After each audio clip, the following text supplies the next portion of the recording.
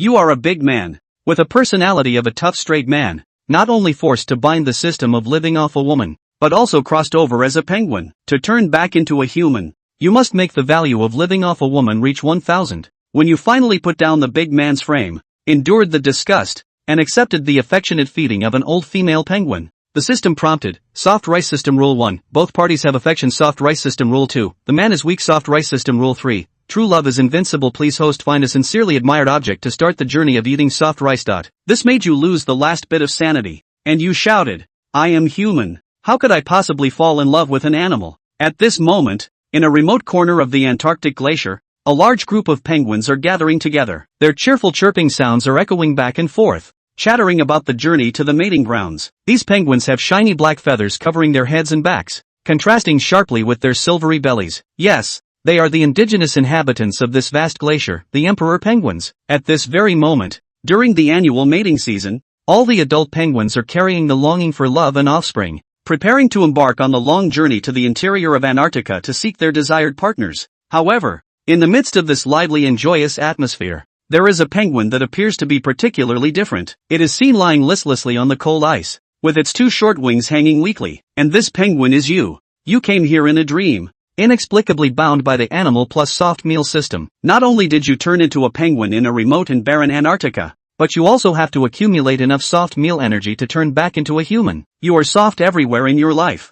except for your bones. Eating soft meals is like asking for your life, especially when it's animal soft meals. You would rather die than eat them. Tomorrow is the day when the penguins go inland. In order to save energy, they no longer practice their mating calls. That night, you rarely hear any noise, and even though your hungry stomach is growling, you fall asleep peacefully. The next morning, just as the day was breaking, you were pecked awake by a penguin. You opened your eyes to see the leader of the penguins looking at you sternly, as if asking why you hadn't gotten up yet. The leader was the largest in size among the penguins, standing about 1.2 meters tall and weighing 50 kilograms. It was the only one among you with a partner, and this time it was also going inland to meet its partner, serving as a guide for these young penguins. You reluctantly got up, not because you didn't want to continue sleeping, but because this leader is stubborn and has a strong sense of responsibility. Previously, it teamed up with two other penguins to pin you down and force-fed you a belly full of frozen shrimp. Since then, you have kept your distance from the leader, following the large group to the seaside. Looking at the boundless ocean, you sighed in your heart. Well, let's take it step by step. Maybe no female penguin will be interested in you. Penguins jumped into the water one by one. Like dumplings, you stood behind feeling sentimental. Suddenly a force from behind pushed you, and you fell directly into the water. Floundering, you turned around and saw the webbed feet that the big boss had just pulled back. You almost burst out cursing. I endured it. Inland is about 100 kilometers away from here, which is not considered far for penguins. Don't be fooled by their slow walking on the ice, as they can reach speeds of 20 to 30 kilometers per hour in the water, making this over 100 kilometers journey only 5 to 6 hours. However, this journey is very dangerous, as sea lions and seals have a chance of appearing and eating the penguins. Seals are even more twisted, as they will also vent their desires on the penguins. Of course, you have not experienced it. You have only seen similar videos online. You pray in your heart, hoping not to be the first human to experience it. Penguins can also see things in the sea. They have a water-repellent membrane in their eyes that automatically opens when they enter the water. After swimming for 3 hours, the leader took the lead and rested on the glacier for a while. You are at the back, lying down and swinging your feet boredly. The leader walked over with a sense of dissatisfaction, pecked you lightly, trying to make you stand more steadily. Once this posture encounters an enemy, it is a death sentence. You helplessly turned over and lay on the ice. The leader opened its mouth, sighed like a person, bowed its head inside back. It had given up. Some penguins really couldn't be taught. After resting for a while, they were ready to set off again. This time, their speed increased a lot, and you had to flap your wings hard to keep up with them. Finally, when it was getting dark, they arrived at their destination. They arrived early, and there were not many penguins here now. The boss stepped forward and called out a few times as if communicating. You have a system for animal language translation, and you know the boss is asking about its partner. Then you suddenly saw the boss glance at you and say to the penguin opposite, "He is the best penguin in our clan. Strong body, powerful and pleasant voice, good at hatching eggs, definitely a good partner. See if there is a suitable one to help introduce." The penguin across the street stretched its neck to take a look. With a somewhat satisfied expression on its face, it does look quite nice. However, it looked a bit embarrassed. "You know I can't make the decision on this matter either. We still have to consider the opinions of the younger generation. The boss was anxious and said, "Really none? He's not picky. Even disabled is fine." Hearing this, "You were so anxious that you jumped. What do you mean by not picky? What do you mean by disabled? I'm here to freeload, not to care for disabled people." The boss was also helpless. "It's embarrassing for the group to have such a penguin. Let's first find a partner for him to calm down, so that the other penguins can also find partners. The penguin across from you thought you were a good penguin. After all, that broad and thick back looks very reassuring." The leader's partner thought about it. There is indeed a disabled female in their group. That female penguin originally had a partner,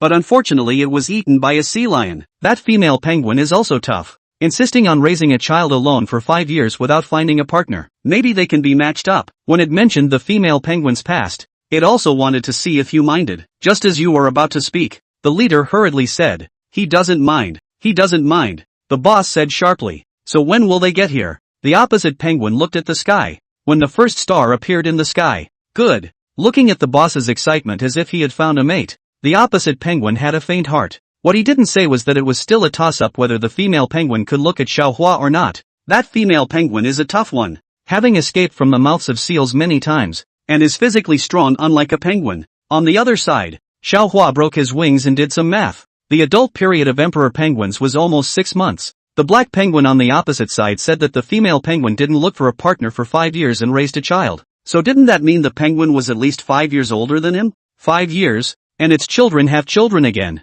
So doesn't that mean that in case they make it, he'll immediately be upgraded to grandpa? Xiaohua had a chill in his heart. The boss is really not doing anything. The lifespan of a penguin is only 20 years at most. So if you do the math, that female penguin is already an old penguin with her body half buried in the earth. And he's a freshly minted yellow flower penguin. Xiaohua shivered and hugged himself. Even though his feathers were 5 centimeters thick and even though he was all fat, he still felt a coldness that penetrated his bones. In the northern sky, a star slowly rose. It was the forerunner of the stars. It would bring a bright and twinkling river of stars. It was an extreme magnificence that Xiaohua had never seen when he was a human being. A splash of water followed by a clatter was the sound of penguins coming ashore. And since it was late in the day and penguins aren't diurnal creatures, they made sure it was safe for each other to gather and rest. Xiaohua did not want to marry the old penguin, ready to sneak away. But the boss early blocked him in a hollow. He had a movement boss can be found in time. A night down. Xiaohua actually did not find a little opportunity. The day dawned, and Xiaohua's heart went cold, and he was topped like a puppet by the boss, listening to him tell them about his strength and occasionally patting his ass about his ability to hatch eggs. The boss talked about his benefits as if he was selling merchandise. Xiaohua stood in the cold wind, opposite a large group of female penguins. He stood with his head held high and a dead silence in his eyes, especially when a young female penguin was talked to by the boss and came over and rubbed that thick chest against him. Xiaohua's moment was one of wanting to die, especially when the boss kicked him and made him scream. Xiaohua didn't want to exist in this world anymore. He stood there for half a day without a squeak, as if defending what little pride he had left, and the boss was beside himself with anxiety and anger. And if he hadn't been concerned about his status, he would have slapped him with a few wings a long time ago. Not getting a response, the female penguin's sanity returned and she said in disgust, "It can't be a mute, can it? That's no good. How can I find him if he's mute? No. Emperor penguins are all males who incubate their eggs and females who forage for food, and it takes 2 months for the females to go out and forage for food. The males don't eat or drink for these 2 months in an effort to incubate the eggs, and since the males get thin from starvation and the females are faceblind, it's impossible to recognize the penguins by their size. And the Antarctic cold makes it impossible for them to rely on their smells like cats and dogs. All that's left to go on is sound. They can only find their mates by calling." Hearing that it was a mute, the penguins in front of Xiaohua receded at a tidal wave-like speed. Only a female penguin that looked a little fat was left behind, with only half of its wing left on one side, and was now sizing him up carefully, her little eyes full of calculation. Xiaohua was silent. He could actually see the calculations in the eyes of a penguin. This penguin was definitely not ordinary. The boss knew that this was the disabled female penguin that the black penguin was talking about, but it didn't know that it was such a serious disability, and immediately the expression was collected. It wanted Xiaohua to find a partner as soon as possible, but it wasn't letting him send him to his death. If the female penguin has a disability, then the food source for the male to incubate the eggs is very unstable, and the male can't hunt during the incubation period, so in the end it's a dead body. Luckily, the female penguin wasn't an unreasonable penguin, and she knew she wasn't good at finding a mate and quickly retreated. However, the one look it turned back made Xiaohua memorize it. That look was cold and cruel, yet emotionless. Xiao Hua was silent. Were there perverts among the penguins? He looked at the blank soft food value in the system. The soft food value reached 100. He could get out of this world. Save up 1,000 and he could turn into a human. But Xiao Hua looked around. Where was he going to find a soft meal? At the bottom of the sea, a black shadow swam slowly. Her black body was like a mermaid in the water. Her movements were elegant and dignified. She looked at the penguin colony above her, a hint of softness in her eyes. Chapter 3 Penguin 3. The penguins gathered together, with the males displaying their strong bodies and attracting females with their high-pitched calls. The females also responded occasionally, and for a time the ice field was filled with a shrill sound like the braying of a donkey. Xiao Hua took a deep breath in the center of the noise,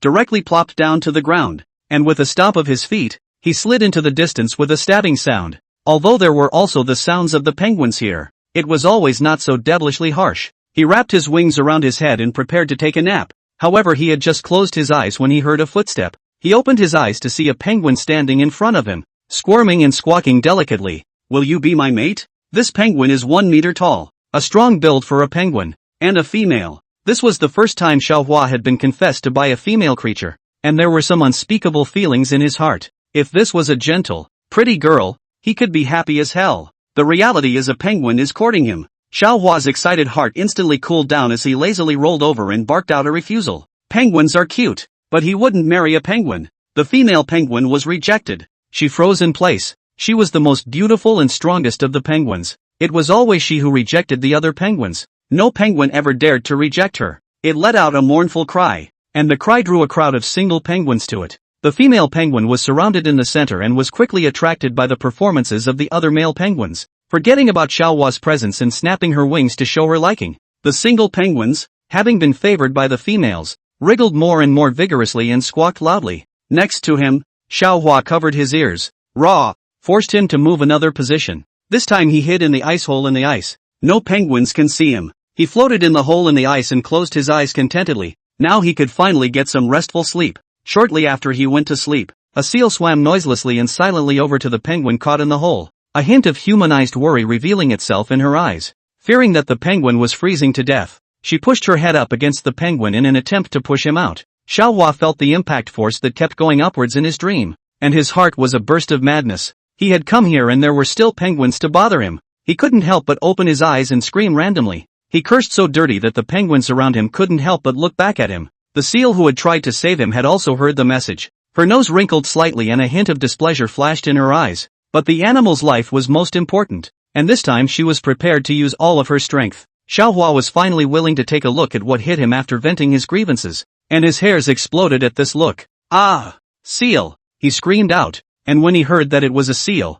the penguins around him immediately gathered and stared vigilantly in Xiao Hua's direction. Seals are far larger than penguins and bring as much oppression in the water as a mouse seeing a cat. Seals are also natural enemies of penguins, and the instinctive fear that is ingrained in their genes is simply uncontrollable. Xiao Hua only looked at the huge black and gray body in front of him, fearful and at the same time attracted by those eyes of the seal. Those eyes were big and bright, and what was especially conspicuous was the emotion in those eyes, not the brutal coldness of a predator, just endless peace, like the deep serenity of the night sky. The seal suddenly flicked its tail. Xiao Hua looked at the leaping seal and tried to escape, but his body was completely uncontrollable. He was scared and he couldn't speak. It's going to eat me. It is forcing Jamie. Help. He'd rather eat soft food than be forced. The seal, who had heard it all, was almost lapped away by the waves. She was surprised and speechless. What the hell was this penguin talking about? That she forced herself on it? This is still the first time that Scavenger has been vilified that she has forced others to J.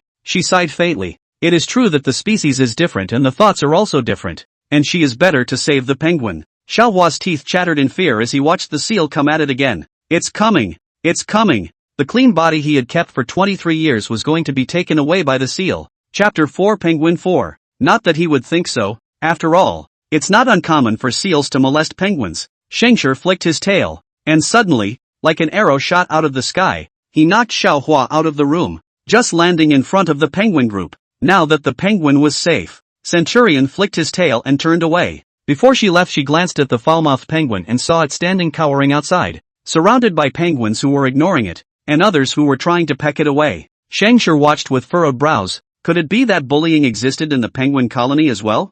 Was the penguin just committing suicide in the ice cave? Soon she disproved her suspicions again. How could a penguin be bullied when he talks so badly? Knowing that even she froze for a split second when she heard those swear words. How could a penguin who said something like that be bullied? Thought Scavenger, relieved to leave. Although it was said that she was a human and shouldn't disturb the law of nature's superiority, her current body was an animal, so naturally she didn't have to abide by this rule. On the other side, Xiaohua twisted his head to check out his ass, but naturally, with the penguin's body structure, he couldn't see it. But it was fortunate for the penguin's all-fat character that he felt no pain, only slight discomfort. He came back from the dead this time, and the penguins, fearing he might attract seals, kept him away from the colony for a while. On the other hand, it was also because his profanity made the group of gentlemen in their elegant tuxedos and orange bow ties a bit disgusted by his foul mouth. Xiaohua didn't care. He couldn't wait for them to stay away from him. It's just that this time he wasn't picking an offshore location. That seal gave him too much of a psychological shadow. And to this day he still remembers the seal's face, and even if it turns to ash, he'll recognize it. With the seals gone, the crisis is over and the penguins are back on the hunt for mates. Because of the special nature of the emperor penguin males to incubate eggs, they are monogamous. Otherwise the males will mess around outside and the eggs laid will not be able to hatch, and the parents will raise them together in order to maximize the survival rate. But if one of the two parties dies, the other can be found again. And some of the penguins in the field today are without their mates. Some of them lost and unable to find their way back, and some of them eaten by predators. The day passed quickly and most of the penguins had found their preferred mates. But there will always be male penguins who don't get the females and are alone as a goose. However, the estrus period of animals is a law set by nature. In order to survive the agony of rutting, some of the penguins that are left over from the selection will internalize the situation and become. They also steal eggs from other penguins to incubate. And in fact, chicks raised by two males together are stronger. Of these remaining penguins, Shaw is undoubtedly the best choice. Because of his height and weight, and the penguins are very powerful. Strong is able to make the success rate of egg hatching greatly increased, is a guarantee of reproduction. Unfortunately, Xiaohua's ambition was not here, so when the skinny penguin rubbed up against his chest, he disgustedly opened his bow left and right and directly slapped the skinny penguin as it rolled and crawled, cowering and no longer daring to come close. But after hitting one, the others swarmed together in irritation. Xiaohua's 2 wings were no match for his 6 wings, and he was beaten back and pecked out on his body. He was forced underwater and didn't dare to come up. The few single penguins vented all their single grievances on Xiaohua, standing on the ice and froze, not allowing Xiaohua to come up. The 3 of them lined up in a row, and wherever Xiaohua swam and tried to climb up, he would be slapped down. After a few times, Xiaohua floated in the water, gritting his teeth in anger. When had he ever suffered such aggravation? If he were a human being, could these penguins have brought him to such a state? System, is there a way for me to temporarily become human? Xiaohua ground his teeth. He wanted to let these penguins see the evils of society. Accumulate 1,000 soft food values and the host can transform into an adult. The system's inorganic voice replied. I'm talking about for now. No malls or anything? Accumulate 30 soft rice values to open the redemption mall. Xiaohua froze, swept a glance at his savings of 0. His anger gradually soared. Where is he going to eat soft rice? Is it going to be the penguins? Most of the penguins have already found mates and are returning to the hatchery after mating. And now there are almost no remaining females, the only one still being the one with the broken wing. Xiaohua felt the pressure of reality for the first time. Was he going to commit himself to that female penguin? But he had been in the water for so long without seeing it come to his aid, and the penguin had no intention of going to him. Even if he wanted to go to the other side, probably didn't want it. In the distance, as soon as Scavenger came over, he saw the swearing penguin being bullied. The penguin was whisked into the water by the other penguins and not allowed to go ashore. Knowing that this was the Antarctic, did they want to freeze him to death? She knew that bullying could happen in nature, but she just couldn't do anything to ignore it. So she rushed up and gave the evil penguins a direct slap on the face. Her movements were so fast that several penguins, including Xiaohua, did not react. And when they did, those penguins instantly screamed and rolled around, surging into the colony. Xiaohua recognized that it was the seal that had molested him. He flailed a few times without climbing the ice, and could only close his eyes and sigh at that awful fate of his. He is a big man with hard bones who was forced to be bound to a soft eating system and will have to live on soft eating in the future. He also encounters all sorts of bullying after he turns into a penguin, and he has to be molested and then eaten by a seal. Xiaohua thought back to his short life and smiled miserably, no longer having the courage to resist. Scavenger stopped in front of him and reached out his fin to pat his head gently for comfort. Feeling the wariness under her fins, she smiled softly before returning to the sea. The penguin was in fear of her, but understandably so. All penguins are afraid of seals. And the doe-eyed penguin who has plucked up his courage seems cuter. Xiaohua only heard a sound of water, then opened his eyes. The seal had already disappeared. He swept his eyes around vigilantly. After making sure that the seal had already left, then he breathed a long sigh of relief. He touched the side of his face, and that cold, slippery feeling was especially present, and he could still feel it even though his fur was so thick. What concerned him more, however, was why the seal didn't eat him, just patted his face and walked away. Was it taunting him? It operated like a human slapping his face. But would any animal launch a taunt at its food? Xiaohua didn't understand or comprehend it, but he inevitably developed a trace of curiosity towards the seal. Without the penguins in the way, it was much easier for him to get on the ice this time. After climbing onto the ice, he vowed that he would get a soft meal just to become human to avenge those wings. He majestically found the broken-winged penguin and gave a loud squawk to express his desire for courtship. The female penguin froze for a moment, then also obediently rubbed up. The collision between the fur made Xiaohua a little uncomfortable. The thought that this penguin may even have grandchildren, those discomforts even more serious. But his own choice can only be borne. He forced to endure the discomfort and female penguins to express their love. Wait until the female penguins gradually on the head. He made a request. He wants to eat fish. Xiaohua endured the humiliation. He would save some points first and talk about it after opening them all. As soon as he finished speaking, a male penguin brought in a fish and threw it on the ground, then rubbed against the female penguin. Xiaohua listened and realized that they were mother and child. Xiaohua's heart was even more difficult, took a deep breath, like swallowing a needle as difficult as swallowing the fish, and then waited for the points to rise. Half a day passed, and the number remained unchanged at 0. System, what's going on here? Obviously he's eating soft food, why isn't it going up? Code 1 of the soft rice system, both parties are in love. Code of the soft system 2, weakness of the male side. Code of the soft system 3, true love is invincible. Please ask the host to find the object of sincere affection to start the journey of eating soft food. After reading it, Xiaohua's wings shivered with anger. This rule was to make him fall in love with animals?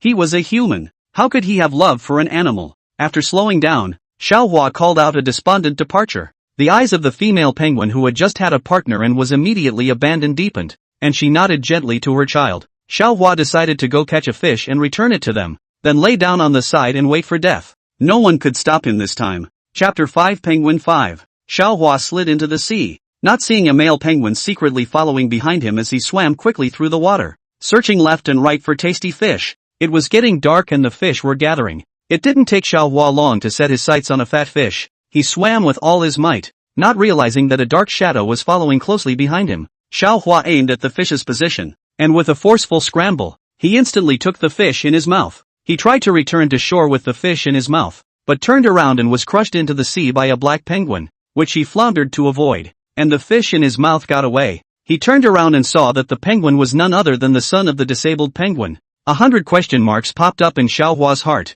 not understanding what this penguin was trying to do. The male penguin's eyes were filled with a ferocious light, and it spread its wings and rushed towards Xiaohua in a furious manner, with the intention of pressing him to death in the water. Xiaohua naturally refused to sit and wait for death, as he swam towards the shore at a rapid pace. The special structure of the penguin's feathers allows him to leave a band of air bubbles as he swims, which is mainly used to confuse predators, and the same goes for his kind. He had just touched the ice when he felt a darkness above his head, and he looked up and there was the broken-winged female penguin, standing right there with fierce eyes. Xiaohua, as for that, I just ate one of your fish. Why do you let your kids bully me? Although he thought this in his heart, Xiaohua didn't say anything. After all, he was the one who courted the female penguin first, and they responded to him, and he ate their bride price, only to have him backtrack in the next second, which is no different from a scummy guy who cheats on his wife. Thinking like this, Xiaohua's resentment dispersed and he called out, I'll give you back the fish. How about we clear the air?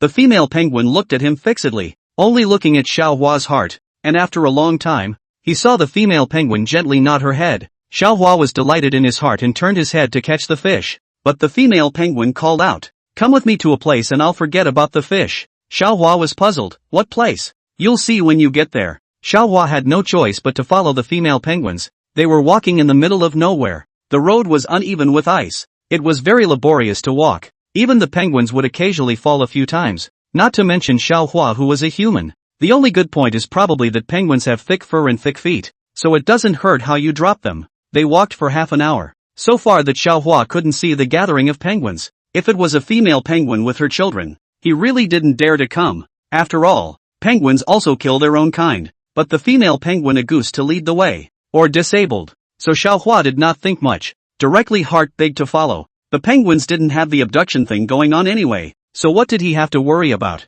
Xiaohua thought maybe there is some delicious but hard to catch food in the sea here, so the female penguins are looking for him. When he reached the seashore, the female penguin signaled him to go down, and Xiaohua glanced down and immediately stood up in fear. There were actually dozens of seals in this water, and this seemed to be a seal's territory, in which countless other seals were swimming. Xiaohua jumped back and turned his head. However, the female penguin pressed down on him at once and kept pushing him with her strong body, trying to push him underwater. Xiaohua was not used to this penguin's body, and with an unsteady foot, he fell into the water. Through the blue water, he saw the female penguin squawk a few times, and then a seal surfaced and threw out a number of treats, which the female penguin ate one by one. Xiaohua woke up with a jolt. He knew why a disabled penguin could raise so many children. It might have struck a deal with the seals and relied on selling out its own kind for food. I just don't know how many penguins it has killed who died not in extreme weather, not lost, not hungry, not eaten on the road, but betrayed by their own kind and surprised and helpless.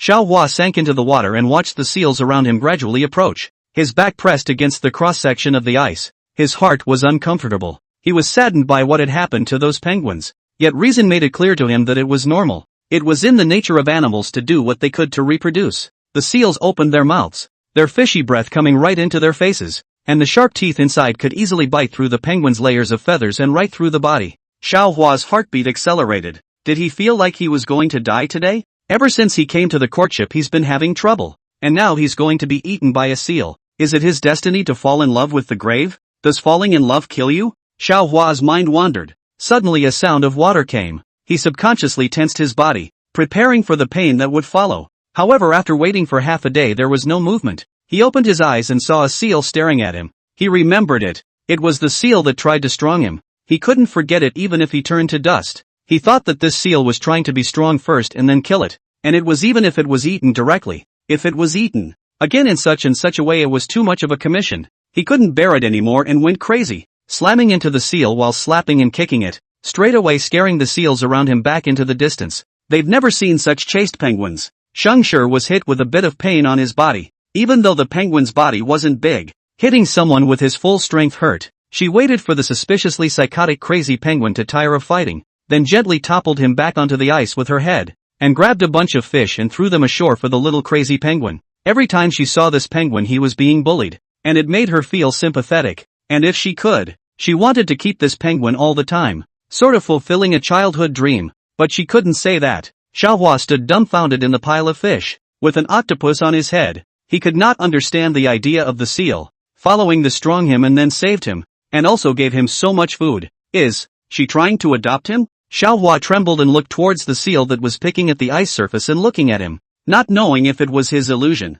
He actually really saw warmth in the eyes of a seal? He must be dreaming. Right, dreaming. The octopus slowly blocked Xiaohua's line of sight. The blackness in front of his eyes. Xiaohua instantly reacted, violently threw his head to throw the octopus down. But the octopus's suction cups are too tight. His brain is almost shaking out of the octopus did not fall. There was a sudden crunching and giggling from the side, and looking through the gap in the octopus's tentacles, the seal was lying on its back, laughing heartily. He was laughed at by a seal. Xiaohua was ashamed and angry. He fell on the ground and cowed out hard. The octopus that was frozen and a bit numb fell down smoothly. Not sure what the reason was, perhaps to vent, or perhaps to scare the seal. He swallowed the octopus right into his stomach and then angled his head at the seal to show his disdain. However, what came next directly tensed him up a whole lot. Soft food value +1. Please make further efforts, host. Xiaohua was confused. What happened? He ate one of the seal's octopus and it went up in soft food value? No. What's the point? Oh,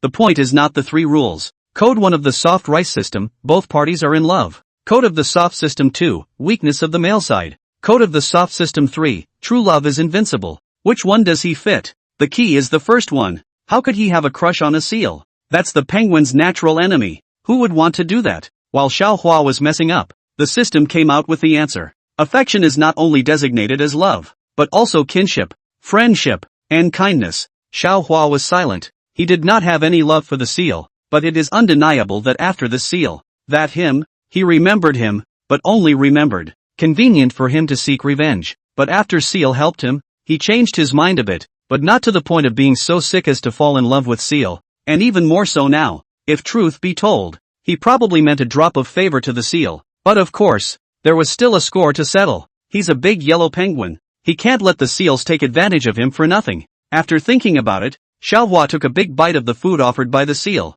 He wanted to use the soft rice value given by the seal to open them all, and then avenge AJ. He was already hungry, eating even faster. Scavenger saw the situation, and threw a few fish over. There is a kind of fish at the South Pole that is transparent all over the body. Even the internal organs are transparent, and the flavor is extremely good. Xiaohua ate the fish while he was in his heart silently put down his hand that was writing down the small book. He struggled a bit and remembered his revenge, but he could have punched a little lighter, for the sake of the delicious fish. Scavenger still didn't know that the little pitiful person she sympathized with was mentally anticipating the image of how to beat her violently. In the end, Xiaohua left behind a big fish, and after he nodded at the seal, he walked back with the frozen fish in his mouth, his small eyes shining with determination, his shaky but firm steps like a soldier about to run into battle. He wanted to fight for his dignity. He went back to the colony and found the female in a crowd of penguins, and, coincidentally, the male was there too. Two idioms suddenly popped up in Xiaohua's mind.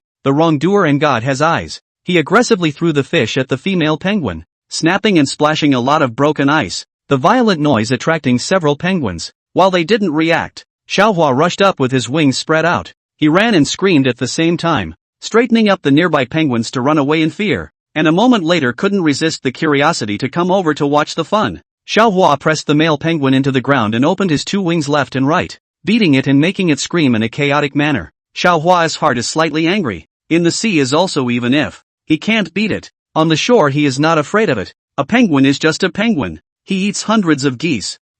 He does not love to eat goose meat. Too fishy. As soon as he thought of fishy, Xiaohua thought of how he rarely ate fish when he was a human, just because the fishy flavor was too heavy and not tasty, and as a result, he turned into a penguin, and from then on, he had to be accompanied by fish. It's a good thing it's a penguin's flavor now, otherwise he'd rather starve to death than eat it if it was left to him. The more Xiaohua thought about it, the more angry he became. His good man just turned into a penguin. He couldn't eat his roasted meat, roasted duck, his junk food. Woohoo! He takes his grievances out on the penguins. He left after hitting enough. The male penguin still wanted to counterattack was blocked by the female penguin. Xiaohua coldly grunted. Count on you to know what you are doing. If it wasn't for the fact that it was a female penguin he couldn't get his hands on, according to his nature he would have beaten it up. Betraying his own kind so skillfully wasn't a good thing. Hey 2A. Maybe its past mates were fed to it for seals. It's like the Black Widow of the penguin world. Xiaohua spat and walked back with an angry grunt.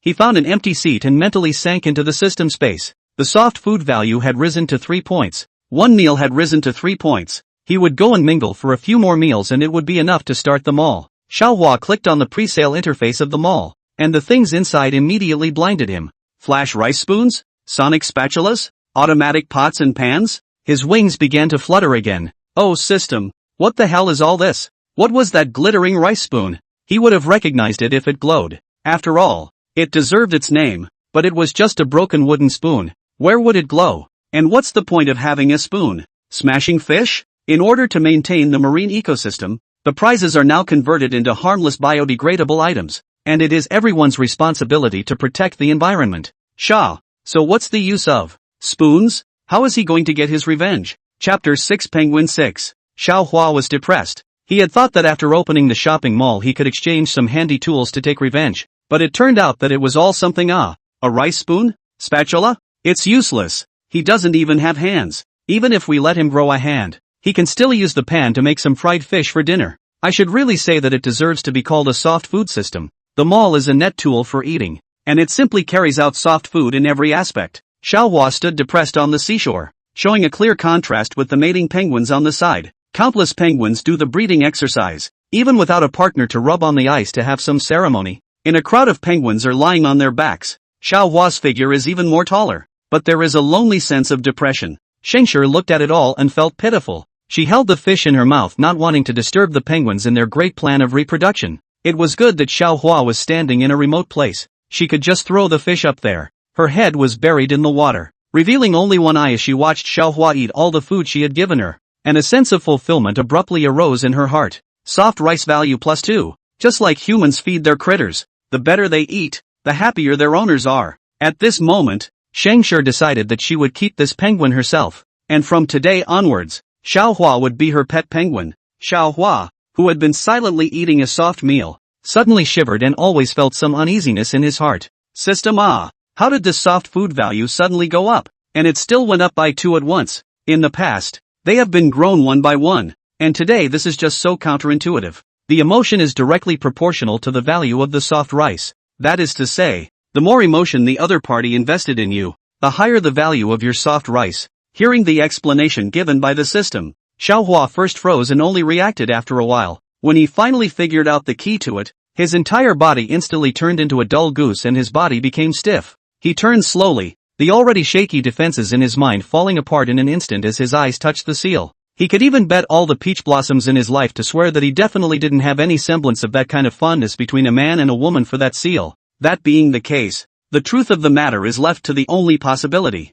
Damn it! Could it be that the seal was not in love with him? Thinking of this, Xiaohua felt that the rice in his mouth had instantly lost its original flavor and was as difficult to swallow as chewing wax. His line of sight uncontrollably stole a glance in the direction of that seal. However, just in the moment when their gazes had just met, he fiercely retracted his line of sight as if he had been burned by a fire, and his heart began to beat in all directions, no longer able to focus his mind. This meal was simply more difficult for Xiaohua to eat than reaching the sky. Several times he wanted to just walk the goose, but deep down his moral fiber as a human being prevented him from doing so. After all, he had already enjoyed the food prepared by others, and also accepted the benefits given by others. If he just ate and wiped his mouth and patted his butt and walked away, that would be too much. He shuffled over to the beach and gave a low grunt of thanks. Then he saw the seal surface and barked back, clapping his hands in delight. To be honest, the seal clapping was quite nice. Xiaohua learned to clap after her. The seal clapped even more happily and left with a bit of reluctance.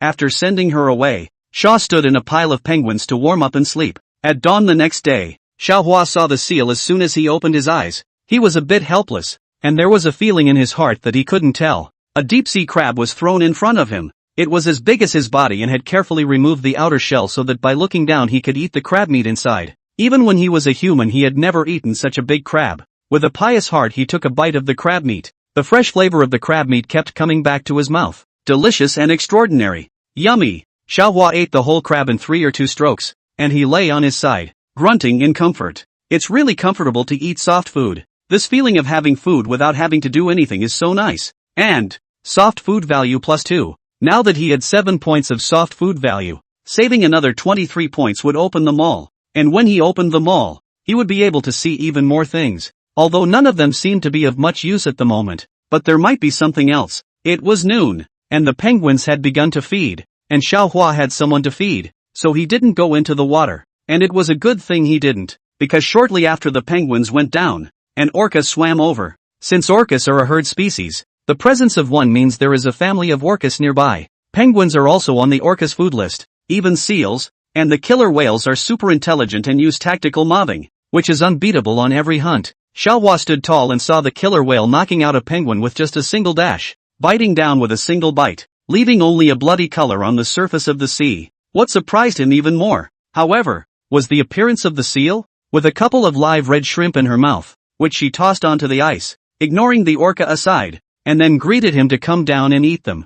Xiaohua slowly went down, a little worried in his heart. He called out loudly, warning her to get her out of there quickly. Understand his meaning of Scavenger heart slightly warm. Really animals and other things are the most lovely. No interests entangled in you err and you guile, as long as a meal, they put you in the heart, straightforward and sincere, is the purest love. In order to reassure the penguins, Scavenger swam toward the orca side. Xiaohua's heart was in his throat, although the seals, but the feeding of the past few days still could not let him sit back and watch. He slipped right down into the water to tip the seal toward the shore, and held his broad back in front of the seal, though, not by much. Xiaohua had been alert to the killer whale behind him, and the sound of the water was infinitely amplified in his ears, when suddenly, a loud noise almost scared him half to death. Soft food value +10. Xiaohua didn't think about it in detail, and only after they were safely ashore did he then go to look at the growing soft food value. His heart almost sank in the valley at this look. He didn't realize that this rescue had instead made the seal mean more to him. Scavenger didn't know what Xiaohua was thinking. She was happy as hell right now. The pet she raised was so knowledgeable and protective of its owner. How could it work without a reward? She was afraid of scaring the penguin and wanted to be close to it so badly that she moved over and gave it a kiss on the head. She would bury her head in it forever if she could. The penguin's feathers were really cozy and soft and warm inside. It was just to die for. Xiaohua had been frozen since Scavenger kissed him. He didn't know how to react to face her. Was it that they were of different species? Or the same gender? He had always thought of seals as males. After all, it couldn't be females that could do that. He froze and didn't look back. And it was a good thing Seal didn't fidget either. After ignoring the kiss, they could still get along. Xiaohua brought the shrimp and painstakingly peeled off the shells with his mouth before sending it next to Scavenger, as a way to repay her for helping him peel the crab shells. Returning favors and avenging them had always been a principle within him that would not be broken or changed. Xiaohua saw the seal looking at him with a very strange gaze, as if he was using him for his next meal. Taking a bite of shrimp and glancing at him, he couldn't figure out the meaning in that gaze until the night came. And he couldn't sleep with that gaze. And just as he got up, he saw the most spectacular sight, the aurora borealis. The colorful rays of light kept changing, as if laying a colorful curtain in the sky, with the boundless Milky Way stars and moon. It was another spectacular beauty. He was so mesmerized by what he was looking at that he didn't notice that Scavenger was right behind him. System, come and help me take a picture with my baby. With a click in the void, a photograph was generated of two figures, a fat one and a round one, standing side by side in front of the spectacular aurora borealis, harmonious and complete. The soft food system, if it felt anything, also helped them to put together a movie. Only its one contained all the penguins, but it didn't tell Xiaohua about it. Under that magnificent scenery, Xiaohua slowly fell asleep. He wasn't among the penguins today, yet he didn't feel cold. As always for breakfast, krill. Xiaohua found the seal to be very nourishing, with 3 essential meals a day. Under her care, he was gaining weight, and as a result, attracted a number of female penguins who had recently been widowed. However, he himself is still eating soft rice-it. Eat their own, forget it. How can you drag the family to eat others' soft rice-it? That is also too unprofessional ethics. That's why Xiaohua firmly rejected the penguins who came to court him. After the penguins have mated, they have to prepare to lay their eggs, and they have to travel a long way to lay their eggs during the coldest part of the winter season. This is to ensure that they can maximize the survival rate by hatching their chicks in the warmer months. But there's still some time left, so there's no need to rush. It was snowing this day. Standing for not a while on the body fell a layer of snow. Xiaohua head of snow. Just want to hurry to find a place to lie down to rest. But this vast ice field, in addition to ice, is only ice. It was too cold to get down directly. Just as Xiaohua hesitated to get down, Scavenger came. She brought a fur that was washed by the seawater and looked clean. She gave the fur to Xiaohua. Her appearance caused the penguins to riot. Xiaohua rolled his eyes and ignored the restless penguins. He took the fur in his mouth and stepped on it with both feet. It was very soft. It's a little wet from the water, but when the sun comes up, the fur dries quickly. The snow fell for 2 days, and during these 2 days, Xiaohua's soft food value also broke through the 30 mark, officially opening the door to the mall and entering it. Once the arcade was opened, there was much more to look at, except for those useless rice spoons. But there were some reagents that could temporarily turn into a human or other animal, but the relative price was substantial. The reagent for turning into an orca is 3,000 softcore values, and for a human it's 1 million softcore values, 10-minute statute of limitations. It's not cost-effective any way you look at it. Xiaohua gave up after looking at it for a while. There wasn't a single thing that he could afford. Because of the opening of the mall, his soft food value went back to 0. But Seal had been offering more and more soft food values lately, so one day he'd be able to save up to 100. With this dream in mind, Shaw was getting better and better at treating his golden master, until his golden master brought him a skewer of meat. The oil on top of the kebabs had congealed, but that didn't stop him from recognizing it as the barbecue he'd been eating for 3 years. But this is Antarctica. Where's the kebab coming from? Shaw asked where it came from. Scavenger thought that he was too afraid to eat because he didn't recognize it, and took the lead in taking a bite himself, then gestured for him to come. Suddenly there's one less bite of meat for Shaw. It's from the golden master. Just eat it. Xiaohua finished the rest with tears in his eyes, the familiar flavor bursting in his mouth. Scavenger, how is it? She didn't know if penguins could eat cooked food, but this was so good that she wanted him to try it too. Chapter 7 Penguin 7. Xiaohua wiped his tears. Delicious, delicious. He asked again. Where did this come from? Scavenger pointed in a direction. There are humans stationed there. I took it from them. Humans? Xiaohua was excited. How far? Can I go? It's not far. Half a day's walk. Time to eat a fish if you're in the water. Both thought the other couldn't understand what they were saying, but they answered in a way that the other could understand. Xiaohua immediately jumped into the water after hearing this and swam in the direction Scavenger pointed in with a graceful posture. After a few minutes of swimming, the human tent came into his view, a conspicuous red color with a fire burning outside with some hard-to-catch food roasting on it. The more Xiaohua looked, the more familiar he felt. Weren't those all the food he had eaten enough of? Did the seals help them catch fish too? Xiaohua silently glanced at Scavenger. His heart was filled with mixed feelings. Just how many people had this seal raised? It's not a seal. It's clearly a sea king. Scavenger, who has only had one penguin. Why is Penguin suddenly unhappy? After spending a lot of time together, she can tell Penguin's moods at a glance. Like when he's upset, he turns his head and turns his butt on her. The humans saw them too, especially Scavenger. They were still impressed with her. After all, this was the first seal that had traded food with them and dared to go near the fire. If they hadn't been sure it wasn't a robot seal, they really would have wondered if they were hallucinating. There you go again. What do you want to change this time? A girl laughed. Lily, don't break the rules. The older man admonished the girl. Got it. We can't meddle with nature or intervene in them.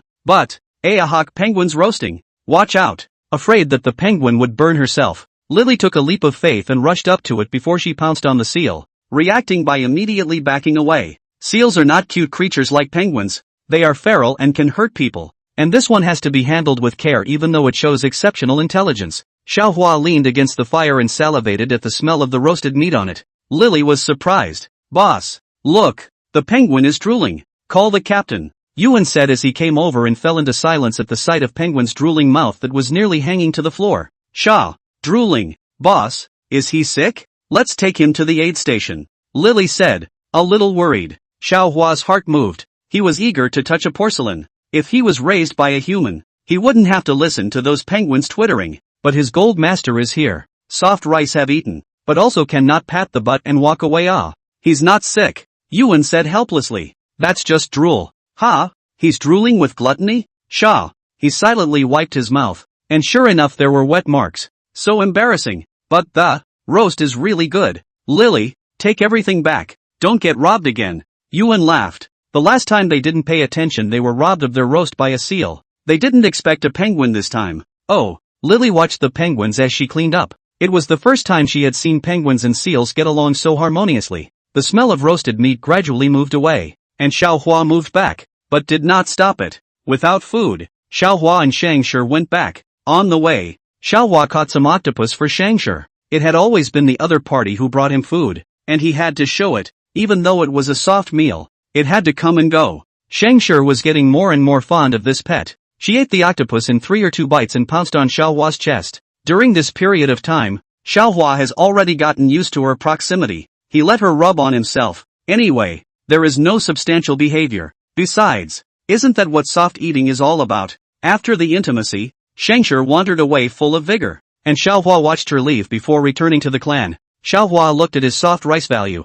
There were already 40 points. These days the soft rice was not for nothing. Looking at the grid that was almost half full, his heart was filled with a sense of accomplishment. It's something he eats 1 bite at a time. Scavenger, it's also something she feeds out 1 bite at a time. In the silence of the night, a great white shark emerges from the ocean floor, one of the ocean's top predators at nearly 6 meters long. However, this great white shark had already swum into the seal's territory by now. Scavenger was the first to notice it. Her system kept releasing signals of danger, and in the red light that filled the screen, Scavenger made a warning sound, and the seals were awakened, and they were suddenly in a mess. Scavenger commanded them to go ashore, and she kept swimming to confuse the great white shark. But unfortunately, the shark's sense of smell is much stronger than its vision, and Scavenger was bitten by the great white shark's tail when she didn't pay attention. System. Mild electric shock. Once the seals were safely back on shore, Scavenger began to rescue himself. There was a flash of electricity on the surface of the sea, and the great white shark was electrocuted and fainted directly. Scavenger took the opportunity to pull out her tail and escape, and when she reached the shore, she only saw a bloody path. The smell of blood will attract more sharks here, and the seals can't go back into the water until the blood has washed away. Scavenger dragged his badly injured tail, his brow furrowed in a frown as the first order of business was to go ahead and stop the bleeding. Thinking about it, she instructed the seals to stay out of the water, but she didn't need to tell the seals that, after all, the shark was still eyeing them up. Instead, she traveled to the human garrison, right in the middle of the night, when the researchers were sleeping soundly, and Scavenger tapped on the tent one by one, trying to wake them up. Lily had been a light sleeper. She heard the commotion outside, biting her nails and not daring to go out. This was Antarctica. There were wild animals out there. Venturing out would kill her. Yuan saw through the small hole that it was Scavenger and frowned, carefully unzipping the zipper to go out. Seeing the person come out, Scavenger also stopped his movement and swung his injured tail out. After Yuan came out, Lily came out boldly as well.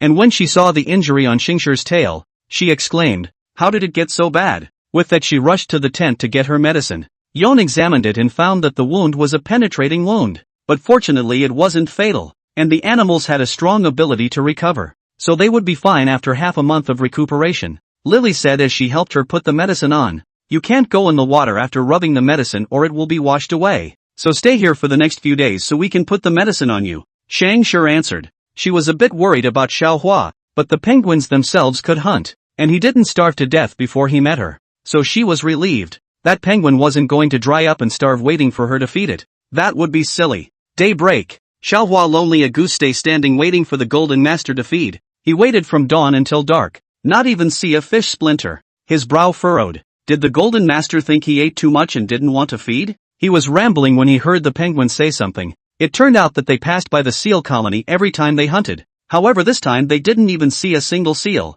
It was safe to go back and forth. Xiaohua took this to heart, and he went to the seal's territory. And as the penguin had said, there was not a single seal, but he saw a bloody path on the ice, though it had been washed out quite a bit by the blood and the water brought back and forth by the penguins. Dark red blood could still be seen. Xiaohua's heart jumped violently, inexplicably panicking a little. He followed the trail of the bloody road in silence. The further he went, the stronger the premonition grew within him.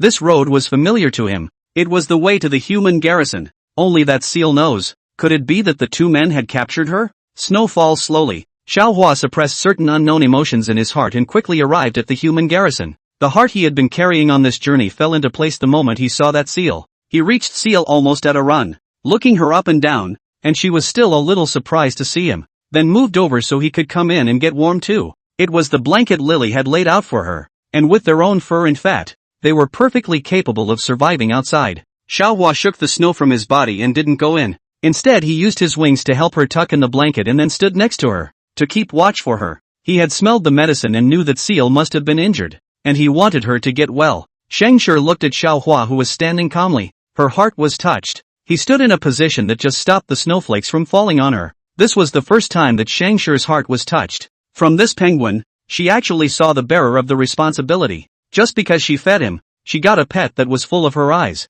No, that's closer than a pet. Scavenger forcefully got Xiaohua into the quilt, and then gently patted him, coaxing him to sleep. Xiaohua, because she did not know where she was hurt, but also not good to move, in the end, can only be obedient to each other to sleep over. After they fell into a deep sleep, the systems began to communicate. The soft food system sent the link. How about a binding? I see that your host is very interested in my house's host. Animal system's silent ignorance. Tie it up. It might make a marriage. The animal system is unmoved. Its task is far simpler than the soft food system. Just become an animal and survive. There is no need to get involved with another system. The soft food system sighed and said no more, only replacing the mole's rice spoon with a healing potion. The next day, Lily came to take the medicine and was surprised for a moment to see Xiaohua. The ones who studied animals were very sensitive to them, and she instantly recognized that it was the gluttonous penguin. Why are you here? She asked Scavenger with a smile, teasing, is this your reserve food? Sha, you're the reserve. Your whole family is the reserve. Scavenger, waiting for the medicine to be applied. Xiaohua saw her injury. It was a very obvious hole from the teeth. The blood had stopped, but it was still a bit shocking to look at. He watched as Lily finished her medicine, and then he rubbed against Sung sick for comfort before he turned to leave. With the gold master injured, the big job of raising the family is his. Xiaohua glanced at the mole on his way and stopped in his tracks when he saw what was inside. Healing potion, 100 soft value? Xiaohua summoned the system. Can it be cheaper? No, but you can take credit and deduct it after completing the mission. Xiaohua didn't hesitate a bit. Change, give it to me when I return. Okay. Chapter 8 Penguin 8. Xiaohua had caught a lot of fish in the sea, but he could only bring a little at a time, which was not enough to fill the seal's stomachs, and not eating enough would make them weak, and weakness was not conducive to the healing of wounds. Xiaohua went back with the fish and stuffed the redeemed potion into the fish's belly. He watched as Scavenger ate the fish and then went to the human's tent and shunned a bag, which he carried in his mouth as he headed for the beach again. Scavenger blocked it a couple times but couldn't stop it. By the time Xiaohua came back again it was already midnight, and he walked around dragging a bag of fish and shrimp. Returning to Scavenger before dawn, Scavenger had been awake waiting for him, and when she saw the bag full of fish, and then looked at the penguin who had fallen asleep from exhaustion, another feeling steeply arose in her heart. System. Check him out. For a penguin, he's just so smart that he's almost as human as she is. The animal system was silent for half a day. For the sake of the healer, checks out. He's just a perfectly ordinary penguin. No, he is a smart penguin. Scavenger gently rubbed against Xiaohua with gentle eyes. Animal system's frowny face. Line blah. You name it. Xiaohua slept until noon. He woke up and first looked at Scavenger's injuries. They had already started to heal. He let go of his heart and went fishing with the bag in his mouth again. Scavenger looked at his wobbly walk and laughed happily. Lily and Yuan hid in the tent. Captain, no sperm allowed after the founding, right? No wonder she said that. After all, that penguin didn't even look like a penguin anymore. Yuan was also surprised when he said, don't you think they're a good match? Lily nodded. It does go well together. That penguin is like caring for an injured wife. He watched intently while I administered the medicine and covered the seal's eyes with his wings. Protective. A smile spread in Yuan's eyes. It's like Romeo and Juliet in the animal world. Obviously natural enemies. But they came together. They spoke without avoiding Scavenger. Scavenger listened to the heart also jumped slightly. She only took the penguin as a far more than a pet. Close to the existence of relatives. Never other ideas. But, penguin will be the same as her ideas? She never seemed to see a penguin mate. He was alone at the beginning. Did no penguin look at him? Or, he didn't want to? Scavenger thought about this for the first time, and she couldn't help but feel alarmed. If the penguin was really looking at her, then rejecting the other penguin's advances could be explained. There was no way that she could have raised such a good penguin without a female penguin who couldn't see him. So the only explanation was one. He liked her, so he ate her fish, and after she was injured, he fished for her, like a husband and wife getting along. Scavenger was instantly stunned by her guess. Until Xiaohua returned, she was still a bit unable to accept it. How did he like her? Wasn't he scared to death at first? When did he change? Scavenger thought back carefully and realized that it seemed like he was willing to let her rub it in after she saved him. Was that the time? Do penguins also have a hero's tale? Xiaohua put the fish down and then went to look at Scavenger's wounds. Then he took the fish in the bag and set them out one by one in front of her. Scavenger took a look. They were all the flavors that she had been eating more of lately, and was suddenly touched. And there was some indescribable feelings. She ate the fish in silence, her mind thinking about what Lily and the others had said about her and him. After half a month of recuperation, Scavenger was able to move around freely, and the people stationed here packed up their tents. They were going to change their location for observation. It's almost time for the penguins to head inland to give birth, and they're tagging along to observe. Xiaohua also had to move with the large group. The penguins could not leave the group or they would freeze to death. He was afraid that Scavenger would tear her wounds again when she hunted. So he prepared her rations 5 days in advance. And one of the best things about Antarctica is that things don't go bad. Xiaohua stayed awake for 5 days and prepared a large amount of food for Scavenger to keep on hand, which would almost last until she was completely healed, and then he would be able to rest assured. The system took his behavior in. Host, don't do anything outside of the mission. Please save up enough soft food value to pay off your debt as soon as possible. Xiaohua froze, puzzled. What is outside of the mission? Eat soft food. Not be eaten soft food. Xiaohua, however, said, she's injured. If I don't bring her food and she starves to death, where will I go to earn soft food value to pay off your debt? The host can find another one. Xiaohua tilted his head. No, it can't. Since you are a soft rice system, don't you know? Eating soft rice should be specialized. This life can only eat a animal soft rice. The soft rice system was speechless. It sent the recorded voice to the animal system. Eating soft rice should be specialized. This life can only eat one animal soft rice. What do you say? How about a marriage? There was a long silence across the room, and the soft food system knew in its heart that it was approved. As expected, the news is late but good. It can be. Xiaohua's care of the animal system these days to also see in the eyes. In all fairness, these behaviors in the animal is absolutely rare. At first it disagreed because Xiaohua had been eating Scavenger's soft food, which was a burden to Scavenger, so he strongly disagreed. However, when Scavenger was injured and Xiaohua preferred to go into debt to help her exchange potions, it faltered. Later on, Xiaohua brought food to Scavenger every day again. It was Scavenger's system. It knew Scavenger's mind perfectly well. Maybe they had nothing earlier, but when those two people broke it, the feeling between them changed. As a Scavenger system, it is also willing to accept Xia. The things between the systems were unknown to Xiaohua. He bid farewell to Scavenger and set off for the hatchery.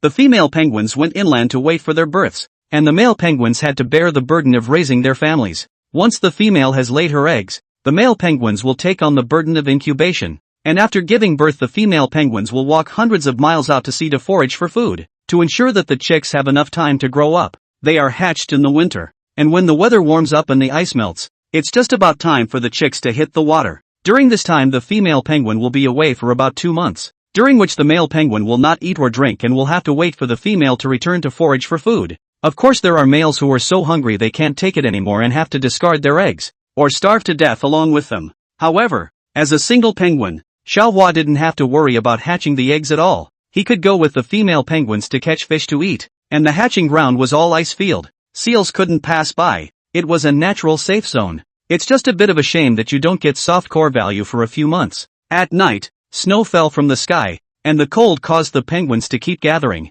and Xiaohua, clad in the blanket Scavenger had given him, stood out white and blinding amongst the crowd of black penguins. Before this, Xia never thought he would be ostracized by the penguins just because he was draped in a white blanket. The penguins seemed puzzled. Their little minds couldn't figure out why there were white penguins, so Xiaohua was chased away again. To be precise, he was chased away when he was draped in the blanket, and he was fine when he put it down. Xiaohua was speechless at this. On the day he traveled to the hatching place, Scavenger also arrived. She was potentially in the water and had been escorting Xiaohua. Xiaohua was worried about her injuries in his heart and moved closer to her side, and when he rested on the way, he even caught a few silver fish for her. Scavenger gulped down the silverfish, feeling like their positions were reversed. After Pingon arrived at the hatching place, Scavenger could not stay on the ice for long, and soon went back. After all, the hatching place is an endless ice field, which is hundreds of miles away from the sea, and if you go slower, you may not be able to make it back in time, and the penguins also gather together to keep warm because it is too cold. During this period, the male penguins would roll the ice ball in their leisure time, using the ice ball as an egg to practice hatching. Xiaohua looked at them massing the ice ball and couldn't control his mouth. He also made an ice ball and put it on his feet. Being excited by the ice and snow, he immediately reacted again and awkwardly stepped on the ice ball, pretending as if nothing happened. If he didn't know how to speak, he would have wanted to whistle to ease the awkwardness, but in a matter of minutes, he would lose control of his instincts and put the puck on his foot again. Female penguins carry their eggs for about 2 months, during which time they will have a pregnancy reaction and lose their appetite. So their physical fitness decreases during this period, which is why they have to give their eggs to the males to incubate immediately after giving birth, and go to the sea hundreds of miles away to hunt for food to replenish their strength themselves. Xiaohua stood with a few male penguins. The temperature inland was very low. Standing alone by himself again would be very cold. Even so, he still put the blanket under his feet, so he could at least warm his feet. The cold is bearable, but even worse is the blizzard, a strong cold air that can tear through anything. And even if the penguins all gather together, there is still a risk of freezing to death. Xiaohua had a blanket to block the wind and protect his feathers, and then he huddled with the penguins, so he was fine. Just after the cold wind, there are always a few frozen penguins collapsed on the ice, and in that moment, the fragility of life is revealed. Every time he went into the sea to hunt for food, Xiaohua always saw Scavenger. When she saw him, she had to rub up against him and then offer the prepared food. Xiaohua was not polite. He ate Scavenger's food but gave Scavenger the ones he caught and they exchanged tastes with each other. When he went back, Xiaohua ghostly turned around and saw Scavenger was clapping his hands to send him off. A sudden impulse surged in his heart. He didn't want to leave. He wanted to stay here. In the end, reason overcame emotion, but it was a wake-up call for Xiaohua. When he went back he reflected on himself. Why didn't he want to go? Why? He stood in silence, his insides telling him that he didn't want to leave because of the seal, that he didn't want to leave him. Not because he couldn't spare the soft value,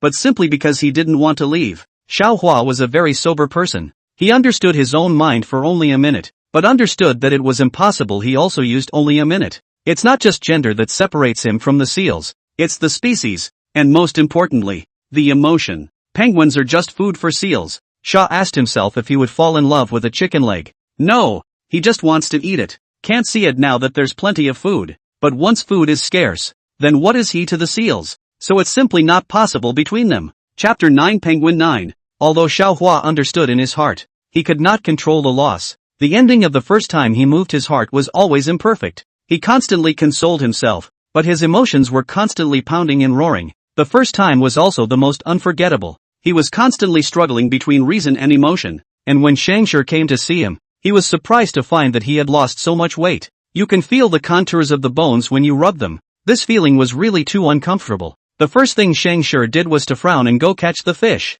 She brought the fish and then stared at Xiaohua as she ate it one bite at a time. But the more she took care of it in such an attentive manner, the harder it was for Xiaohua. Scavenger was worried about his health. This time he stayed a little longer. It was too late to go back, and she couldn't go to the penguin colony to get warm. After all, those penguins were scared to death of her. It would be bad if she went instead. Xiaohua brought a blanket to cover the two of them and whispered, "Let's cover them together." It didn't matter to Scavenger. They had all covered it countless times. Only this time, the two of them were each harboring ulterior motives, so awkwardness was inevitable. The two of them slept together in the cold wind, and the soft food system silently put a warm ring around them. The animal system, in turn, silently takes pictures and records their time together. At dawn, Xiaohua woke up in the sound of twittering. He stood up and blew a cold wind to clear his head. His feet began to uncontrollably ball of ice again. Scavenger happened to see it, and his heart was slightly moved. Do penguins like children too? But where would a child come from without a partner?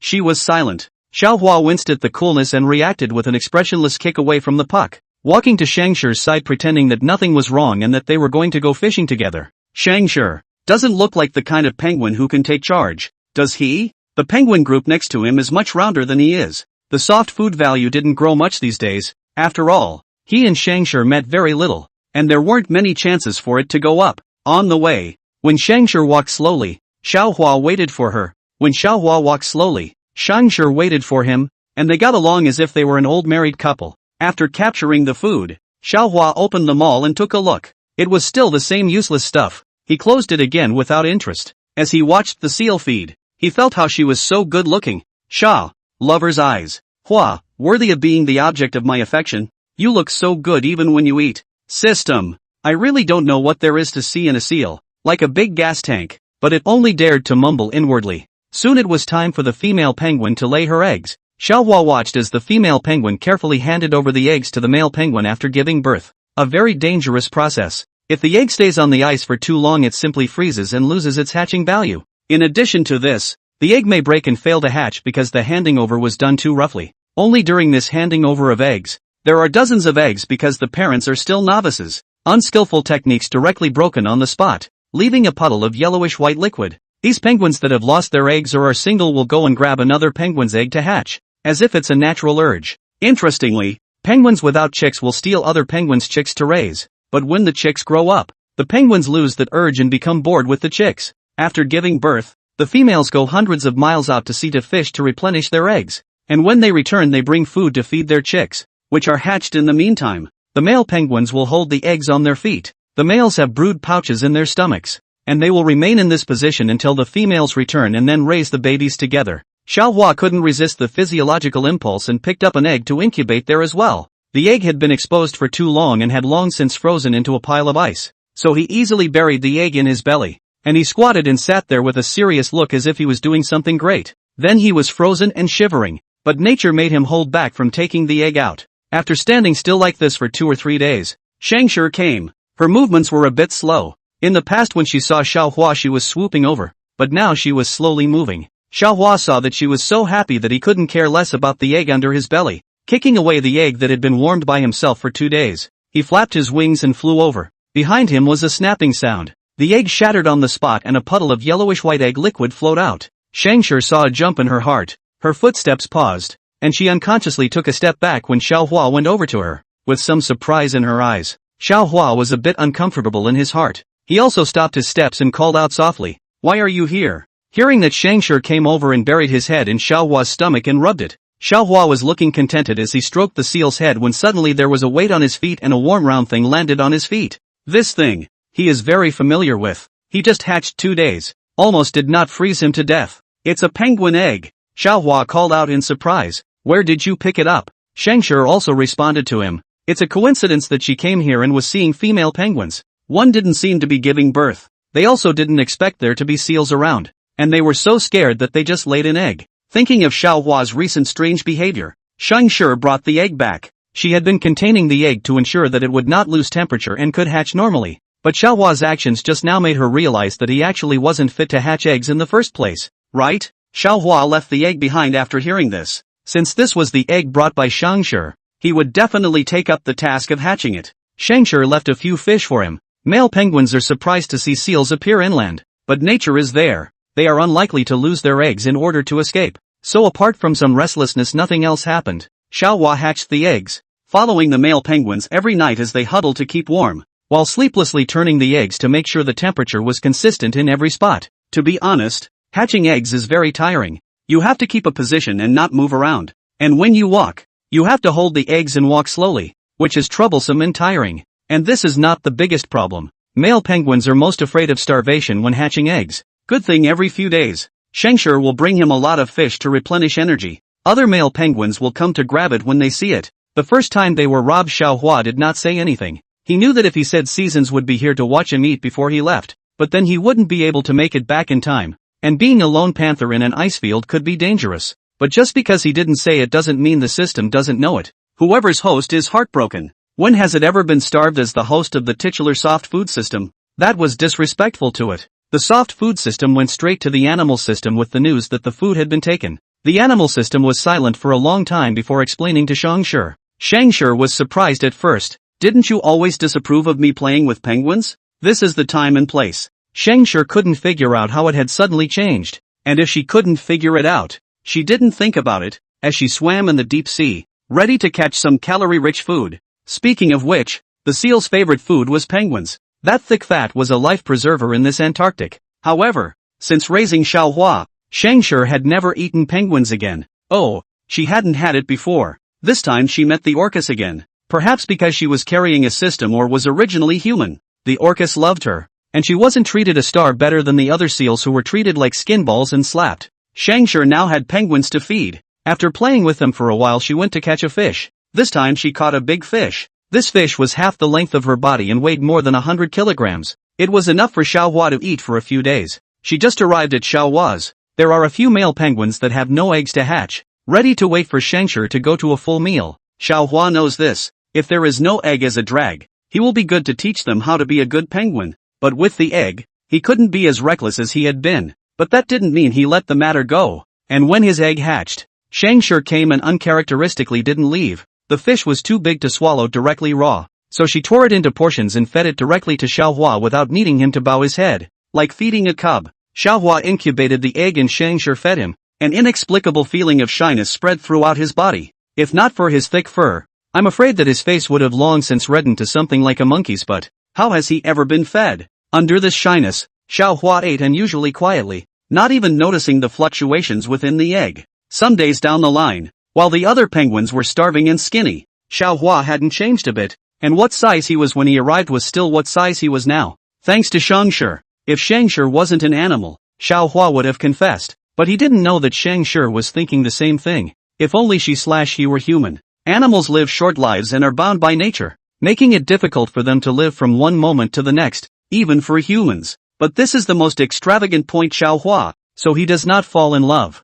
is not want to do some unnecessary emotional consumption. From one to the end of who can say, may do to a few people? More than a month had passed, and the little penguins were gradually breaking their shells. Xiaohua had been looking forward to this time, and foreseeing that the little penguins were going to break their shells, Xiaohua left Scavenger behind, and the two of them were going to observe the process of the little penguins breaking of their shells together. Not far from them, a mechanical camera watched every move here. Lily and Yuan have been watching for 3 months now, and what they've discovered in those 3 months is enough to make them famous in the circle. A penguin and seal's overwhelming romance, which could definitely be documented. Every time Scavenger rubbed against Xiaohua, Lily was shaking her fists in excitement. She was pouting. Did you see that? She even fed him fish. Aha! What kind of affection is this? A stunning love that even a natural enemy can't stop. Yon said helplessly. Call me captain out there. Go contact Jojo and ask him to bring a small video camera here. We need to focus on observing this penguin. Yes. Xiaohua exposed the egg. Scavenger and he watched the little penguin inside the egg pecking the shell one by one. It was a very peculiar feeling. The life that was conceived by oneself began to grow up in the world. It gave one an unparalleled sense of accomplishment. It took the little penguin a day just to break its shell. The hole in the eggshell was getting bigger and bigger. Scavenger stayed with Xiaohua all the time. The little penguin got out of the egg and got into Xiaohua's belly. It still had egg liquid on its body. It would be very cold outside. Xiaohua followed the movements of the other penguins to clean the dirt on the little penguin. And Scavenger was even more moved as he watched the penguin's rather motherly movements. After the little penguin warmed up a bit, it opened its big mouth to ask for food. It kept rubbing lightly at Xiaohua's mouth, and Xiaohua spit out food from his mouth to feed it. Since most penguins don't have a food source during egg incubation, its secretions aren't very nutritious and are simply used to fill its stomach. And Xiaohua had plenty of food, so he fed the little penguins a wealth of nutrients, which was evident in their later development. Since the birth of the little penguin, Scavenger is like having a hang-up. Every time he goes out, he becomes reluctant to give up, and what he wants to think about when he is fishing outside is the two people at home. She was worried about both Xiaohua being wronged and little penguin being bullied, so she was all in a hurry to go out and come back in a hurry. In just a few days, she herself had lost a circle of weight, but her spirit was better than ever. She thought, probably because of the feeling of having a family, right? Chapter 10 Penguin 10. Scavenger didn't care much about his appearance after he lost weight, but it was heartbreaking to watch Xiaohua. Anyway, now that the little penguin had successfully hatched, it was enough for them to guard the little guy and make sure it wasn't snatched away by other penguins. Xiaohua slightly lowered his head and softly called out to the small penguin that was hidden underneath his body. Within moments, a small, fluffy, round penguin waddled out. Xiaohua carefully stretched out his wings and gently pushed the little penguin in the direction where Scavenger was. And as if the little penguin knew that the seal in front of him was his own relative, he didn't fear it at all. Instead, he merrily strutted his short legs and quickly shrunk under Scavenger's warm body. It was covered with a layer of soft gray fluffy hair. Its small head was furry, and above its beak, a striking black line was like a meandering stream, circling around the pair of large crystal clear eyes, extending all the way to the neck, adding a bit more cute. It's worth noting that this little penguin is significantly larger in size compared to its other companions of the same age. This was all thanks to Scavenger and Xiaohua's meticulous care and feeding on weekdays. Emperor penguin chicks have always been known for their good looks, and this one is one of the best. In the face of such a cute and adorable creature, even Scavenger, who had always had a heart like water, could not help but be moved by it at this moment, completely losing the power of resistance. What's more, this is a child that she and Xiaohua have raised together. As the saying goes, love the house as much as the crows. In Scavenger's eyes, of course, her own child is good in every way. After Xiaohua transferred the cub to Scavenger, he turned around and left without hesitation, and began his predatory journey. In order to speed up, Xiaohua's entire body was tightly attached to the ice surface, and then with the help of inertia and friction, he slid forward like the wind. However, this method can only be used on top of that flat ice field. Once he encountered those jutting, rugged ice formations, he had to keep his feet on the ground, one step at a time. Only then would he be able to traverse these obstacle-ridden areas and continue in the direction where there was an abundance of food. It was midday, and the sun was hanging high in the sky, shedding blazing rays of light, causing the surrounding temperature to be slowly rising. When Xiaohua passed by a huge iceberg, he keenly noticed that the mountain walls had already shown obvious signs of melting. A tiny stream of water gurgled down from high above, glistening crystal clear in the sunlight. The original hard and thick ice also gradually became fragile and brittle, as if at any time may collapse. In time, this iceberg will also completely melt and turn into a pool of blue water. And when that happens, it's the time for the little penguins to bravely leap into the water and explore their new world. Thinking of this, Xiaohua couldn't help but speed up his steps while pondering in his mind what kind of food to bring back later. Just then, a crisp beep suddenly came from his mind. The soft food value has reached 100. Is it out of this world? Xiaohua's footsteps paused and a hint of surprise flashed in his eyes. Is the soft food value full? Yes. Xiaohua was silent. He didn't know that this was a deliberate act by the system. With Scavenger and the little penguin, it was impossible for him to leave, and the system was very sure about this. That's why it appeared at this moment. It witnessed Xiaohua's efforts from the beginning of the swing to the present, and it was glad that it had such a hard-working host. Of course, it's best not to try so hard. They're a soft food system. Sure enough, Xiaohua did not intend to leave. He continued to walk forward and said in a light tone, "Don't I still owe you 100 soft rice value? You deduct it. Are you sure? If you save up 1,000, you can become a human. The maximum soft food value each world can offer is 100. Is the host sure you want to stay?" Okay. He used to be unattached, free to come and go as he pleased, but now he preferred the two waiting for him at home. Okay, the soft food value has been cleared. Please keep up the good work, host. After resolving this matter, Xiaohua no longer had any worries. He would stay here, and Scavenger until the end of his lifespan. In the sea, Xiaohua also saw a dolphin, and at first he was a little excited until he accidentally glimpsed underneath the dolphin, and he couldn't wait to beg heavily for a pair of unseen eyes. The oceanic strong J offender lives up to its name. Xiaohua silently wandered away. He had to wash his eyes. This time he caught a couple of large squid, and unlike seals he can't hold things in his mouth, so it's all about throwing the prey to shore and carrying it back. On the way back, he also saw acquaintances, none other than Lily and Yuan. Lily teased him with a skewer of meat. "Come here,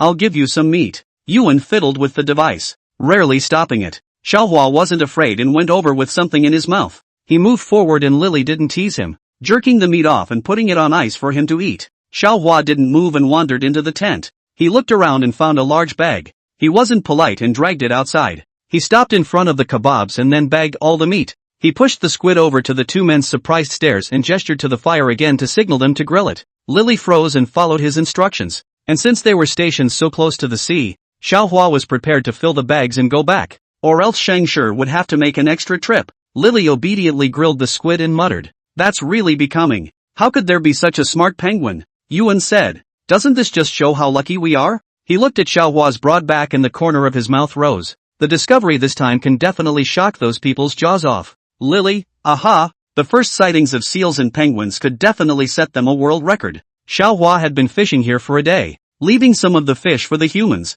and he took the rest back with him. Lily also sewed a special shoulder strap to make him hold it with less effort. It was dark by the time he left, and Lily was afraid that it would be unsafe for him to walk, and tried to hold back. "It's okay to go back at dawn. You can sleep with me." She pointed to her tent. "Sha, he is very self-respecting and self-loving. How can he be at home while he sleeps with another woman outside?" So he steadfastly refused, and he walked alone in the darkness, carrying the responsibility of the head of the family on his broad back. Behind her was Lily's starry-eyed blessing. That was awesome. Scavenger waited for Xiaohua for a day. At night, she nursed the little penguin to sleep, but her eyes kept looking in that direction. And when it was almost dawn, Xiaohua arrived home. He peeled off the bag he was carrying and pulled a lot of fish out of it, some of it frozen, but it was good enough for them. Xiaohua gave the innermost roasted meat to Scavenger, and then called over the little penguin to feed it. Scavenger was a seal and wouldn't be able to feed the little penguin, so he had to do it. When she saw the barbecue, Scavenger realized that the humans had followed her,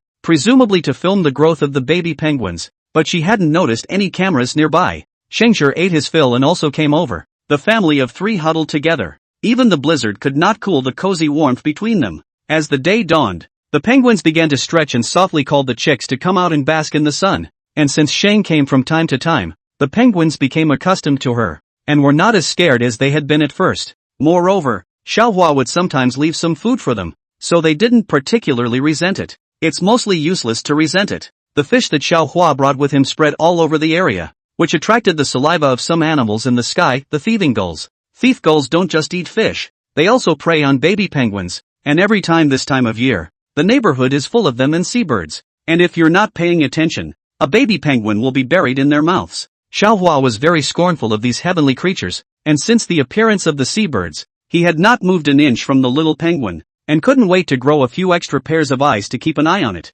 The little penguins all gathered together to bask in the sun, their gray bodies standing in a circle, surrounded by large penguins to keep them from getting lost. Some of them want to steal the baby, and when they see the baby penguin, they pull it underneath them, not caring whether it is their own or not, which scares the baby penguin. The penguin's father hears this and dashes over to the penguin and fights the robber, sending feathers flying. Every time this time, Xiaohua would quietly touch over and steal the feathers that fell on the ground, and now he had made a nest out of them that could hold Scavenger. After all, this kind of fight is staged every day, and tens of thousands of penguins dropping feathers is not a small amount, and if he didn't want to be too far away from the little penguins, he could have made a big feather bed by now, because there was a nest. Scavenger stayed here, and the two took turns fishing and raising their children. Because of the sufficient nutrition, the little penguin was more than a circle bigger than the other penguins. Xiaohua's stomach couldn't fit it anymore, and every night it squeezed in between Xiaohua and Scavenger, making Xiaohua want to kick it out for a while. Gradually, the females returned and formed a vast army, and the penguin population doubled in size. However, this is only temporary. The female penguins back after the male penguins have to go to hunt for food to fill their stomachs. Although they still look quite fat, the actual are fat. 2 months of not eating or drinking so that their physical strength has long been exhausted. The female penguins come back a little bit later. I'm afraid that they will not be able to hold out. When the female returns, she begins to call out for her mate. Finding a mate amongst the tens of thousands of penguins is no easy task, with the lucky ones finding one on the same day, and the unlucky ones having to search for a few more days. and purring is essential if you want to find a mate. Xiaohua silently put the blanket over Shangshi's head, expecting to cover up some of the noise. As Shangshi went from initially curious to helpless and finally lifeless, she used fishing as an excuse to finally get out of that noisy place. Xiao Huawei endured the little penguin silently, really cannot stand it to walk to the distance, look lonely and desolate. Finally, after a few days, it was quiet. The male penguins were pretty much gone, and the rest were basically females that didn't come back. Some of them gave up their chicks and went with the group. Some of them were still holding on, but they couldn't hold on for more than a few days. The world of animals is cruel. They wait as long as they can. The female penguins can't come back. There may be a miracle, but there are too few miracles. And it's because there are too few that they are called miracles. Xiaohua was powerless to do anything about it, and distributing some food to those penguins was the biggest favor he could do. Shangshi was not there. Xiaohua leisurely skipped around. The little penguin followed closely behind him like a back spirit. Now this cheap son of his was almost as big as he was. The thick fluffy fur on his body made it look like a big kiwi. The little penguin didn't know if it was influenced by Xiaohua. It was very grumpy outside. It was not comfortable in its heart if it didn't fight for a day. Xiaohua saw it pressing the other little penguins to fight countless times. He's happy when he beats people to tears. Then he gets a lecture from their mothers and he can't look away to help back them up again. In short, Xiaohua constantly fought with people in order to wipe its ass. So angry that he couldn't wait to spank it. Although the little penguin was not afraid of Xiaohua, it was very obedient in front of Shangshi, and would not go west if told to go east. Xiaohua guessed that this might be because of the penguin's gene of fear of seals at work. There was a rumble in the distance and all the penguins instantly perked up their ears and looked to the source of the sound. It was an iceberg collapsing. The ice sheet was melting and the seabirds were twittering away. Xiaohua had the system as a cheat in place and understood what they were saying. A group of penguins came over. They were not as strong as the emperor penguins, to which the seabirds were a bit disgusted. Xiaohua couldn't help but look into the distance. Was it another penguin? Over the next few days, the little penguins enter a molting phase, where they shed their down feathers and replace them with waterproof adult feathers, which signifies that they have grown into big penguins. The Shaughnesses bore the brunt of it. Chapter 11 Penguins 11. Shaw was the first to notice the baby penguins fading, because of the fading of the fluff. So the little penguin's body fluff fell off in pieces, looking a little messy. Are not cute. They see faded gray fluff on the ground every day. After the little penguin passed through the feather fading stage, Xiaohua began to plan for leaving this place. At this point the little penguin is growing up and it needs to learn how to hunt so that it can survive. Next year, it will be ready to travel to the land of courtship and begin the journey of reproduction. A series of growth journeys that the little penguin must face and experience alone, before they could move to leave. However, another group of penguins arrived. They are the Adelie penguins, the punks of the penguin world. These Adelie penguins are slightly smaller than the emperor penguins, but they have an unusually violent and aggressive temperament. They often hang out in groups and bully the small, helpless penguins. More interestingly, Adelie penguins have a special habit of building nests out of rocks when they hatch their young, but they don't want to spend the effort to find the right stone, so stealing the beautiful stones carefully selected by other penguins becomes their usual method. And this behavior is not an isolated phenomenon, but rather a large-scale theft from each other. What's even more peculiar is that female Adelie penguins will go and have sex with other males just to look at the rocks, and that's child's play for them. And even more shocking, Adelie penguins will also have sex with the same sex. Of course, other species of penguins also engage in this behavior, but Adelie is unusually severe. And their bottom line is more than that. Adelie penguins will also have sex with corpses, even the pups they don't spare. Or even just put a penguin ragdoll there and within 3 days some sort of unknown thing will appear on it. When they first arrived here, they directly made Xiaohua shatter his 3 views. The Adelie penguin spread its wings wide and howled, its ferocious appearance causing Xiaohua to be a little frightened. They drive the emperor penguin pups towards the water, and by this time most of the penguins have left, with only a few left standing at the edge watching. Xiaohua watched as dozens of emperor penguin pups were bullied by a few Adelies smaller than them, whisked away to the seashore like aggravated packs, but cowering in fear of the seawater and not daring to go down. The breeding season for Adelie penguins coincides with the launching of emperor penguin chicks, and to make room they will chase them away as soon as possible to take sole possession of the incubation site. Xiaohua was just about to step forward to stop him when he saw his own little penguin rushing up and fighting with others without any fear.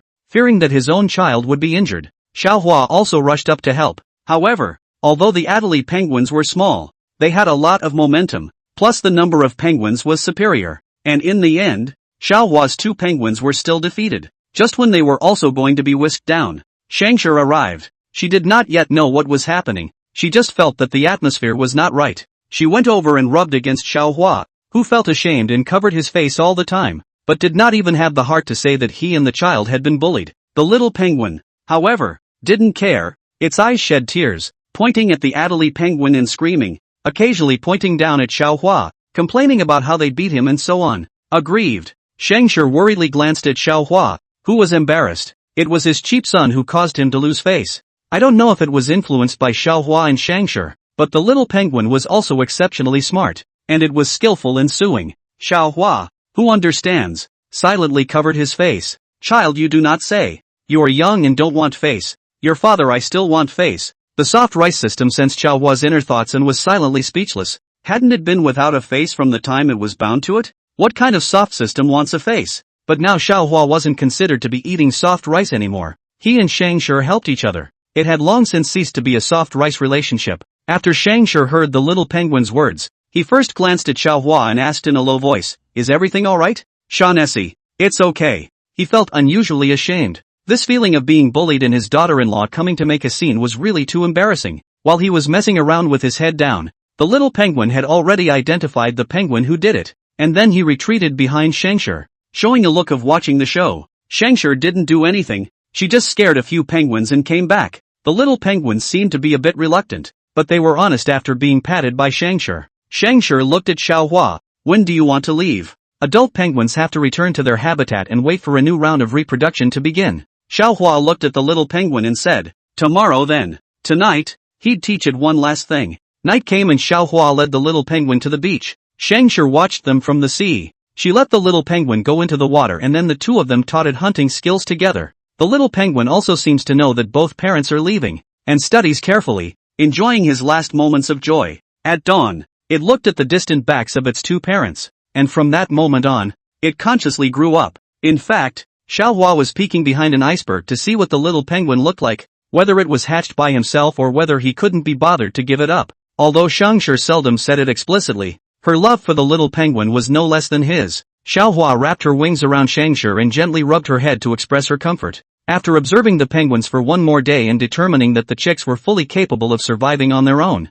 one penguin and one seal set off for home. However, this time the journey was not easy. Xiaohua saw the two humans. He and Scavenger just wanted to go over and greet them. When they heard the sound of ice under their feet was not right, they seemed to have realized it as well, and their bodies froze in place, not daring to move. And after seeing Xiaohua they were even more alarmed. The ice couldn't hold a bit of weight anymore. No matter which one came over, they would fall. Penguins and seals are not creatures that are afraid of water, so naturally they have no problem. But not humans. Penguins and seals couldn't be expected to save the day. Something he'd never heard of. Lily stiffened and kept waving her hand to signal them not to go over. Xiaohua glanced at Scavenger. It would be most appropriate for her to go at a time like this. Scavenger didn't hesitate. She found a hole in the ice nearby and dived into the water. Xiaohua followed closely after her. He could keep the other one from drowning and buy some time for Scavenger. Beneath the ice, a dark shadow swam to Lily's feet, and she was too scared to breathe, as if she had already seen what was coming next.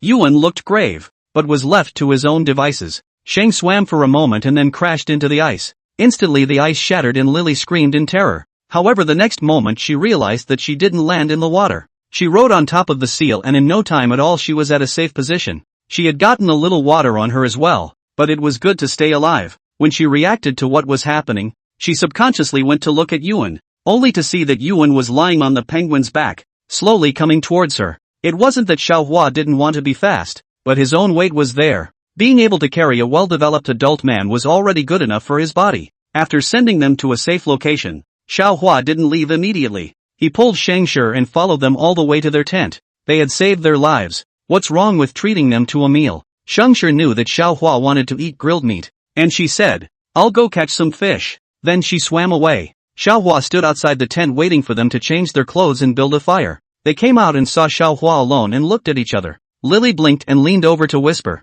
"Penguin, will you do us a favor?" Xiaohua raised his eyes and called out, "What favor?" Lily couldn't understand the penguin's words. She brought the camera equipment and put it towards Xiaohua's body. "You help us collect some information. In exchange, I'll give you whatever you want." She moved slowly to install the equipment, but she was actually testing it out, and she wouldn't force Xiaohua to do so if he wasn't willing. Luckily, the penguin had no objections, and it was easy to set up the camera equipment. which was positioned on Xiaohua's back in such a way that it wouldn't interfere with his swimming, but instead added a touch of gallantry to him. At least Scavenger came back and stared at his back in a rare way. Lily nibbled on her ear with Yuan. Captain, do you think she didn't object? Aha. They also unloaded the device if the seal reacted violently. And the good thing is, both animals are very docile. And perhaps, that's why they came together. Scavenger. Meek? How do you spell that? Lily packed up the fish that Scavenger had brought with her. And she did more than just make grilled fish. She made fish meat and fish soup and so on. And Yuan made an exception to celebrate her return from the dead by bringing out a bottle of spirits. At night they gathered around the fire as if they were at a bonfire, eating grilled fish and shrimp and drinking fish soup. Yuan was on top of his game after a bit of drinking, and he poured Xiaohua a capful of wine as well. Despite Lily's obstruction, the wine was so pure and strong that he didn't need to get close to smell the pungent odor. Xiaohua looked at Scavenger and saw that she didn't block it, so he tried to taste some, and as soon as the wine was in his mouth, he was able to spice it up and spit out his tongue, hissing and hissing for half a day. Drinking in animal form still doesn't work. Scavenger looked at them and laughed happily. The brilliant aurora borealis in the distant sky was wonderfully unusual, and Lily, mesmerized, couldn't help but say, "It's so pretty." Yuan's eyes were misty, and he nodded down in a daze. Scavenger and Xiaohua snuggled together, cozy and complete. At dawn, Lily and Yuan woke up to see the empty location and she said with some loss, "They're gone." She hadn't spent much time with them, but she liked them. It's not a human pampering an animal, but an equal liking, like the bond between friends. Yuan packed up his things. Now that the Antarctic ice was melting faster and faster, they couldn't stay here for long. They had to hurry to the rocky terrain. Because of the melting of the ice and snow, there are more things in the sea. Xiaohua had enough of eating fish, so he ate water plants on the bottom of the sea, and the result was that when he was looking for water plants, he found pearls. It wasn't uncommon for there to be pearls in the sea, but this was the first time Xiaohua had seen them, and he held them in his mouth, ready to keep them and exchange them with humans for something. Since you have decided to stay in this world, you have to plan for the future. After he and Scavenger had chosen an address, he would go and scavenge for some treasures from time to time, and once he even brought back a very large shell that could perfectly fit Scavenger's body and be used as a bed. Because the shell was too big, he and Scavenger spent a day to bring it up, and then he carried back some beautiful big corals one after another to place around the bed, which was beautiful and also blocked the view from outside. Scavenger didn't care about the environment of her residence.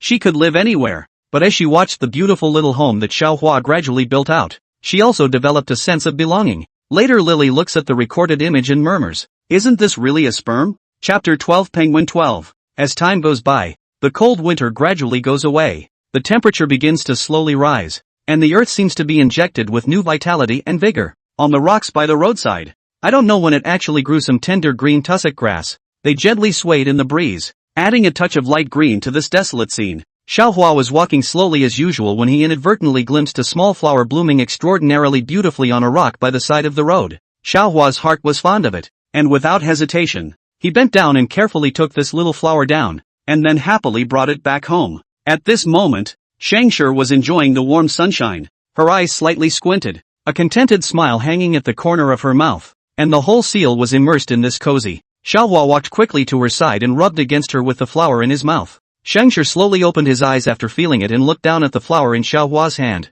Just seeing the little flower looking more and more delicate in the sunlight, she couldn't help but see an imperceptible smile flashing in her eyes. However, she did not take the flower handed by Xiaohua, but gently raised her hand and stuck the small flower on Xiaohua's feather. In an instant, Xiaohua originally had a few more moments of naive loveliness. Xiaohua shook his head to get the flower down, and Scavenger touched him comfortingly. Her hair is too short to hold the flower, and even if she did, it wouldn't look good. In fact, in her mind, she wasn't all that happy with the seal's looks. She always thought her round body wasn't cute, and wouldn't it be even more comical and ridiculous if she wore this flower? Therefore, she preferred to let this pretty little flower decorate Xiaohua's image. Xiaohua saw that Scavenger was so insistent, so he no longer forced her to accept the flower. He simply sat down next to Scavenger, enjoying the rare warm sunshine quietly with her. Behind them is a cozy home built together by countless precious plants and animals. The place is full of vitality and harmony, and every corner exudes the charm of natural harmony.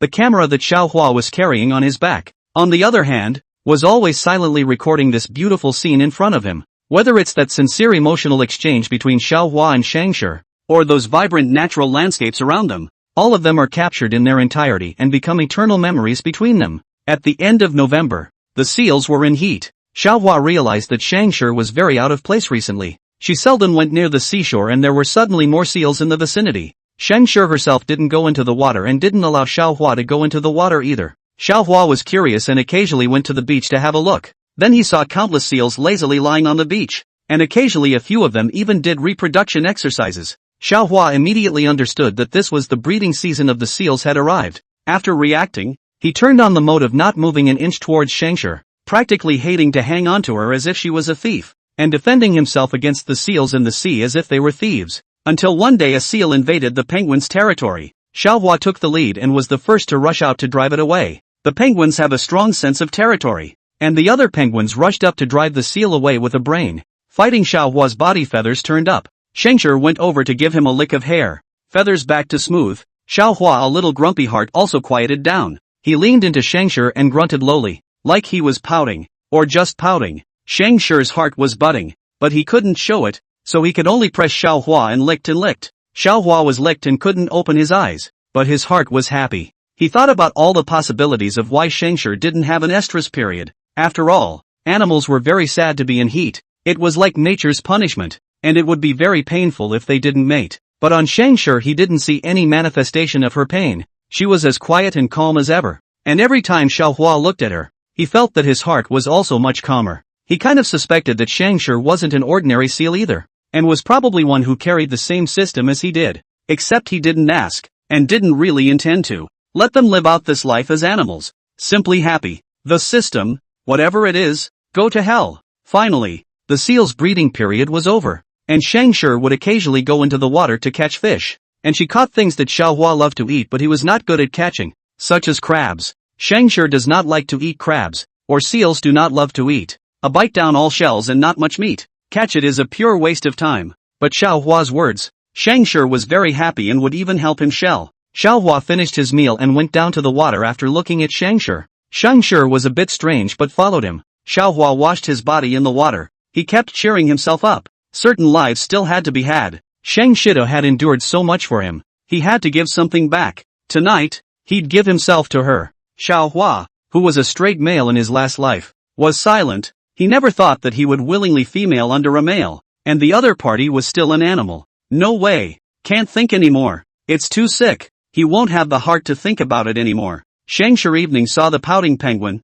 because the penguin round, she did not find wrong. Until Xiaohua lying on her body constantly rubbing gently she perceived some other meaning. Xiaohua was also psychologically prepared, but when it came to the head, he was still a little worried. He had not seen the seal's appearance. In case something happened to him, it would not be good, but this kind of thing cannot be without, so he temporarily decided to use the wings and forget about it. But he was busy for half a day, and did not see what should be there. A moment a little confused. Is there a heavenly castration in the seals? Shangshi, whose gender is female, couldn't hold back and slapped Xiaohua away, then straightened up and said, I'm a female. Xiaohua froze. Female? Aha! Shangshi covered her lower half with a blanket, ashamed and annoyed. Xiaohua was silent. He only realized now that the seals were females. What about that? Xiaohua said dully. Shangshi held back, couldn't hold back any longer, and kicked the penguin right out. Sleep,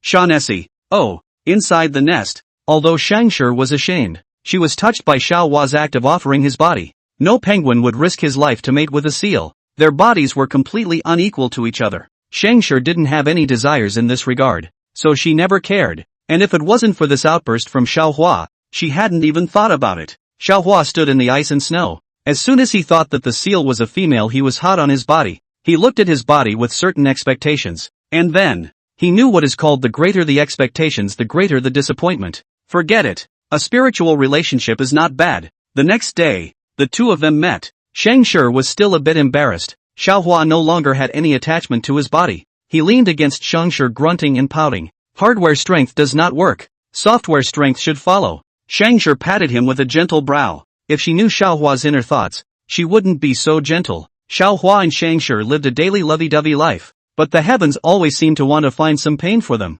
And this day Shangshi brought back a baby seal, which looked like it had been abandoned. This was a seal pup with albinism. He was white all over, completely different from the gray-black color of seals, which was probably why he was abandoned. Its big wet eyes looked at Xiaohua, making him look at him too. and he couldn't help but wonder how any seal could abandon such a cute pup. Seriously, the adult seals aren't very pretty, but the seal pups are absolutely adorable, especially this rare albino seal pup. Perhaps to the seals this was an abnormal, defective pup, but to Xiaohua it was just normal pathology, but understandable to the seals. After all, the sudden appearance of a white one in the midst of a group of black seals did seem a bit too conspicuous, and to an animal, conspicuousness means danger. What makes albino animals rare is that they die before they grow up, and any pup that grows up safely can be called a miracle. There was one standing in front of them now. Xiaohua made the decision to raise the baby seal. As seals were mammals, it needed to eat milk in order to be able to do so, but neither Xiaohua nor Scavenger had this feature.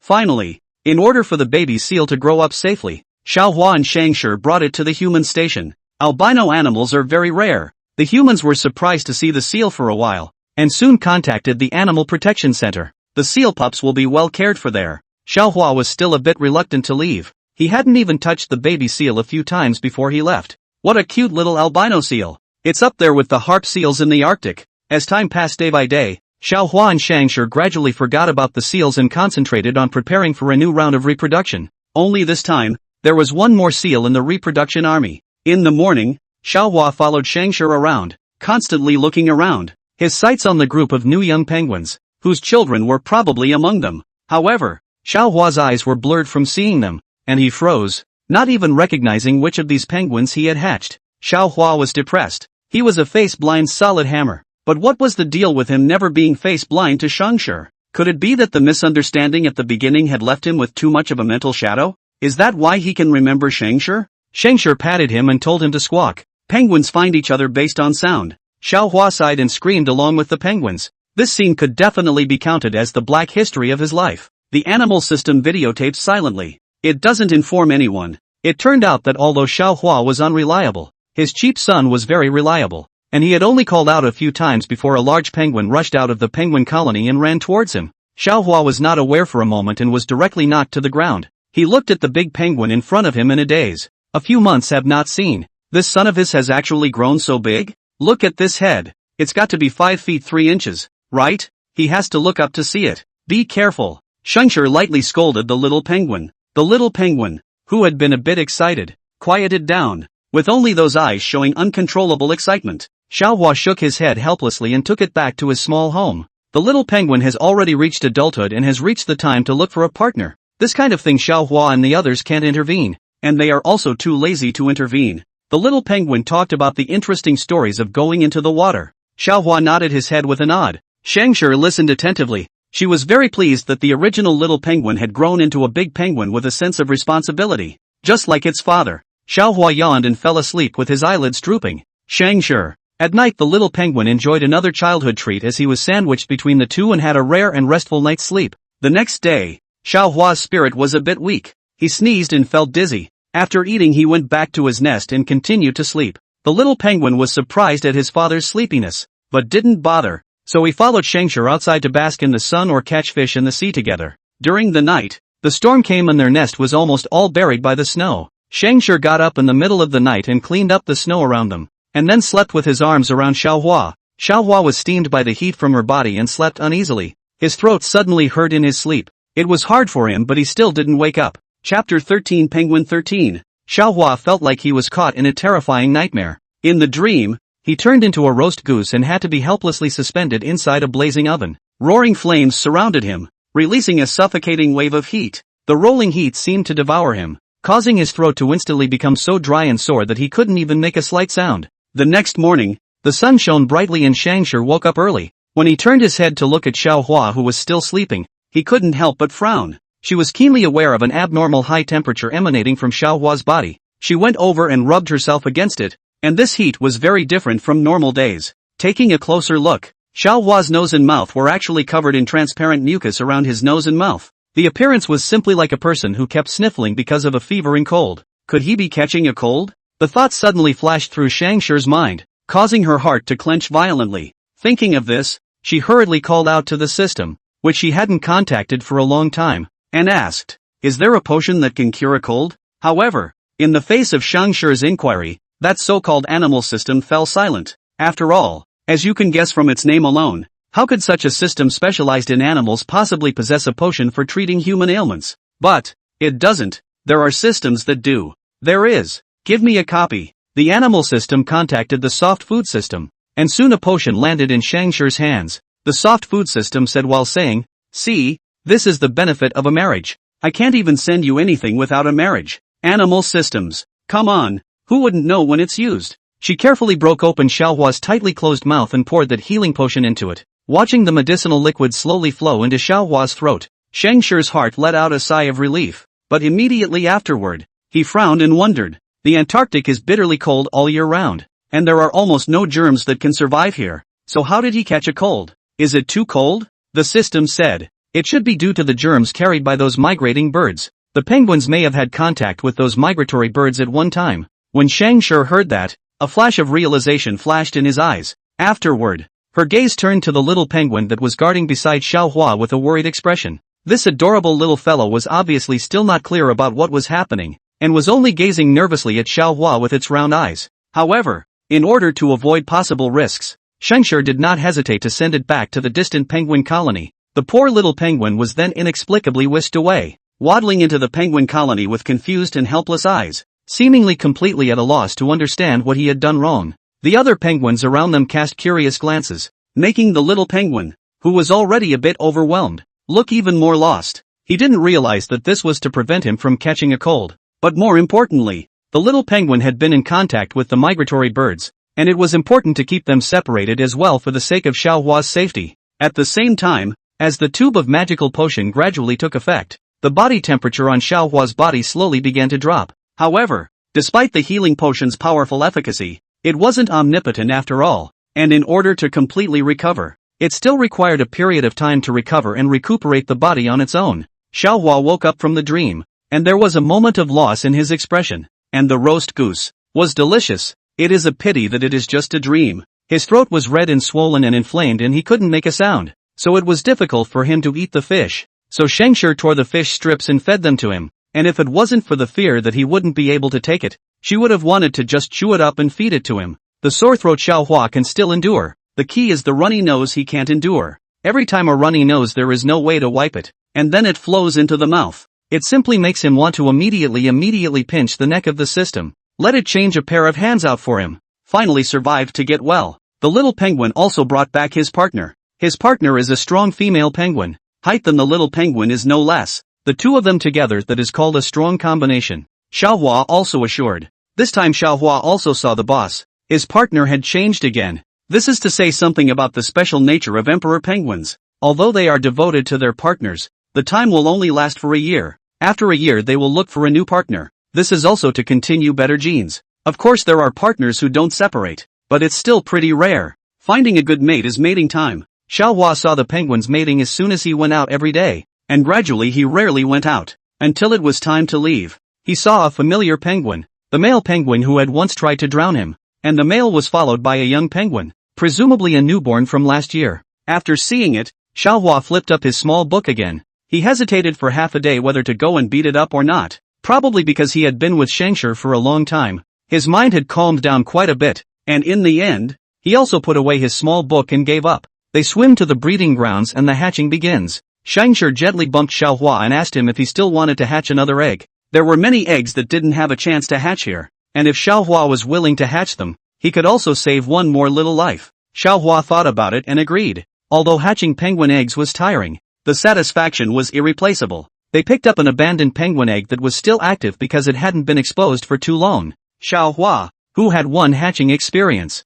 skillfully gathered the egg under his body and then stood obediently. Shangshir then follows the troop of female penguins to the sea, but unlike the other females who take 2 months to return, she returns every few days. When incubating the egg, Xiaohua also saw that cheap son of his. It was holding the egg and slowly moving it towards him. Although it was the first time it incubated an egg, its movements were very careful and steady. Finally, father and son were brought together. They stood together to keep warm while Shangshir's task got bigger. I can't help it. I can't see my own son starving, can I? Eyeing the little penguin's unceremonious big mouthful of dry rice, Xiaohua silently turned away from him. Shangshir was tired enough to give him one with rice. He couldn't raise another mouthful. When the little penguin finished eating and looked up again, Xiaohua was already out of sight. The little penguin was propped up and hiccuped and didn't go looking for it. Just dabble in it occasionally. Just don't get starved to death. That's how penguins get by anyway. A rare snowstorm fell on this day. Some male penguins were frozen into ice even with their eggs. Xiaohua separated a bit from his cheap son and then shook the snow from his body. He looked into the distance. A trace of worry flashed in his eyes. The blizzard came suddenly, and if Scavenger happened to be on the road, it would have been disastrous. Luckily, after the wind and snow stopped, Scavenger came back the next day, and she brought back a lot of fish. Because of the wind and snow, she had a hard time walking, and it took her more time than usual. Xiaohua was afraid that she would get cold, so he forced an opening for her in the penguin colony, and it was good that the penguins had gotten used to Scavenger's presence, or else it would not have been easy to be able to get the penguins to take her in. The temperature in the center of the penguin colony can be as high as 40 degrees Celsius, so there is a constant rotation of hot out and cold in to maintain a balanced temperature. After resting for a day, Scavenger still wanted to go hunting again, but Xiaohua firmly stopped her. The importance of this penguin's egg was not comparable to Scavenger's, and it was not worthwhile to let Scavenger keep dabbling in danger for the sake of it. If it hadn't already been incubated for a while, Xiaohua would have been able to just throw it out. Penguins do not eat for 2 months is nothing. A month, Scavenger out of the time few and far between, finally survived to the time of the egg broke shell. Xiaohua long ago no longer the first time the excitement and rarity of the little penguin just born was driven to his brother's place, and nieces to play together. Occasionally, Xiaohua would bring some fish to see how the little penguins were growing, but it was just a look. One day, Xiaohua and Scavenger were swimming in the sea and happened to bump into an orca. It was a female orca that was nursing. Orcas have a special way of breastfeeding.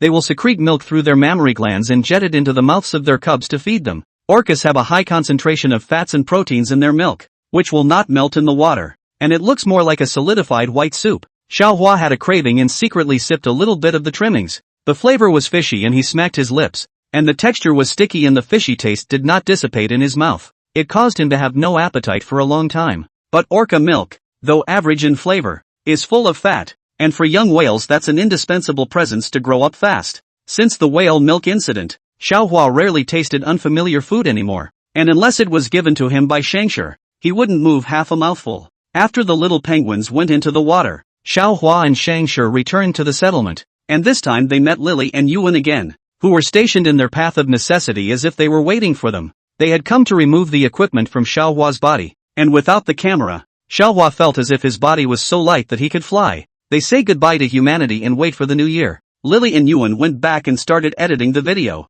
At first they both had an anti-smile on their faces, feeling warm at the interaction between the penguin and the seal. Later, after Xiaohua awakened the skill of fishing for treasure, their faces changed. The world's first-class protected animal is pulling the world's first-class protected animal. Lily froze halfway through the video as she looked at the protected animal that was being used as a fence. Captain, will this be a jail sentence? Yuan rubbed his brow. What's it to us? It's not like we plucked it. Yow. Lily looked at the rare red coral in the video and muttered. Wouldn't those experts go crazy if they saw this? Year by year, Xiaohua and Scavenger were together as always. They followed the laws of nature, which had not changed for more than 10 years. Yuan and Lily became famous by the videos they made, and they knew the wisdom of Xiaohua and Scavenger, who once brought them photos of an albino baby seal that looked alive and well and seemed to be having a good time. Lily also explained that because albino animals are ostracized by normal animals, they weren't going to release the seal, and it would be nice to let it live in human care. Xiaohua was deeply aware of this,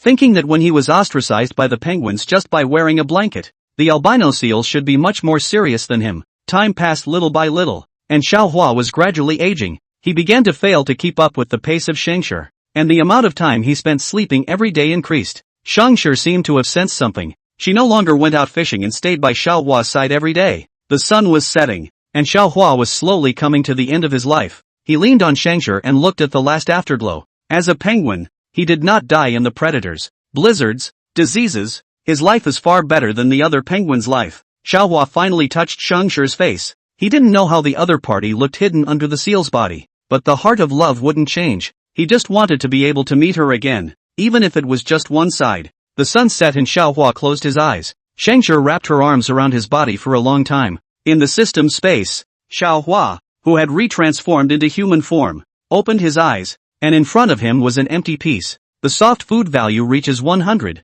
Please keep up the good work, host, Xia. He silently exchanged a baseball bat and carried it behind his back. Suddenly, the system continued. According to the host's emotional fluctuations, may I bind a seal as a second host? Please choose yes/no. Xiaohua's hand shook. What does this mean? The system said. After binding, the host can enjoy the same rights and share tasks with the second host. Xiaohua's eyes lit up. That means we won't be separated? Yes. Bind it. Xiaohua silently threw away the stick. System turned and wiped his cold sweat. Meanwhile, the same was true on Shangshi's side. Are you sure you want to bind him as a second host? Shangshi looked firm. Okay. After the parties agreed, the two systems gathered together. Now that's crossing the clear path. In fact, even if Xiaohua Shangshi did not bind each other, down the road, they would also be together into the new world. Because the two people's systems have already been bound. Now they are just walking the field so they don't have to ask questions. After Xiaohua left, Shangshi did not have the will to stay either. And she embraced Xiaohua in her arms and fell into a permanent slumber in their little nest. As winter turned to spring, the icebergs melted, and the two of them were encased in their shells and entered into eternal peace. Years later, Lily and Yuan arrived with a signal receiver, and they were moved to tears as they looked at the two embracing under the ice. They took pictures of them in their slumber, to be celebrated along with the videos they left behind. The world has known the penguin and seal's blooming love, and whenever people smile for their time together, the video ends with the two embracing bodies bringing them to silence, not in sadness, but touched by the truest beauty in the world. Their deeds will live on forever, and in the eyes of mankind they are synonymous with love. In fact, it all started with an unattractive misunderstanding that, well, ended perfectly. Chapter 14 Mighty Tiger 1. Inside a nature reserve, a weak figure was trying to stand up, and he was Xiaohua. He had just opened his eyes not long ago, and he still couldn't get the balance of his body. It took half a day just to successfully stand, and just like that, he was still wobbly. After his sight was raised, he saw his claws, furry little cat claws. Xiaohua tried out his toes, and sure enough, they were stretchable like a cat. Am I a cat this time? He cocked his head and muttered to himself, and what species is my wife? No, you're an albino tiger. The system showed his current appearance in his brain. Xiaohua saw a skinny and bony little white tiger, with a big head and a small body. The ears were even smaller and almost invisible. The body was not much bigger than a cat cub. The blue membrane of the eyes had not faded, looking like it was just thrown not long ago. He froze for a moment looking at his white fur, which turned out to be albino, and thinking of the strangeness of the penguins to him in his blanket when he was a penguin. He could understand the idea of the mother tiger throwing him away. It's hard to raise an albino tiger cub in this jungle, born with a genetic disease, not to mention the fact that white can't hide in the jungle. And even if you can barely raise it, it's going to be hard to catch prey later on. And generally the mother tiger will give birth to 2-4 cubs. Most of the mother tigers cannot raise all of them. In order to be able to maximize the survival of the cubs, they can only discard the weaker ones. And Xiaohua is this unlucky egg that was discarded. Luckily he ate a lot of milk before he was thrown away. And it's that milk that has sustained him to this point in his life. Xiaohua barely supported his trembling calves and said to the system, "Where is my wife? Give me a direction." System. With Xiaohua's 3 steps in a crawl, it was impossible for him to find Shangshi. Host, remember what system we are? You just have to wait here for a soft meal. Xiaohua was lying on the ground as his too thin skeleton made him look like he was on the verge of dying. He heard the system's words and purposely condescended. So my wife is stronger than me? The system silently scanned the image coming from the animal system. That nearly 3 meters long, 1.5 meters shoulder height, and that more than 300 pounds of body. And in looking at the small body of its own host, of course, there's no comparison. Okay? Maybe they can't even see it. And it's possible to lose their footing and trample to death. When I think about it,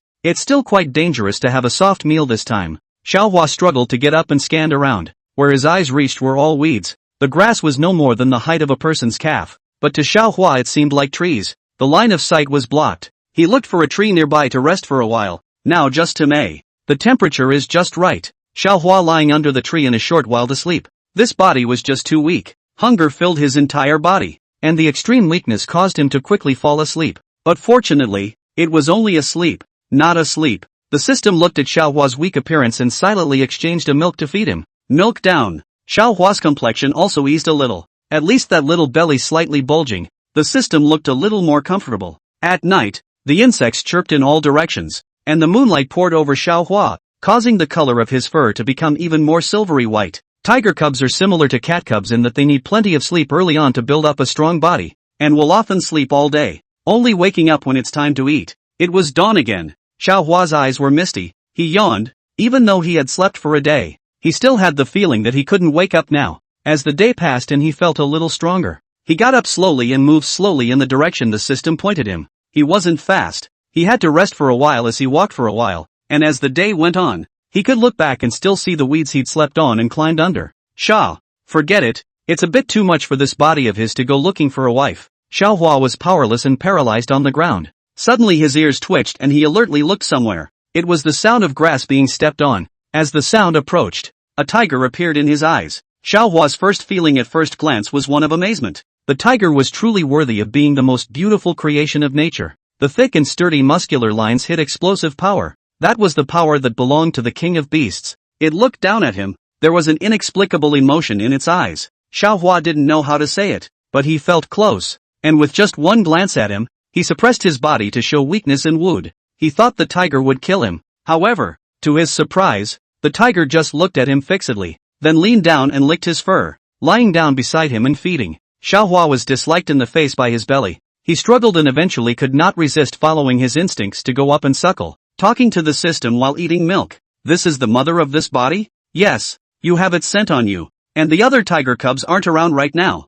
so it will feed you. Although the tiger abandons its cubs, it does so in order to maximize the survival of its cubs, and is willing to feed the abandoned cubs a mouthful when it does not interfere with the growth of the other cubs, but only a mouthful, no more. This female tiger had a total of 3 cubs. After abandoning Xiaohua there were still 2 left. With its milk supplying the 2 cubs was more than enough, which was also the reason why it was willing to feed Xiaohua. Xiaohua didn't care. Eating milk had already exhausted his whole body. He had to eat as much milk as the mother tiger would allow him to, and he didn't know if this kind of opportunity would come again in the future, so he had to eat as much as he could to ensure his survival. As he ate, he thought it would be nice to have a bottle. What he couldn't finish could be spit into the bottle first and drunk later. Although it was a bit disgusting, but it was better than starving to death. I just don't know if it will break. Xiaohua's spirit let go for a while. Waiting until the juice in his mouth disappeared, he came back to his senses. The female tiger got up and licked Xiaohua a few more times, then left without looking back.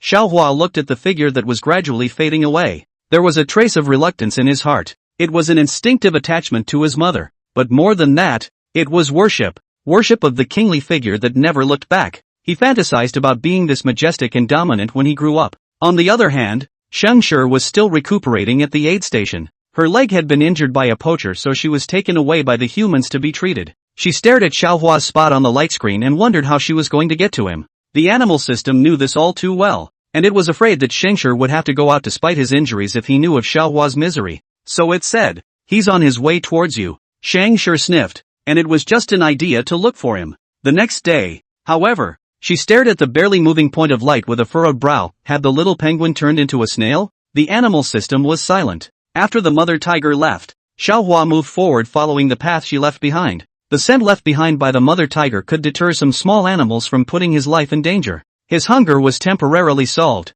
and he began to drift off to sleep again. A moment later, Xiaohua had already fallen asleep. When he woke up again, another day had passed, and as he continued to move to the outer levels, there were more critters, just none that he could shake. They are even bullied, especially the monkeys. When he was lying on his back, there were monkeys throwing things at him, mostly dirt, although they couldn't hit him, but every time they would cover him in dirt, making him so angry that he couldn't do anything about it. After the milk was digested, Xiaohua's hunger returned and he had no choice but to find some grass to eat, but tigers aren't supposed to be grass eaters, and being a baby tiger, his intestines were weak. He just ate a mouthful of food and vomited it out, and weakness and powerlessness was written all over his body. He is so miserable, that Hando's the little monkey did not let him go, relying on a parent in front of him to jump back and forth, but also issued a Lola call. Noisy headache he. Xiaohua thought that he would not be easily angered after passing through that one world of the penguins, and he had long practiced a gentle temperament, but all of this was broken at once in front of the monkey. Xiaohua, who was once again smashed in the face by the clods of earth, let out a furious roar, but unfortunately, he was too weak, and his roar was just like a petulant roar. Not only did it not have any deterrent effect, but instead, it also aroused the little monkey's excitement, and his movements became even more intensified. The adult monkeys hung on the tree, not half sympathizing with Xiaohua's situation. The weak are the strong. Even the mightiest carnivores can't escape the laws of nature. Xiaohua didn't pose any threat in their eyes. After all, the female tiger had already given up on him, and in their opinion, it wouldn't take more than a few days for Xiaohua to die. and being able to let the little monkey play with him before he died would be of some use. Xiaohua also knew that he could only save himself. He left the area while the little monkey and the group were foraging for food. His movements were slow. In order to ensure his safety, he found a large leaf to cover his body, pretending to move as if he were a leaf. He made the mistake of entering leopard territory, and shortly after he stopped, a leopard followed the scent. With its graceful body lines, yellow fur coat and dotted black spots of the leopard pattern, the leopard is also a large cat, agile and nimble, with a well-developed sense of smell, and is an excellent hunter no less than the tiger. Only the leopard is slightly smaller than the tiger, and its personality is uncertain. The leopard is like an elegant gentleman, while the tiger is a majestic king, each with its own characteristics. It was rare for a leopard to kill a tiger's cub for fear of attracting the tiger's crazy revenge, so it only went up and sniffed when it saw Xiaohua to make sure there was no danger before leaving. Xiaohua looked at the elegant cat steps and looked victorious. Why had he turned into a cub? The tiger's growth period is still quite long. It takes 2 years to reach full adulthood, but he's only a few days old now, and if he doesn't find food soon he'll soon starve to death here. Xiaohua tapped the light screen to look at Scavenger's location and sighed slightly. It would be good to let him see his wife before he starved to death. He hadn't seen her since he came into the world. The soft rice system can't do anything about it. There is human intervention on Scavenger's side. It's hard to come as soon as possible. The situation on Xiaohua's side is also urgent. Although it can be exchanged, there are rules that limit it. The last time they exchanged the milk has already spent 100 of Xiaohua's points, and now they're at the end of their tether. Unless the soft rice system silently rolled to borrow points to go. It is not too familiar with borrowing points. Always only eat soft rice it is borrowed but not returned. So borrowed half a day. A little bit of points have not borrowed. It was thinking about what to do when a large string of points was sent to its system, and it was surprised when it counted 10,000 points. It saw that it was the animal system that was turning the points, and immediately felt that this was the right leg to hold. However, since this was an external point, all would not be counted in Xiaohua's points, and he still had to rely on his own efforts to save points. Chapter 15, Tigers 2. Just as the system was about to exchange some milk for Xiaohua, suddenly, an athletic leopard appeared in the field of vision. At this moment in the evening, the blood-like crimson sunset is like a skillful painter, is using her hand brush gently for this vast forest depicted a layer of brilliant red dress. Under the cover of the setting sun, the slender and agile figure of the leopard seemed to blend in with the surrounding grass, and without careful observation, it was almost difficult to notice its existence. It was only seen slowly walking towards where Xiaohua was with light and steady steps. When it finally arrived in front of Xiaohua, it stood quietly, its eyes, which were like deep pools, gazing tightly at the tiny being in front of it, with a gaze so deep that it was actually as deep as that of a human being. Most people have always been fearful of large animals, always mistakenly believing that these behemoths will wantonly kill humans. But in fact, animals have their own unique emotional world. Apart from predatory behavior out of survival instincts, they rarely take the initiative to attack other creatures easily. At this moment, this leopard standing in front of Xiaohua was clearly in an extremely relaxed state. In the face of this kind of predator, Xiaohua could only curl his body into a tiny ball, letting out grunting noises that signaled weakness, and doing his best to show his unthreatening side to the leopard. The leopard looked at him for a long time, and from time to time it would walk away, but not a moment later it would come back, staring at Xiaohua with some indecision in its eyes. Xiaohua's heart is full of doubts and uneasiness. In the face of such a powerful and mysterious leopard, he does not dare to act rashly, for fear that the slightest carelessness will provoke the other party to bring about his own death. At this moment, other than keeping his composure, he couldn't really think of any other better way to respond. After a long and torturous struggle, the leopard finally made his decision, only to see it cautiously approaching Xiaohua, first gently arching his body with its wet nose. Just as Xiaohua took this opportunity to roll over, the leopard suddenly opened its bloody mouth and bit his neck with unerring precision. Afterward, the leopard effortlessly lifted Xiaohua up as if he were picking up a small, defenseless animal. Xiaohua was bitten in the fatal vitals. Instantly his limbs went limp and sagged helplessly. His originally tense body became soft all of a sudden, and at this moment he looked so well behaved that he was like a doll at the mercy of others. As his line of sight jerked up,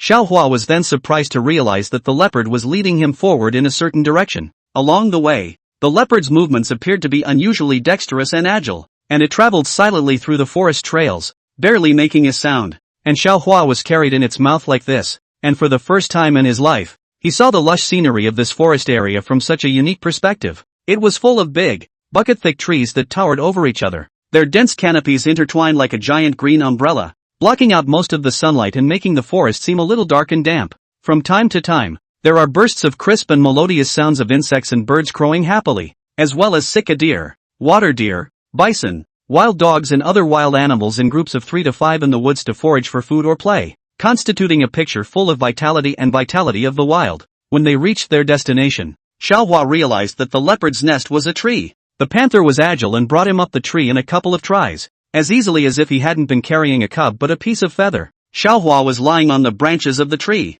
His claws were exposed, tightly clasped on the tree, for fear of falling if he was not careful. The place where he was the crown of the tree. From the ground there was a height of 10 meters. Falling would kill him. He was picking at the tree, not daring to move. His whole body was straining, even his whiskers, and his expression was tightly taut. The leopard's movements were much more comfortable, and it was as if it was walking on a tree. As it turned sideways to face Xiaohua and flashed its belly, it was obvious that it was also nursing, but it had no pups with it. A situation that could only be explained by one reason: its own pups had died. Xiaohua trembled his calves and shivered as he went over to suck on it, perhaps because the leopard hadn't fed for a very long time a bit of rising milk. Xiaohua choked just after he took a sip. He coughed a few times. The excess milk overflowed out of his mouth, and the fur around the corners of his mouth was also tinted with white juice. The leopard licked him soothingly and continued to feed him when he calmed down. He ate his fill and fell asleep, and the leopard surrounded him with his body, as airtight as if he were shielding his own child.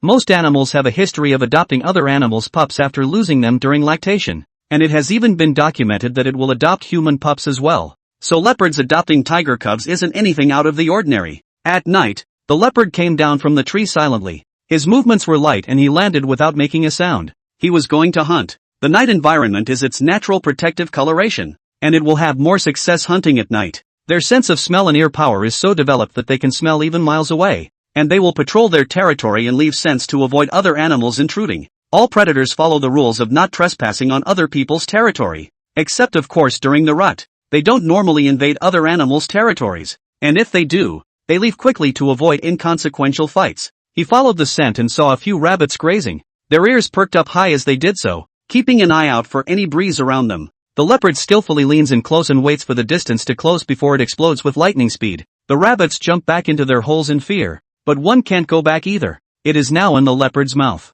The leopard slowly walked back with its prey in its mouth. When it went back, Xiaohua was still sleeping. It guarded him and ate the rabbit one bite at a time. In the end, only a rabbit skin was left. It throws the rabbit skins into the distance, where they will be settled by insects before they rot, so there is no need to worry about contamination. It also throws far because rabbit skin attracts flies and bugs, and the buzzing is annoying to panthers. At daybreak, it swept Xiaohua underneath it, and Xiaohua ate the milk without even opening his eyes, making sipping noises from time to time. Under the abundant milk supply, Xiaohua's body was no longer as weak as it was at the beginning, and his body had grown a bit of meat, not looking so thin, and walking around much smoother, just like a real cat cub. But at the same time, his fur color was getting whiter and whiter, which was very conspicuous in the grass, and the leopard had to leave him at a distance every time he hunted, or else Xiaohua's bright fur color would be exposed in the eyes of his prey, which would in turn make the hunt fail. Vegetarians have their eyes on the left and right sides for the reason that they have a wider field of vision and can effectively spot predators to protect themselves,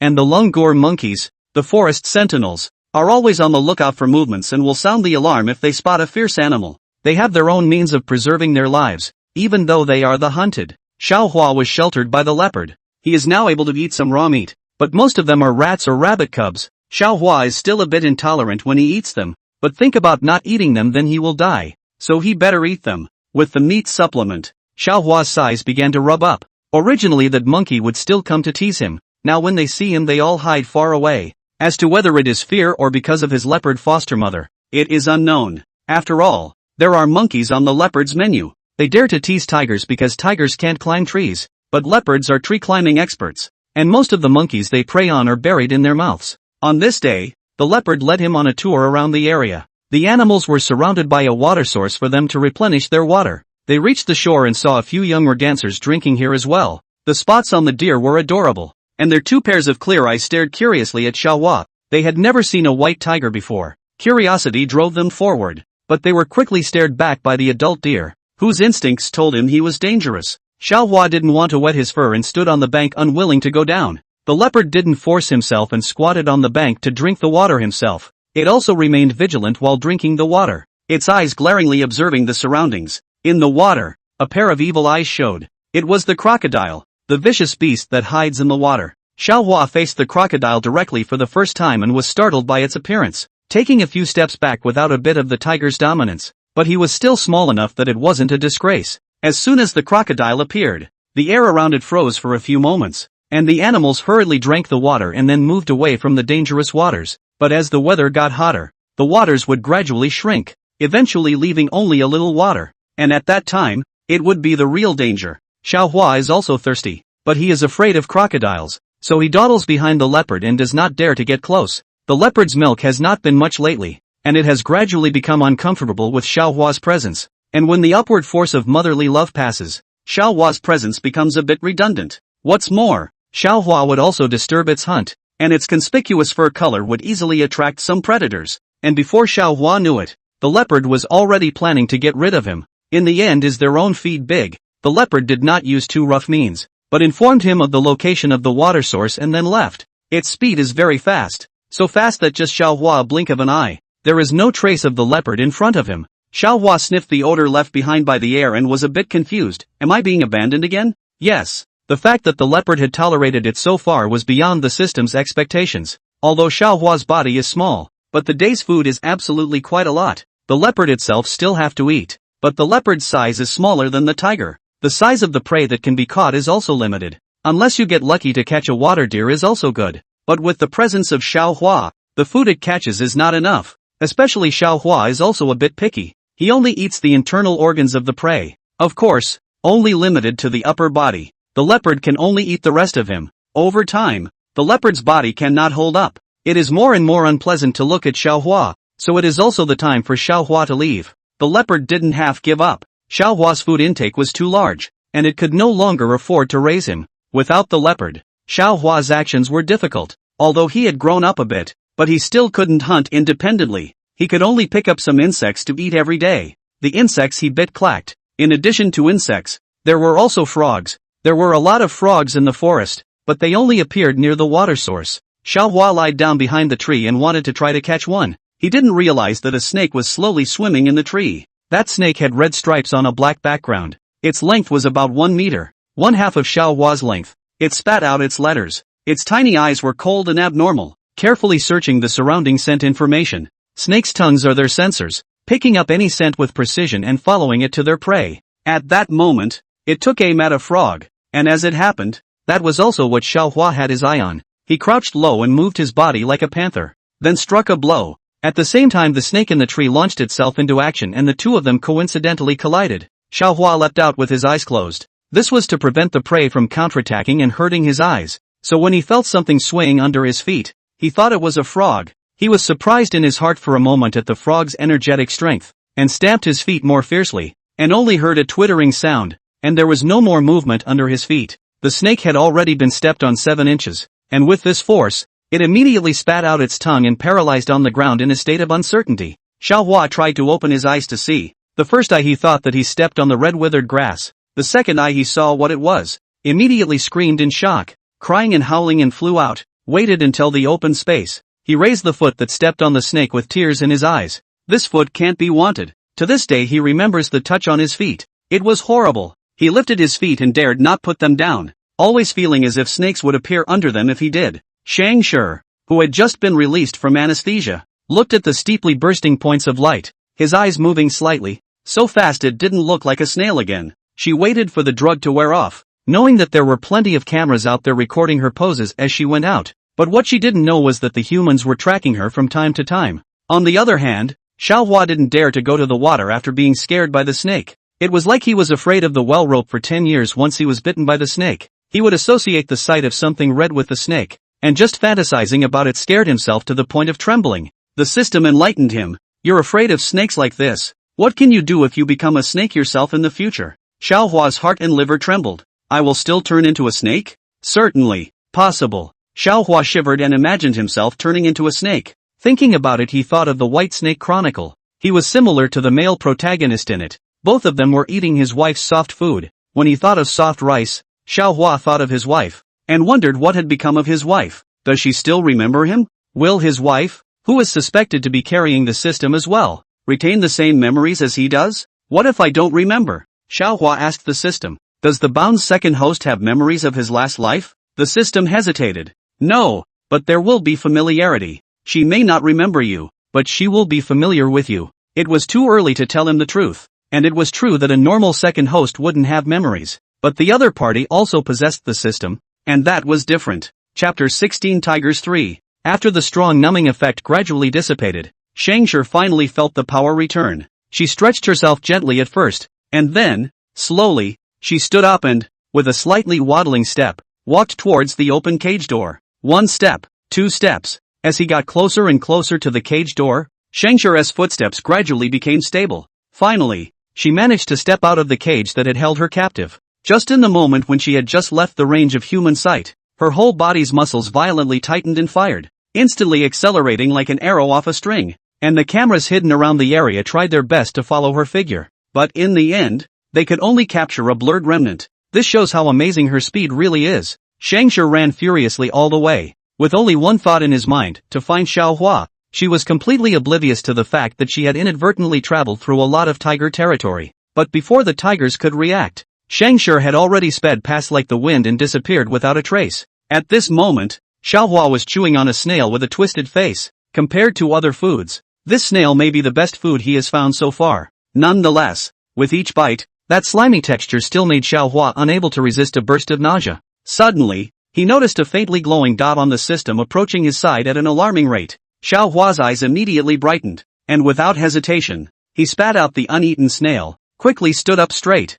and drew his legs and darted toward that point of light. However, the trees in this forest grew crookedly and intricately, and there were some thick trunks among them that directly crossed the middle of the road. For adult animals, it is easy to cross these barriers by simply lifting their legs, but for the young and weak Xiaohua, it has undoubtedly become an insurmountable moat. So, unprepared Xiaohua on the run was a branch stretched across the road tripped a square, followed by snapping a crunch. The whole tiger fell heavily on the ground, a solid dog gnawing on the mud. Host, I told you to just wait here. Sha, he grunted and rolled over, looking in that direction with shiny eyes. What kind of animal could his wife be if she was so fast? Or is she a bird in the sky to be so fast? He waited slowly, his white fur making him look like a well-behaved tiger doll, but the fullness in those eyes let it be known that he was a living thing. Xiaohua waited for half a day, but what he waited for was not his wife, but a herd of water deer, which ran in his direction as if they were being chased by something, shaking the earth as if it was vibrating. Xiaohua was confused,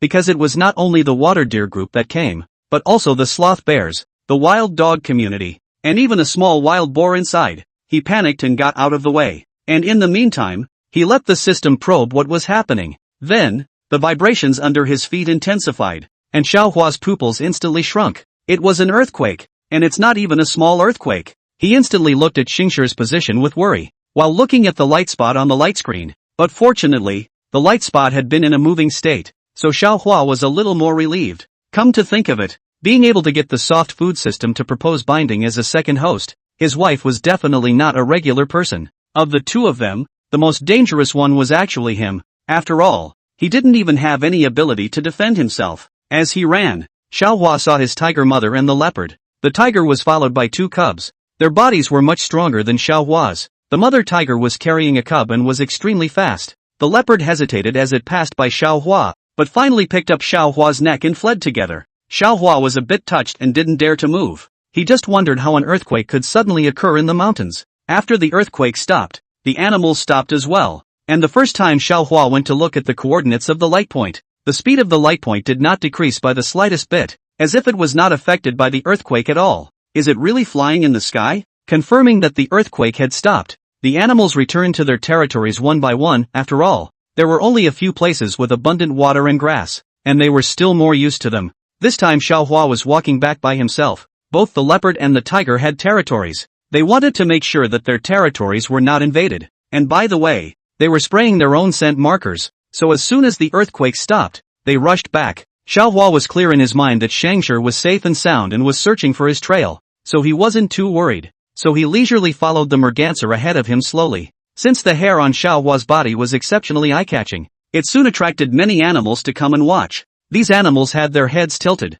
gazing at Xiaohua with puzzled faces, as if they had never witnessed such a strange-looking tiger before. It's understandable though. After all, curiosity is their innate nature. However, What Xiaohua could not tolerate was that some animals were bullying him on the basis that he was weak at the moment. Among them, one of the monkeys, after realizing that there was no leopard beside Xiaohua to protect him, actually had the guts to pull Xiaohua's tail. Xiaohua immediately turned his head and gave a low growl at the monkey when he sensed the movement. However, his weak and unintimidating roar not only failed to scare off the monkeys, but made the other party more and more excited. Seeing that this monkey was getting more and more reckless, it even picked up Xiaohua's entire tiger and played with it recklessly as if it was playing with a novelty toy. Underneath its innocent exterior, it hides heinous acts of cruelty. It kept tearing at Xiaohua's young body, and Xiaohua finally couldn't bear it any longer, instantly lighting up his incomparably sharp claws. Just as the monkey approached again, Xiaohua violently swung out a claw with lightning speed, and in an instant, the entire forest echoed with the monkey's mournful and miserable howl.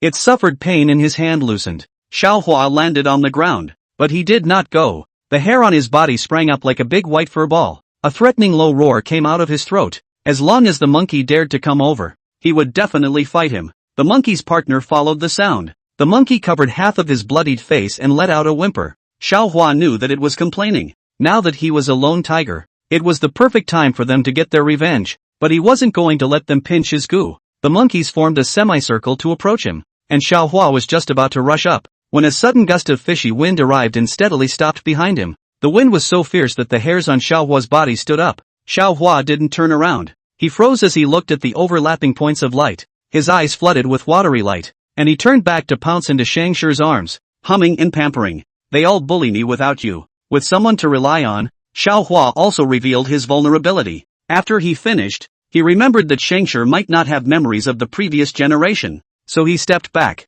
and then he looked at a majestic and powerful tiger, whose fur was oily and shiny, so it was obvious that she was finely bred. Xiaohua only froze for an instant, then said, "Are you my father?" He needed a reason for Shangshir to accept him. Whether Shangshir agreed or not, he could use this excuse to rely on him now. Shangshir, does she look that much like a male? 2 lifetimes of misrecognizing her? She licked Xiaohua's fur helplessly. Although the white color was dangerous for the animal, it was really nice to look at, especially since the white fur ball was so dependent on you. But the fact that he'd still like to rely on her so much even though he'd lost his memory was a pleasant surprise. Shangshir nodded and agreed to Xiaohua's name. Let her raise him under the pretext of a father, so that Xiaohua wouldn't have any psychological burden. They both think the other has lost their memories, but in reality they are both playing roles in the other's mind. Shangshir's painful promise made Xiaohua froze for a moment. Inexplicably sad, he had to say that his wife would be good, so that he would have a wife, not a father. But he won't believe him when he says his wife Shangshir.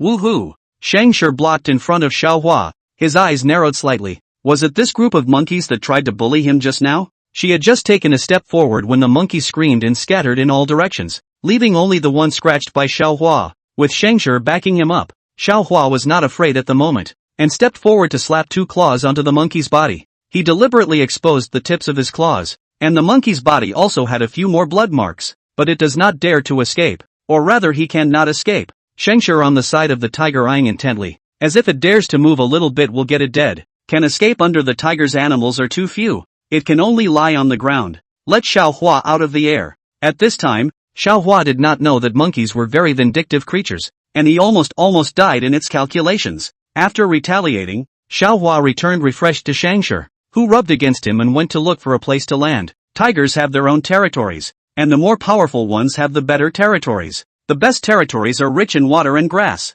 and the herbivores are well fed, making them a paradise for carnivores. Now that all the good places here are taken, either they go farther afield to find more territory, or they rob other tigers of their territory. Shangshir chose the first one. She had a human mind and a system. She could live well wherever she was. There was no need to go and grab a place to live with a tiger. What's more, tigers aren't easy to deal with, and it's best not to get tough with them without any necessary reason. She took Xiaohua far away. When she was hungry, she caught some small animals to fill up her hunger. When she was tired, she rested for a while. Most of the time it was Shangshir who carried Xiaohua on her arm to catch up. In a few days' time, they arrived at another place. This is where the forest meets the small plains, where game is plentiful, with antelope and bison making up the majority. They stayed and made their home. This day Shangshir was resting on her back under the shade of a tree, her eyes looking at the walking herd of bison. At any time in her mind she simulated all kinds of situations that would happen during the hunt. She wanted to keep herself safe during the hunt. She was safe. Only when she was safe would Xiaohua be safe. The invisible camera on her recorded it all, and when the information reached the humans, they converted it to video, and then they saw Scavenger return to the forest and run for a moment, as if looking for something, and they watched the video as the remnants of the trees fell silent, with nothing at all of observable value. Once she finally stopped, a white tiger cub appeared in the video, and without even turning around to acknowledge it, the cub jumped into her arms and whimpered. The moment Yishan saw the white tiger, his heart was immediately in his throat. They knew that Scavenger had never given birth. The mother tiger at such a time was not maternal to the tiger cubs, and he was afraid that the rare alienated tiger would die at the hands of the mother tiger. He closed his eyes, not daring to look. However, the next development was out of his expectation. The tiger cub grunted and seemed to be tattling. There was also an injured monkey in front of him. After the tiger cub grunted a few times, the mother tiger blocked the cub behind her, as if she was trying to protect him. In fact, she did protect it.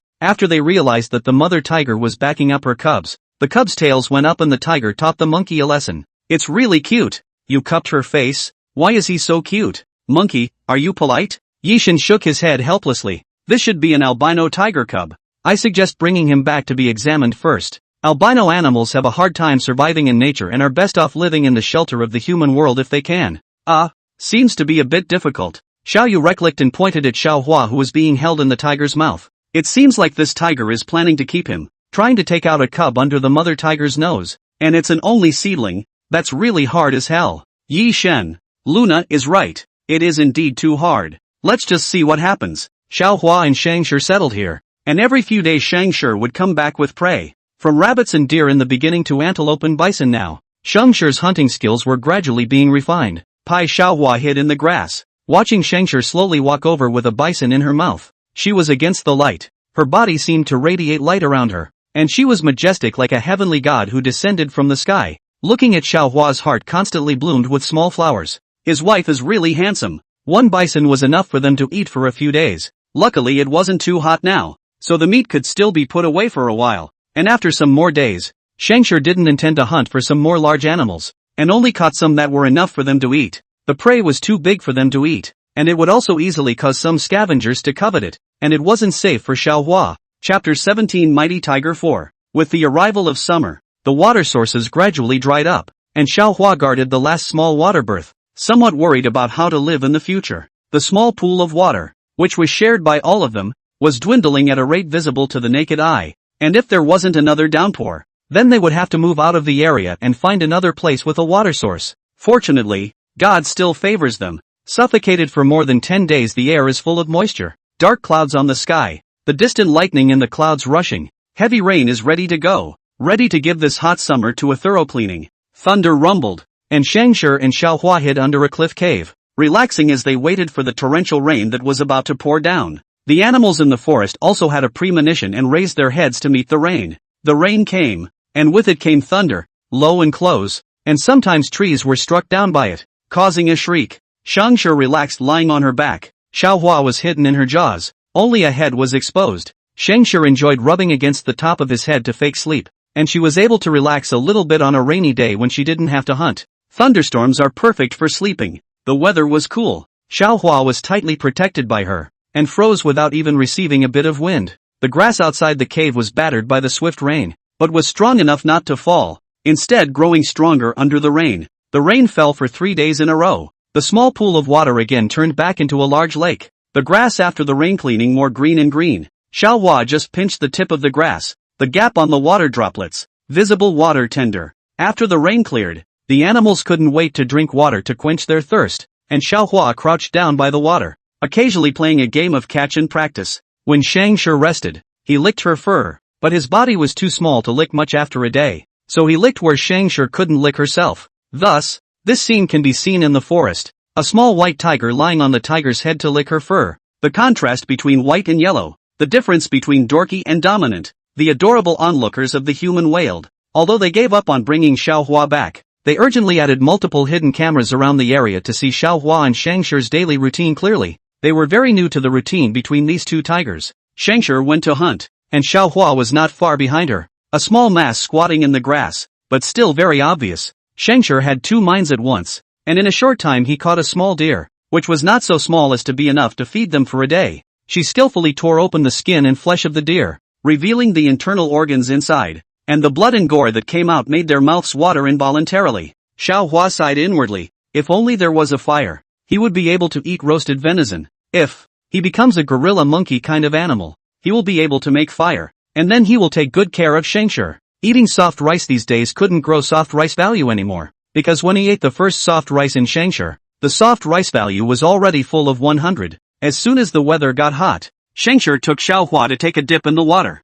Because of the crocodile's presence, Xiaohua didn't dare to go by himself and only dared to go down if Scavenger accompanied him. As soon as he entered the water, his fur stuck wetly to his body, revealing his true appearance as he went straight from a nice, cute ball of fur to an oddball species. Xiaohua vigilantly looked at the crocodile, but saw that it seemed to have rolled its eyes, and in the next second, he knew that it wasn't his illusion. The crocodile rolled its eyes, not to mention that it also turned its butt towards him, and was disdainful of him to the extreme. Sha, gas, who is this looking down on? He soaked in the water and enjoyed the momentary coldness, and with Scavenger propped up next to him and faking sleep, no animals dared to mess with him. After taking a bath, Xiaohua went ashore and shook the water droplets on his body, and then found a place with good sun to comb his hair. Tigers have barbs on their tongues, just like cats, and these barbs can help them with the hard-to-eat meat that is attached to their bones, and can also be used as a comb. The barbs on his tongue were so hard that he could hear them prickling and stinging as he licked the fur. I don't know if it's because of the disease, but Xiaohua's fur is so much longer than an ordinary tiger, although it's just a little bit, but it's very obvious. Sha sometimes needs to stretch his neck to lick the bottom, which makes him look a little funny. After combing his fur, Xiaohua spread out his limbs and waited for the sun to dry his fur. The sunlight scattered on the ground through the gaps in the leaves, leaving an irregular spot of light on the ground, as if sprinkled with a layer of crushed gold. Where the light meets the forest, the animals live in harmony, like the exuberant beauty of nature. Xiaohua and Scavenger were incomparably enjoying this moment of quiet serenity. Xiaohua leaned against Scavenger and thought to himself, in fact, sometimes animals are better than humans. Humans know too much. The more they are restricted by the rules, animals don't know anything, they just need to fill their stomachs. The next few days were scorching hot again, and the water was scorching hot from the sun. Xiaohua tried probing the water and it was very hot, so he also gave up the idea of taking a bath. He and Scavenger returned to the cave. It was a bit cooler inside than outside and could relieve the heat a bit.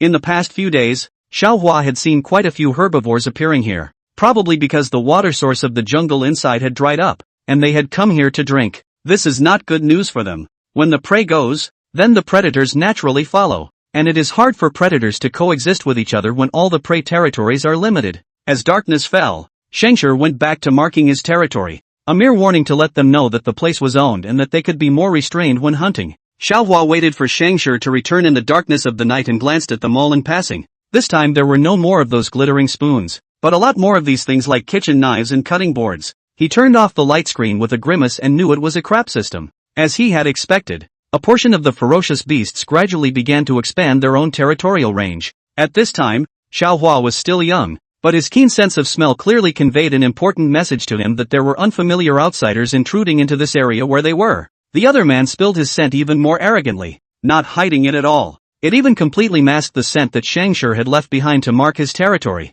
which definitely showed that the guy who had come this time was by no means a good guy. And Scavenger seemed to be affected by his own instinctive nature, and his mood became unusually violent. She looked around for the uninvited guest who had dared to intrude without authorization, yet was never able to find any trace of the other. In his anger, Scavenger chose to stand on a place with higher ground and let out a deafening roar up to the sky, hoping that he could make that intruder retreat on his own by doing so. In the next few days, Scavenger's attention to Xiaohua was obviously much higher than before. As long as Xiaohua was slightly inadvertently out of her line of sight, she would immediately call out for Xiaohua to come back, and it would continue until she saw Xiaohua appear in front of her eyes again. Xiaohua was also aware of the seriousness and urgency of the matter in his heart, so during this period of time, he had always followed Scavenger closely, not moving an inch. Scavenger was worried about that intruder. The other party seemed very confident in his strength, and made his intention to fight clear straight away. Tigers are lone rangers and tend to kill at the drop of a hat for the sake of their territory and their own safety, not just for their prey, but for their own kind as well. They meet, they test, they have been won or lost, and they can be decided in a split second. Finally, before Scavenger's patience ran out, the other party showed up. It was also a female tiger, robust and older than Scavenger's, with some deepness in its eyes, like the precipitation of years, but time did not wear out its spirit, but rather added a different style to it, the majesty and glory belonging to the victor. It has never failed. So generously provoked. And it doesn't think it will. It growled demonstratively. And if the other had known better, it would have gone away with its tail between its legs by now. But Scavenger would not. She told Xiaohua to hide to the side, and distanced herself from the female tiger, taking up a fighting stance. This kind of scene was rare, especially for Xiaohua. He was small and the two adult tigers looked like giants in his eyes. Now that these two giants were in a fighting stance, it was impossible to say that he wasn't excited. He was worried about Scavenger, but he also knew that there was no place for him here. He didn't deserve it. The system sensed Xiaohua's disappointed mentality and enlightened. Host, don't blame yourself. We're a soft rice system. If you're on your own every time, how are we going to earn soft rice value? How else will you become human? Xiaohua looked at Scavenger in a daze. The atmosphere between them was like a taut bowstring, and the battle was imminent. If the price of making me human is for someone else to go to war for me, then I'd rather not be human. The battle erupted. Scavenger relied on his instincts from when he was a human to attack the mother tiger's eyes. However, the mother tiger had faced the battlefield many times and had closed her eyes early on. Her double palms slapped on Scavenger's body in a series of strikes with thumping sounds. The tiger's palm strength can reach 1,000 kilograms, and their hind limbs are so strong that they can stand and fight with only the strength of their hind limbs. When they stood up, Xiaohua had to tilt his head in order to look at them, and the hairs of the women were flying as they fought, and their roars of fury filled all around them. I don't know if it is his illusion. Except for the sound of the tiger whistle, he can no longer hear other sounds. No animal dares to make a sound. The king's might was as terrifying as it was. Soon the winners and losers were divided. Scavenger holds his head high. His opponent bows his head reluctantly, and after one side admits defeat there is no need to attack again. She walked towards Xiaohua with victory, and as before, she seemed to radiate light in Xiaohua's eyes. After Scavenger won, the female tiger also left. She walked slowly, looking at the deer herd in the distance with salivation in her eyes. She hadn't succeeded in catching a hunt for several days, and now she was starving. But she had failed in the fight for the territory, so she could only leave the place. Scavenger rubbed against Xiaohua, then looked back at the female tiger and softly called out as she allowed it to stay here. As a matter of common sense, tigers were strongly possessive of their territories, and they would not allow another predator to appear in their territory. But Scavenger was different. She did not have the animal's desire for exclusivity. More importantly, with one more tiger around, Xiaohua's safety could be guaranteed at one more level. The female tiger raised her eyes, her body curling slightly as she agreed to Scavenger's proposal, but she still walked farther away, staying in the outermost area. Scavenger was lying on the ground, calming her chi and blood that had just rioted from the fight, while Xiaohua was lying on top of her, checking little by little to see if she had any injuries, and smoothing out her disheveled fur in the process. Scavenger's eyes were slightly closed. His expression relaxed as he enjoyed Xiaohua's service. Xiaohua was afraid that she would leave behind a secret injury and secretly changed a healing potion. Soft rice system. 100 soft rice value. Xiaohua was very generous. You can deduct whatever you want. Anyway, 1 meal back. Soft food system. Every day they either slept and wigged out or hunted, and rarely patrolled the territory in their prime, only replenishing the scent as it dissipated. Chapter 18 Mighty Tiger 5. With the potion, how do we get Scavenger to take it? They were usually together during meals, and it was almost impossible to drug them unknowingly. Xiaohua thought sadly for half a day and decided to go catch a prey himself before pretending to give it to her so that she could eat it.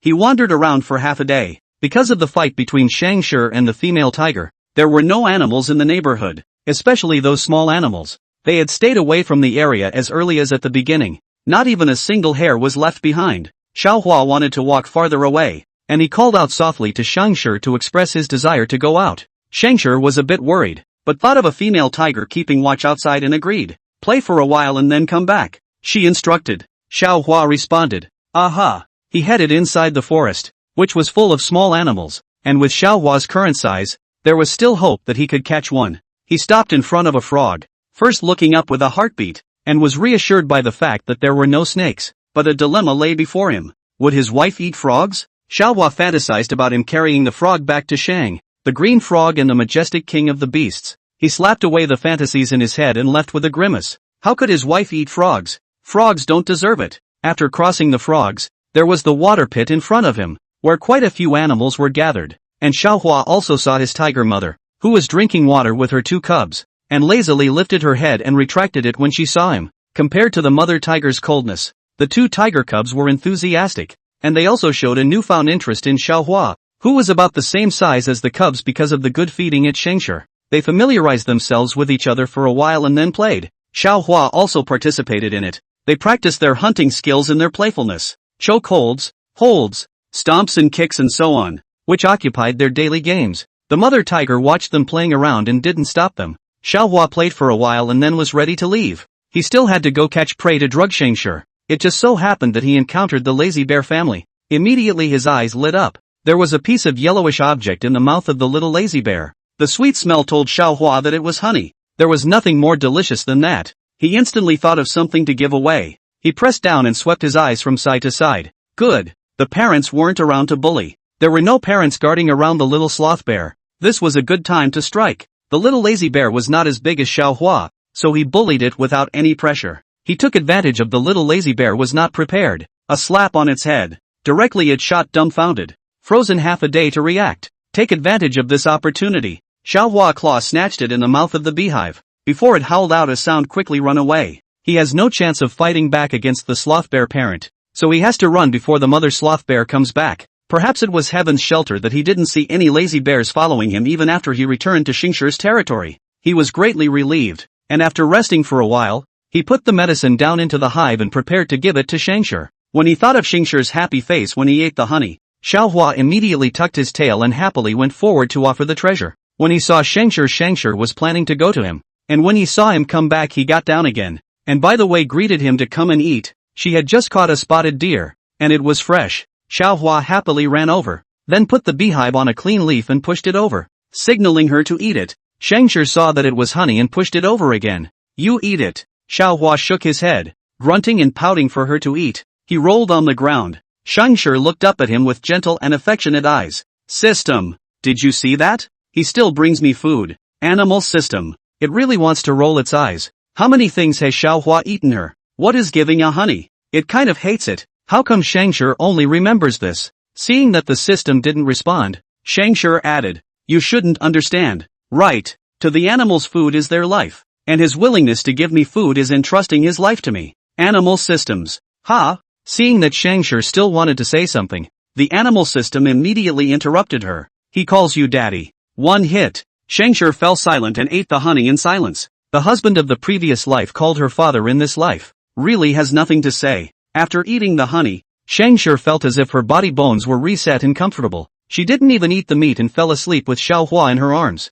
Xiaohua had slept enough during the day and couldn't sleep for a while. He stared at the deer meat in the distance, pondering the possibility of drying the meat into jerky. It was almost fall. The animals were good to catch now, but in winter, it would be a struggle to not go hungry. He still had to think of something else. Better yet, he can make a fire, but that's a little difficult for a tiger. Dawn. Xiaohua cannot wait to take off a piece of meat to do experiments. He put the meat on the stone, borrowing the temperature of the sun to dry the meat. Afraid of green flies to eat, he specially guarded the side to drive away the flies. Scavenger thought that he was playing, and did not care. Lying on the side of the false sleep, Xiaohua had his head in the blazing sun. His tongue was sticking out in the heat, and his abdomen was opening and closing rapidly. He kept looking at the piece of meat and didn't let the flies land on it, and when the time was almost up, he turned the meat over, and was surprised to find that there was a hint of cooking on the side that was touching the stone. He went up and smelled it, and sure enough it smelled like cooked meat. He was excited for a moment and then reacted.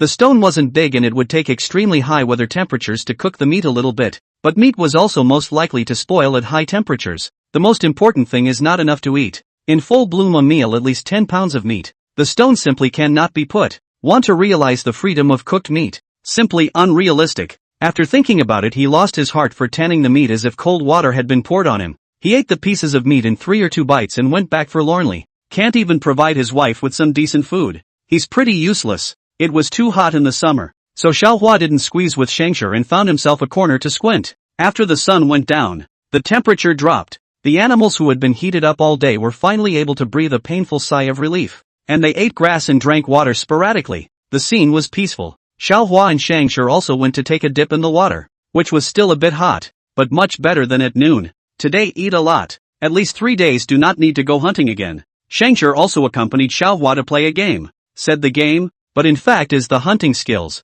To become a qualified king of the beasts, the skills of the bow fighting is essential. She taught Xiaohua the skills of hunting, and Xiaohua also learned by heart. and occasionally tried out his learning on Shangshir's body, but he grabbed and kicked all over her legs, not for fear of hurting her, but the head he couldn't touch. After a few rounds of the game, Xiaohua drifted off to sleep, and Shangshir rubbed against him, soothing him to sleep. In the darkness of the night, Shangshir suddenly raised his head in alertness. His eyes were stern and cold, and the king's might was revealed. An intruder had entered her territory, and judging by the scent, this time it was a long adult male tiger. It took a brisk pace, and its nose kept sniffing the air if nothing else, the unique scent belonging to a female tiger. This young male tiger tracked the scent of the female, with thoughts of an upcoming romantic encounter in his mind. In general, the territories of male tigers are always closely adjacent to those of multiple females. Such a layout is not an accident, but a strategy given by nature to reproduce their offspring. After all, for a young and strong male tiger, being able to acquire more female mates means that he can leave behind more of his own bloodline heritage. So the matter of reproduction is crucial for male tigers, even if their territory is full of delicious food. If there are no females around, the male tigers will not hesitate to turn away, because without the presence of a female, no amount of food can fill their deepest desire to continue the race. If there is no sign of females around the territory, the males will abandon the land in search of females, and when they finally find it, a fierce battle ensues. The battles for the mating rights of the females in this territory are brutal, and if you lose, you are immediately banished and have to find another territory. Once a lucky winner is born, and it happens to be a tiger from out of town, it moves quickly to consolidate its hard-won victory. The first thing to do is to wave your unique scent markers around the territory to assert your sovereignty over other potential competitors. Immediately afterward, he can't wait to start looking for a female of his choice, ready to reproduce. However, when it comes to females who already have cubs, the males will kill them without mercy, thus forcing the females to go back into estrus so that they can mate and continue their mission of reproduction. This is dangerous for Shangshir because females in lactation do not go into heat, and in order to get females to go into heat, males will kill the females' cubs to force them to go into heat, and most of the cubs die this way. Although Shangshir wasn't in lactation, it didn't mean that the male tiger wouldn't hurt Xiaohua. Shangshir would never allow anything to harm Xiaohua. Absolutely. As the day dawned, she took Xiaohua to the mother tiger next door, who also noticed the appearance of the male tiger, but she didn't have any cubs, so she didn't care about the male tiger's appearance. The male tiger's scent covered Shangshir's scent. It was obvious that it was coming for her. Shangshir wanted to entrust Xiaohua to the female tiger for a few days while she went to take care of the male tiger. The mother tiger agreed. She bridged over the sleeping Xiaohua and watched Shangshir leave. She was older than Shangshir and had given birth to cubs, only to drive them all away when they reached adulthood, all for the sake of more tigers surviving. After all, if the tigers are in a group, there is no chance of missing again, and the prey will soon be eaten up, and then everyone will have to go hungry. But it's different when they are separated. Each is king, each has its own territory. The strong territory is wide and rich, the weak territory is small and poor, each according to its own ability. Moreover, the possibility of inbreeding can be perfectly avoided. The mother tiger carried Xiaohua back to her place.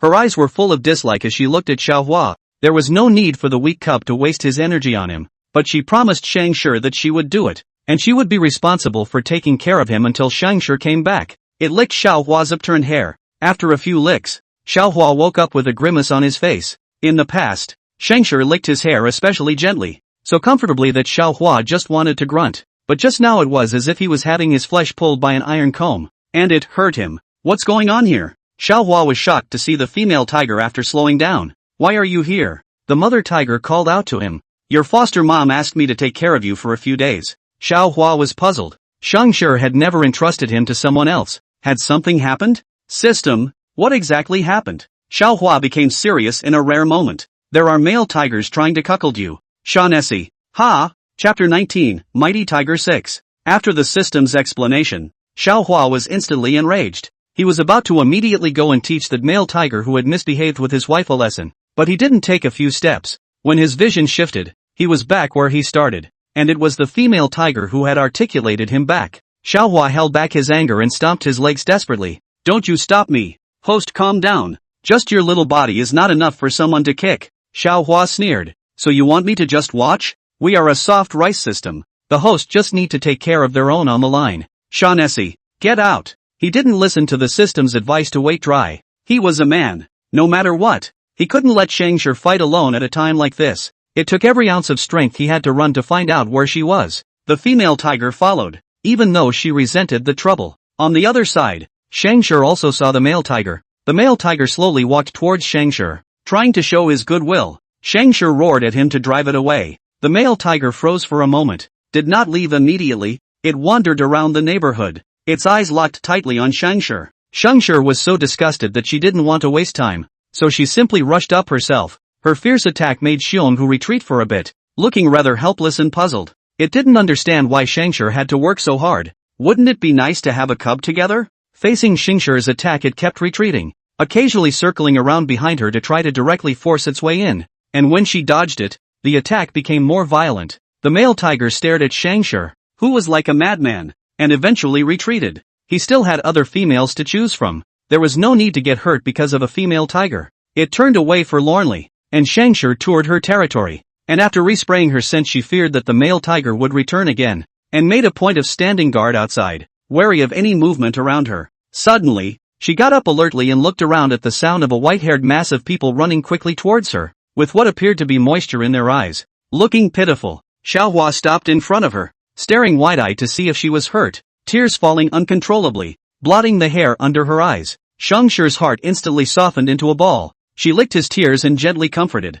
"What's wrong? Don't cry, don't cry." Xiaohua had a hard time in his heart. He couldn't even protect his wife as a man. He was too useless. Scavenger was a little surprised at Xiaohua's strange appearance and asked the mother tiger behind him what had happened. The mother tiger shook her head, and it didn't know what was wrong with Xiaohua. Xiaohua lay in Shanger's arms, not wanting to leave at all. The sun was shining outside, and Scavenger took him to a shady place before asking him what was wrong. Xiaohua shook his head and didn't say anything. How could he say it? He was alone at home enjoying himself while his own wife was out fighting. Looking at the downtrodden Xiaohua, Scavenger didn't ask too many questions, but just carefully and tenderly licked his fur, giving him silent comfort. Xiaohua was immersed in gentleness. His eyes became firm little by little. He couldn't spend his days so wasted. He had to rise to the occasion. So the next day, as soon as Scavenger opened her eyes, she could not see Xiaohua's figure. She looked around and did not even see a single hair, and there were no traces of any fight around, so it should be that he left on his own.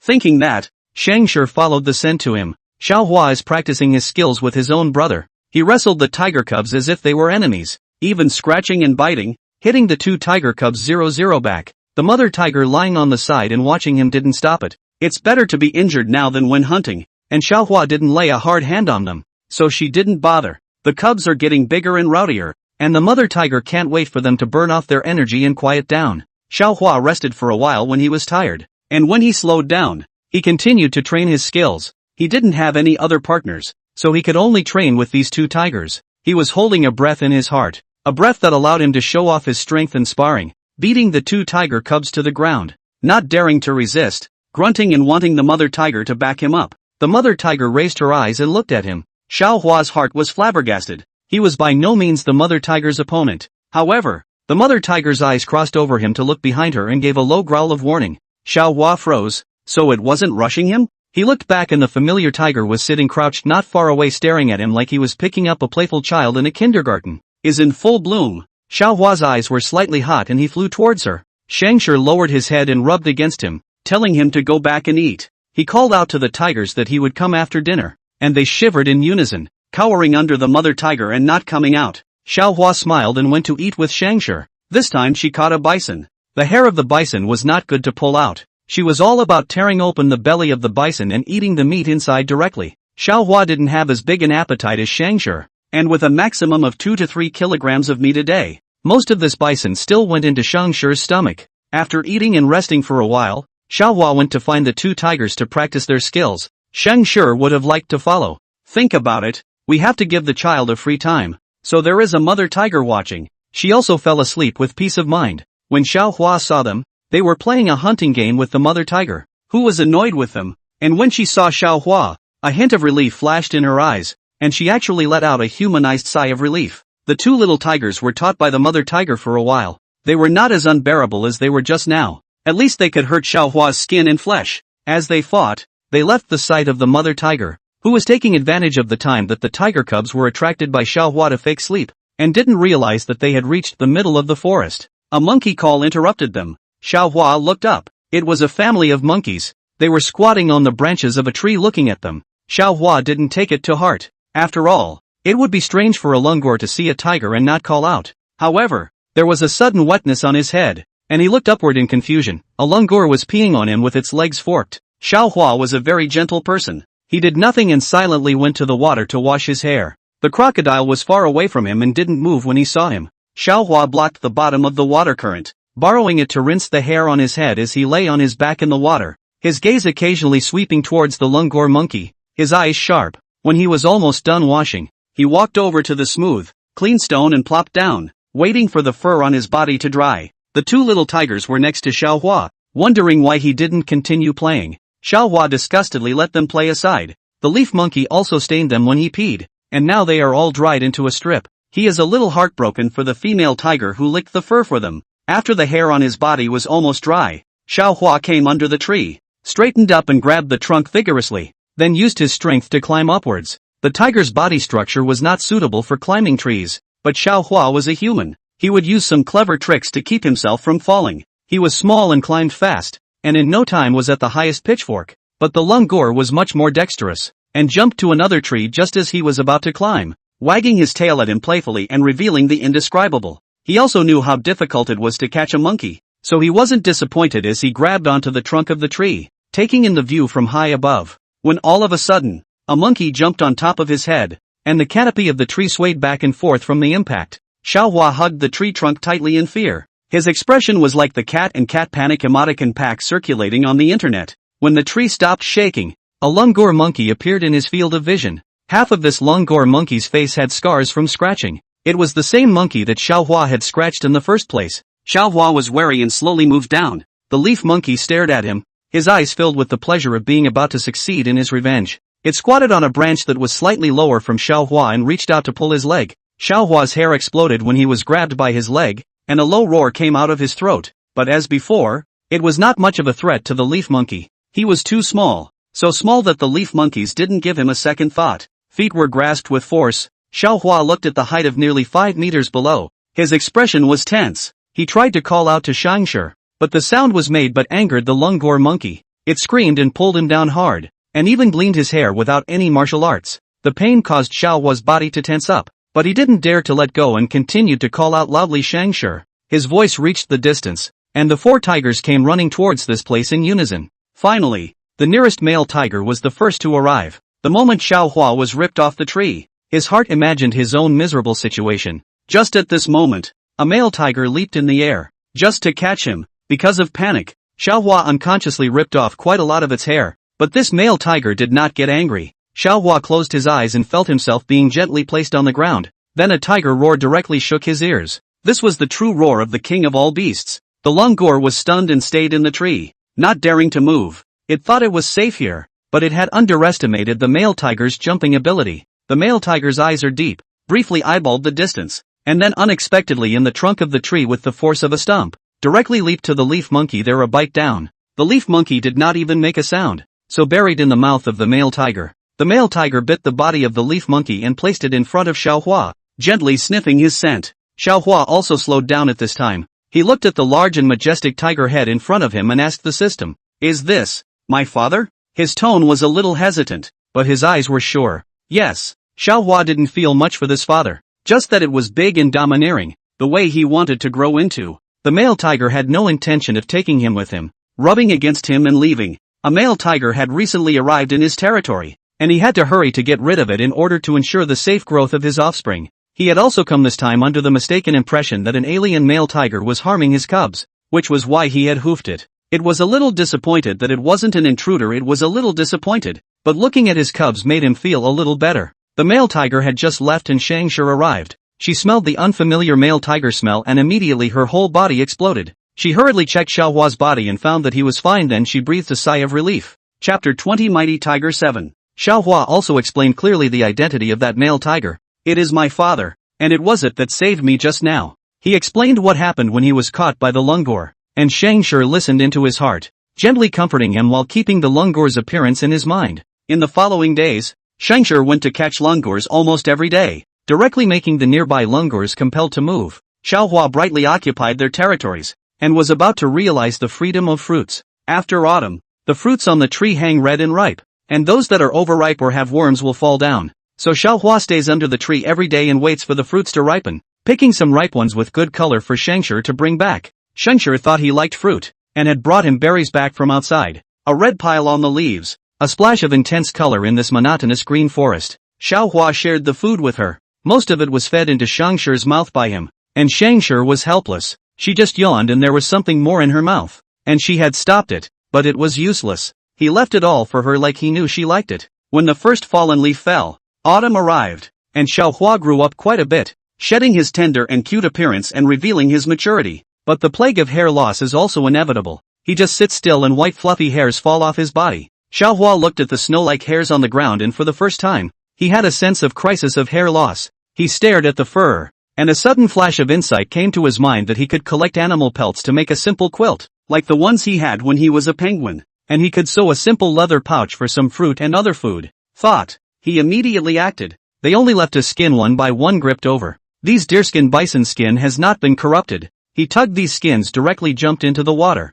with the current to rinse clean and then sun-dried. Repeated a few times after the animal skins have been no longer the beginning of the fishy stench. The beginning of the animal skins were the appearance of the animal skin. However, these few are not enough. Xiaohua slipped toward the female tiger territory, but unfortunately nothing. They are all eaten together with the skin, leaving only a deer hair. But Xiaohua accidentally found a squirrel hiding hazelnuts. He peeled the tree probe to see. The tree hole is full of hazelnut acorns pine nuts. Xiaohua happy but also some doubts. This neighborhood he has walked all over, how not to see the hazelnut it? He reached down to pick at the hazelnuts and they fell with a clatter. He looked at the falling nuts and his beard wrinkled slightly. It looked like making a leather pouch would have to be done soon. With no humans setting foot in the forest, it's impossible to find a plastic bag. But that's fine. It's good for the environment. He found a large leaf to wrap around the nut, picked it up in his mouth and headed for home. Their place was in a cave with stone walls on 3 sides to block the wind, a good place to spend the winter. This cave was also refreshed under his cleanup. And when Scavenger was away, Xiaohua spread the sun-dried animal skins on the floor, which was like a carpet, and it was very comfortable to step on it furry. There was a lot of room in the cave, and a buckskin plus a bison hide only covered half of it, but it didn't matter. After all, there were still a few months before winter. He put the nuts in the corner and set out to find the materials to make the leather pouch. First of all, he had to find something that could replace the thread. Xiaohua yanked all the creeping vines around him. The thin ones were too brittle to break at the slightest tug, and the thick ones were too thick to hold. Finally, after half a day's spinning, Xiaohua landed his eyes on the beast's tendons. They were definitely tough enough and thin enough to easily pass through the beast's skin. So far, all the materials are ready. As for the needle is not necessary. He poked a few holes is enough. Seeing that it was almost time to eat, Xiaohua looked for some flowers and plants to take back with him in his mouth, ready to decorate their little nest. He also collected all the hairs he had lost and piled them up on Scavenger's side rather thoughtfully, so that when Scavenger lay down he would be covered in his scent.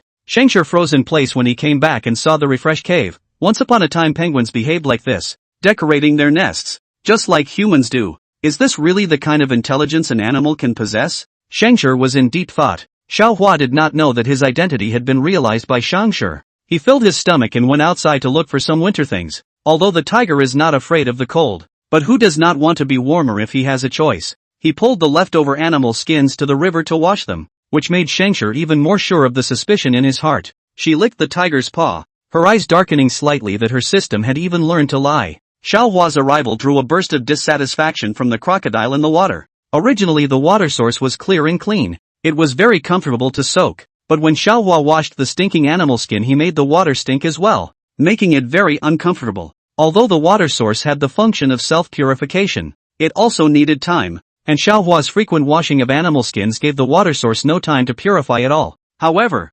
Xiaohua's background was very strong, and the crocodile could only endure it despite its dissatisfaction. It swam into the distance, not even wanting to look at it. Xiaohua also knew that it was not good to do so, but there was only one place nearby where he could wash, and he even deliberately washed it downstream so that it wouldn't defile the top. But who let the crocodile stay right there? There was nothing he could do. The blood on the animal skin was washed by the current, staining a small piece of water. Xiaohua looked at the animal skin drowsily. Suddenly a sound came from behind him. He looked back alertly, only to see that the lazy bear family was coming over, seemingly to drink water. Xiaohua glanced at the little lazy bear. Coincidentally, it just happened to be the one he grabbed the honey from. He immediately ran away with the animal skin in his mouth. The lazy bear was startled by his sudden attack, stood up and looked around, not yet understanding what happened. The little sloth bear looked around and hid behind his mother's legs with a question mark. He had a bad memory and had long forgotten about being robbed of his honey. Xiaohua ran also because he was worried that it would recognize him.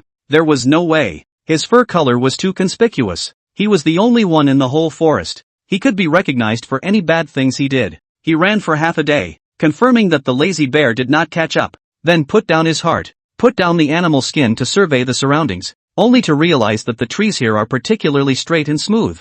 Almost instantly, Xiaohua has already thought of the usefulness of these trees. He made a note of the location and prepared to come back later. The first thing he did when he got back was to dry the animal skins, and Scavenger was basking in the sun. The autumn sun was not as hot as the summer. The temperature was just right. Xiaohua probed his claws and poked a few holes in the edges of the skin. He threaded the deer tendon he had purposely left as a connector through it and then knotted it with difficulty. Xiaohua's claws were trembling after doing all this. His claws were numb with exhaustion. Tying knots is really not a job for a tiger. After he made the leather bag, he was ready to go and try to fill it with some nuts. He tugged on the cloth bag and ran as fast as he could. Scavenger watched his back with thoughts deep in his eyes. The other party had made it so obvious that she hadn't even realized it until now. Xiaohua couldn't wait to dart into the forest and found the tree that hid the nuts. He put it into the leather bag. The quantity was not much, only a shallow spread, but Xiaohua was also satisfied. He also put some other fruits into it. With the aid of the leather bag, the things he could bring back also became more.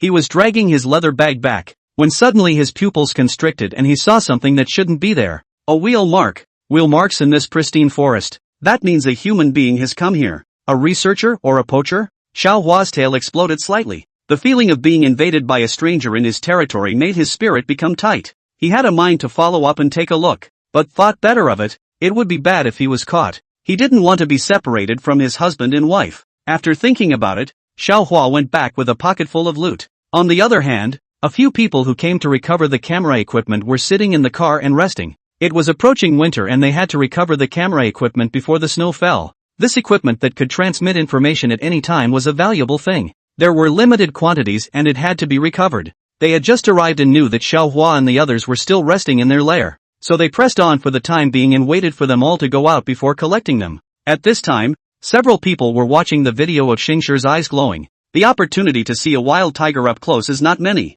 When Xiaohua also appeared in the video, a few people were excited again. The white tiger that was so well raised really looked good. Not as dominant as a normal tiger, but soft and cuddly. Not only did they think it was cute, Xiangshir also thought he was cute. Xiaohua's fur was a bit longer than a normal tiger's. Especially the fur on his face was more pronounced. It was like a baby's fat, making people want to pinch it. Her eyes softened a lot as she looked at Xiaohua, who was excitedly displaying her loot. Then Xiaohua tapped the hazelnuts one by one and gave all the nuts intact to Xiangshir. Xiangshir ate the hazelnuts he had so attentively offered, and silently let the ordeal go. In fact, when she was making the penguin, she realized that something was wrong, and the other party had no intention of hiding it. And when it was all said and done, it was all because she believed the system's words, and it didn't have anything to do with him. I don't think he meant to hide it from her either. On the contrary, she had been living like a tiger, according to their habits, and Xiaohua should not even know that she was a human being as well, so it was even. At this point they both thought they knew each other's identities and the other didn't know theirs, but in reality they were feeling each other out pretty much. After a small snack, Xiangshir told him to go back to bed. There was no talk all night. At the dawn of the day, a light rain started to fall. Although it was just the beginning of fall, the rain was also very cool. Xiaohua even sneezed, and burrowed into Xingshir's arms again. Xingshir flicked his tail, and guarded Xiaohua even more tightly. The rain was light, but continuous, and the wind was blowing straight into their nest, and the rain burrowed in as it was driven by the wind. Xiaohua looked at Xingshir's dampened fur and decided that he needed to get a door first. Once the rain stopped, he didn't rush out. Having just been caught in the rain, the wood was all very wet and light in weight. He couldn't hold it now, but he wasn't idle either. He started digging pits for standing logs in the doorway. He flipped his claws and soon a row of deep pits was dug. Xingshir didn't know what he was trying to do but didn't stop it. Digging a good pit, Xiaohua also used a leather bag to drag a lot of stones, neatly stacked on the edge of the pit, looking a few things. After it cleared up for a few days, Xiaohua went to the forest to get the wood he had staked out. While Xingshir went hunting, Xiaohua had been so busy for the past few days that he had lost a lot of weight, and she had to help him make up for it. Xingshir licked his paw, his eyes sharp and already set on his prey. The humans, on the other hand, take this opportunity to sneak into their home, but they don't realize that they'll actually run into a ghostly wall. Chapter 21 Mighty Tiger 8. Xiaohua arrived at the remembered location, where the trees were evenly vertical and very friendly to OCD sufferers. He didn't have OCD, but he felt a lot more comfortable looking at trees that were so straight and smooth. Xiaohua spread the leather bag flat, put the dead tree trunks he had picked up on top of it, and when he saw that it was almost ready, he tugged on the rope outside the leather bag and pulled it along. Tree trunks are not like nuts. Xiaohua can carry the leather bag in his mouth and walk. Tree trunks can only drag on the ground, need a pit or a stone in the way to go around, spending more time than usual. Until it was dark, he had only just moved halfway, but he was in no hurry. This morning he had told Scavenger that he would be back later. If it was too late, he would go back by himself first, and anyway, he couldn't lose the wood. Autumn night has already started dew. Xiaohua body also wet a lot. As more dew thickens, the road also has wetness. Xiaohua transport wood resistance is also more and more. After barely walking for a while, Xiaohua gave up the idea of transporting it back today. He found a hidden place to store the wood. It's not that he's afraid of people stealing the wood, it's just that his leather pouch can be precious, and it's inevitable that there will be a handful of people who want to touch it. It's better to hide it just in case. Xiaohua shook the dew from his body and bowed to head towards home at full speed. He hadn't even reached his home when a fire appeared in front of him. The tiger's eyesight was excellent, and in a flash Xiaohua recognized that it was a bonfire, with 2 tents set up next to it, and 2 people were sitting next to the fire to keep watch for the night. Out of the tiger's habit, Xiaohua immediately lowered his body, his entire body almost sticking to the ground, his eyes staring at those few people with a single mistake. There were humans present, so this was most likely a protected area known to mankind. Xiaohua didn't find that the 2 men had guns on them, so these people shouldn't be poachers, so the rest of the range was very small. Either an animal protection officer or a researcher who observes and records animals. Just wouldn't they be scared to just gather in a big way in the path of the animals? Xiaohua had a puzzled look on his face, not realizing that those people had already been scared into a ball, and things had to start from the evening. After Xiaohua and Scavenger left, several people grabbed the action to dismantle the hidden cameras and retrieved all of them except for the microform camera on Scavenger's body. However, just as they were about to go back they suddenly got lost. It was a rarity for them. They often went deep into the jungle, and recognizing directions in the forest was as easy as eating for them, but it was a matter of them turning around and losing their sense of direction. And it wasn't just one guy doing it, it was the whole team, and the compass was inexplicably out of whack. The captain at the head of the group tried to look at the stars to recognize the direction, but after finding the stars indicating the direction, his mind was in a mess, and even with the stars guiding him, he couldn't find the exact direction. There was no other way. The few decided to temporarily rest for the night and wait for the dawn to find their way again. Without direction, the crowd's hearts were also born with fear for this place. Just like when you arrive at a very familiar place but suddenly don't recognize it at a certain time. That sense of panic is the most terrifying. Most of the people were running around in panic and eventually lost track of them. The captain was not sure in his heart, but in the end, his years of experience in leading the way was there. He led the crowd to find a safe place to pitch their tents, thanks to the fact that they had brought their backpacks with them, or else they would have had to spend the night in the open air. It's just that the crowd suddenly got lost, and although there was a captain to keep the panic down, they knew that this was a nature reserve, and the last thing they needed was wild animals, not to mention far away. This was the territory of 2 tigers, so how could they be at ease? The most important thing is that people in this kind of environment will be very easy to think too much. In this society, most of the people have grown up under the ghost stories. In this kind of environment, they can't help but think of those ghosts hit the wall, ghosts cover the eyes and so on, one by one in their own brain to be scared under the shivering, holding each other can't wait to leave at dawn. After the captain built a fire, a few people's hearts were slightly comforted under the light of the fire. As the night wore on, 4 of the men went to bed first, and although 2 tents were pitched, the 4 of them slept in one, with 2 men keeping watch outside, 3 hours at a time, just 6 hours of daylight. Xiaohua had been crouching in place for quite some time now, secretly pondering in his mind how to deal with the situation before him. He had originally planned to quietly go around the group so as not to cause unnecessary trouble, but he was a bit hesitant when he thought that the light of the blazing fire illuminating the surrounding area would most likely attract other ferocious animals. Then look at these few humans. Xiaohua's heart is very clear. With their strength, if they really encounter any danger, I'm afraid that they will only die for nothing. After some deep thought, Xiaohua finally decided to stay. As the 2 humans began their vigil, he took up patrol duties outside as well,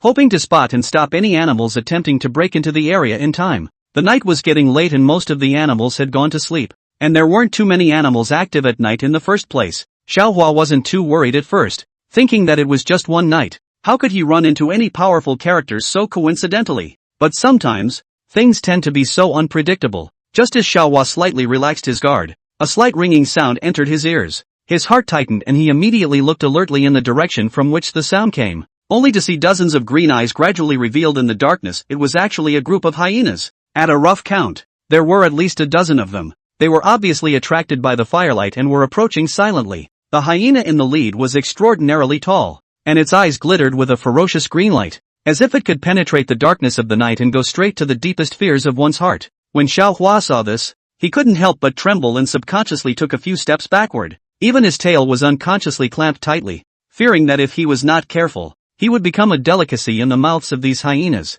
These hyenas are so brutal in their hunting methods, and so horrific in their anal and egg pulling, that they are not the only ones who hate hyenas, but even other animals don't want to get into trouble with them. The hyenas use guerrilla tactics to the fullest extent, retreating from the enemy, advancing from the enemy and retreating from the enemy, snatching food every time with their rogue tactics. If there was no presence of those humans behind him, Xiaohua really wouldn't be willing to go head to head with these guys at all. Not to mention that his own size than the hyena is also a little smaller. Really want to rush up? That is undoubtedly in vain. Or even can be said to take the initiative to send their own tiger head to the door. However, even though his heart was filled with fear, Xiaohua, being a human, the kindness in his bones prevented him from choosing to retreat. He silently clenched his tail and let out a low, threatening growl from his mouth. The roar was on the one hand a stern warning to the raging group of hyenas in front of them, and on the other hand, it was meant to be a way to get the attention of the humans at the back, as well as to call out to come over for support when it was time to do so. After Xiaohua's roar resounded all around, the hyena that was the leader slightly wrinkled the whiskers around its mouth. Its eyes, which were glittering with an eerie green light, revealed a touch of cunning and sinister essence. At this moment, it is carefully weighing the pros and cons in its mind. If they were to be ruthless enough to put Xiaohua to death today, then what awaited them would surely be endless and crazy retaliation from Scavenger. Not only that, but there was the male tiger who likewise would never tolerate the hyena continuing to run amok in his territory. After all, this land belonged to the sphere of influence of this forest king. The most clever and cunning of hyenas is that they are always able to accurately judge the situation, and know how to minimize the cost in exchange for the greatest benefit in return. Because of this, after a short period of hesitation, the leading hyena finally decided to lead the rest of his companions to turn around and leave, giving up this hunting operation for the time being. As they walked away, the hyenas glanced at the two humans again, memorizing their appearance and their curiosity about humans they had never seen before. After they left,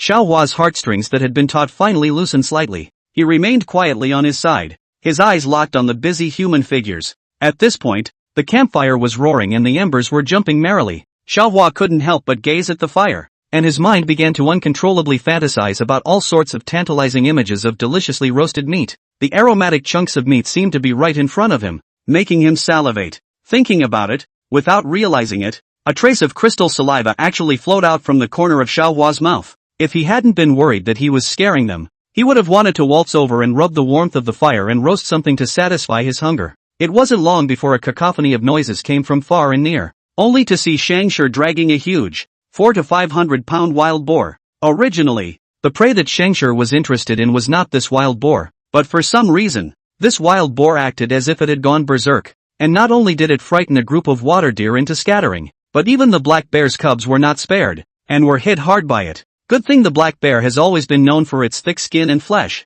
Otherwise, I'm afraid this blow will take the life of the black bear cub. At the time of the incident, there were only Scavenger and the black bear at the scene. Faced with this situation, they could only assume the responsibility of subduing the wild boar. However, despite the strong combination of Scavenger and the black bear, it was difficult to completely suppress the raging boar for a while. After a fierce struggle, the two sides remained deadlocked, until finally, perhaps the boar was so unlucky that it accidentally stepped into a deep pit, and its movements became sluggish. Taking advantage of this opportunity, Scavenger and Black Bear worked together and eventually managed to take it down. If it hadn't been for this accident, I'm afraid it would have taken a lot more time and effort to tackle this ferocious boar. The wild boar was bitten off by Scavenger's throat, and the black bear with its cubs didn't want the boar. But finally Scavenger took it back, not so much for food, but for practice. She could see that Xiaohua was actually very uninterested in hunting. Every time she brought back prey he only came to eat it when she called him, and never practiced techniques such as ripping and tearing on the prey.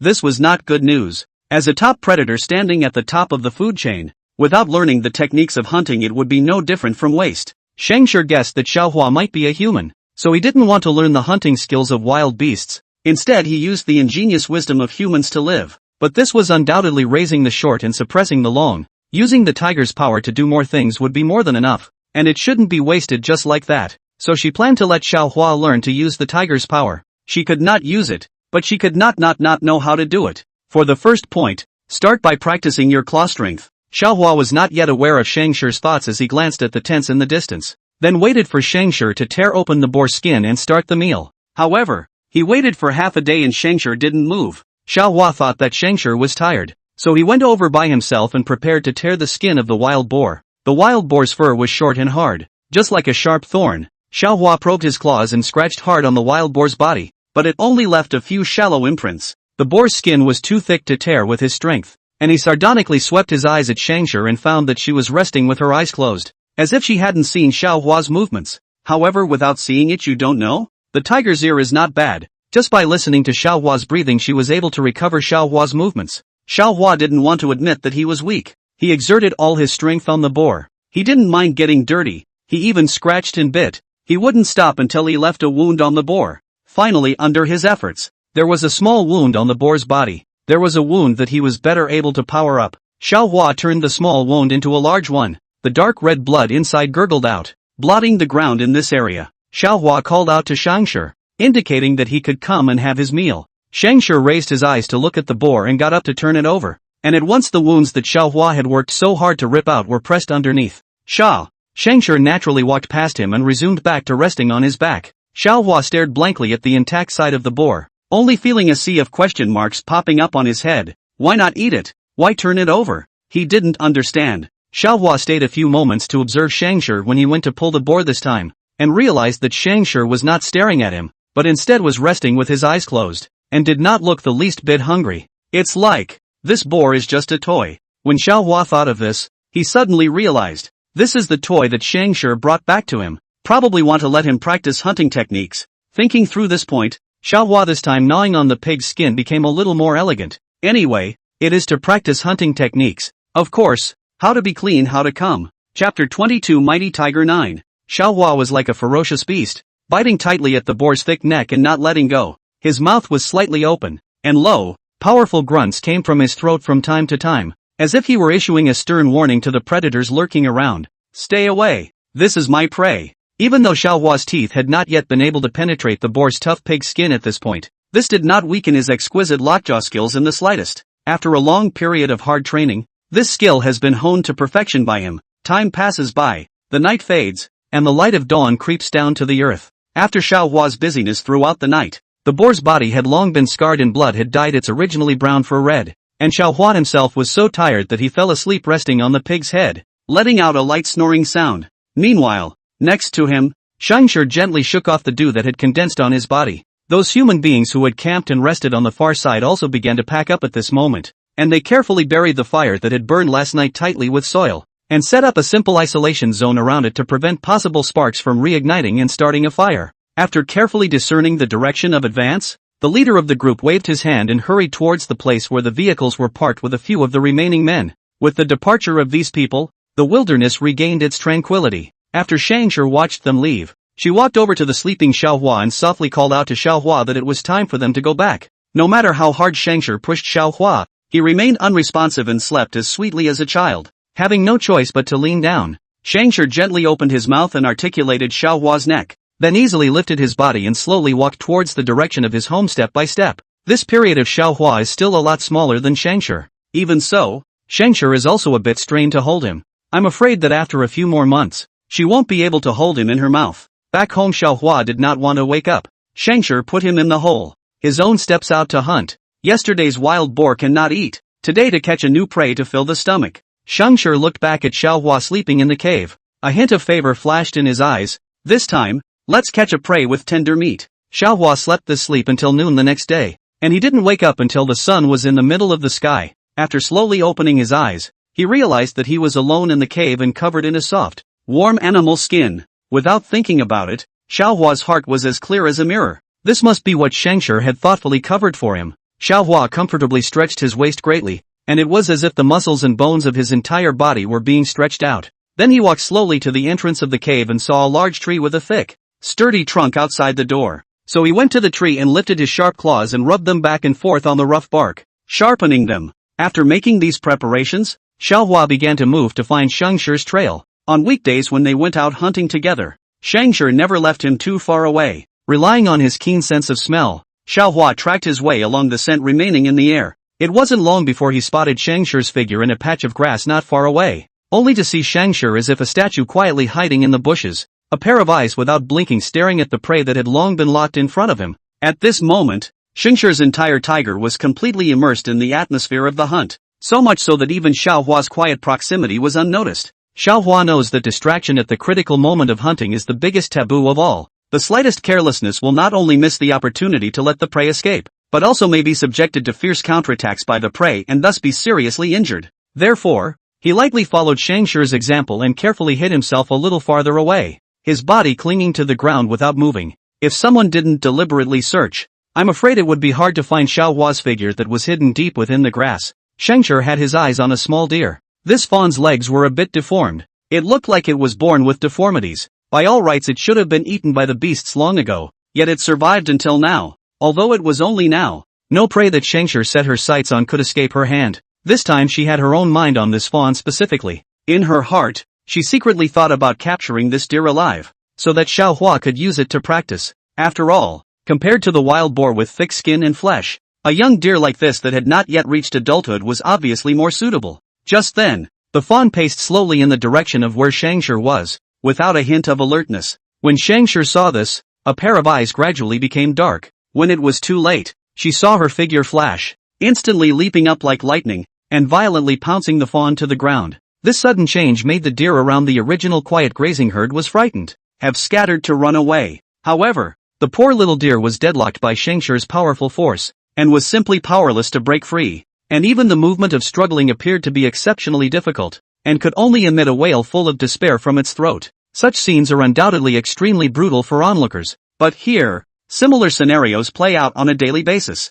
because in this world of the weak and the strong, what goes around comes around, is always the same. Shengshir did not kill his prey immediately after successfully capturing it, but first bit off the fawn's front legs to incapacitate it. Then she picked up the injured fawn in her mouth and turned toward home, but no sooner had she taken a few steps out than a familiar odor drilled into her nose. Shengshir couldn't help but stop and narrow his eyes slightly as he fixed his gaze, only to see that not far away there was a modest white tiger that was standing on its two hind legs, with its two front limbs greatly spread out, making an appearance of flailing teeth and claws, trying to scare people. If it were in the past, Shengshir might have cooperated and pretended to be taken aback. But now, since we all know that the back of this body is a famous human, this kind of small game she is lazy to play. In the end, it is also an old wife. This game is too childish. After thinking about it, Shengshir lowered her head and arched Xiaohua, signaling him to go home. She lowered her head and just buried herself into Xiaohua's embrace, the clear aroma of grass and trees pungent to her nose, and under her face was the soft fur, which was comfortable to the extreme. Xiaohua could not scare, but let his wife so rubbed also softened, grunting and pampering licking tiger head. With such a gentle lick, Xiaohua and the deer below met eye to eye. That fawn's eyes were watery, like two crystal clear gems, but at the moment they were filled with endless fear. It was so frightened that it didn't even dare to call out, its body trembling slightly, as if it had already foreseen the impending doom. Xiaohua's heart instantly softened. He really couldn't bear to look directly into these pitiful eyes any longer, so he hastily turned his head away, trying to erase the scene from his sight. After finally returning home, Shengshir casually threw the fawn outside the door and threw a signaling look at Xiaohua, the meaning of which was clear for Xiaohua to start practicing his hunting skills. If Xiaohua was really a ferocious tiger at this time, I'm afraid that he would have long been unable to resist his inner urges and pounce on him like a swift wind. However, he was, after all, a man and not a true beast, and for things like hunting, he didn't need to master the so-called techniques by practicing them over and over again, because he possesses the intelligence unique to mankind, enough to cope with all the situations that may occur in the future. Xiaohua carelessly glanced at Shengshir, only to see that Shengshir was lazily lying on the side, assuming a posture that was completely at Xiaohua's free disposal. Xiaohua shook his head helplessly and slowly walked over to the fawn. He first circled around the fawn slowly twice, secretly pondering in his heart how to proceed. In the end, upholding the principle of killing but never mistreating living beings, Xiaohua opened his bloody mouth and violently bit off the deer's throat. In an instant, only the fawn's legs fluttered haphazardly for a few moments, and then it completely lost its vitality, and its entire body gradually became stiff. This is the first time in his life that Xiaohua has hunted such a huge animal, although it is all for survival, to fill the hungry belly. But the feeling of watching a living life die in front of you like this is still heavy and sullen. Xiaohua said in his heart that if he were in a human society, I'm afraid that some people would call him a saintly mother or a double standard. However, it did stem from the most sincere and pure thoughts of his heart, a feeling of compassion for those weak beings. Nonetheless, reality is always cruel and unforgiving, and when hunger strikes like a shadow, he has no choice but to ruthlessly swallow these poor creatures as a fruit of the stomach. As the fawn eventually lost its breath completely, Xiaohua knew that it was time for him to get his hands on this hard-won meal. A short period of sentimentality and melancholy is just a passing cloud. After all, under the torment of hunger, fill the empty belly is the vital priority at the moment. Compared to the tough and thick boar skin, the deer's skin appeared to be much lighter and thinner, so Xiaohua did not need to use too much strength to easily tear it apart. Immediately afterward, he moved skillfully to gut the fawn, and then dragged the handled fawn to Scavenger as soon as he could. After all, for Xiaohua, this was not only a big gold master that he had generously contributed to, but also an intimate lover that was with him, so she should be the one to prioritize the tasting of this food. Scavenger slightly raised his eyes and gazed at Xiaohua in front of him, an unspeakably complex emotion flowing from his gaze. Since the animal system she carries stipulates that she must act in accordance with the law of survival of the weak and the strong in the animal world, she has followed the rule of the weak and the strong since the beginning. In her cognitive concept, only the strong could stand invincible and have the supreme right to speak and rule. However, the Xiaohua standing in front of her nowadays had clearly been transformed into a beast, but still tenaciously held on to the good nature that belonged uniquely to human beings. This kind of emotion, which should not appear in animals, at this moment blossomed into an irresistible splendor. The deer was still not big, and there wasn't much meat left after eating it in its prime, but what she had left was enough to fill Xiaohua up. A small deer was eaten with only one skin left. Looking at the blood-paste zip-pulled deer skin, the virtuous and family-oriented Xiaohua immediately thought of its use. But before that, he had to go and check his skin bag in the wood first. He set off after telling Scavenger that he was going out on a trip. He skirted the woods and passed the hole in the tree where the black bear was hiding. The black bear had caught a lot of prey in order to store up enough energy for the winter. The hole in the tree was surrounded by animal hair. The black bear at this time of the year was so aggressive that an adult tiger would have to avoid it.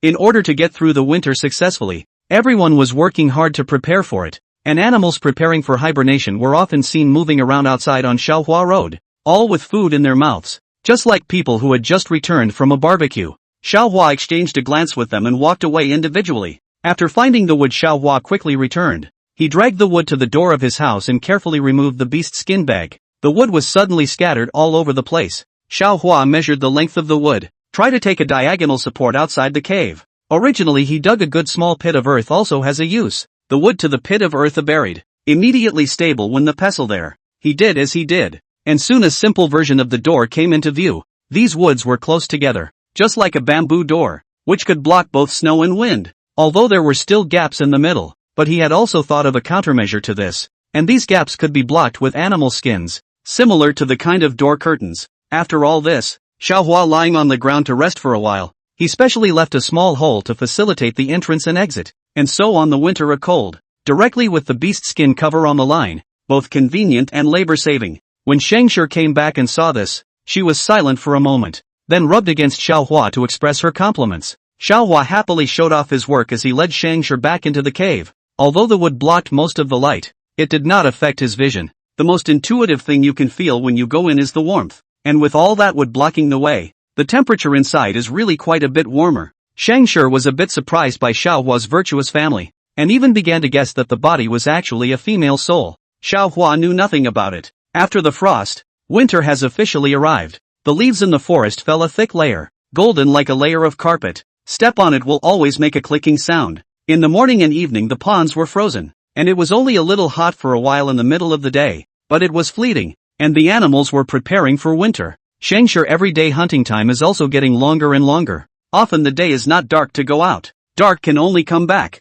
Xiaohua heart worried, but there is nothing to do. With less prey in the winter, it is naturally more difficult to catch. The only good thing about it is that the meat will last longer, and you won't have to hunt too often in Scavenger. All Xiaohua could do every day was to stay home and sleep with Scavenger, or wait for her to come back when Scavenger went out. The day-to-day life was very draining, and before Xiaohua's patience ran out, a heavy snowfall crept in. In the middle of the night, Xiaohua leaned against Scavenger and slept soundly. Suddenly a burst of fine sound interrupted his beautiful dream. He opened his eyes and looked outside. There was a wooden door blocking it from being seen. He lifted the animal skin curtain again, and the snowflakes were driven by the wind and blown into the cave. Outside it was already a snowy white earth. It's snowing. Xiaohua subconsciously went to look at Scavenger and found that she had also gotten up and was looking at him in disbelief, as if she did not understand what there was to see in the snow. Seeing this, Xiaohua rejoined her side to lie down and sleep. The snow is indeed nothing to see, but in this cave, in this tiger body side, that snow also became beautiful. The dawn. Xiaohua went out to see the snow. As far as the eye can see is a snow white. He was first shocked by the scenery for a moment, and then thought of the reality of the problem eating. He did not doubt Scavenger's ability. However, a skillful woman could not cook without rice, and without prey. Scavenger's arrows could only be reckless. However, the reality told him that it was useless to think nonsense, and that trusting his wife was the hard way. Scavenger had stocked up on food before the snow came, most of which she had put in water to freeze. Now the ice is unfrozen, so it's a good time to go get it. Xiaohua's eyes were worshipful when he saw the dozen or so prey. No wonder his wife came home so late those days. It turned out that she was storing food to go. Scavenger very much enjoyed Xiaohua's admiration. She dragged the prey one by one into the snow at the door. These prey were enough for them to eat for 2 months. Also thanks to the warm cave made by Xiaohua. When they wanted to eat, they dragged the prey into the cave, and thawed it with the temperature inside the cave. It was also convenient to eat it,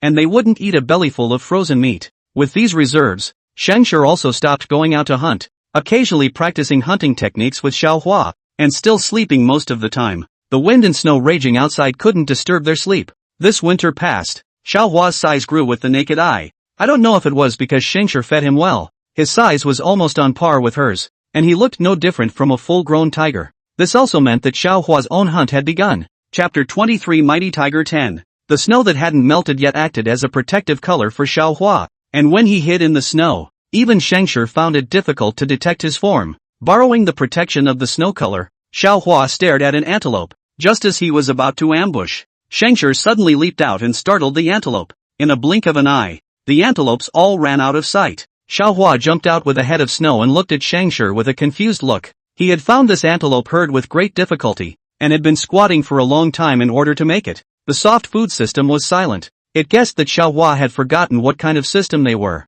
whose soft rice system will look for food on their own. Rice to the mouth. Close to the hand is the essence of the soft rice system. Scavenger called out to calm Xiaohua. She did do it on purpose. There was no other reason. It was too dangerous to hunt animals like antelopes for the first time. Not to mention the fact that Xiaohua was a human being. Even the tiger's strength was not able to be utilized in its entirety. And when he met animals like antelopes that counterattacked him, he would most likely be seriously injured. Without enough strength and hunting techniques to back it up, she thought that Xiaohua would just hunt some rabbits and other animals. Scavenger said half a day. Xiaohua is not an unreasonable person. Wilted and went home with Scavenger. The loss on his face was visible to the naked eye, and Scavenger was a little heartbroken. But Xiaohua's safety came first, so he could only harden his heart and pretend to be invisible. What Xiaohua was sad about was not the lack of antelope, but the fact that he was so weak in Scavenger's eyes, so weak that he could only catch rabbits as well. Did that mean that, in Scavenger's eyes, his fighting strength was about the same as a rabbit? So sad. The soft food system opened its mouth to persuade, thinking on the bright side. If you're so weak and she's still willing to raise you,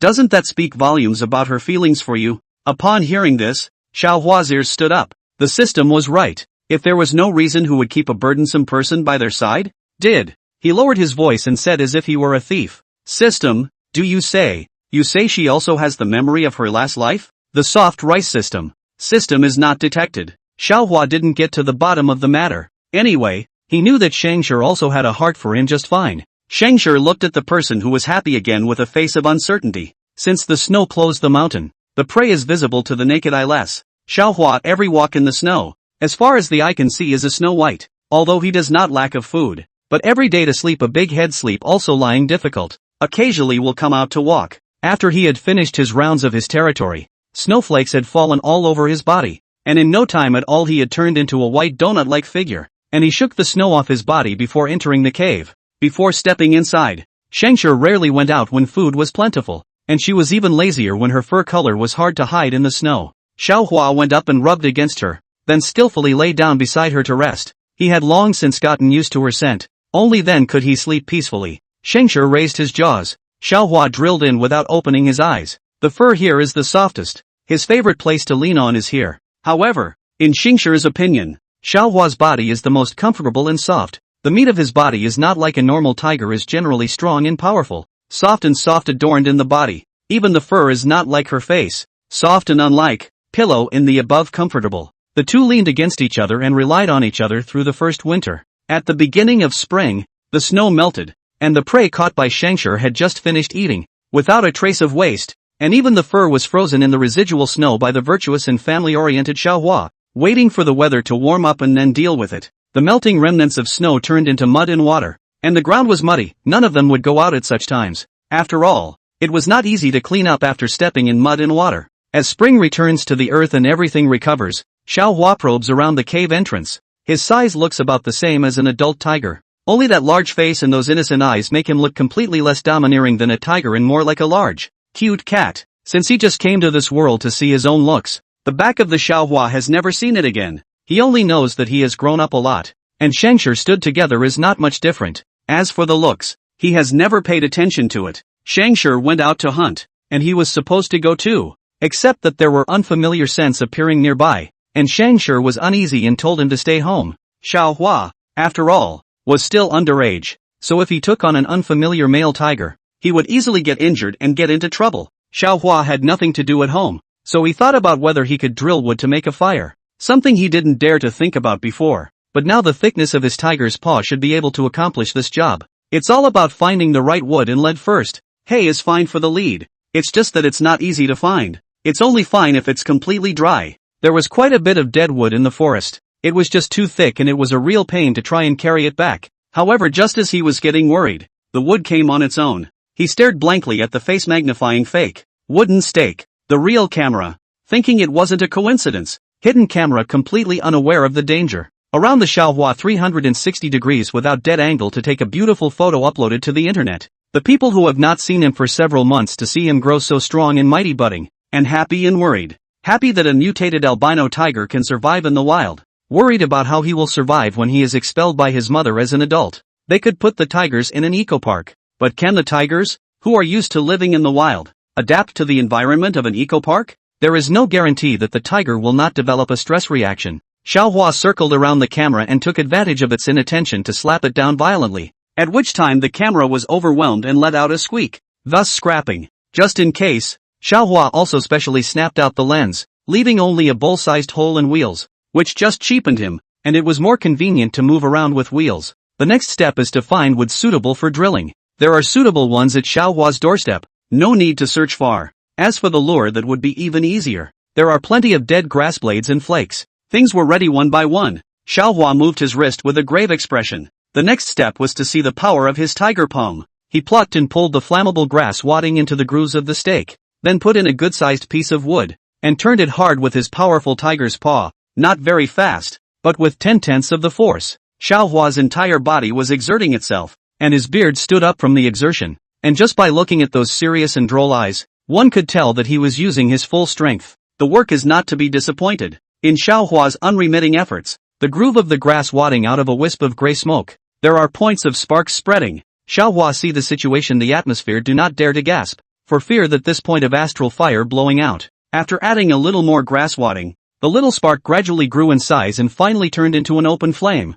Xiaohua immediately added more wood and fire. The wooden branches he had collected in the fall also came in handy, and soon a small fire took shape. In order to prevent causing a big fire, Xiaohua made several isolation zones around the area, so that unless the source of the fire was intentionally brought to the forest, it would never be able to cause a forest fire. Looking at this long-lost fire, Xiaohua's eyes were crystal bright, and he couldn't help licking his lips. God have mercy. He was finally able to taste the flavor of cooked meat, just waiting for Scavenger to return with his prey. On the other hand, Scavenger did not capture her prey. She was staring at a wounded male tiger with hesitant eyes. This male tiger's injuries were very serious, with deep and long claw marks on the top of its head, shoulders and back. The skin and flesh turned out. Dried blood coagulated on it. It looked very miserable. It was lying on the ground gasping for air, but its eyes were staring at Scavenger, as if it was on guard against a sudden attack from her. Even though it no longer had the strength to stand up, the aura of being a king was quite a bit less. Scavenger didn't dare to act rashly in this situation. She wouldn't be indiscriminately kind. In case it recoiled from death while saving this tiger, she might even be seriously injured. However, he couldn't just leave it alone. This tiger's odor was very similar to Xiaohua's, so it should be Xiaohua's father, and it didn't seem too good to leave it here to die. Scavenger pondered for half a day and decided that it would be better to call Xiaohua over first so that he could make a decision. And with the kinship in place, Xionghu should be able to let his guard down against him. She called out to Xiaohua. The call reached far away. Xiaohua immediately got up when he heard it, and without even hesitating he directly ran in the direction where the sound came from. He just ran 2 steps, and then remembered that the fire could not be away from the tiger, and then rushed to find a stone to suppress the fire, and then buried it with a mound of earth. After doing all this, he flew as fast as he could to find Scavenger, his eyes full of worry. Scavenger had never called out to him while hunting. Something must have happened. When he found Scavenger, he saw that there was no injury on her, which put his mind at ease, and then he saw that father of his. Xiaohua didn't have much affection for this father of his body, but seeing it dying like this was very unbearable in his heart. He sighed and called out to Scavenger, "Let's save it." Scavenger naturally didn't have much of an opinion. She had already expected it when she called Xiaohua. Xiaohua tentatively approached and reaped a warning low growl from the male tiger, yet his severe injuries made even his threats seem breathless and unable to scare anyone at all. I don't know if it was a parent-child connection. After the low roar, the male tiger no longer made any other movements. Even if Xiaohua had already touched its body, it only raised its eyes and didn't stop it. Perhaps it also knew that Xiaohua didn't have any malicious intent towards it. Its compromise made Xiaohua also put down his heart. He looked at the injuries on the tiger's body and frowned. Some of these wounds were already inflamed, flowing with yellow pus and emitting a foul odor. This kind of injury would be best treated by the humans. Except that the humans had just dropped off a batch of stealth cameras, which shouldn't come before the rainy season, and the male tiger wouldn't last that long. They can only do their best. System, knowing that 1 healing potion, minus 100 soft value. Xiaohua turned the potion upside down and then looked at the tiger's huge body. It was like the difference between an ant and an elephant. No matter how you look at it, it was not enough. After thinking about it, Xiaohua first gave the potion to the tiger and then turned his head to look at Scavenger. "Is there anything to eat?" Scavenger. She had already determined from the other party's unobtrusive production of the potion that this was also a system-bound person. She blinked, a little puzzled by Xiaohua's request for food, yet she still grabbed a rabbit close by and gave it to him. Chapter 24 Mighty Tiger 11. After eating the rabbit, Xiaohua immediately redeemed another potion. However, this was also a drop in the bucket, but something was better than nothing, although he still wanted to eat something more to redeem a little more. However, his appetite was limited, and no matter how much he could eat, it was impossible to redeem a potion that could cover the entire body of the male tiger. He could only try his best. The grass is not budding now, so even if you want to find some herbs, there is nowhere to go. He could only hope that the 2 potions would make it last 2 days. Being disrupted by the matter of the Xionghu, Xiaohua also did not talk to Scavenger about the matter of him drawing out the fire. Not to mention that the Xionghu's injuries could not be moved casually at the moment, and had to be watched over by someone. And this matter undoubtedly fell on Xiaohua. Now Scavenger has to raise 2 tigers. The pressure cannot be said to be not big, but she glanced at Xiaohua, who was lying on his back. For his sake, this pressure is nothing. After Scavenger left, Xiaohua lay down beside the male tiger and stared at it. Perhaps it was the potion that had taken effect. The male tiger's panting was much lighter, and its eyes had some light. Scavenger touched it with his paw, and the temperature on its body became a bit more normal. This is good news and shows that the most dangerous time has come through. Later on, under the sufficient food supplement provided by Scavenger, a few days had passed, and the wounds on the male tiger's body had begun to heal, and he was barely able to move, as long as he didn't try to collapse the wounds with force. After spending several consecutive days together, Xiaohua gradually became familiar with this injured male tiger. It was only through the exchange that Xiaohua learned that this male tiger was injured because it was attacked by an alien male tiger that had come to seize the territory. That fierce battle ended in defeat for the male tiger, and it had no choice but to be forced to leave its original territory. It was only due to the severity of its injuries that it eventually couldn't support itself and collapsed. From the male tiger's description, Xiaohua understood that the alien male tiger that had defeated it was at the peak of its strength, but was narrow-minded. Since it took over this territory, it has driven out all the black bears, wolves, and leopards that used to live here, just to monopolize the prey resources and the many females in it. After listening to Xionghu's narration, Xiaohua's heart trembled violently. If he remembered correctly, this body's birth mother, as well as his siblings, happened to be located within the boundaries of this now encroached territory. If the territory really changed hands, then wouldn't they be in danger? And Scavenger, that tiger will surely come looking for them, right? Thinking about this, Xiaohua couldn't help but feel worried and couldn't even eat. The development of the matter was not what Xiaohua expected. Not long after that, he only saw a mother tiger in the distance was leading 2 tiger cubs hurriedly rushing towards this direction. Even though the 2 tiger cubs already looked quite large, they were actually still young, having just turned a week old, not yet adults. As a result, it is far from being able to compete with adult tigers in terms of both strength and hunting skills. The mother tiger fled with her children as soon as she smelled the unfamiliar odor, and it was good that she didn't meet up with the male tiger, who looked a little tired but fortunately uninjured. It passed by Scavenger's territory with its child, and when it saw Xiaohua it froze for a moment, with a complex expression in its eyes, as if it did not expect that its discarded child would actually grow so robust. The little tigers remembered this playmate and tentatively approached, realizing that Scavenger had no intention of expelling them, and only then did they dare to approach Xiaohua's side. Although they also smelled the unfamiliar odor, they didn't realize the danger behind this matter, and traveled all the way happily,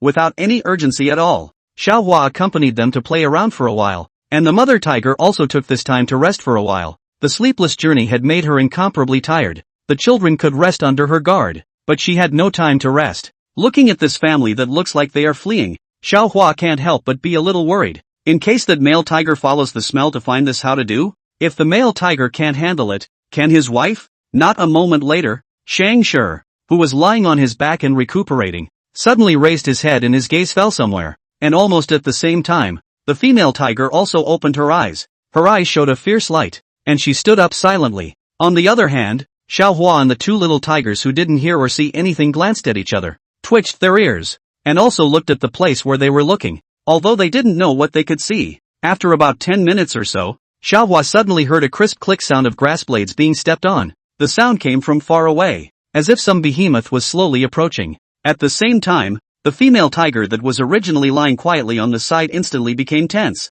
The muscles of its entire body tensed up to be as hard as steel, and every single hair stood up, revealing an extremely dangerous aura. At this time, the mother tiger had already entered a state of high alert. Scavenger couldn't help but take a few steps back, trying to keep a certain distance from the mother tiger to avoid being injured by mistake due to the battle. Just at the moment when the female tiger was about to rush out, the grass in front of her suddenly parted to both sides. Immediately afterward, a male tiger appeared before their eyes. It was seen clinging to a fat goat in its mouth, apparently having just undergone a fierce hunting operation. However, when the mother tiger saw that the visitor was the father of her child, the male tiger, she did not let down her guard in the slightest. Instead, it eagerly called out to the clueless tiger cubs not far away, while occasionally making low, threatening growls at the male tiger. It was obvious that the female tiger was warning the male tiger to stay away from their mother and son. The male tiger seemed to understand the meaning of the mother tiger. It stopped, put down the prey in its mouth, and then slowly lay down on the ground,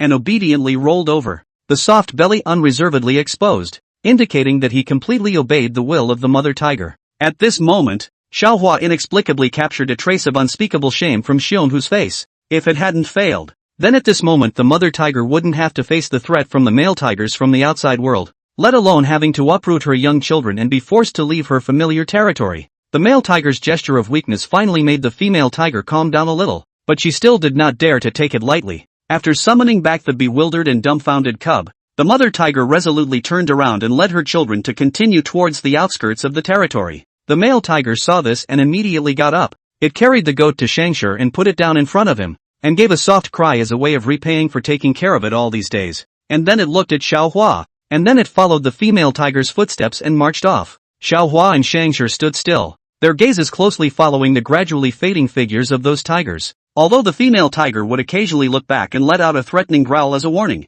she eventually acquiesced to the male tiger following her around. In this way, at least Xionghu's life was temporarily secured to a certain extent. After watching the mother tiger's family gradually move away until they disappeared from sight, Scavenger began to further increase his patrol of the territory. In stark contrast to Scavenger's highly alert state, Xiaohua had already refocused his attention on the matter of building a fire by now. After the experience gained from that previous attempt, his movements were obviously much more skillful this time, and he managed to light a bonfire in a short while. However, Xiaohua was not satisfied with this. He carefully picked up some tiny twigs and gently placed them on top of the fire, trying to get the flames to burn a little brighter. After all, For them in the midst of this crisis-ridden forest, fire not only provided warmth and light, but was also an effective means of defense, and no beast dared to approach a roaring fire so easily, right? Of course Xiaohua knew very well in his heart that ensuring the safety of the forest was the most important thing, so he was always cautious when adding firewood, and the surrounding area was cleared so that he would never start a fire that would cause the forest to suffer because of a moment's negligence.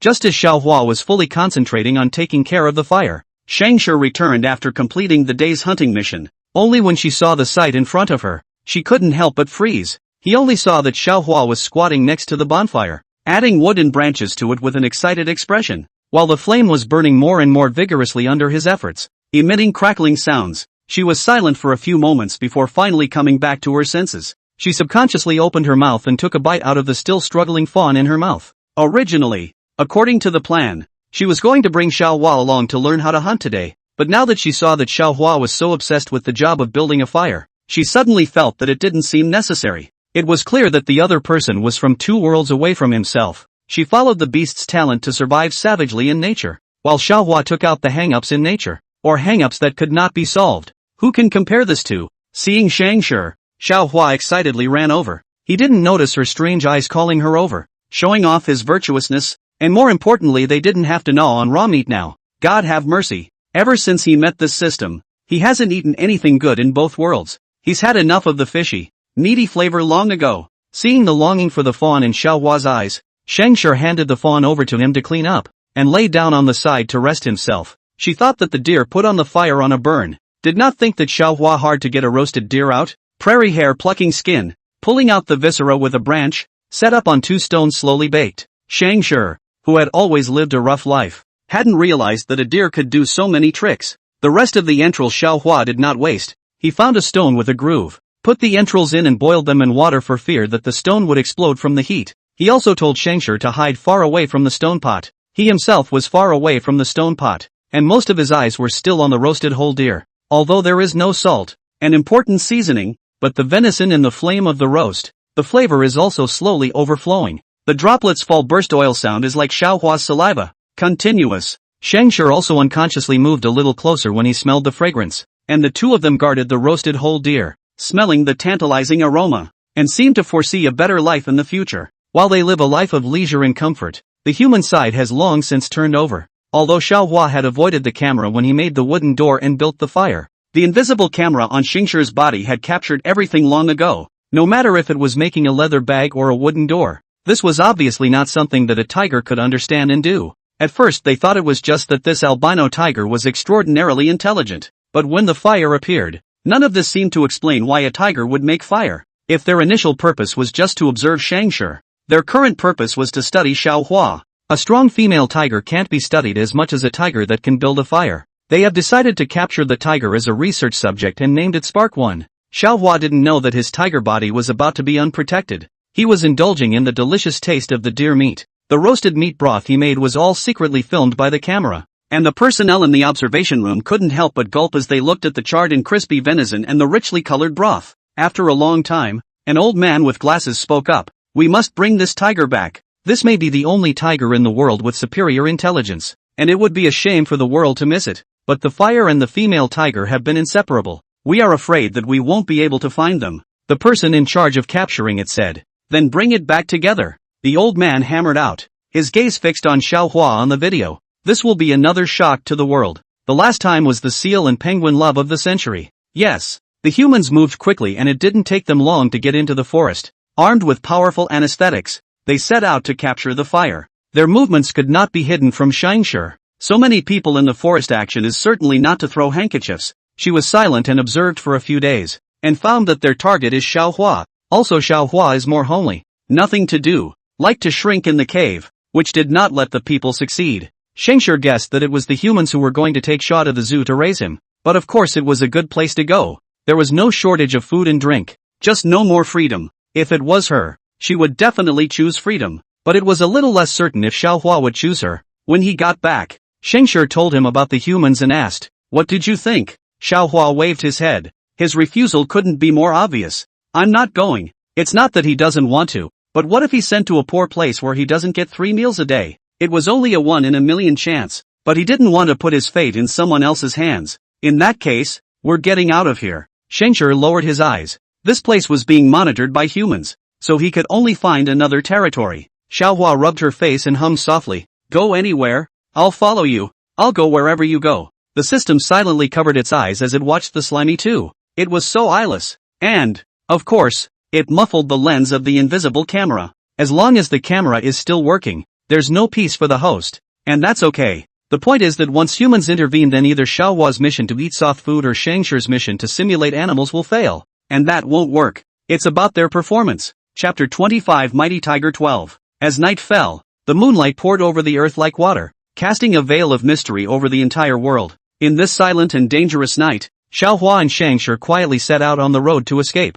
They had to face a heavy siege laid by the humans, and the large, tightly knit net seemed like a brick wall, making it intimidating. However, for Scavenger, all of this was just a piece of cake. As the king of the jungle, she possesses extraordinary abilities and keen intuition. The direction of the wind, the swaying of the trees, and even the slightest change in the air could be clues to her escape from her pursuers. And trying to find an untouched corner was easy for her. Xiaohua closely followed Scavenger, who was carrying a heavy traveling bag containing all their belongings. His face was solemn, his eyes firmly fixed on the strong-bodied female tiger in front of him, his heart full of trust and reliance. At this moment, he was ready to follow Scavenger's lead and never leave him no matter what difficulties or obstacles he encountered. Scavenger is like a nimble cheetah, lightly weaving through the dense woods. She skillfully avoided the places where traps might be hidden, and led Xiaohua through the Xionghu's territory unharmed. Along the way, they hoofed without stopping, not daring to have the slightest pause. Finally, after a night of running, they managed to escape hundreds of miles away to a brand new forest. The forest was quiet and deep, with tall trees shading the sky and the ground covered with thick fallen leaves. The two stopped for a short rest, and Scavenger immediately began to patrol the surrounding area. She was vigilant in watching the movements around her as she sprayed scent as a way to mark the territory that belonged to them. Xiaohua, on the other hand, was not idle as he carefully searched the neighborhood for a suitable place to settle down, hoping to find a safe and comfortable shelter as soon as possible. The forest here is flat. There are no rocks to rely on. Xiaohua looked around and did not see the existence of caves and the like. He retreated to the next best thing in the forest to find a suitable fallen trees. Some trees fall at an angle that just happens to be able to make a simple tent bracket. As long as the slightest processing will be able to live in. Good in the forest is the most lack of broken trees. Xiaohua found a good location will start to collect branches, in the original shape of the processing, around him with branches first pile up, and so have the animal skin and then use the animal skin as surround on the line. It's not cold now, and he has plenty of time to get his supplies ready for winter. Just as he was busy, Scavenger also brought back his prey, an antelope, which, as they had not yet made a fire, they ate raw, leaving only a skin. After finishing his meal, Scavenger gently closed his eyes and began to close his eyes, preparing to take a good rest. She had been running around all night and marking new territory. Even the strongest body would feel tired. Xiaohua knew that he should let Scavenger rest quietly at this time, so he gently and carefully picked up the sheepskin with his mouth, intending to take it to be cleaned. However, just as he stood up, Scavenger, who had originally closed his eyes tightly, suddenly opened his eyes and let out a low purr. You should rest for a while as well. Xiaohua himself this whole day is also running around busy non-stop. After all, he has not yet become an adult. The tender body compared to the adult tiger, naturally, is more unable to hold out. However, strangely enough, Xiaohua didn't feel particularly tired. On the contrary, due to coming to a completely new environment, his entire body appeared extraordinarily refreshed instead. But when he met Scavenger's gentle and firm gaze, his heart couldn't help but be moved. So he silently put down the animal skin in his mouth gently, and then slowly rubbed himself against Scavenger's body, clinging to her, and together they went into a sweet dreamland. Meanwhile, the human side is making waves. Ever since Xiaohua and Scavenger disappeared from the crowd's view, they had quickly dispatched multiple advanced drones to launch a search operation. However, unexpectedly, no matter how hard these drones looked, they were never able to catch the slightest trace of the two tigers. After a few days of work, they lost Xiaohua's trail without even seeing him, leaving behind only that wooden pile of doors and animal skins, as well as a pile of ashes buried in the earth. As soon as the news was sent back, the old man's emotions were instantly agitated and he yelled, "Make sure you bring that tiger back to me. That's our hope." It's another rewrite of animal history. However, they had exhausted all sorts of methods, but there was no progress, as if there was no such tiger in the world at all. And if the video wasn't still there, maybe they would have thought that it was an illusion as well. Shaughnessy's system is deep. Without the disturbance of humans, Xiaohua and Scavenger spent a while in peace, and Xiaohua also put his home in order. Having had the experience of wintering once, he was also more confident about the arrival of winter. In the sugary cavern of temperature, Sha celebrates his coming of age. His scent changed when he became an adult, and although he couldn't smell it himself, according to Scavenger, it was more attractive to females. Xiaohua was tempted to idly say at that time, "Did that attract you?" However, facing Scavenger's 2 tons of palm power, he still didn't dare to say anything. As his development matured, Xiaohua also reached the spring days, but perhaps it was the human soul that made those days no different for him. The only thing that made him uncomfortable was that Scavenger was especially far away from him those days, preferring to sleep outside rather than posting with him, which made his heart cold for a long time. Scavenger was hesitant. Xiaohua was also an adult. If they mated, then she would surely get pregnant. Could she feel at ease nurturing her cubs then? They were taskmasters and would leave sooner or later. She couldn't even part with the penguin pups Xiaohua had adopted in the first place. Could she part with them in the face of her own flesh and blood? Xiaohua also thought of this point. He said to Scavenger, "I know you are a taskmaster, and so am I. I think that giving birth right now would be a very irresponsible thing for them, and I would like to wait until we meet each other in our true bodies before discussing this topic." Scavenger agreed. The way they were now was indeed inappropriate, and she was relieved to have Xiaohua propose it instead. One thing remains to be said though, my true form is a female, so don't be slandering me that you as well as calling me dad. Sha. He rubbed his ears uncomfortably. He had long discovered that Scavenger was a female. It was just that Scavenger didn't refute it at that time, so he couldn't bring up the matter again. Only that Scavenger himself stated his gender. Xiaohua was also relieved. Luckily his sexual orientation was normal. After picking out their identities, the last bit of separation between Xiaohua and Scavenger disappeared, and every day, besides hunting and eating, they were just sticking together. And such a good day ended because of the arrival of a male tiger. Because of Xiaohua's scent coverage, Scavenger did not smell the other smell and ignored the danger. The male tiger came when Scavenger happened to be absent. Only Xiaohua a tiger was there, because he had already become an adult. Xiaohua also took the responsibility of the male tiger. He roared lowly and signaled the other to leave. The male tiger's expression was a little anxious. It seemed unwilling to delay more time. Directly launched an attack on Xiaohua. Xiaohua stood up against the enemy. His palm power was not equal to the other party, but could not resist the fact that he would fight indiscriminately. After closing his eyes for a while and slapping hard, the male tiger was out of action. When Xiaohua opened his eyes again, the male tiger was lying on the ground, rolling his stomach and admitting defeat. This was the first time Xiaohua had defeated an opponent. He proudly circled around the opponent a few times, and then let the opponent withdraw with a victor's gesture. He wanted to find Scavenger to show off. He was also a tiger that could look after the family. However, just as he turned his back, the male tiger on the ground instantly adjusted its posture and grabbed at Xiaohua with a claw, and bared its teeth with the sound of slicing through flesh and skin. Xiaohua subconsciously counterattacked. However, under the pain, his strength was also much weaker, and he could only watch the male tiger bite towards his neck. And in a trance, he seemed to see a woman in a yellow dress running towards him. In the next second, a gust of wind brought a king's roar, and the male tiger was just about to turn around. But in the next moment, he was knocked out by a huge force and rolled on the ground a few times before coming to a stop. Scavenger stopped by Xiaohua's side. Her chest rose and fell violently. The anger in the bottom of her eyes almost condensed into an entity. She bowed down and licked Xiaohua's cheek. The shocking scene just now scared her to the point that her heart almost went into a sudden stoppage. If she had come a second later, then she would have only seen Xiaohua's corpse. Xiaohua saw the blood on Scavenger's body and thought that she was injured. Immediately got up to look, and saw that it was only blood stained on the fur, which reassured him.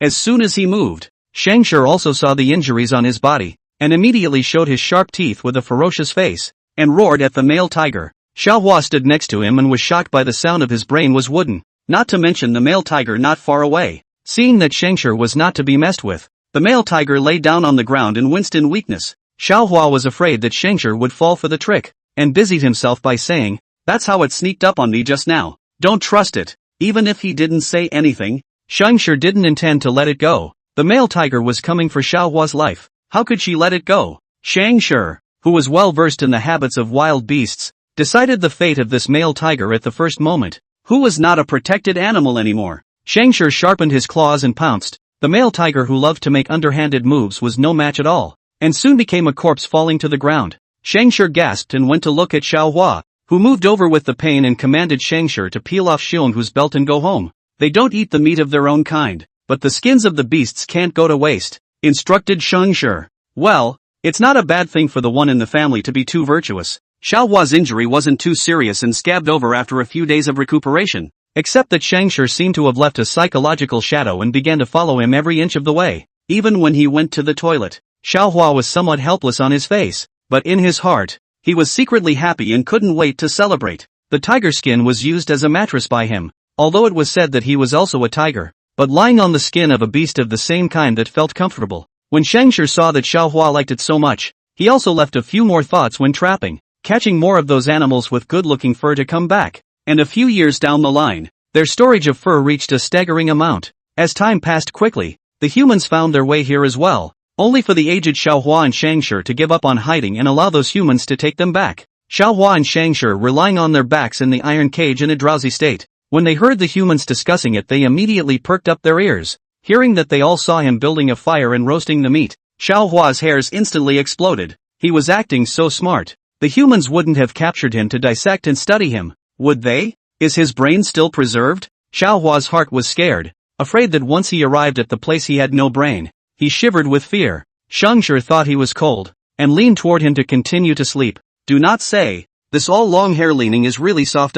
When they arrived at the zoo, Xiaohua and Scavenger were put into the tiger garden, which had a single view and the ecology wasn't as good as in the forest. The only advantage was that they didn't have to worry about food and drink. After a few days of eating chicken, Scavenger's lifespan came to an end, and it was normal for her to walk ahead as she was older than Xiaohua. Xiaohua looked at Scavenger in silence and did not call out, only accompanying her silently. Soft rice system, want to stay on? Even though they were bound, they didn't have to die together. No need. Xiaohua closed his eyes and tucked his head into Scavenger's embrace, where there was still the last trace of warmth. Go on. Good. The soft food value is full 100. Please keep up the good work. Host. Soon after, the keeper who found the two tigers passed away immediately contacted the leader, and the old man in an intensive care unit looked at the tiger that had lost its vitality, and also closed his eyes in his wish to be fulfilled. He finally saw the tiger. If only he had been given a little more time, he would have worked out the extraordinary intelligence it possessed. How nice to give him some more time.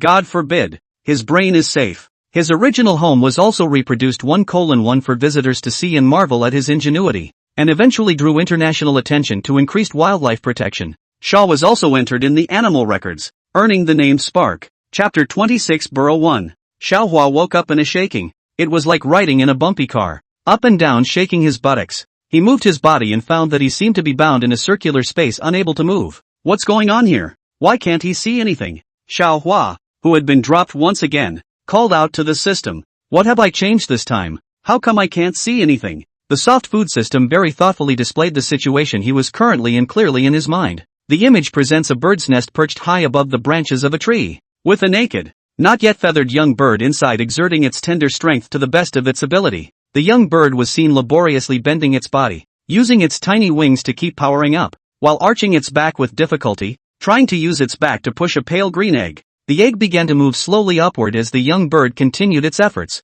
but every time it let up a little to let go of its strength, the egg would fall back down with its inertia. At this time, Xiaohua apparently had not yet realized the severity of the matter, as he somewhat disgustedly gestured at the scene in front of him and casually commented, "This bird is really ugly, but it's still a little smart. It's really quite clever to think of eliminating potential competitors not long after you've just broken out of your shell." It was especially interesting to watch him try so hard to push the egg out of the nest. However, just as Xiaohua was watching all of this with interest, the originally relaxed smile on his face gradually disappeared without a trace, and was replaced by an increasingly obvious pallor, because he suddenly realized that the frequency of his body's vibration was exactly the same as that of the bird's egg in the video, which was being pushed hard by the young bird. What does that say? Could he be the bird's egg? Aha! It was fine if he didn't know about it, but once he knew about this matter, Xiaohua felt like a bomb had exploded in his head, and the whole person instantly couldn't sit still. He stared at the abominable bird with wide, dead eyes, and a shiver of fear ran through him.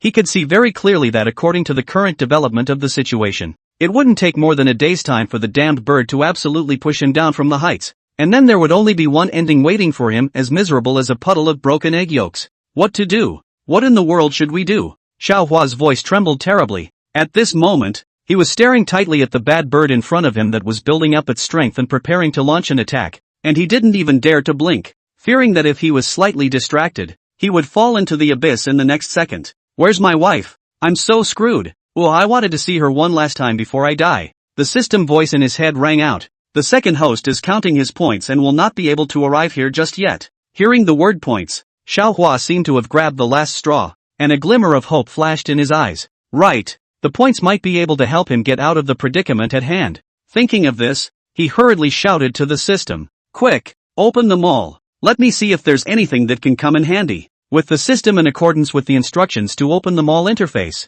Xiaohua looked over with anticipation, but what came to his eyes was a scene of great disappointment. Only a few new items were added to them all, and they were all useless things like bird eggs and bird feathers, which was completely different from the powerful props he had imagined. Looking at these useless things, Xiaohua was so angry that he almost spat out a mouthful of old blood and couldn't help but angrily curse. What kind of broken system are you? Can't you get me something decent? Also, can you find a way to level up? Don't disgrace yourself here with this crap all day long. Wait a minute. Where did these 10,000 points come from? Xiaohua stared at the number with a few extra zeros. 10,100? When did he have so many points? This was lent to us by the second host and does not count towards your mission points. You only have the right to use it, not the right to own it. Sha, what's the difference? It's just like joint property. Can't he use it? The first order of business was what to do about that bad bird. A couple more times and he really was going to die. Xiaohua was so anxious that he wanted to just pop out and kick that bad bird to death, when a sound of wings flapping interrupted his fantasy. It was his mother who had returned. The return of the female made the bad bird stop pushing the eggs, and it swooped down on the big bird, wailing with its beak wide open, and the female was carrying in her beak a large pile of insects, some of them still wriggling, and the female fed all of them, bit by bit, into the bad bird's beak. Xiaohua's eyes were filled with surviving celebration and disbelief after watching the feeding scene. This female and the bird cubs are so large. Hasn't it ever wondered if they are its own flesh and blood? Most birds have a homing nature. They look at the nest and recognize the eggs. As long as it's their nest, then the eggs inside are theirs. There are not many birds that can recognize their own children. Sha, what about the bad bird next to me? How did it get here? Cuckoos, also known as cuckoos, are a kind of beneficial bird, characterized by egg parasitism, i.e., laying eggs in other birds' nests and discarding the original host's eggs in order to increase the survival rate, and their eggs hatch 2 or 3 days earlier than the host's eggs, and the hatchlings will push out the host's eggs from the same nest to enjoy the feeding of their adoptive parents alone. Shaughnessy, really isn't that bad. Please host, do not discriminate against Cuckoo. This is a natural evolution, just a way of survival, and Cuckoo's existence is irreplaceable. It feeds on all kinds of poisonous insects, which is something that other birds can't do. And that's also the origin of its title of Forest Guardian. Okay, I really don't discriminate but can you hurry up and make this thing stop for me? Xiaohua shouted in a near collapse as the damnable bird actually started up again. Just now, the female flew off contentedly, and the young bird, apparently well fed and becoming more energetic, rested a little before starting her egg-pushing game once again. Faced with the situation in front of him, Xiaohua felt a pang of speechlessness. However, after experiencing the previous contest, he had learned a lot smarter this time. He was seen with his eyes glued to the video while carefully adjusting his posture inside the egg. Xiaohua pressed the tip of the egg dead center against the gap at the edge of the bird's nest, engaging in a fierce tussle with the young bird that tried to push the egg. He secretly vowed in his heart that no matter what, he had to grit his teeth and hold on. As long as he managed to hold on until the moment he broke out of his shell, he would make sure that this arrogant young bird knew clearly who was the real master of this nest. Time passes. The sun slopes to the west, and night falls slowly. After a long and grueling day of confrontation, Xiaohua had long been exhausted, but luckily, the female finally returned to the nest. It didn't seem too happy with the position of the cuckoo and the other eggs, casually pawing at them a few times before plopping right down on top of them, crushing the little ones all under its warm belly. Although the weather is not too cold at this time, the young birds that have not yet grown their feathers are still very fragile, and even the slightest change in temperature may cause them to die prematurely. As a matter of common sense, most birds tend to share the responsibility of both the male and female in raising their offspring, but strangely enough, Xiaohua had stayed here for so long, but he had never seen the male bird's figure appear. Perhaps something unexpected had happened? Xiaohua guessed wildly while feeling the steady and powerful heartbeat of the female bird. That rhythmic beating seemed to turn into a melodious lullaby, gradually relaxing his originally tense nerves. Eventually, the extremely tired Xiaohua could no longer resist the onslaught of weariness and fell into a deep sleep. At night he had a nightmare in which he was falling all the time, either from a tall building or a cliff. In short, it was unusually exciting. The system silently connected to his dream with a sigh. No wonder his little body is always stirring from time to time. So it's because he's scared. At dawn, the eastern sky is gradually white. Crisp and pleasant birdsong breaks the silence of the night, as if nature plays a symphony, announcing the official opening of a new day of challenges. Inside the bird's nest, with the slight shaking and rolling of the nest, Xiaohua quickly and skillfully found his location with his many times of experience. At the moment, he looked at the young bird not far away that was pushing hard for an egg, and he would have been happier if the egg being pushed had not been his. Perhaps realizing after some effort that he could not push the egg at all, the young bird had no choice but to lie down on the ground, panting heavily and resting a little. After regaining some of its strength, it smartly switched tactics, changed its angle, braced its little bare wings, and started pushing the egg hard from the side. It had to be said that compared to Xiaohua, the power of this young bird was indeed much greater. As such, the poor Xiaohua had no recourse but to allow himself to be mercilessly pushed aside. Xiaohua, who had been pushed dizzily in the egg, managed to stabilize his body, but suddenly felt that he seemed to have just rolled over something. When he finally calmed down and fixed his eyes, it was a bird's head. It is thought to be left over from the females feeding and accidentally forgotten in the nest. Afterward, Xiaohua stared unblinkingly at the scene happening in front of him, only to see the young bird. The moment it touched the bird's head, as if it was a conditioned reflex, it quickly changed its body into a bowing stance. It pressed its tiny back against the bird's head, and immediately afterward, its entire body muscles tensed, and it exerted all its strength to thrust upward. Seeing this, Xiaohua felt helpless while laughing in his heart. At this moment, an introduction about the instincts of a young cuckoo bird surfaced in Xiaohua's mind. The young of this bird have an innate trait, no matter what object they come across, that they can push. Even if it's a rock that's incredibly hard or a companion that's just broken out of its shell and shares its roots, they won't hesitate to try and push it away. Thinking of this, Xiaohua couldn't help but fantasize in his mind a funny scene of two young cuckoo birds pushing and shoving each other, and the corners of his mouth couldn't help but rise up again. He silently exclaimed, "Nature can be amazing. What kind of species are there?" Just as Xiaohua's thoughts were racing, the young bird had already managed to push the bird's head down. The whole thing went exceptionally well, so much so that the little cuckoo herself froze for a long time in some disbelief. After all, it had experienced failure after failure over the past few days and was almost on the verge of losing confidence in itself. However, this tough young bird was not satisfied. After a short pause, he became active in the nest again. With waddling steps, he made a slow circle around the nest. When it came upon the unhatched eggs, it at once showed no mercy, and pushed them hard and fast, as if determined to expel all round objects from its territory. It does not allow roundness in its nest. Xiaohua's fear from the beginning also turned into helplessness. Another day passed. The female bird came back to incubate the eggs as usual. The warmth filled up Xiaohua's surroundings. Instinct drove Xiaohua to break the shell. He followed his instinct and pecked open the eggshell. The clicking sound caused the female bird to look down, and then protected the eggs even more tightly. Not a single wind could enter. The young bird lay quietly around the egg, not at all as vicious as it had looked during the day. Perhaps it was because of the bombshell that was the young bird beside him. Xiaohua's process of breaking the shell was incomparably smooth. He pecked out a circle of fine yet flat cracks, then fluttered and pushed the top of the eggshell, coming into contact with the female bird's body heat. From the video, his body was bare, with two large black dots on his head, yellow around his mouth, and his skin was wrinkled. His neck was thin and weak. His wings on his back were small and bald. His internal organs were visible, and there was a small bump on his buttocks, which made him look like an alien creature. And he was so ugly that he was sickeningly ugly.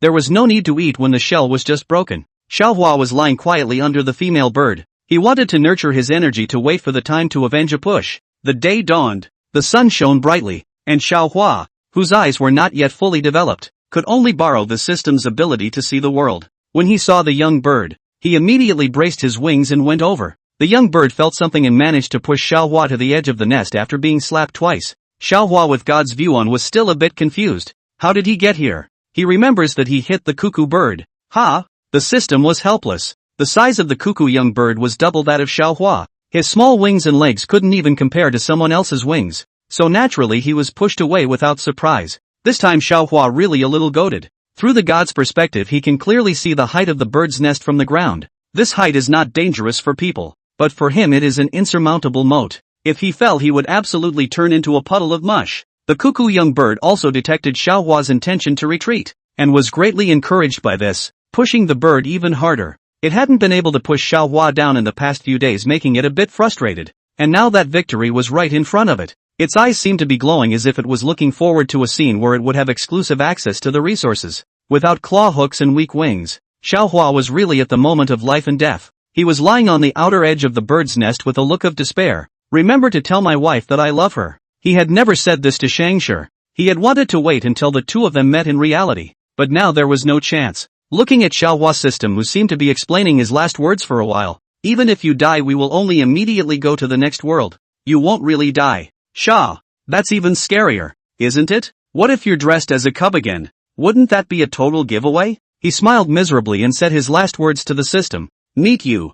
I know that you're lucky to have met this system. My previous host said the same thing. No, meeting you is the most unlucky thing in my life. The system was unconvinced. Doesn't it smell good to eat soft rice? People who want to be my host are lined up all over the planet. Just cover your mouth and smile if you can meet me. Then can you save me now? Xiaohua hit the nail on the head. What else can you do besides eating soft food? The system language ends. I can find you a gold master. Sha, it was my own fault. You're shameless and you abetted me to cheat on you. You waste of a system. Chapter 27 Burrow 2. At the moment of the fall, Xiaohua only felt that the entire world had turned upside down and his eyes were blurred. In a trance, he seemed to catch a glimpse of God smiling and beckoning to him. That intense sense of weightlessness swept over him like a raging tide, causing his brain to giddy as if it had been struck hard by a heavy hammer. Even worse, he could clearly feel that the temperature inside his body was rapidly passing at an alarming rate, and the cold gradually eroded every inch of his skin. Just as Xiaohua's consciousness was about to lax and prepare to respond to God's call,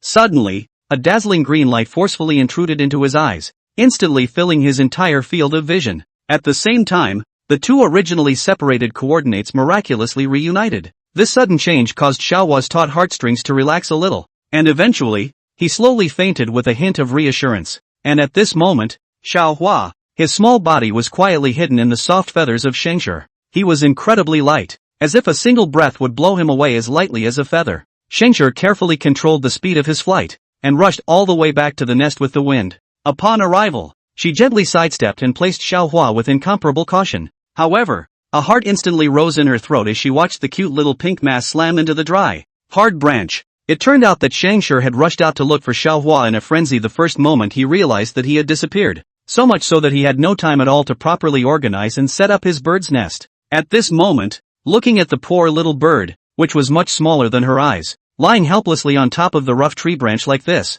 Scavenger's heart suddenly surged with an unspeakable sourness and heartache. She tried to rip out the feathers to use as cushions, but after they were all laid out she realized that her claw hooks were so sharp that she had a hard time trying to change the position for Xiaohua. Luckily Xiaohua regained a bit of consciousness and struggled to crawl towards the feather cushion. The branches pressed against him uncomfortably. After lying down he raised his eyes to look at his wife. It happened to be just as the sun was setting, and the bright red sunset hit the feathers of Scavenger, each of which seemed to be inhabited by a small sun, standing backlit, more domineering and heroic than the gods of heaven. Xiaohua's tears almost fell. He was tired of saying the word envy. What a perfect couple he and Scavenger would be if they switched. Scavenger felt things a little tricky. She raised a lot of things when she was a human. Goldfish, rabbits, puppies, but without exception they all suffered a disaster and died. Some were inexplicably diarrhea death. Some were messy eating was drugged to death. She also thought at first that it was just a coincidence, but after 2 dogs died in one day she did not dare to believe it anymore.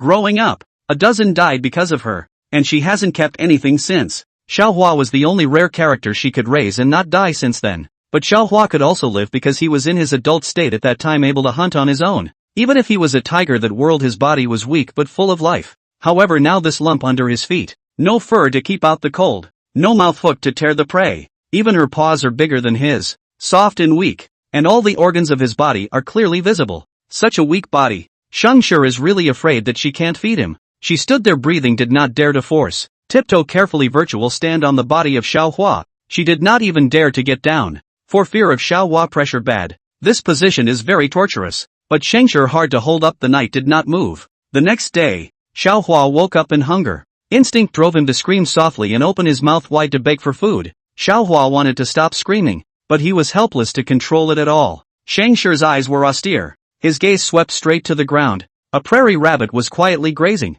The moment he locked onto his prey, the aura on Scavenger's body changed abruptly. Horrified Xiaohua's humming voice was much smaller. Unlike the biting coldness of her aura, she moved gently and covered the fallen feathers on Xiaohua. Making sure it was enough to keep her warm, she went down to hunt with confidence. When she left, Xiaohua also stopped screaming. Any more screaming at this time would instead attract the predator's attention and put himself in danger. Scavenger slowly hovered in the sky near the rabbit, her pupils erected into a straight line. After estimating enough distance between the two sides, she gathered her wings and swooped downward, lifting back up as soon as she caught her prey. It all happened in an instant. Fearing that Xiaohua would starve to death, Scavenger directly grabbed the rabbit and went back to the nest, and as Scavenger fell, Xiaohua immediately pulled his head out of the feathers and screamed with his mouth wide open. Scavenger moved quickly and tore open the prey, tearing the tender meat inside into a strip. She held a strip and fed it to Xiaohua's mouth. Xiaohua's hunger was gone after the strip of meat was in his stomach. Seeing that Scavenger still wanted to feed him,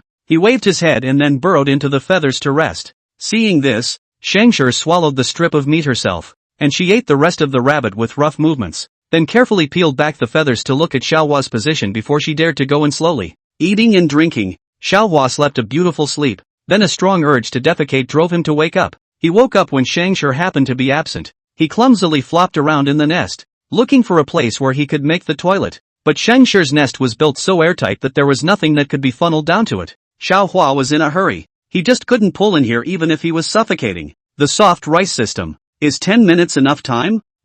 What? Growth potion. After use, the body is restored to its peak state, with a time limit of 10 minutes. Give it to me. Okay. 10,000 points. He gritted his teeth. Change. Because he couldn't directly drink it even now. The system directly sent the potion to his stomach. The potion took effect immediately. At that time, Xiaohua felt the growth of his body. He couldn't be bothered to look at what he looked like, busily extracting thin twigs from the nest and drawing a hole the size of a finger belly around the edge to use as a toilet. If there was enough time he could build another toilet on the side, but there wasn't enough time and he would have to destroy the original nest structure. After all, it was easier to destroy than to build. After making the preparations, Xiaohua smoothly solved the major event of his life. A white object fell from the air, and was soon eaten by other birds into their bellies. This is because young birds don't have the intestines to absorb much nutrients, so there's still a lot of nutrients left in their feces that most adult birds don't waste. Sensing that Scavenger was back, Xiaohua immediately wanted to open his mouth to eat. The defecation he had made his stomach hungry again. Time does not delay for a moment. Tearing meat strips fed to Xiaohua. Watching Xiaohua swallow again and again, she inexplicably gave birth to a sense of fulfillment. The original she is not everything cannot feed well. After a few days of this, short gray fluffy hairs grew on Xiaohua's body, and although it still wasn't very pretty, it was much better than when he was first born, because the food is sufficient. Xiaohua is just growing out of the fluff is also smooth, soft and very Scavenger-like. Especially Xiaohua's body developed horizontally, becoming a round brown ball. How to look cute. If it wasn't for the fear of scaring him, Scavenger would have wanted to kiss him to death. If Xiaohua knew what Scavenger was thinking, he would not need her to come. He would only have been impatient to welcome him. Gradually, Xiaohua found something wrong. He ate extraordinarily much every day, but his head did not grow. When he was a child, he had to tilt his head to see Scavenger, and now it is still like this. Isn't the gap between them a little too big this time? Host, don't be surprised. You're a burrowing bird. Small to medium-sized finch. Body length, 20 to 30 centimeters. Wingspan, 40 centimeters. The second host is the golden eagle, a raptor of the family Eagliidae, genus eagle, with a body length of 80 to 110 centimeters and a wingspan of up to 2.5 meters. So don't compare. Just eat soft food at ease. At night, Xiaohua was underneath Scavenger, looking at her hard and sharp toes. He could not help but feel sad that he could only touch her toes. He rolled over silently, stretching out his short wings to shield his mouth and silently shedding tears. His wings not long enough to cover his eyes if he wanted to. Compared to Xiaohua's low spirits, Scavenger was much more at ease. Xiaohua's appearance at the beginning kept her in suspense. Now that Xiaohua had hardened up a lot, she had more confidence to raise him better. If Scavenger was moved in the beginning because of Xiaohua's care for her, but what really made her obsessed over it was her love and compassion for Xiaohua. It was like the delicate and weak girls that all men liked, and Scavenger was the same. She greatly enjoyed the feeling of taking care of Xiaohua, and Xiaohua's weakness made her desire for protection and sense of accomplishment explode infinitely. Xiaohua looked at the dark clouds in the distance, could not care less about the low. He called out a few times to remind Scavenger that the heavy rain was coming. Scavenger had seen it long ago. She stood up and stretched, stretching out one of her wings to block Xiaohua's head, and calmly said,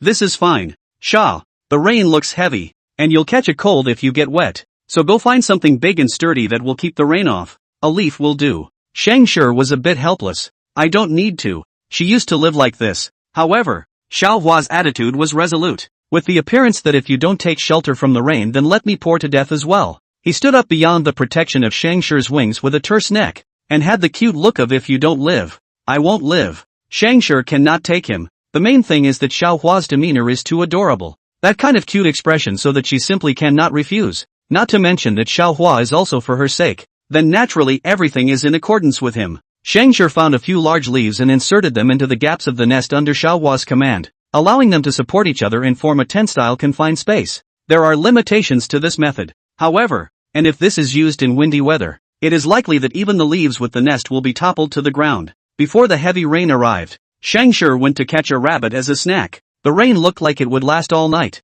If it didn't stop, then she wouldn't be able to forage for food during the day tomorrow. She could endure it, but Xiaohua couldn't. He was growing his body right now. The rabbit was placed on a tree branch next to their nest, just a hook away. The rain hit the leaves and made a snapping sound. Xiaohua was protected by Scavenger and did not feel a trace of the wind and rain. He wanted to go out to see if Scavenger had been doused by the rain, but after half a day of dabbing he didn't get out of Scavenger's encirclement. The leaves blocked most of the rain, but some still came in through the cracks, and the scattered raindrops didn't pose any threat to Scavenger compared to how he had been doused before. The rain was so dense and rapid that it seemed to have become a never-ending curtain of rain, and heaven and earth seemed to have stood still at this moment. Scavenger did not see a single trace of an animal through the gaps between the leaves. Thought so. Such a heavy rain cannot even open their eyes. Which animal would be so stupid to be outside in the rain? Chapter 28 Burrows 3. It rained all night and didn't stop the next day. Scavenger was afraid that Xiaohua would be hungry, so he hooked the rabbit over and tore it into pieces of meat and fed it to him. Although this rabbit has also been dead for a day, but the flavor of the meat has not changed much. Xiaohua ate a few mouthfuls and then couldn't eat anymore. His appetite is pitifully small. A thumb-sized piece of meat is enough for him to digest for a while. After Xiaohua finished eating, Scavenger finished the rest of the rabbit meat, and in the end, only a fluffy rabbit skin was left. Thinking of the nest that Xiaohua used to make with the animal skin, Scavenger followed Xiaohua's previous example of hitching the rabbit skin outside to let the rain rinse it clean. And when the weather cleared up and dried it up just enough to give it to Xiaohua to lay underneath. Just thinking about it made Scavenger a little impatient. This sense of fulfillment in taking care of her lover was simply irresistible to her. And this nest should also be improved. It is best to make it a covered kind, just like an air villa to protect against rain and wind. The more Scavenger thought about it, the more excited he became, and he couldn't wait to go and collect the branches in preparation. The rain stopped in the afternoon. Only the sky was still cloudy, and Xiaohua also got out from under Scavenger's stomach and looked at the sky outside. His body was also growing rapidly, a full 2 times larger than it had been just a few days ago. Yet in contrast to Scavenger's, his growth rate was useless and only made him more solid. In the small nest, Xiaohua secretly stretched his paws and Scavenger compared, and his mood was suddenly low, just like the weather outside. The sky gradually cleared, the sun peeked out from the clouds, and the spilled sunlight refracted by the water vapor turned into a dazzling rainbow, which stretched from the sky and crossed over their heads to the other side of the sky. System, understood, knows. Behind the 4 different voices was the crisp sound of photographs of a half-overcast sky, brown and black tree branches and the fluffy bird's nest above them, and a small, large bird's shadow inside the nest. Only, the soft rice system scratched its head after looking at the bird's nest with only Scavenger's image. It kept zooming in and finally saw Xiaohua's shadow in the corner. Systems. Let's hope Xiao doesn't explode. After the rain cleared, Scavenger went out to forage for food again. Xiaohua lay on his back in the bird's nest, and if not for his body not allowing him to do so,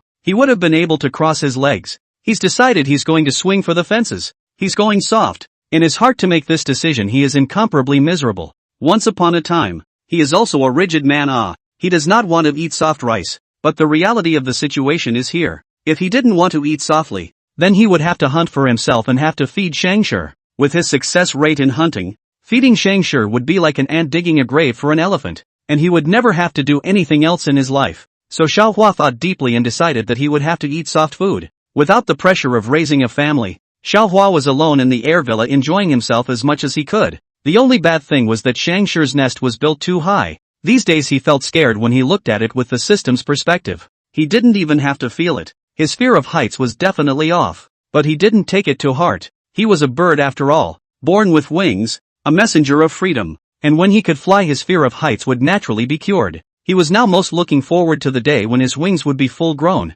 and from this moment on, Flying would be his dream. Suddenly, Xiaohua jumped up fiercely. He just stood up and opened his mouth wide. Scavenger came back with a small boar. This is the first time that Xiaohua has seen such a big prey. Just the hoof of the boar is bigger than him. It was also the first time for Scavenger to catch such a big prey with the body of a bird. Although it was only a small boar, it weighed about 20 pounds. Its size was not much different from Scavenger, and I don't know how she managed to get it back. However, looking at the death of the boar, it looked like it had been dropped to its death. Xiaohua jumped to the boar's head and found a wound that was fatal enough to kill it. In addition to that, there were fractures of varying degrees on all 4 of its legs. This kind of prey was obviously not something Xiaohua could handle. Scavenger rested for a while before tearing open the belly of the boar, revealing the internal organs inside. She skillfully tore pieces of meat and fed them to Xiaohua. Originally, Xiaohua wanted to eat it himself, but as soon as Shang-Chi came over with the meat in his mouth and lowered his head, he couldn't help but open his mouth. He ate the rice that Scavenger fed him while silently weeping in his mind. The damn instincts.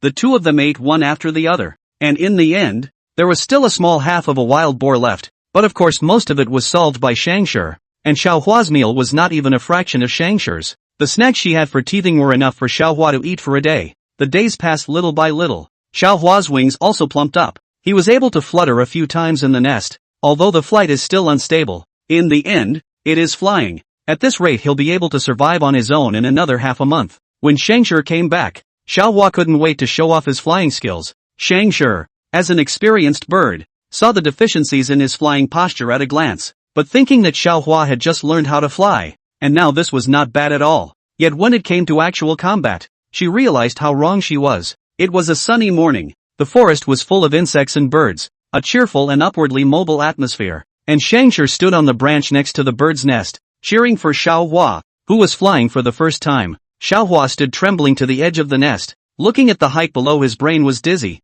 and his legs could not control the softness. At Shangshur's incredulous look, he climbed towards the nest on his wings and feet, explaining as he climbed, "It's too high, let me slow down." Shangshur. It was the first time she had ever seen a bird that was afraid of heights. It was as bizarre and eerie as a fish not being able to swim. Returning to the center point of the bird's nest, Xiaohua's lifted heart fell back to its original position. He lay on his back and consoled himself. It seems that now is not a good time to learn how to fly. Xiaohua's appearance was really pitiful, and Shangshur couldn't bear to force it, wanting to wait a few days. However, for several days in a row, Shangshur didn't see Xiaohua have any thoughts of wanting to fly, paralyzed in the bird's nest sunbathing every day, which wasn't a good sign. In this life, Xiaohua's body was a bird. Then he could only learn the way of survival of a bird. The difference in size between humans and birds was too great. It was impossible for him to live in a human way again. For example, in his last life he could defend himself with fire, but in this life he couldn't, so he had to learn to fly, which was the most basic survival skill. Shangshur wouldn't change her mind when she made up her mind, and after Xiaohua finished eating, she spread her wings like a bombardment of chicks and drove Xiaohua to the nest. As soon as he reached the nest, Xiaohua's legs began to tremble. His round little eyes seemed to be filled with tears as he looked at Shangshur as if begging for mercy, hoping that she would let him go back to that comfort zone. Shangshur's heart softened at that pitiful little look, but she understood that if Xiaohua couldn't learn to fly, then his life would be ruined. So whatever method was used, she had to make him learn it, even if it might incur his disgust. Shangshur was ruthless. Not to look at Xiaohua's eyes, she kept pushing and shoving Xiaohua with her wings. Xiaohua was scared to death. Her claw hooks were tightly hooked into the bird's nest, and she didn't move a bit in death. Having no choice, Shangshur pretended to give up and took a step back. And just in the moment when Xiaohua slacked off, she kicked him out with a claw. Xiaohua was still a bit confused when he fell down. After he reacted, he stared at the black shadow above him and burst into tears. "Wife, you will lose me like this." Ding! All of this was recorded by the soft rice system in the form of a video. The crying Xiaohua, the clueless, the falling Xiaohua, every frame could be made into an emoticon. I'm going to collect this one for myself. Hey, hey, hey, hey, hey, hey, hey, hey, hey, hey, hey, hey, hey, send me a copy, please. The feeling of weightlessness caused Xiaohua to instinctively wave his wings, and as he did so, the speed of his descent stopped. He was looking upwards but didn't see Shangshur's figure. Suddenly a gust of wind blew behind him. He looked back and realized that Shangshur was stopping a short distance behind him to look at him. Xiaohua had a bit of a hard time with Shangshur's deception of him, but he also knew that he was doing it for his own good, and he symbolically got angry, which manifested itself by flying above Shangshur and landing on her back. The weight on her back was not worth mentioning to Scavenger. She understood that it was the little bird's temper. Although the puffing bird looked cute, it still needed to be coaxed. Or else what if it got angry? She supported Xiaohua as she flew through the air, a height that Xiaohua could not go to. Looking down from above, the animals on the ground turned into small black dots. Of course this was only for Xiaohua. His eyesight was not as good as Scavenger's. They were not on the same level in the first place. Scavenger flew higher and higher. The air above became very cold. Xiaohua lay on top of Scavenger, somewhat wondering if this was Scavenger's careful revenge. He looked sideways at the bottom, and suddenly his mind went blank. A strong feeling of vomiting assaulted his entire body, and Xiaohua left Scavenger just as he was about to vomit, and he fell through the air, vomiting as he fell. The two systems stared blankly at the scene. Click! When he almost reached the ground, he fluttered his wings to keep his balance, and when he landed, he fell on his back and kept vomiting. His vomit was all mucus. It didn't have much flavor, but it was very uncomfortable to get it on the side of his mouth. He found a clean leaf and rubbed his mouth, when Scavenger also stopped beside him and asked with a worried face, "What's wrong?"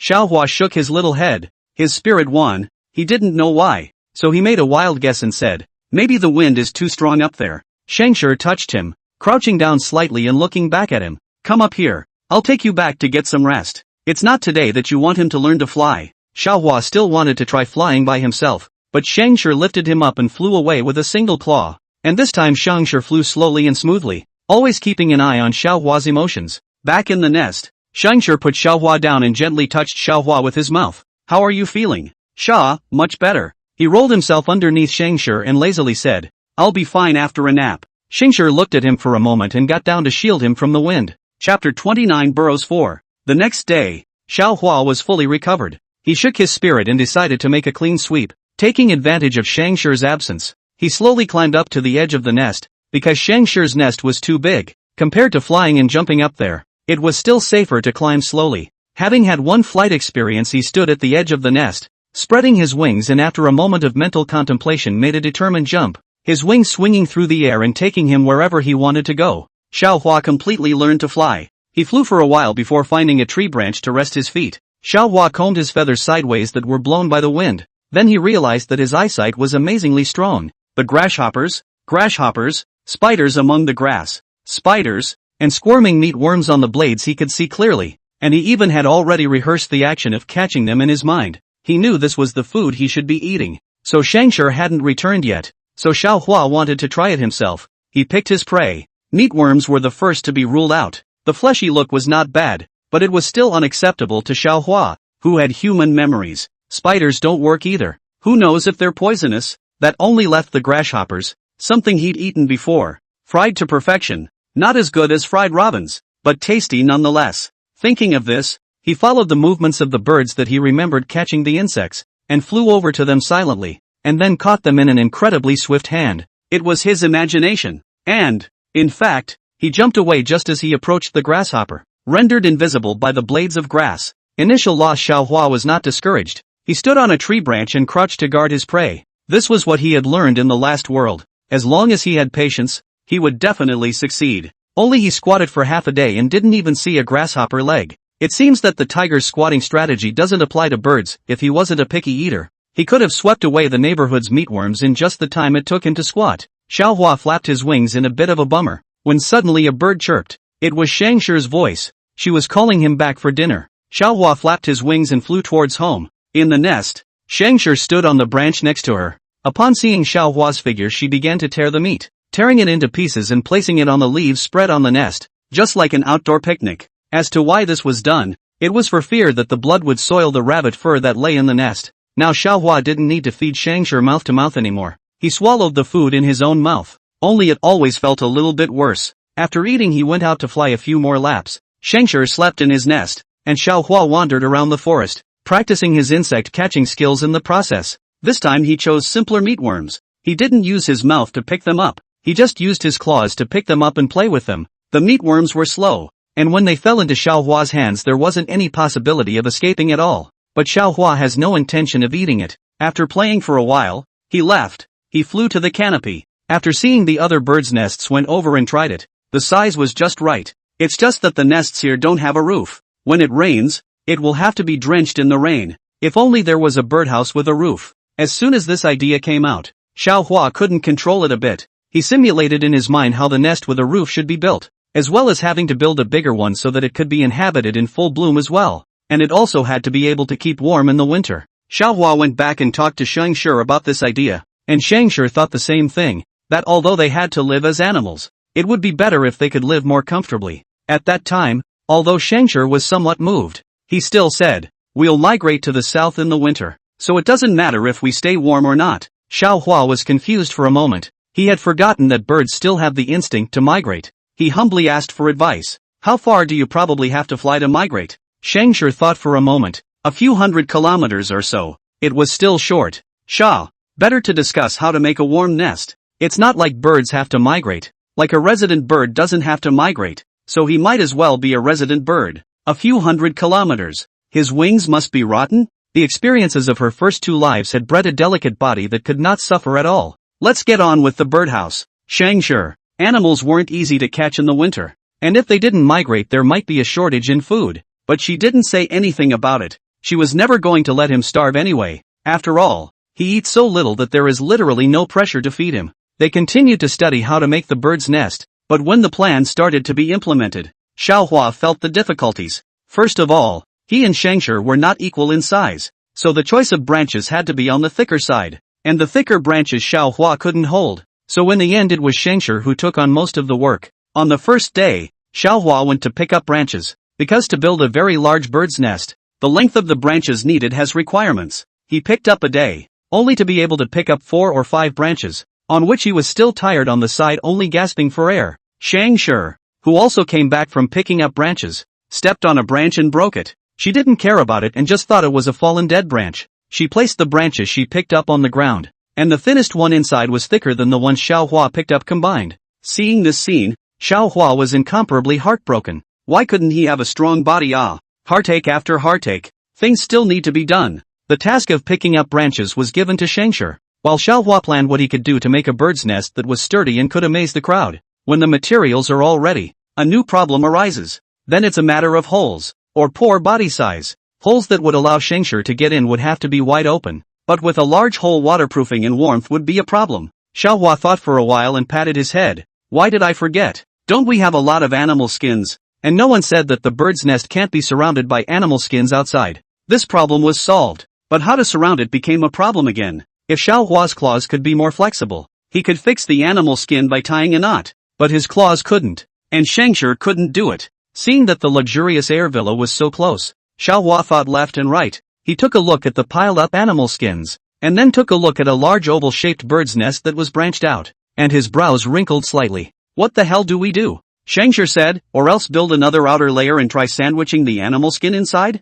Xiao Hua shook his head. In that case the fixing would not be solid. It might fall apart when the wind blew. Until the night Xiao Hua still did not have a clue. He lay on his back in the nest to look at the sky, the stars twinkling in the sky. Looking at it he fell asleep. He had dreams in which he was in his old home in the countryside, watching the swallows build their nests, which were not made of twigs, but of mud and blades of grass plus the saliva of the swallows in order to make a strong and solid nest. In his dream, he watched the swallows' nests increase in size one mud spot at a time, and there seemed to be a flash of light in his mind, and the dilemma that had been troubling him for a day finally had a solution. After the usual meal, Xiao Hua flew in the air looking for the location of the pond. He searched for half a day before he found a small pond. The pond's edge was full of silt. One step was a pit. However, Xiao Hua's body was light and wasn't afraid of falling. He stepped in the mud to test its consistency. He wanted to use the mud as paint to coat the perimeter of the nest, just as the swallows built their nests, and to build a similar mud bird's nest as well.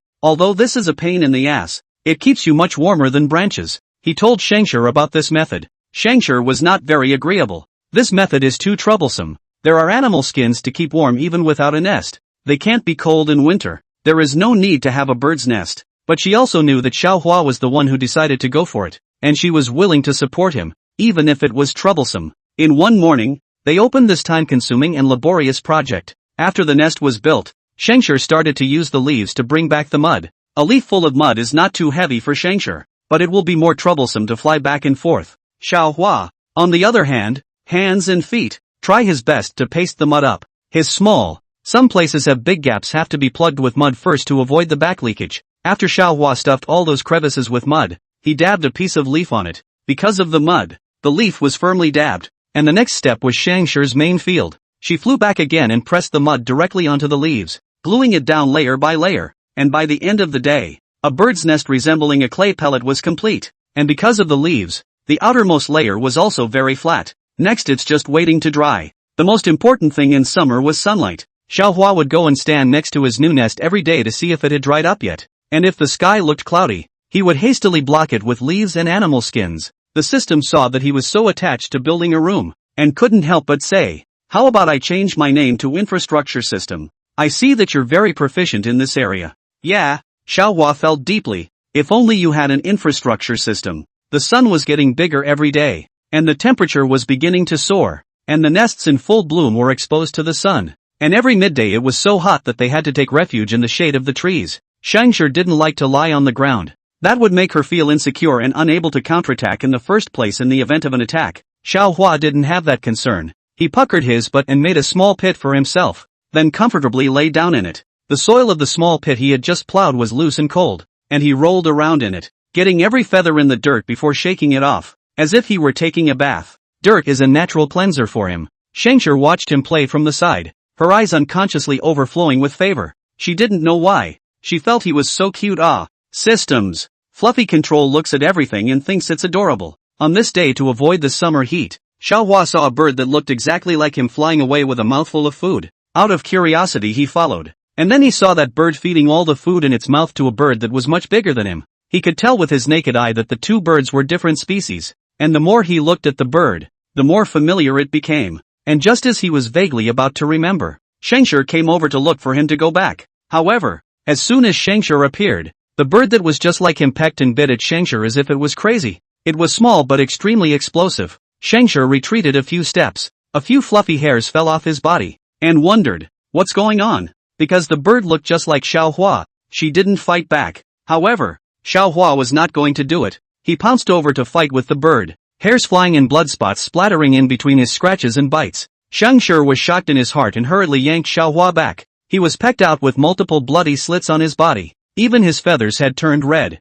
Scavenger's gaze became dangerous as she stared at the bird as if she was planning on how to settle it. Xiaohua poo-pooed and spat out the feathers in his mouth as he rubbed the edges of his mouth and said, "Let's go back." He said, "We got into it by mistake." Burrows has a strong sense of territory, and if it enters its territory, it won't let go of whoever it is. Your injuries. It's fine. Just a superficial wound. Xiaohua flew to Scavenger's side. "Let's go." "Good." Scavenger glanced at the bird. This time she would let it go for Xiaohua's sake and forget about it. After all, it wasn't nice to hunt his kinsman in front of him. Chapter 30 Burrows 5. After going back, Scavenger carefully turned over Xiaohua's feathers to reveal the wound inside. The wound was not big but deep and irregular. Such a wound would take a long time to heal. She kind of regretted letting the bird go, and it wasn't like it wasn't on her repertoire anyway. "It's fine." Xiaohua brushed down his feathers. "It'll be fine in a couple days." Scavenger looked at him and flopped down beside him to rest. With such a fragile body, she would have to be more attentive than ever before.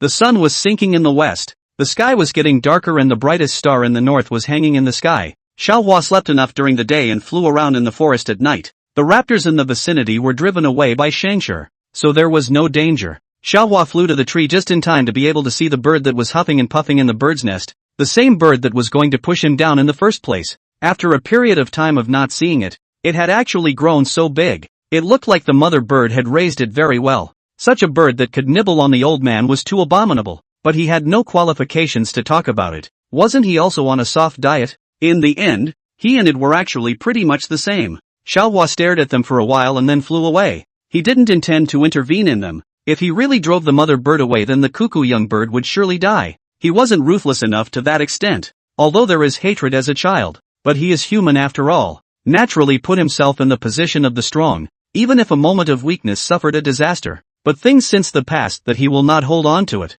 The strong never lord it over the weak. Xiaohua went back and looked at the bird's nest. The mud on it had already dried out. Only some places were dry and cracked with cracks. Waiting for tomorrow and getting some mud to mend it will be fine. The sun-dried rabbit skins were right next to the bird's nest. Not that Scavenger didn't catch anything else, but the rabbits were just the right size and lay just right in the nest. In the end there was only one problem left, and it was an uncontrollable one, the weather. They don't have much of a rainy season here, but every rain is surprisingly heavy. The bird's nest is constructed of clay, which is most afraid of water, And in the summer, it's the rain that's most unexpected, and no one knows when it's going to come. Xiaohua stood on the bird's nest and looked at the dense stars in the sky, and in his mind, he had already plotted a way to avoid the water. The sound of Xingshir's birdsong opened the morning of the day, and she had a regular daily schedule of catching prey and feeding Xiaohua, day in and day out. Xiaohua, on the other hand, went and hooked some mud paste slits, which were so small that he could do it himself. On the way, Xingshir saw the bird that pecked Xiaohua again. She saw the bird grab a live mouse and fly to a tree full of spikes and put the mouse right through the spikes. The cruelty was so great that even she couldn't help but hiss lightly. It seems that at that time it still left a few points of force, or else the one hanging on the tree is Xiaohua, right? The rat screamed piteously for a few moments before dying, and the female bird tore open the rat with her sharp beak and feasted on it, which was not quite broken, struggling feebly for a few moments before dying in agony. Seeing this scene, Xingshir, who was self-conscious about giving his prey a hard time, really felt that he was a great sculptor. The breeze brought a hint of water vapor. Xingshir stood on the tree, his gaze sharp as a knife. The last few days he had eaten meat. It was time for a change. She had her eye on the fish in the pool, the puddle of pools that the animals in the neighborhood lived off of, the cornerstone of their existence, where they drank and rested every day. This pool is very shallow, but there are quite a few fish in it, the size of a palm, belonging to the carp most. However, her target is not the carp.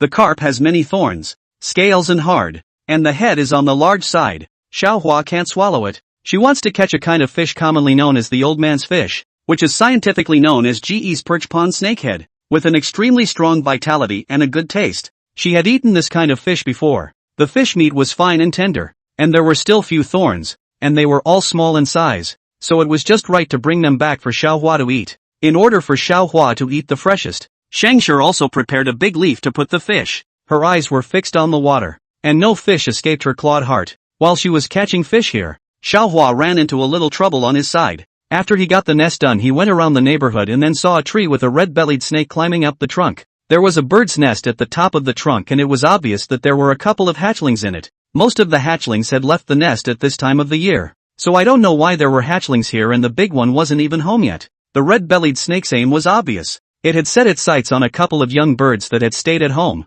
and by eating them, it wouldn't have to eat again for a week. Xiaohua was anxious, but he was afraid of snakes, so he stood on a high place and chirped loudly, thinking that the big bird would soon return if it was nearby. He screamed for half a day and didn't see any birds come over. Instead, his movement attracted the attention of the red-bellied snake, and seeing the red-bellied snake hissing warningly at him, Xiaohua honestly closed his mouth. However, he closed his mouth, and the few young birds in the nest cuddled and squawked, obviously frightened by Xiaohua's movement. The red-bellied snake glared at Xiaohua and flew upwards. It wanted to eat them before the big bird returned. Xiaohua's claws loosened and tightened. Can I intervene? He really couldn't bear to let him witness such a thing. But what I have to tell the host is that the red-bellied snake also has an egg, and if this hunt fails, it and the snake's egg may not survive either. The way of nature, the survival of the fittest, and now in this situation, I don't suggest that you intervene. Shaughnessy, and when is it time to intervene? Saving an animal without harming the interests of other animals, such as when an animal is injured and dying and there are no other predators around, will not have an impact on the environment of the biological chain. Xiaohua was silent. He raised his eyes and looked. The red-bellied snake had almost climbed to the top. Because the branches supporting the bird's nest were very thin, the red-bellied snake couldn't lend its strength. The crawling speed slowed down, but the speed was even slower. Those few young birds didn't have the possibility to escape. After a long time, Xiaohua moved. He flew to the ground and grabbed a handful of dead leaves with his claws, then flew up to scatter them around the red-bellied snake to confuse it. Being slammed by the leaves for a while, the red-bellied snake's eyes all gasped into a vertical pupil, staring coldly and cruelly at Xiaohua. The snake's letter quickly probing out to collect his scent, compared to the food that was immediately in his hands. Xiaohua, who had been messing around with it, angered him even more. Scattering the leaves could only affect its speed a bit. It could not completely save the young birds. Xiaohua could have waited for Xingshir to come back to help, but since he started it, he would finish it himself. Whether the red-bellied snake was poisonous or not, he wouldn't let her take the risk. Behind Xiaohua no longer spread leaves. He began to pick up the stone. Although the stone is not big, throw in the red-bellied snake's force is not light. Not to mention that he coiled the branch is very thin. The slightest movement will be trembling. Such a situation, the red-bellied snake is impossible to top the stone crawling forward again. It does not dare to gamble. If it goes further, what will come is not a stone but Xiaohua's attack. It is not afraid of him. but it does not occupy the ground. If it is up against it, this thin branch cannot support it at all. Such a high distance. Fall down 10 deaths. The red-bellied snake hesitated for a few seconds before making its decision. It stopped moving forward and slowly backed up. It was withdrawing. Xiao Hua breathed a sigh of relief, but thought of the words of the system. He contemplated for a while, flew to his own nest to take and push down a fox with only half of its body. The fox's flavor is heavy. He doesn't love to eat. Scavenger also ate only a little bit of it and then didn't eat it. It's a pity to throw it away. So let's give it to forget about it. Xiao Hua guided the snake over. The red-bellied snake soon saw the fox. Its eyes instantly lit up. This half-fox could be much more meat than those few young birds. Eating this fox, it would not need to eat for at least 2 weeks, without the need for Xiao Hua to lead it. It flew forward and coiled the fox in the middle, opening its mouth wide and swallowing a little bit from the head. Xiao Hua watched for a while and then walked away in boredom. Snakes swallow food too slowly. Acute people like him can't watch at all. If not for the fear of danger, Xiao Hua hated to kick it in. This kind of slow motion is too torturous. He went to find Scavenger, just as Scavenger had caught enough fish, and there was a small pile of fish on the leaves, still alive and kicking, with a few small carp mixed in. Xiao Hua approached when Scavenger was picking small carp. She threw back the ones she didn't eat, and when she saw Xiao Hua coming, she pushed him towards the leaves. This pile of fish was their food for today. Scavenger was full when he hunted. Only Xiao Hua was left uneaten. Xiao Hua wasn't too picky and ate with his eyes closed. Only his eating posture was so awkward that Scavenger felt tired looking at him. Slowly she held the fish in her mouth, maintaining it at a suitable height, which made Xiao Hua's movements much easier, and the meat torn off became more plentiful. In the past, he used to use his paws to step on the food to eat it with his head down. Not only could he not keep his balance, but he could tear off very little meat. Of course, most of the time it was Scavenger who fed him, so he had never taken it seriously until today when he realized that this was the correct position for eating meat. Scavenger was certain in his heart that this was the way Xiao Hua's race fed. Looks like she'll have to go find a suitable tree branch to be Xiao Hua's exclusive dinner plate. The two of them went back after eating, and when they passed by the mother bird's place, Xiao Hua's sharp eyes saw animal carcasses hanging from a few nearby trees. Not big but unusually conspicuous. The animals, ranging from small spiders and grasshoppers to large rats and lizards, were like a small display. Scavenger, who had seen the other party's cruelty with her own eyes, felt a slight chill in her heart. Having such a carnivorous animal in her vicinity filled her with boredom and menace. It wasn't that he was afraid that the food resources would be taken away, but he was afraid that Xiao Hua would be injured. It's a show-off, a declaration of ownership of its territory, and a warning to its rivals. If you don't want to be a corpse on a tree, then stay away from here. Xiao Hua marveled at the original body's mother's powerful hunting skills. No wonder she was able to fatten up that cuckoo and still hasn't left the nest. When he went back, the red-bellied snake was gone, leaving only a curved crawling trail on the road. And Scavenger, seeing that the fox was no longer in a state of alertness, looked inside and out, and was close to turning the nest over. Still she was relieved when Xiao Hua said that he had already given the fox to other animals.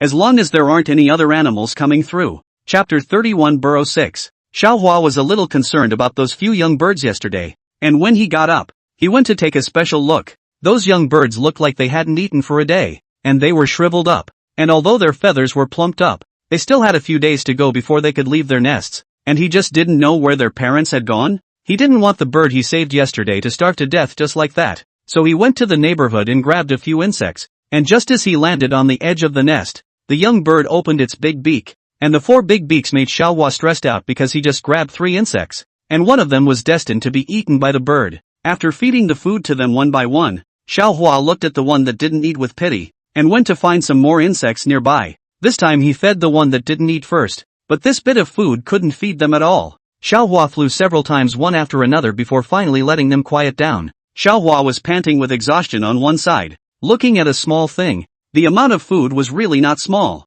Their parents should not be unable to afford to raise them and not intend to raise them, right? Of course, that's a joke. But then again, just one meal was exhausting for Xiao Hua, and if they ate more than a few times a day, there was definitely no way for a bird to fully raise them. Xiao Hua didn't plan to keep them, just come to see them often to make sure they don't die. At that time, he hadn't been so tired of raising his penguin son. The 4 young birds curled up together and slept after eating their fill, and Xiao Hua also flew back to rest. He habitually plowed a hole in the ground and lay down in it, and because of his frequent plowing, the earth was loose all around him, and even though the very top had become dry from the sun, it was still moist underneath. A mud bath like this couldn't be more comfortable in the summer. Unfortunately, Scavenger doesn't like it. and she only does it when her feathers get dirty. The sun was a little bit to the west, and the sunlight became mild. Xiaohua lay on his back and suddenly sighed heavily. This life was a little too boring. Every day was either eating or sleeping, and external dangers were kept out of Xingshir's safety zone. Within a radius of 10 kilometers was his safety zone. Although safety was guaranteed, life without challenges was not exciting at all. No, he had to get some excitement. After thinking about it, Xiaohua went to find Xingshir. He wanted to go hunting with her. Xingshir nodded her head and agreed. Anyway, there was no danger in hunting, not to mention that there was still her. Going out to have some fun wasn't a bad thing. It just so happened that she was going to look for a thorny branch for Xiaohua to use to hang food. The two of them then set off together, and in just 10 minutes they had flown dozens of kilometers to another forest. This forest bordered the plains, and Xiaohua saw a number of buffalo zebras grazing on the grasslands, and not far from them were herds of lions. Xiaohua looked excited. He had never seen a lion before. Xingshir was unimpressed with the lions. It was the birds flying in the sky that really gave her a sense of crisis. Perhaps it is because the lions here are extremely capable of hunting. Can see a lot of vultures circling in the sky. They feed on carrion and often appear in groups. Xingshir is not afraid of it, but Xiaohua's size is too small. A charge can make him faint and die. In Xingshir's eyes, Xiaohua was incomparably vulnerable, even if he was also a taskmaster carrying the system. Xiaohua wanted to get closer to check on the lion, but was blocked back by Xingshir. If he got any closer, the lion's reaction speed would probably hurt him. Xiaohua also understood and snapped back a few steps. He came to find excitement, not to find death. Compared to Xiaohua's idleness, Xingshir instantly entered a state of praying. She stood at the tip of the tree, her eyes rapidly rotating. Any tiny movement on the ground was within her grasp. In the space of a breath, she locked onto her target. This time her target was different from the previous ones. A small antelope, which had just been born and was walking a little wobbly. Not because it was young and couldn't walk, but because one of its hooves was deformed. A congenital disability that would have led to it being abandoned by the herd or eaten by predators. But it is still fine. It probably won't live much longer though. Its pride is ostracizing it and isolating it from its protective circle, which means it's really small and the lions aren't hungry, or it would be dead in minutes. Xingshir spread his wings slightly and moved his paws on the branch, then flew down violently, catching the small antelope in the sky the moment it lowered its head to graze. The antelope, no matter how small it was, could not be driven by Xingshir for a long time, not to mention the fact that it struggled all the time, which made it even more difficult to try to carry it. Xingshir flew to a high place, claws loosened. The small antelope fell down, quickly fell to the ground without life. She landed next to the carcass of the small antelope. This time it was easy to grab. She rushed to Xiaohua, called out, meaning to let him go back to eat, although she could also peck at the ground like a vulture. It was just that Xingshir always felt that it was too unhygienic, so she preferred to bring the prey back to the tree to enjoy it with Xiaohua when it was not necessary. Hearing Xingshir's call, Xiaohua responded and flew over. He had been watching from the side during the hunt just now. The moment he saw Xingshir's successful hunt, he was simply more excited than myself. His little heart fluttered with excitement and he pounced on him with a fierce rubbing. His wife is so strong. As long as people have the nature to admire strength, Xiaohua is no exception. Xingshir enjoyed Xiaohua's adoration for a while and led the way towards home with his head held high. When they reached home, Xingshir tore open the antelope skin for Xiaohua to eat first, while he himself flew away again. Xiaohua didn't know what she was going to do, nor did he ask much. After eating his fill, he went to take a look at those cubs.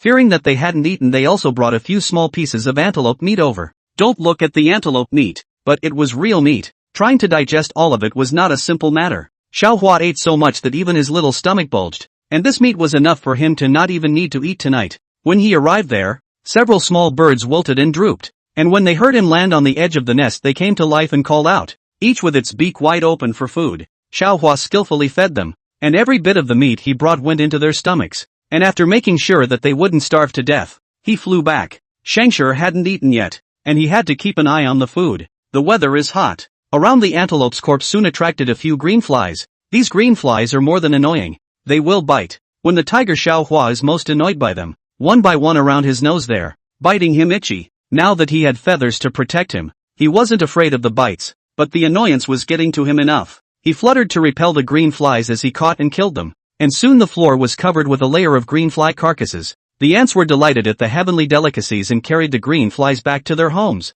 braving the heat. Not long after, Xingshir returned, and she brought back a branch full of spikes, which wasn't exactly thick, but it wasn't something he could shake. Why did you bring this back? Xiaohua jumped to Xingshir's front and looked at the wood with a disgusted face. Such long thorns can't stand people at all. What's the use? Is it used to block the door? Even though he didn't like it, Xiaohua subconsciously pondered over the use and placement. No, this is for you, Scavenger said, stood the wood up and fixed it against the side of the tree, demonstrated by picking up a piece of meat and threading it onto a long thorn, and said to Xiaohua, this time, you try it. Xiaohua was unsure and went over to take a bite. Instantly he understood why Scavenger brought this wood back. The burrowing bird's beak was sharp and powerful, but its claws were long and thin, so it could only perform simple grasping. And whenever Xiaohua lowered his head to eat his food, there would be cases where his claws couldn't press down on the food. When the strength of the beak was too strong and the strength of the paws was weak, there would be a head-heavy feeling. So in the past, Xiaohua used to struggle especially hard every time he ate on his own, but Scavenger would feed him, so he didn't take it seriously. Until today, he didn't know the proper eating position. With this tree, Xiaohua was also interested in hunting. The feeling of hanging the branches a little bit was really good. Then, except for some of the poisonous insects which he did not eat, the rest of the other small insects in the neighborhood came to his table. A little bit of time passed and the summer was at its peak. Scavenger seldom went out hunting anymore. The sun outside was so hot that just looking at it made her eyes feel like they were going to light up. So she hid in the shade every day and waited for it to get dark to rehydrate. And the high summer is characterized by the scarcity of water. There is not much water used in the high season, but all the animals need water too. So the water supply becomes scarce at a rate visible to the naked eye. In this case, the drought came. Xiaohua saw the power of drought for the first time. The ground cracked and animals died of thirst every day, as if death had already scratched this place on its blacklist. Scavenger looked at all this and said to Xiaohua, we have to go. Although Xiaohua couldn't let go of the nest he had just built, there were priorities. If they stayed any longer they would die of thirst here as well. One night they set out. Xiaohua was glad that the birds he rescued were able to leave the nest and survive on their own, or else they would have to turn into dried bird corpses. They walked after the herd of buffaloes, and soon saw a great swift river, which the buffaloes had to swim across, and in which they did not know how many of them had to be folded in. But Xiaohua they do not need. Scavenger found a place where the water flow is more gentle, called Xiaohua down to drink water. They do not drink much. A few mouths will be full. After drinking, Xiaohua rejoined the tree and watched the buffalo struggle forward in the river, merging into a black dark stream. Not a few of them have been eaten by crocodiles or washed away by the water. Those who survive are nature's lucky ones. Except that luck has a time limit. On the opposite side of the grassland, the lions were already waiting impatiently. Not far from them was a group of hyenas. Xiaohua stood at the end of the tree, looking across the sky at his distant hometown. They were considered to be uprooted from their homeland, weren't they? Come to dinner. Aha! Without cutlery, he's living the life of being fed again. When they had finished eating, he and Scavenger each retreated to the shade of a tree to take a vacation. And under the tree was the pride of lions, who could not bear the heat of the sun, and took temporary shelter from the heat of the day here. Chapter 32 Burrow 7. On the second day after arriving at the new residence, heavy rain descended on the land. The raging storm caused the temperature here to drop rapidly. Xiaohua hid under Scavenger's wings and moved his paws uneasily. Apart from the leaves, they had no more shelter, and the places with stones were occupied by poisonous insects. Although Scavenger didn't put them in his eyes, it was very troublesome to deal with them, so he simply stayed in the tree. Her fur was drenched, but her physique was still magnificent, and as the soft rice system looked at the muscles that were vaguely outlined on her chest, it couldn't help but think that its host didn't know what kind of virtue it had accumulated to find such a good gold master. Scavenger's feathers were blown messy, but the Xiaohua under her wings was dry and cool, and the warm mass was like her warm baby, helping her retain her body's temperature. After the heavy rain stopped, Xiaohua drilled out from under Scavenger's wings. Looking at the drenched Scavenger, he felt some heartache in his heart. However, the next second, he was shocked by Scavenger's figure. He didn't understand. Do birds have muscles too? Even though he was soaked by the rain, he could still see the muscles on Scavenger's body, and he never knew that her body under the feathers was like this. It's as unbelievable as being a cute girl on the outside and ending up with 8-pack abs on the inside when you take off your shirt. Scavenger told Xiaohua to stay away, then shook her body fur, and as the sun appeared, her feathers gradually became dry. Xiaohua helped her comb through her warped feathers to make them level again. Otherwise there would be quite a bit of resistance if she flew. Xiaohua was still thinking about the original bird's nest, which was the home that he and Scavenger had built together, and thought that he would go back when the drought was over. And now they were only here for a short while. It didn't matter where Scavenger was, she could live anywhere. In order to live comfortably next, Scavenger led Xiaohua to single out an eagle that was about the same size as her. Of course it was Scavenger who singled out the eagle, and Xiaohua snuck in at the back to throw its bird eggs. This move was inhumane, but it was the fastest way to resolve the fight. The eagle was still young and the egg was still freshly laid. There was no life in it yet. Even if it was thrown, it wouldn't be immortal. Moreover, Xingqi's strength was too strong. It couldn't beat it, and it didn't have the egg as a tie, so it naturally went away and left this sad place. After throwing the egg, the hawk called out and then flew away after slowly circling around the egg mixture, with Xingqi occupying its nest as the victor. They spent some time in this nest until the rut came on in full bloom. Perhaps it was because of the different races. Xiaohua was oblivious to Shangqi's rutting period. He just felt that there were a lot more large birds around his house, but he didn't take it seriously. However, just as he was out hunting, he was captured directly by an eagle, and there was some relief in his fear that by dying he would be able to get another powerful body, and not have to live under Xingqi's wing all the time, and he could protect her well as a protector. However, when he was mentally prepared to be eaten, he realized that the eagle that grabbed him had no intention of eating him.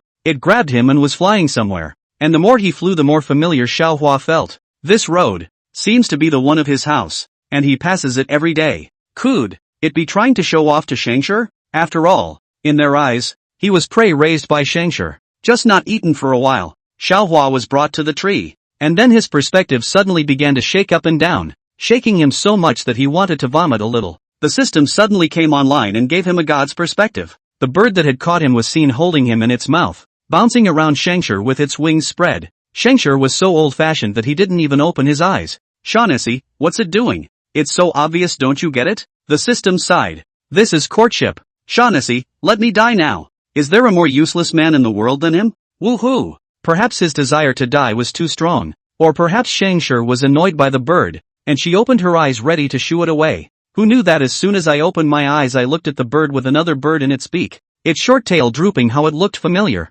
She suddenly realized something. Her eyes were fierce, and she angrily rushed up, yanking off a lot of the bird's feathers with one claw, and the bird opened its mouth in pain and spat Xiaohua out. Xiaohua's body feathers were slightly wet. His eyes were lifeless. Let him die. Xingqi pushed him into the tree, and then rushed the bird and flew over. Xiaohua only saw the streaking feathers and the wailing of the bird through the leaves, and in no time the sound was gone. Xingqi had pecked out the bird's fur. It still had a bloody hole in its neck, and the freshly dead carcass quickly attracted a number of predators. Xingqi didn't care about those. She flew to Xiaohua's side and patted him soothingly. It's all right. After this incident, Xingqi turned on the slaughter mode around the area. Any birds that came close, no matter how big or small, were expelled by her, and the ones that were left were birds that were not much of a threat. Xiaohua was depressed for a while and then let it go. He should have gotten used to it a long time ago. After summer passes, fall arrives. Xiaohua was torn between returning to the nest site or following the birds in their migration.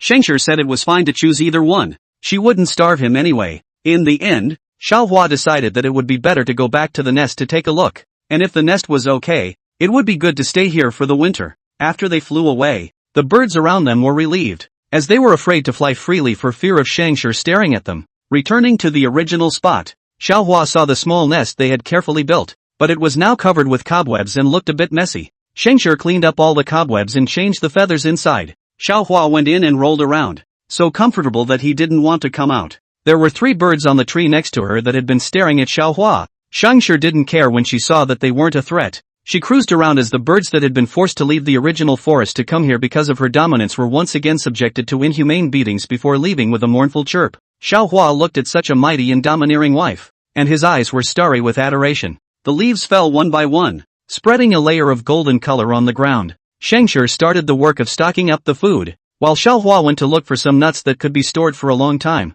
Although he couldn't open it, but Xingqi could. The couple began their respective routines of raising a family. In the morning, after the 2 birds had eaten, they flew to the 2 sides. Xingqi flew after the prey, while Xiaohua followed the squirrels, and after finding the place where they stored the food, he waited for Xingqi to come back, and then brought her over to gouge out the hole. A few days down the line, their nest was stuffed to the brim, and there was no way around it. Xiaohua could only put the stuff on the tree first, and then take it when they wanted to eat. The prey that was shot in the prime of the season was hung up in the trees, and would dry out in 2 days. It was a little harder to swallow, but it was better than starvation. A little bit of time has passed and winter is here. A heavy snowfall covered the entire forest. Most of the animals fell into hibernation, and Xingqi and Xiaohua stayed in their dens unwilling to come out. Xingqi nestled under Xingqi's wings, warm as if it was spring, and the 2 of them birds watched the heavy snow outside. the atmosphere peaceful and tranquil. The two systems captured the image and waited until later to keep it as a souvenir for both of them. Scavenger had thought that they would spend this winter in peace, but the arrival of a group of people broke the peace. They're poachers. Scavenger was alerted when the first shot rang out. She could see the footprints left by the men from the trees. And looking at the target, it was a black bear looking to hibernate. Xiaohua was afraid that Scavenger would be hit by a gun and stopped her dead in her tracks to prevent her from going out. He stood at the entrance of the nest, one foot stepping on the edge of the nest and the other standing, forming a right angle of 90 degrees. With his wings wide open and his little face scrunched up, he stiffly stopped Scavenger. Scavenger. Well, she wouldn't go out just because he looked so cute. However, their unusual nest caught the attention of those who were there. After all, no bird's nest would be so finely made. Different meant special, and special meant value. Xiaohua heard that they wanted to climb up and take a look now, which meant that they had to abandon the place. One night, the two of them left the nest and hid in a bird's nest in one of the other trees, a position where they could just observe the humans in action, and when they were gone, they could go back. However, this wait is a few days. Those people also gripped their bird's nest from the tree, so that their bird's nest broke a big hole. If it is not afraid of their shotguns, Xiaohua really want to kick a claw in their face, so that they can learn how to write the word quality. The winter wind was bone-chilling. Xiaohua was fine being protected by Scavenger, but Scanger's body was covered in white frost, and some parts were frozen stiff. Xiaohua looked in his eyes and was anxious in his heart. If this continued, they would freeze to death even if they weren't shot to death. And the group of hunters had somehow managed to camp right at their place. But this was a good thing for Xiaohua, as they needed to build a fire to keep warm. So, when they all went to bed at night, the two of them flew near the fire to keep warm for days on end. The men didn't even notice, and they learned the reason why they stayed here. Because of the prey hanging from their trees. They thought there were birds here, and it lived in that nest. After all, there were feathers in it that hadn't had time to be cleaned. So anyone who came to look at it would think there were still birds living in it. They wanted to see what kind of bird could make such a fine nest. That is to say, they are now squatting exactly Xiaohua and the others. Fortunately they left early, otherwise I am afraid that they could not even leave if they wanted to. A few days later, they hunted a deer out of nowhere and blood was spilled all over the place. They were cutting venison and grilling it at the campground, and it looked like they didn't want to leave for a while. Xiaohua said to Scavenger, "Why don't we go somewhere else?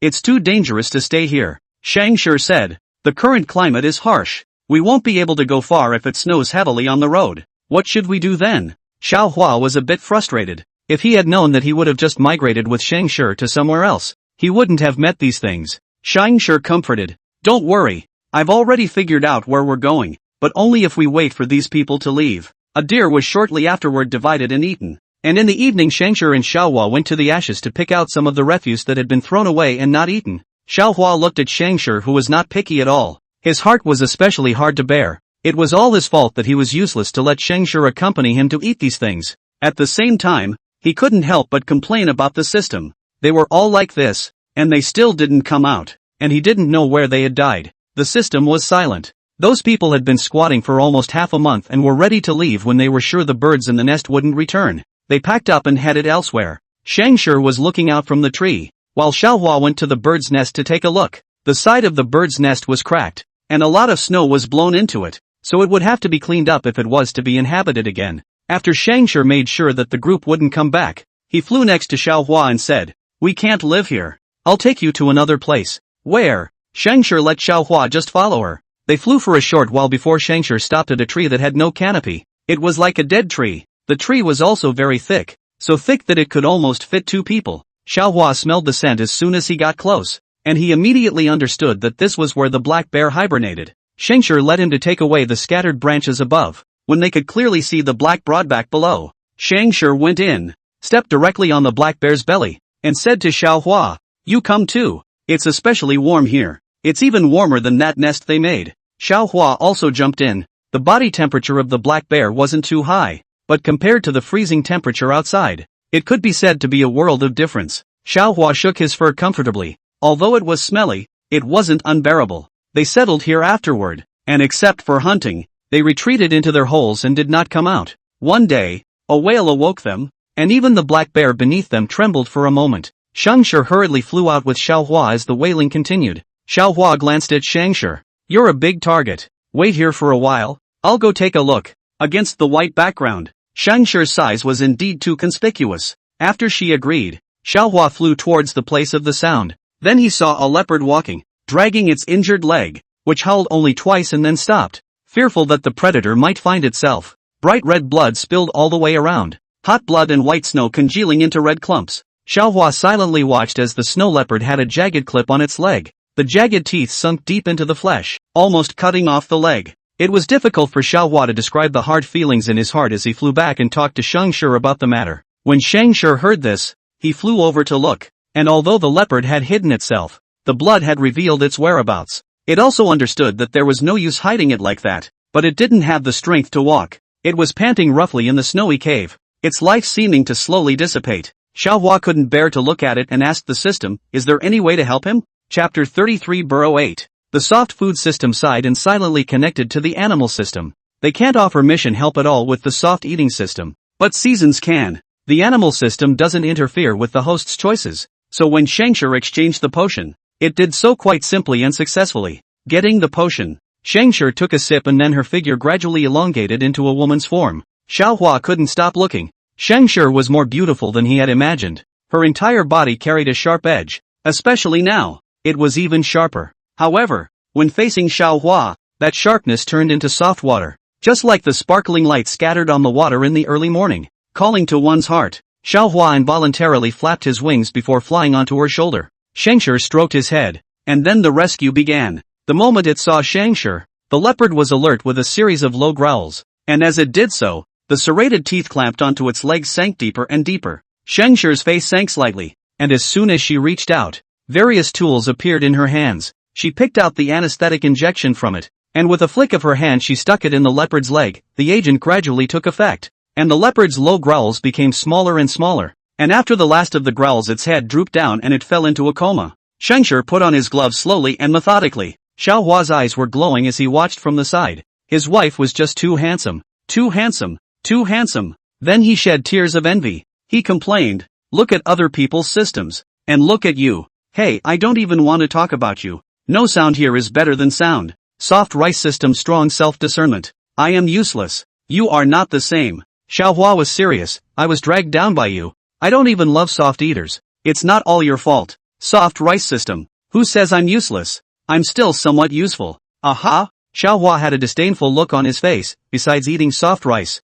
do you have any use for it?" "Oh, the soft rice still needs me to eat it for you. Soft food system, I can also turn you into a human now." Xiaohua smiled coldly. "Heck, using points that I can't afford to exchange in 10 lifetimes against?" The soft rice system was speechless as it racked its brain to think of what other uses it had. However, Xiaohua was right. He really had no other use besides eating soft rice. Those point rewards and stuff are just for show. The host can't use them at all. Hey! Nope. The soft food system was instantly energized. "I have another use for it." Xiaohua didn't even bother to look at it at this point. The soft rice system was busy saying, "You're already bound to Scavenger, so your points are shared. What's hers is yours. What's yours is also hers." Sha! He looked at his shabby 300 points, and then looked at Scavenger's zeros that he couldn't see the head of, and felt even more useless. The soft food system says that he has the right to use Scavenger's points, but it doesn't count towards his main points, and he can only become human if he saves up 1,000 of his own points. Xiaohua couldn't help but wonder, what is Scavenger's mission? He should have been able to get out of the system a long time ago if he had so many points, right? Why is he still doing the mission now? The soft food system asked the question for him. Animal system. She's one of our first hosts. It's her hobby, and she's not limited by her mission. Simply put, Scavenger retired a long time ago, and it's just her hobby that she's still running around with the system. When the soft rice system heard this, it couldn't help but marvel at Xiaohua's good fortune, finding such a big gold master after his first meal. What a blessing! After Scavenger broke the clip with his bare hands on this side, he gave anti-inflammatory to the leopard's wound. Fortunately, the injury was only to the skin and flesh. With the animal's strong healing ability, it would soon be healed, provided these people don't show up again. Scavenger hid the leopard and looked at the bloodstains behind him. Now that the weather was clear and there was no snow, the bloodstains would be very hard to hide, and would be a very obvious sign to both predators and poachers. Those people are a big problem to keep here after all. It's better to catch them all. But they didn't have any communication devices, and they couldn't make any extra contact with this world, so it would have to be some other way. After the effects of the potion wore off, Scavenger resumed his appearance as a golden eagle. She grabbed the clip on the ground and flew back to the tree, and Xiaohua asked, "What do you want to do?" Scavenger said, "Call the police." "Ha, Xiaohua was a bit confused for a moment. How are we going to call the police? Scavenger stepped on the iron beast clamp with one claw, and the beast clamp was overwhelmed with a clicking sound. I'll take this with me. It has the blood of a leopard on it. It will definitely get their attention. Xiaohua immediately said. I'll go with you. Scavenger nodded. She originally did not feel comfortable with Xiaohua being out there alone. He was just too weak, and she did not know how his system had chosen such a body for him. In order to prevent those poachers from finding this place, Scavenger used his points to exchange for a small psychedelic formation, so that those hunters would be disoriented when they approached this place and wouldn't be able to find the leopard's traces, and it would also help them by some time. Afterwards, Scavenger took the iron beast clip and Xiaohua and flew towards the gathering place of the humans, and on the way of their flight, they rested for a while every once in a while. Xiaohua's heart ached for Scavenger, but he couldn't do anything. One of the serrated teeth of that beast clip was longer than his body. He couldn't even hold it. He could only rely on Scavenger alone. After a long time, they finally saw the human gathering place, which was near the big mountains, so there were forest animal protectors, and they would naturally know about it as soon as they put something in front of their eyes. Xiaohua listened to Scavenger's words and stood outside waiting while Scavenger slammed his beast clip into the glass. It was winter, and the ranger was in his room, with a fire burning and a hot drink scalded, and a good meal down, when he was suddenly startled by a rattling at the window. He looked out, but the windows were filled with a thick layer of ice, so he couldn't see what was happening. He muttered, "It's not going to freeze and crack the window, is it? That would be bad." With that, he grabbed the baton in his hand and opened the door with great vigilance. It could also be some sort of large animal coming at a time like this, so one must be very careful. There had been 3 of them, but those 2 had gone home for New Year's, so he was the only one left here. So it was all the more important to step up and be careful. He gently pushed the door open a crack, and when he looked through it, there was actually a golden eagle outside, with very sharp eyes and a sharp beak. He closed the door behind him and thought, shouldn't all the golden eagles have moved away? How did they appear here? Thinking that, he reopened the door again, and this time, the golden eagle's wings closed and she landed quietly and obediently in the doorway, with a pair of bloodied animal clips with animal hair underneath her. Those who were willing to be forest rangers were animal lovers, and the man took one look at the door and opened it a little at once. He reached over the animal trap and examined the animal fur that was carried on it, and found that it was the fur of a leopard, which did indeed survive in this wooded area. There were times when those leopards would even come up to them to have fun. I didn't realize that there were actually people deliberately laying animal traps to hunt protected animals. The man looked at Scavenger and said, "Did you come here specifically to ask for my help?" Scavenger cocked his head, then turned and flew to a nearby tree. She could have nodded, but it was better to avoid scaring the man. Seeing this, Xiaohua also flew to her side. Scavenger familiarly gathered Xiaohua under his wings, and his strong and warm girlfriend's power moved Xiaohua to the point where snot came out of his nose. It's actually frozen. After the ranger park explained the situation to the upper level sent help at once. He couldn't help but push the door out to look, but he saw that the golden eagle was hiding in the paper box on his doorstep, and his heart softened a little as he asked, "I'll let you in the house, but you can't attack me, okay?" A large bird like this would be laid up in the hospital for days if she scratched it, not to mention the germs these wild animals carried, and he was taking a big risk letting her in. Scavenger looked at Xiaohua and accepted the ranger's kindness as she wrapped her arms around him and slowly walked in, then found a corner in the house and squatted down. The ranger wasn't afraid to take a look at how understanding they were and took a couple pieces of meat out of the refrigerator and put them in front of them. Scavenger nodded slightly and thanked the other party for their kindness, then called out in a low voice as Xiaohua wheedled his way out. Scavenger tore the meat to a level where it was good to swallow, and then took the meat in his mouth and fed it to Xiaohua as if he were feeding a cub. The ranger was looking confused on the side. If he wasn't mistaken, the one the golden eagle was feeding was a ferocious bird called a butcher bird, right? How did these 2 sexually aggressive carnivores get mixed up? If Xiaohua could sense the other party's thoughts, he would be overjoyed. Finally someone could recognize his ferocious face. Unfortunately, he couldn't sense it, so he was embarrassed. It was just too embarrassing to accept his wife's feeding in front of a human. Once he had eaten almost all of it, he burrowed back underneath Scavenger's wing, and only then did Scavenger eat the rest of the food. The ranger couldn't help but wipe his face and ask with a smile, "Is this a pet you have? That butcher bird can't be that honest if it's stockpiling food, can it?" And that action of his burrowing under the wings of the golden eagle is similar to that of his child, who is very afraid of life and hides when people come to the house. The bird's demeanor and movements were practically identical to his child's.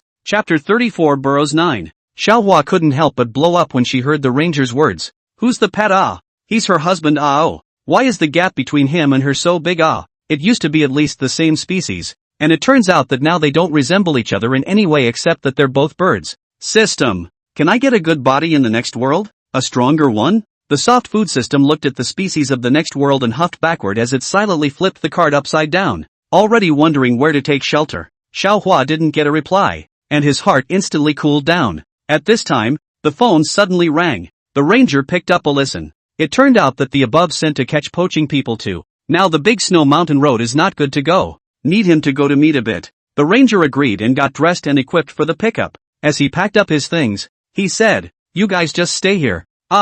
Don't go out. I'll be back in a while." A golden eagle of this size is conspicuous out there, and it wouldn't be good if those poachers found it. Although golden eagles don't have medicinal value like rhinos and tigers, they will be worth a lot of money if they are made into specimens. For those poachers, any rare animal becomes their prey. They're all a bunch of thieves who don't care about their lives as long as they have money. The ranger opened the door and went out, and Scavenger followed him. "Hey, why are you guys out?" The ranger was startled and hurriedly opened the door. "You guys just stay inside." Scavenger flew to the tree in silence, then stared at the ranger. The ranger had no choice but to close the door behind him and step through the snow to go ahead and pick up the man. Xiaohua got out of Scavenger's arms and flew to a tree on the side, and they escorted this ranger on the left and right. They would have a good view overhead and would be the first to spot and warn if a poacher was approaching. The ranger realized that Scavenger and the others had been following him after walking for a while, and he wasn't too worried about it. But instead, he was a bit shocked by the high intelligence they showed. He had heard that there had been some highly intelligent animals in the past, such as the tiger that could make fire that had appeared some years ago, but he felt that those were rumors spread by the locals to attract tourists. He later went on to see replicated models of where tigers live, and thought that was even more nonsense. No matter how smart a tiger is, it can't make its own door for a leather pouch. It must be man-made. There is also the absolute love story of Antarctic penguins and seals. That's even more absurd. Penguins and seals are natural enemies. How can love exist? Those videos are true, but that's all in the minds of human beings. Maybe the seals are just using the penguins as reserve food. Then again, it's a pet, and it can't be a companion anyway. That's never going to happen. But this time he saw it with his own eyes, and although he still didn't think those animals were that intelligent, this one was smart enough to make him believe it. The ranger was trudging through the snow when a sudden gunshot shocked everyone on the spot. Gunshots rang out several times, and then came a roar of anger. Xiaohua flew to Shangshir's side and called out in a low voice, "It seems like the sound of a bear?" Shangshir nodded with a serious expression. "I'm afraid that the group of poachers had discovered the hibernating black bears. I just hoped that the black bears would have a little thicker skin and hold out until the human rescue arrived." The ranger's face was heavy and he walked faster. The faster he was, the earlier he could pick up the aid, the safer he could make those animals. Xiaohua flew around Shangshir a few times. "I want to go check out the situation. He's a small target. The poachers can't spot him." Shangshir also understood the importance of the matter and agreed to let him go over. Xiaohua went to check out the situation first, and when she received the people, she would then lead them directly to the poachers. As soon as Xiaohua flew away, the ranger said, "Hey, your pet flew away." In mid-air, Xiaohua's figure stumbled. He turned back angrily, met Shangshir's smiling gaze, and flew back aggrieved, rubbing against her chest and flying away. "He's not a pet. He is her husband." Aha. Chapter 35 Burrow 10. Xiaohua flew to the sound and stood on the tip of the tree, looking at the farce below. The poachers were running around in fear, and the black bear kept letting out a roar of rage. It had been startled by the sound of the gunfire and was in the throes of a territorial invasion. The poachers climbed up the tree and kept checking their guns. They also found it strange that the black bear was not injured when they had clearly aimed at it just now, and now their guns were even more jammed. They couldn't pull them at all. Otherwise, how could they have been chased by the black bears in such a sorry state? The black bear sniffed at the human scent, and when it looked up, it saw the silhouettes in the trees. It was winter, and there were no leaves on any of the trees, so there was no way for them to hide. One could only turn the muzzle of the gun towards the black bear, warning it to stay away, and of course most importantly to embolden themselves. As long as the gun was in their hands, then they weren't afraid. Xiaohua didn't know about their gun jamming. He just looked at the black bear's reckless behavior and was a bit worried for it. It was so big. If it was hit by the gun, its life would definitely be gone. He would like to help, but not to mention that he was a bird. He couldn't do anything to help right now even if he was a human being, and even then, he might get hitched himself. So Xiaohua didn't do anything. He just watched silently, and waited for the rescuing humans to come anyway. The black bear was also a bit scared to face the black muzzle of the gun. It was afraid of the thing that would make a loud noise. After roaring for a while, it slowly receded. The poachers didn't let their guard down. Though, the most terrifying thing about a black bear wasn't its size or its paw strength, but its suspicion. The black bear is a highly intelligent creature. It will simulate some prey behavior to lure people close, or hide in the dark. When people let down their guard, in the moment to strike, if it is targeted, it will be a very scary feeling. So none of the poachers had gotten out of the trees and had been alert for movement around them. At night, the humans were even more wary, fearing that the bears might take advantage of the night to stage a sneak attack. And standing at the highest place, Xiaohua saw the position of the black bear. It hid under the snow, only showing a pair of eyes. It was located not far away from the tree. Once those few poachers went down, it could get close in an instant and directly press them down. The black bear's stealth skills were so good that no one spotted him until the next day. Xiaohua was frozen overnight, wilting in an abandoned nest, yawning in a daze. Suddenly the movements of the poachers lifted his spirits instantly. They seemed to have confirmed that the black bear was completely gone and that the place was safe. But they didn't see that the black bear was actually at their feet. Xiaohua stood up and shook himself, hesitating between the human and the black bear for a moment before finally choosing to let the human discover it on his own. It wasn't so much that he sympathized with the poachers, but if they died at the hands of the black bear could have been shot outright as well, and all the animals in the area could have been affected by it, and he couldn't let that happen. Xiaohua didn't dare to get close to the black bear. In case he was slapped by it, he would be dead. It's still a little safer on the human side. He flew over and kept pecking at the guys' faces so they couldn't come down. The butcher bird's beak was unusually sharp, and it didn't take long for a couple of the men to get a few more bloody spots on their faces. Xiaohua wouldn't peck at them when they were in the tree, but once he made a move to go down the tree, he would fly over and peck at them. After a while, the poachers noticed something was wrong. Covering their faces with scarves, they stared fearfully at Xiaohua, who was combing his wings not far away, and muttered, "What's going on here?" It wasn't that they hadn't thought about tackling the bird with their guns, but with the tight confines of the tree and the bird's quick movements, they couldn't aim well, and once they made a move to aim, the bird would lean and fly to them, and that would make it even more impossible to shoot. So the two sides have been so deadlocked. As it neared noon and the sun warmed up, the poachers ate some cookies to regain their strength and were ready to go straight down. They couldn't afford to spend time here because of one bird. Xiaohua could see that they were really going to leave this time, and he couldn't stop them when they were heavily armed. Should we go and lure the black bear out? Is it worth him doing such dangerous things for these poachers? Xiaohua was a bit hesitant. Suddenly, a chirp caught his attention. It was Shangshi's voice. She came over. The ranger received those rescuers and was taking them to his cabin to give them a break. After all, they hadn't rested since they went up the mountain, and they were at a critical point mentally and physically. The ranger brought them some food to pad their bellies and then went off to cook. Shangshi was also taken into the house. However, when she was ready to leave in the evening, the door was closed, and there was no way for her to get out, so she had to stay in the house for the night. She woke them up at first light the next day, and when breakfast was served they went up the mountain. There was a system guide between Shangshi and Xiaohua, so she led the way. At first the men didn't realize that she was showing them the way until Shang stopped every now and then to wait for them, and they realized this. Shangshi brought them to the place where the leopard was and had the system remove the illusion formation. Soon, those rescuers saw the leopard. Then after anesthetizing it, a few of them brought the leopard back to rescue it, while the rest of them went to look for those poachers. Shangshi then led them straight to their destination. When Shangshi's voice appeared, Xiaohua's heart instantly settled. He called out a response. "You guys be careful. The black bear is hiding down there." Shangshi sniffed and circled the sky, quickly discovering the black bear's location. The poacher in the tree next to him was halfway up, and if he didn't stop in time, he'd be in ambush range of the bears. Shangshi gripped his sharp claws, then swooped down sharply from the high distant sky like an arrow off a string. Her massive body was clearly visible even to the naked eye of an ordinary person with her courageous stance. The crowd was stunned and couldn't help but wonder how a golden eagle could have appeared here, and they even put up such an aggressive stance? Just as they were puzzled, the scene that happened next was one that everyone present would never forget, only to see Shangshi. The moment he was about to touch the ground, he violently swung his claws towards the thick snow with great force, and then violently and sharply elevated. The moment she ascended, a black shadow suddenly sprang out from the depths of the snow like lightning, tilting its head towards Shangshi above it and letting out a deafening roar. They fixed their eyes on the black bear, which turned out to be the black bear, and they instantly reacted and broke out in a cold sweat. If not for this bird, then the more you think about things in detail, the scarier they get. At this moment, Shangshi hovered gracefully in the air, and then she stared at the black bear and slowly loosened her clenched claws. As she moved, handfuls of long black hairs fluttered down from her sharp claws in droves, sprinkling lightly like snowflakes on the white snowy ground. And those hairs belonged to that black bear. Xiaohua, who was standing on the sidelines watching the battle, witnessed this scene and his eyes went straight. He gazed in fascination at Xingqi's heroic gesture of opening his claws and letting the bear's fur drift down, and he couldn't help but feel a strong shock welling up within him. This is so handsome. It was as if time had frozen at this moment, and only a golden eagle in Xingqi was reflected in his eyes. The system. Did you see that? It's so handsome. So dominant. That haughty look practically stepped on his heart. Soft food system, filmed it for you.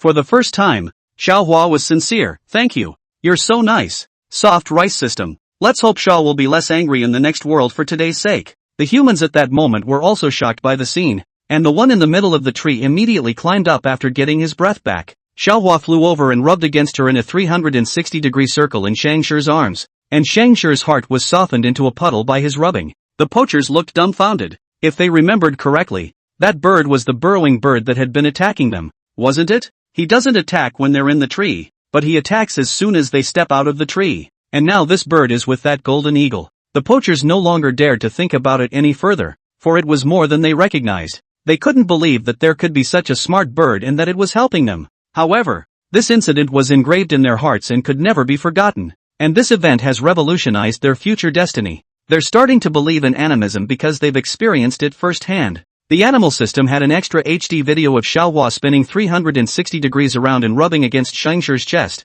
and it was too embarrassed to look at that sticky mess more than once. Of course, the systems were interoperable, so it and the soft food system exchanged a video with each other, and the animal system couldn't help but collect it when it looked at Xingqi's disdainful eyes, which was the eyes that the king among the animals should have. The soft rice system, on the other hand, watched the video of Xiaohua's pampering as he spun in a 360-degree deathless circle and rubbed against someone's chest, and also bookmarked it, keeping it as a reference material for later hosts. Also said that he did not love to eat soft rice. On this frame, was born to eat soft rice. Good material. This pampering is full of fuzzy action. Chapter 36 Burrows 11. When the black bear came out, the people who came to the rescue immediately got down on their stomachs and then pointed their tranquilizer guns at the bear. The black bear was in the snow for so long just to take revenge, but all this was ruined by Shangqi. It was furious and jumped to its feet, but it couldn't do anything about Shangqi in the air, so it could only take out its anger on the tree. The poachers in the tree hugged the tree tightly, but this time they didn't feel nervous. They didn't know why, but as soon as they saw the golden eagle in the air, they felt safe. What is it about this emotion that they themselves cannot understand? After the rescue team fired the anesthetic, the pain of being stabbed made the bear even more launched into a frenzy. It began to rush towards the rescue team. The rescue team took a look at the rushing bear, was shocked. Things cannot be packed up, and rushed to escape. At the moment of crisis, Shangqi swooped down from the sky to attract the attention of the black bear, who saw that she was really distracted and started to run after Shangqi again. After a few minutes, though, it slowed down and finally stopped, shaking its head a few times before collapsing to the ground. To be safe, the group didn't approach directly, but instead gave out a supplementary shot of anesthetic, and at least they were right to do so, because just as soon as the second shot hit, the black bear jumped up again in pain, and it had just pretended to do it all. With 2 shots of anesthetic, the black bear literally couldn't hold out and collapsed after a few seconds of jumping. Shangqi went over to look at it after it collapsed, confirming that it was indeed unconscious before nodding to the men before she withdrew to a safe distance and let them take care of it. Those rescuers came over cautiously, and after they checked the black bear's body, they were relieved to find that there was nothing wrong. At this time, the poachers in the trees were also forced to come down, and they squatted honestly in a row, with their hands on their heads and a somewhat bewildered expression. So much had happened that day, and so much shock had been brought to them by these 2 birds, that none of them were surprised when the rescue team came out. The captain at the head of the group asked them, "How many animals did you hunt in the mountains this time?" The poacher said honestly, "We've just laid a couple traps and haven't even looked at them yet." Upon hearing this, the captain immediately told them to lead the way to the location of the trap, and Shangqi listened and suddenly flew away. A few moments later, she flew back carrying those traps. 1-2, she flew 5 round trips before she brought back all the traps. By this time, the entire room was silent as they looked at the iron traps piled up on the ground. The few poachers went over to take a look and carefully glanced at Shangqi.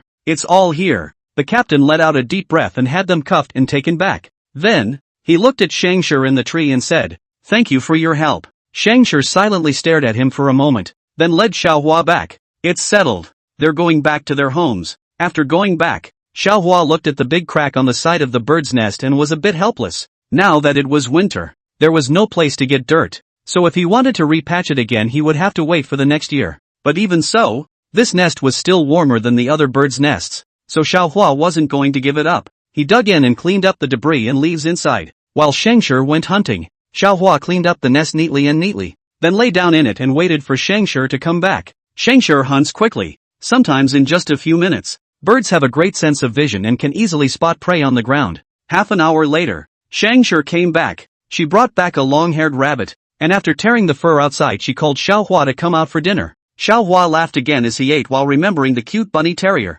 Scavenger watched from the side, completely unaware of what Xiaohua was thinking of that made him laugh like this. After eating the meat clean there was only a layer of skin left, and Scavenger covered the hairy side over the cracks, so that it would keep out some of the wind and there was no need to worry about rotting. Then she embraced Xiaohua and went back to her nest to sleep. This is their daily routine. The rescue team went back and reported the golden eagle, because the incident was so bizarre that they couldn't believe it even if they had seen it with their own eyes. And a couple of poachers testified even more, even telling them many times when the burrowing bird stopped them from coming down the tree, which could indeed be a coincidence, but it's unlikely to be a coincidence. And because of the past, the higher-ups decided to pay attention to it first, so the surroundings of Scavenger and Xiaohua were monitored. Scavenger and Xiaohua had no problem with this. Humans couldn't take them anyway, and if you had another injured animal, they could still just find out without having to go looking for it. All in all, there is no harm in this matter. This observation was made until the beginning of spring. Once the ice and snow had melted, Scavenger didn't like to go out much because the roads were muddy and the animals on the ground were getting dirty and not very good to eat. Xiaohua didn't like to go out either, so they stayed in the nest except for necessary hunting. When the weather warms up, Scavenger throws away the rabbit skins on the nests. If they don't, they'll get stale. Taking advantage of the good weather, Xiaohua began to collect soil to patch that crack. Scavenger, on the other hand, sends him dirt with leaves. After patching the cracks, Xiaohua was ready to waterproof it. Their bird's nest was on the ground and would be washed away if it rained heavily. Waterproofing was essential. He was busy with this until early summer. Xiaohua also started hunting with Scavenger, saying hunting was actually more like training. Even the dangers around him had been cleared by Scavenger, but there was always a time of negligence, so it was best for Xiaohua to become stronger on his own. Little did they know that while they were practicing their chase, their home was stolen. When Xiaohua came back from training, he saw a bird lying in his own nest, so bold that it didn't even run when it saw him coming back. Xiaohua rubbed his fists and was ready to teach this bird a lesson,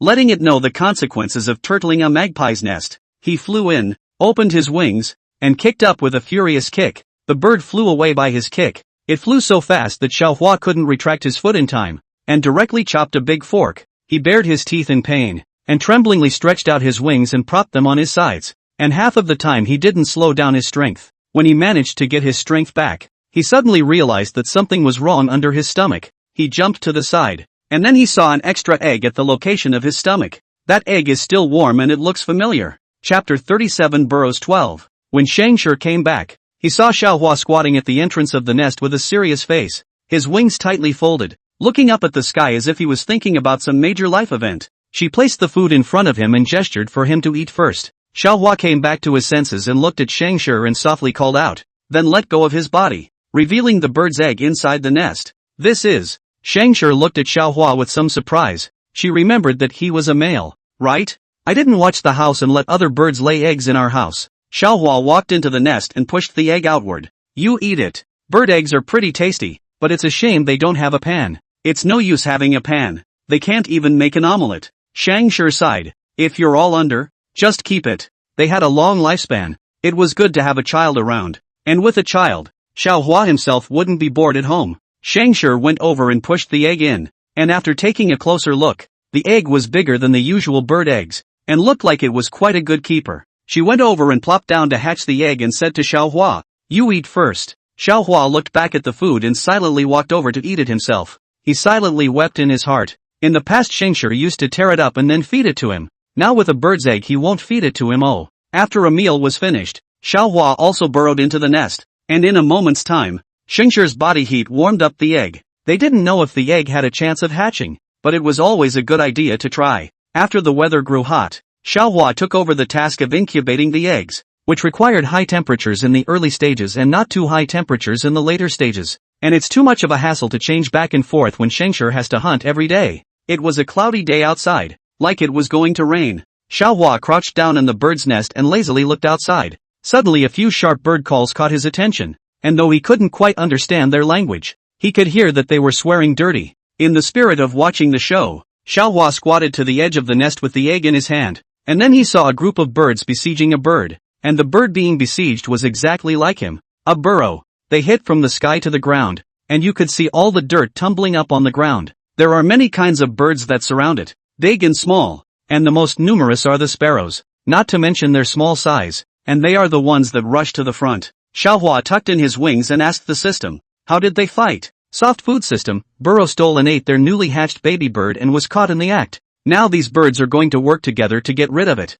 Eating a newly hatched baby bird? Xiaohua was a bit surprised. That's too much. No wonder these birds are attacking it so much. Who can stand it when their own child is taken away? Host, do not compare the laws of nature with the laws of a society like society. They are two different things. Please do not discriminate against any species. They have their own laws of survival. I don't discriminate, Xiaohua said. If I really get to the point where I'm going to starve to death, maybe I'll go and eat it too. Then you can rest assured that you won't starve if you have a bite of my soft food system. Sha, I'm eating my wife's soft food. Whose soft food are you eating? Soft rice system. Of course I'm eating the soft rice of your wife's system. Sha, his wife is so cultured. So is his wife's system. Take one of them on a soft diet and actually not get angry at all? This soft food system is also so shameless. Saying that, the battlefield outside became even more powerful. With Xiaohua's eyesight, several of the birds had different degrees of injuries on their bodies, and that burrow was even more so, with blood stains on its feathers.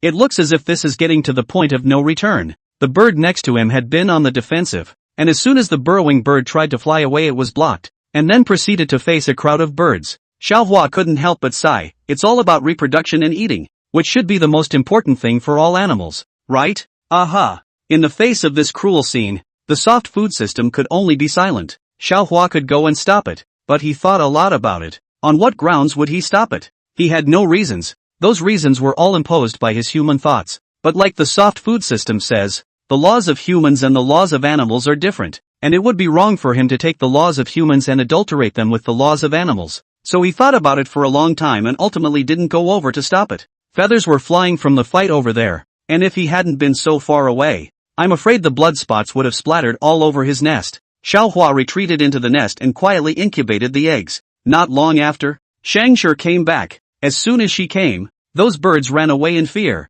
Only the burrower was left lying there, its chest rising and falling violently. It also wanted to run, but it no longer had the strength. Scavenger saw him, thought it was Xiaohua, and hurriedly flew over to look at it, and that burrows did not dare to gasp at the sight of her, thinking that his bird life was about to come to an end. At this time, Xiaohua flew out and landed directly on Scanger's back, calling out in a low voice, I'm here. Scavenger was relieved. Fortunately it wasn't Xiaohua. She then didn't bother with the bird and took Xiaohua back to the nest. Xiaohua looked behind her and didn't see any prey, thinking that she hadn't caught it, so his eyes turned to the bird outside. Although it wasn't big, it was not bad to give Scavenger a pad for his stomach. He went out and dragged the bird back and put it to Scanger's mouth. You eat it. Scavenger shook his head and pushed the bird out, then said, no need. I'll take you to eat something delicious later. Xiaohua asked, what's delicious? Scavenger laughed, you've always loved to eat. As soon as Scavenger said this, Xiaohua became even more curious. What kind of delicious food was it?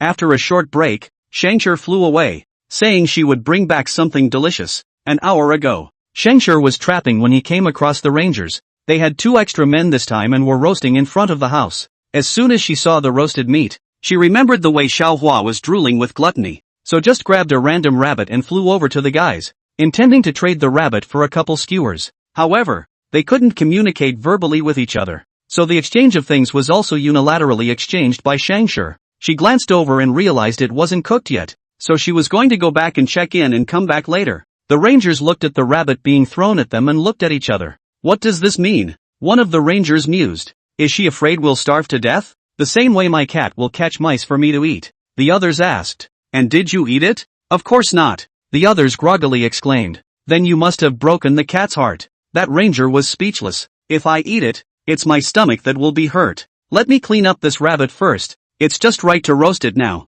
Good. Add more spice. I like it spicy. Chapter 38 Burrows 13. So when Scavenger came back, he saw that the rabbit was already on the grill net, brightly colored. Sesame seeds were sprinkled, and it was just about to be eaten. As soon as she came back, The rangers were also a little surprised. They looked at each other and whispered, "She didn't come back to look for rabbits, did she?" Others, "It's over. The rabbits are gone. She doesn't think they're hogging his food, does she?" Scavenger gathered her wings and surveyed what had been baked. The rangers used wooden sticks, so she could just take them with her, and it wouldn't be bad for the forest if she threw them away. There is also a layer of greaseproof paper wrapped, without direct contact, more clean and hygienic. When Scavenger was surveying the roasted meat, the other people didn't dare to move, for fear of making the other party angry. Being scratched by her, that would be skin and flesh, and would definitely be hurt badly. Although it was said that she was smart, in the end, she was just an animal and thought differently from humans, and one could not speculate on her thoughts with a human mind. Just as the crowd was worried about this, Scavenger went over and grabbed the roasted meat on the tray, a large handful of it, and then she nodded slightly to the dumbfounded crowd and flew up into the sky. The ranger gulped. "Did she just nod at us? Well, it's almost as if it's human. Do you guys think that rabbit could have been used in exchange for our roast?" The crowd fell silent at this statement. If it was true, then she was too smart for her own good, wasn't she? Or was this golden eagle bred by humans to be so smart? After Scavenger left, Manhwa was lying on his back in his nest, and he couldn't help but spit out to the system. "Do you know what I look like right now?" "Like what?" "Like a little Stepford wife at home. Soft rice system." As he was talking, Scavenger came back. She placed the roasted meat on the leaves outside and then greeted Manhwa to eat it. Manhwa burst into tears as soon as he smelled that familiar odor. How many years had it been? How many years had he not smelled this odor? There was also a grilled fish inside these grilled meats, but it had more thorns. So Scavenger was picking the thorns on one side, and when he picked out the meat, he fed it to Manhwa, and Manhwa accepted it without hesitation. He's a small eater. He can't eat much before he's done, and he eats only when he's done with Scavenger, which has been their daily routine for a while now. It wasn't like Manhwa hadn't been ashamed in his heart, but let him bind a soft rice system, and give him such a body, so that he couldn't even eat hard rice if he wanted to. After eating, Manhwa continued to incubate the eggs, and Scavenger cleaned the feathers on the tree outside. In the latter days, they resumed eating normally and the eggs reached the point where they were almost ready to break their shells. At a later stage, Manhwa could already feel the rattling in the egg, and if he listened carefully, he could still hear the sound of twitter, but that sound was very faint. Scavenger was not there on the day of the breaking of the shell, and Manhwa was the only bird squatting there, watching a hole being pecked out of the bird's egg, followed by a long rest. Manhwa was worried in his heart, but he did not go over to help. After a long time, the egg wobbled again, and this time, with a flourish, it pecked right out and then fell out of the egg with the top of the shell. Manhwa was relieved in his heart as he went over to take those eggshells away and throw them away. Who knew that as soon as he got close, the bird opened its beak and asked for food. Manhwa knew that he didn't need to feed on the first day, so he didn't care. He threw in the eggshell and then surveyed the bird. "The more I look at him, the more familiar he looks." System. Do you think this bird looks a bit familiar? Have you forgotten? You were the one who almost got pushed away by the cuckoo when you first arrived. Hua. Oh. I said, why does it look so familiar? So it's an enemy of the enemy. Soft food system. What do you want? Don't mess around. This bird isn't the same as the one that pushed you. Manhwa smiled innocently. What can I do? Of course I'm going to properly exercise its body. The soft food system. You have a scary smile. Manhwa smiled and disconnected the connection. He wasn't a careful person, so how could he be bothered with a little bird cub that didn't know anything? He went over and shielded the bird cub underneath him, and the bird cub felt the warmth and went down honestly,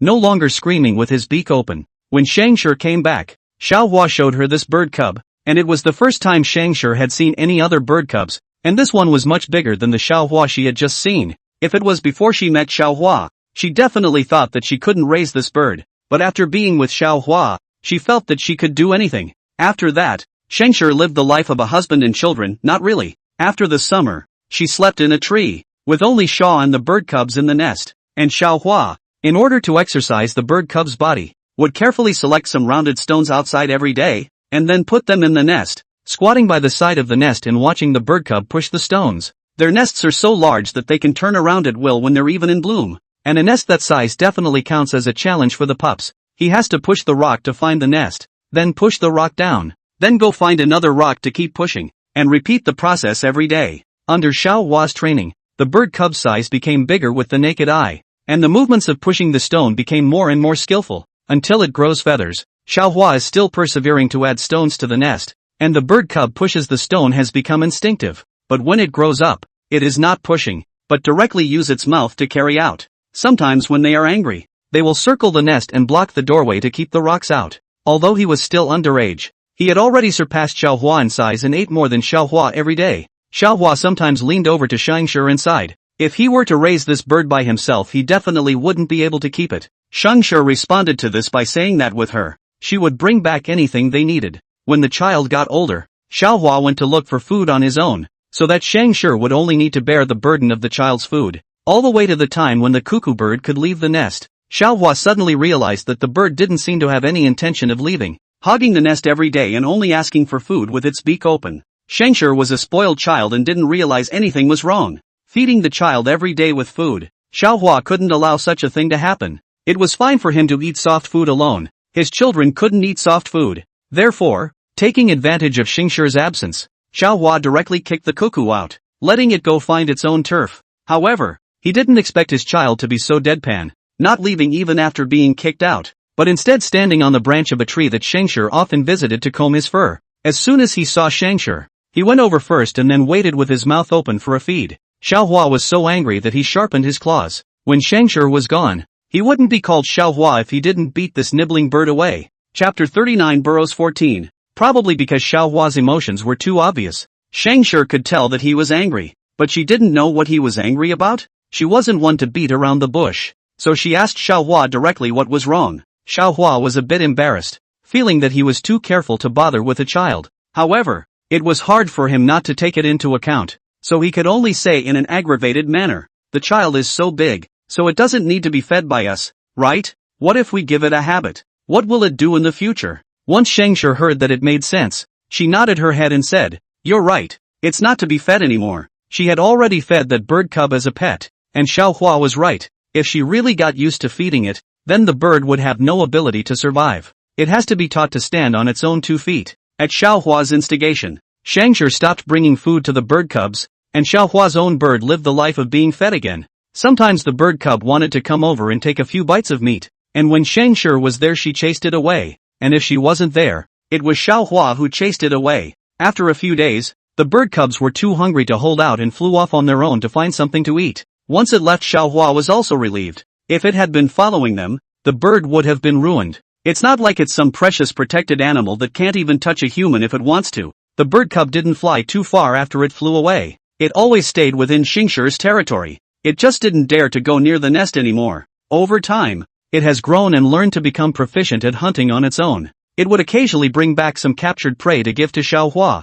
perhaps because it had always been Scavenger's responsibility to feed it. In the bird cub's mind, it believed that Xiaohua was simply incapable of coming to feed himself, and in order to prevent him from starving to death, it would bring back some bugs it didn't like to eat to Xiaohua. When Xiaohua first received food from his own children, his heart was still a little touched. But that touch didn't change Xiao's next move. The bird pups bring back colorful, fluffy caterpillars. These caterpillars had pointed heads with 2 small, delicate tentacles growing from them, and the tentacles were covered with blasted fine hairs. From a distance, they are pretty cute, but it's a well-known fact that the prettier something is, the more toxic it is. Xiaohua was well aware of this, so he didn't even dare to touch them, and directly found a leaf to use as an isolation tool, carefully wrapped those caterpillars up, and then brought them to a place far away from the bird's nest and threw them away. From then on, whenever Xiaohua saw a bird cub flying back with a caterpillar in its beak, he would not hesitate to take action to strike the bird first. It was not allowed to approach until it had dutifully spat out all the bugs in its mouth and cleaned it out.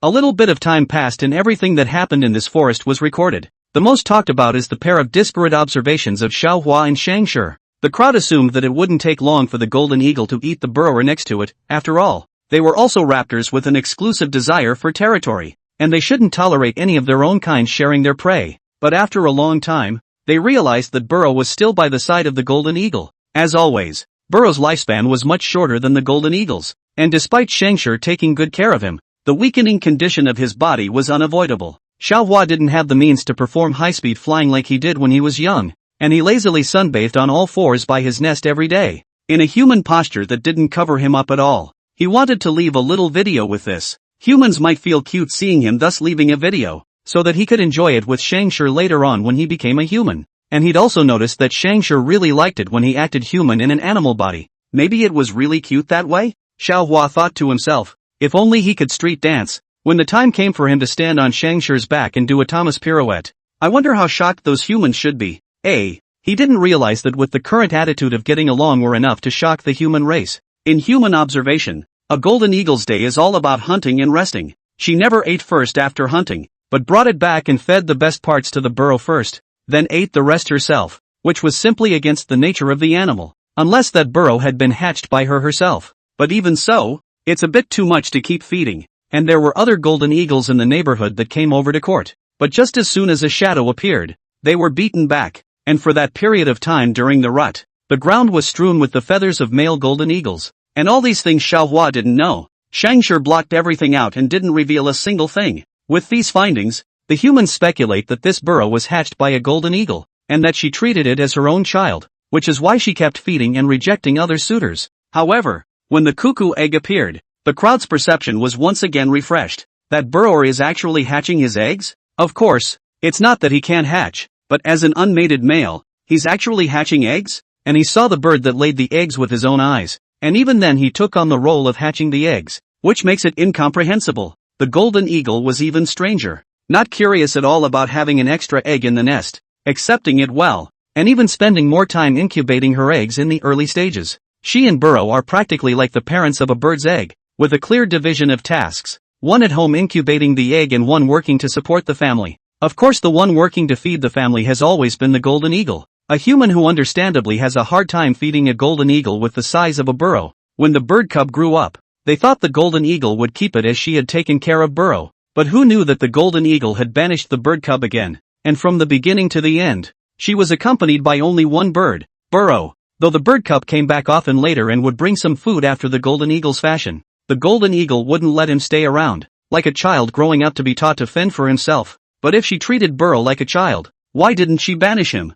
Moreover, the golden eagle would capture prey to exchange some cooked food to humans. And the most surprising thing was that the prey he captured were common rabbits and the like. And there were no precious protected animals, which made it incomprehensible. Could they also tell what is a protected animal? Humans are so puzzled by this that they have even listed the matter as an unsolved animal mystery. The video was later posted online and quickly caused discussion among netizens who watched the video and were surprised that they could see human expressions in a bird. The helplessness of hatching eggs, the excitement of eating barbecue, the jealousy of golden eagles feeding their young, and the gooey eyes of rubbing up against a golden eagle. This is not mother and son. It's clearly a couple, although the difference in size is not a half a star, but the more so the more vigor to knock up. Seals and penguins, the natural enemies, have people kiting, so why shouldn't birds? Soon the discussion among the netizens hit the hotspots and the experts disagreed with the online claims. They don't think that two animals of different breeds and sizes can become a couple. It's just not possible. However, the statement they released was like a stone sinking into the sea,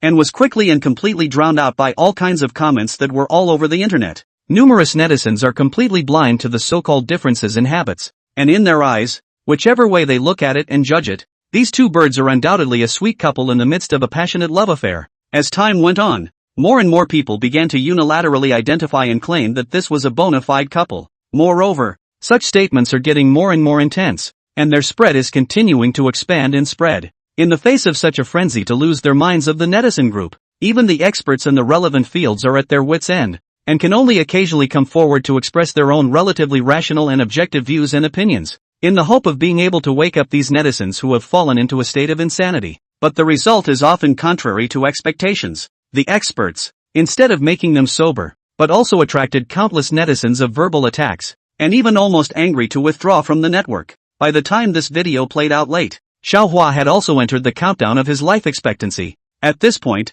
his wings could no longer be raised and could only droop helplessly, hanging down loosely on the sides of his body. But even so, that golden eagle would always silently accompany Xiaohua, carefully combing Xiaohua's slightly messy feathers over and over again. Every movement between them was so gentle and delicate and intimate, as if the whole world existed only with each other. There are times when one can watch them all day long for such seemingly simple and boring behaviors as just grooming each other's feathers. As for why they would be so interested in such an incredibly boring thing, I'm afraid that even they themselves couldn't tell the reason for it. Maybe the pace of life is too tight? So the cozy, light and slow routine is getting good. They all reveled in the amazing love of the golden eagle and the burrow, until the end of his lifespan neared. Xiaohua propped up his trembling wings and burrowed into Scavenger's embrace, then softly said, "I'll see you in the next world." Scavenger rubbed against Xiaohua's chest, a light shining in his eyes. Aha! After Xiaohua returned to the system space, he immediately asked, "Quick! Arrange a powerful body for me in the next world." The soft food system thumped in his heart and nodded haphazardly.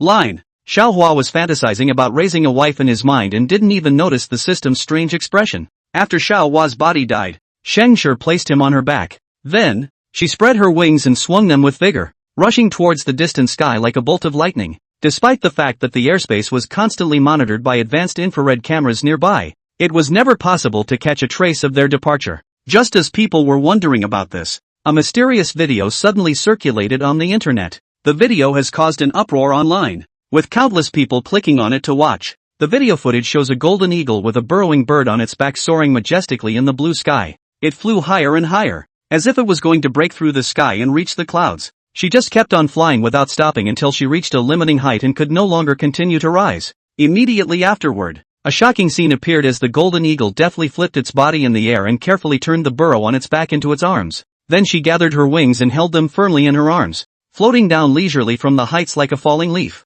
The whole process of descending was like a slow-motion playback, and it seemed so elegant and calm. Eventually, the golden eagle disappeared without a trace from the ground's view along with the burrowing bird. The video was shot with exceptional clarity, and every frame was so detailed that it was as if someone was standing by with top-of-the-line high-definition camera equipment, following the footage at close range. Spectators were even able to clearly see the dots of reflection shimmering on the golden eagle's feathers and the sight of the subtle fluff on the burrowing bird's body fluttering in the wind. The freedom of the golden eagle as it spreads its wings and flies, and the poignant atmosphere it creates as it falls with the burrowing bird. Everything is so realistic, as if a sad and poignant love movie is being staged. But everyone knows it's not a movie. It's real. After the video emerged, the experts also lost their voices as they searched for the bodies of the two birds in disbelief. When they found them, however, the two birds had long since turned into two dead bones. They saw that there was a small skeleton in the middle of the big one, right where the big bird's heart was. There was a long silence from the officers who found.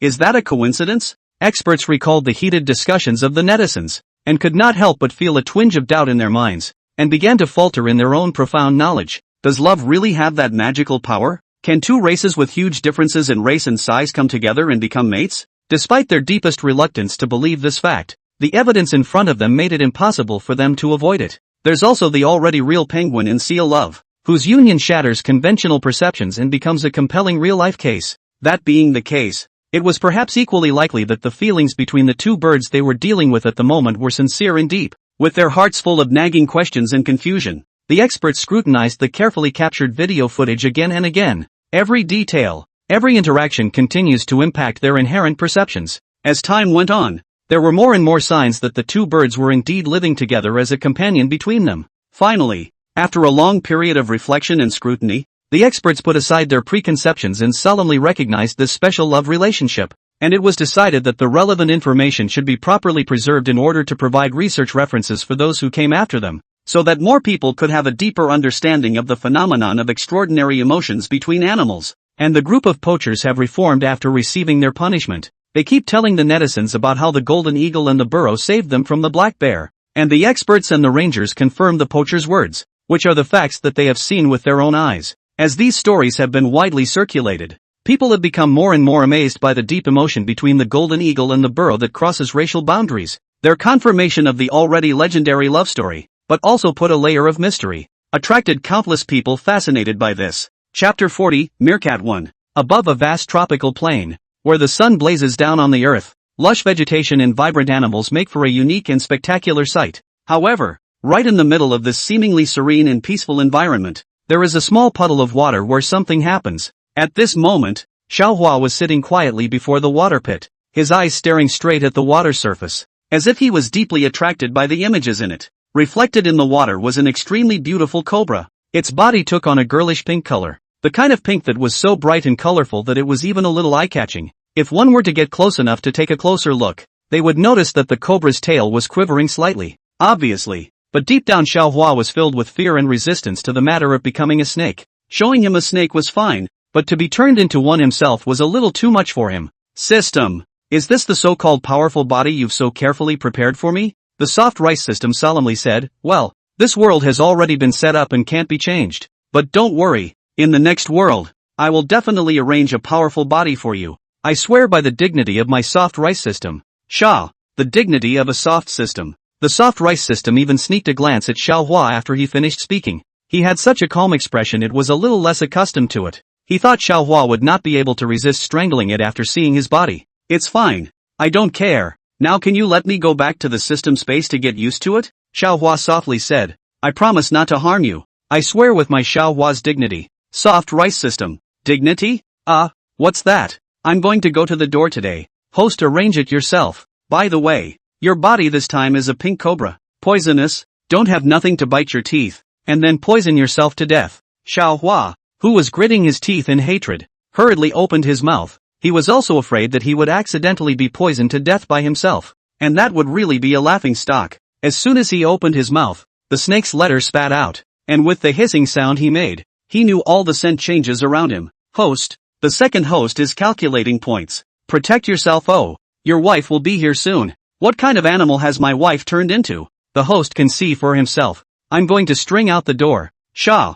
System space. Animal system is sitting at the table to make tea. The desktop is also burning incense. The aroma curls. Very charming. Suddenly, its freshly brewed tea was snatched away by a handful, followed by a gurgling sound of water filling. The animal system looked slightly stunned. This is what it spent a lot of points to exchange. It's worth 1,000 words. Just as I was thinking about it, the pot of tea was served straight away, and then there was another gurgling sound of drinking. Animal systems waited for it to finish its drink before asking, why did you come up to me? The soft rice system glanced at the tabletop to see that there were desserts, so it just sat down and complained while eating. The host dislikes this time's body, and wants to strangle me yet. The animal system looked at the limited dessert that he had spent precious points to redeem and sensed Xiaohua's current body. He was silent for a while and said, he doesn't have hands. He can't choke you to death. There seemed to be some faint regret in its tone. A soft food system with a mouthful of food. The system ran away, and Xiaohua could only accept the reality. He staggered to get control of his body,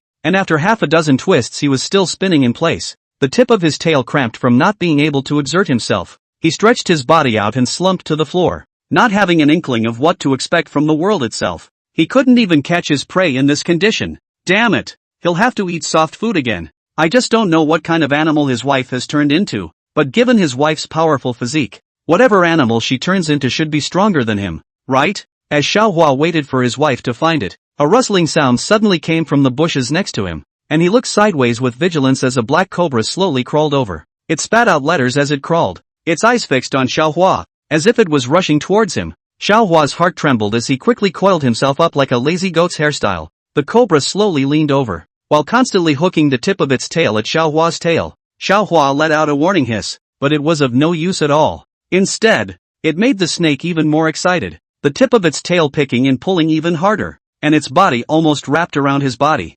Xiaohua's eyes went wide with fear. What is going on? At that moment, the soft food system returned carrying a bag full of various dessert snacks it had scrounged from the animal system. It was also startled when it came back and saw the scene. Host, you cheated? Xiaohua said eagerly. You're finally back. Quickly, get rid of this snake. He parted his head not wanting the snake to come near, while uneasily hiding the tip of his tail. The soft food system scratched its head. It opened the maul and looked at it for a while, then said, no, there are no props. You'd better just wait for the second host to come. Xiaohua, I can't hold on much longer. I'm afraid it's going to eat my wife before I see her. This you can rest assured. It is looking at your body and does not want your life. Xiaohua exclaimed. That's even more dangerous. Okay? 41st Meerkat 2.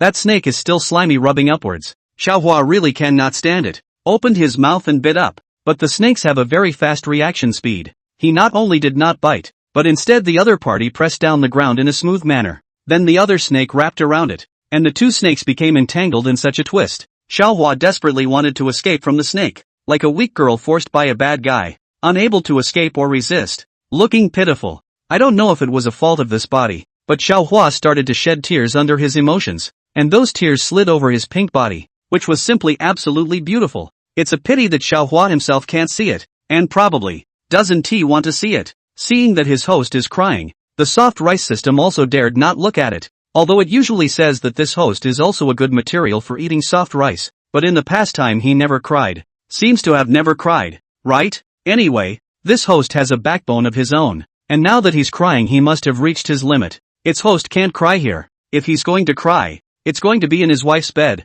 This is the principle of its soft food system. In fact, Xiaohua didn't know he was crying yet. He only felt a wet patch on his face and thought it was raining. But he didn't have the time to just see if it was raining. Just getting rid of this snake on him was enough to keep him busy. The soft rice system is heartbroken about the pastries that he has shunned, holding the pastries and kissing them for a while before throwing them out. But its skills are not good. This smash instead hit Xiaohua's head, and he collapsed in a daze at that time. And in his heart he secretly said, "There is a sneak attack." The soft food system tucked its hands in shame. It didn't mean to. Been following the animal system here. Doing nothing, eating nothing left over. The soft rice system is really living up to its name. At this time, the soft food system looked at the green dot that was flying over and hurriedly said, "Host, hold on a little longer. Your overlord will be here soon. Shuhua, you be careful. There's a killer sneaking up on you nearby." Soft rice system. It's a taunt, right? It is, isn't it? A few moments later, Scavenger arrived, and with a glance she discerned which was the snake that was her own.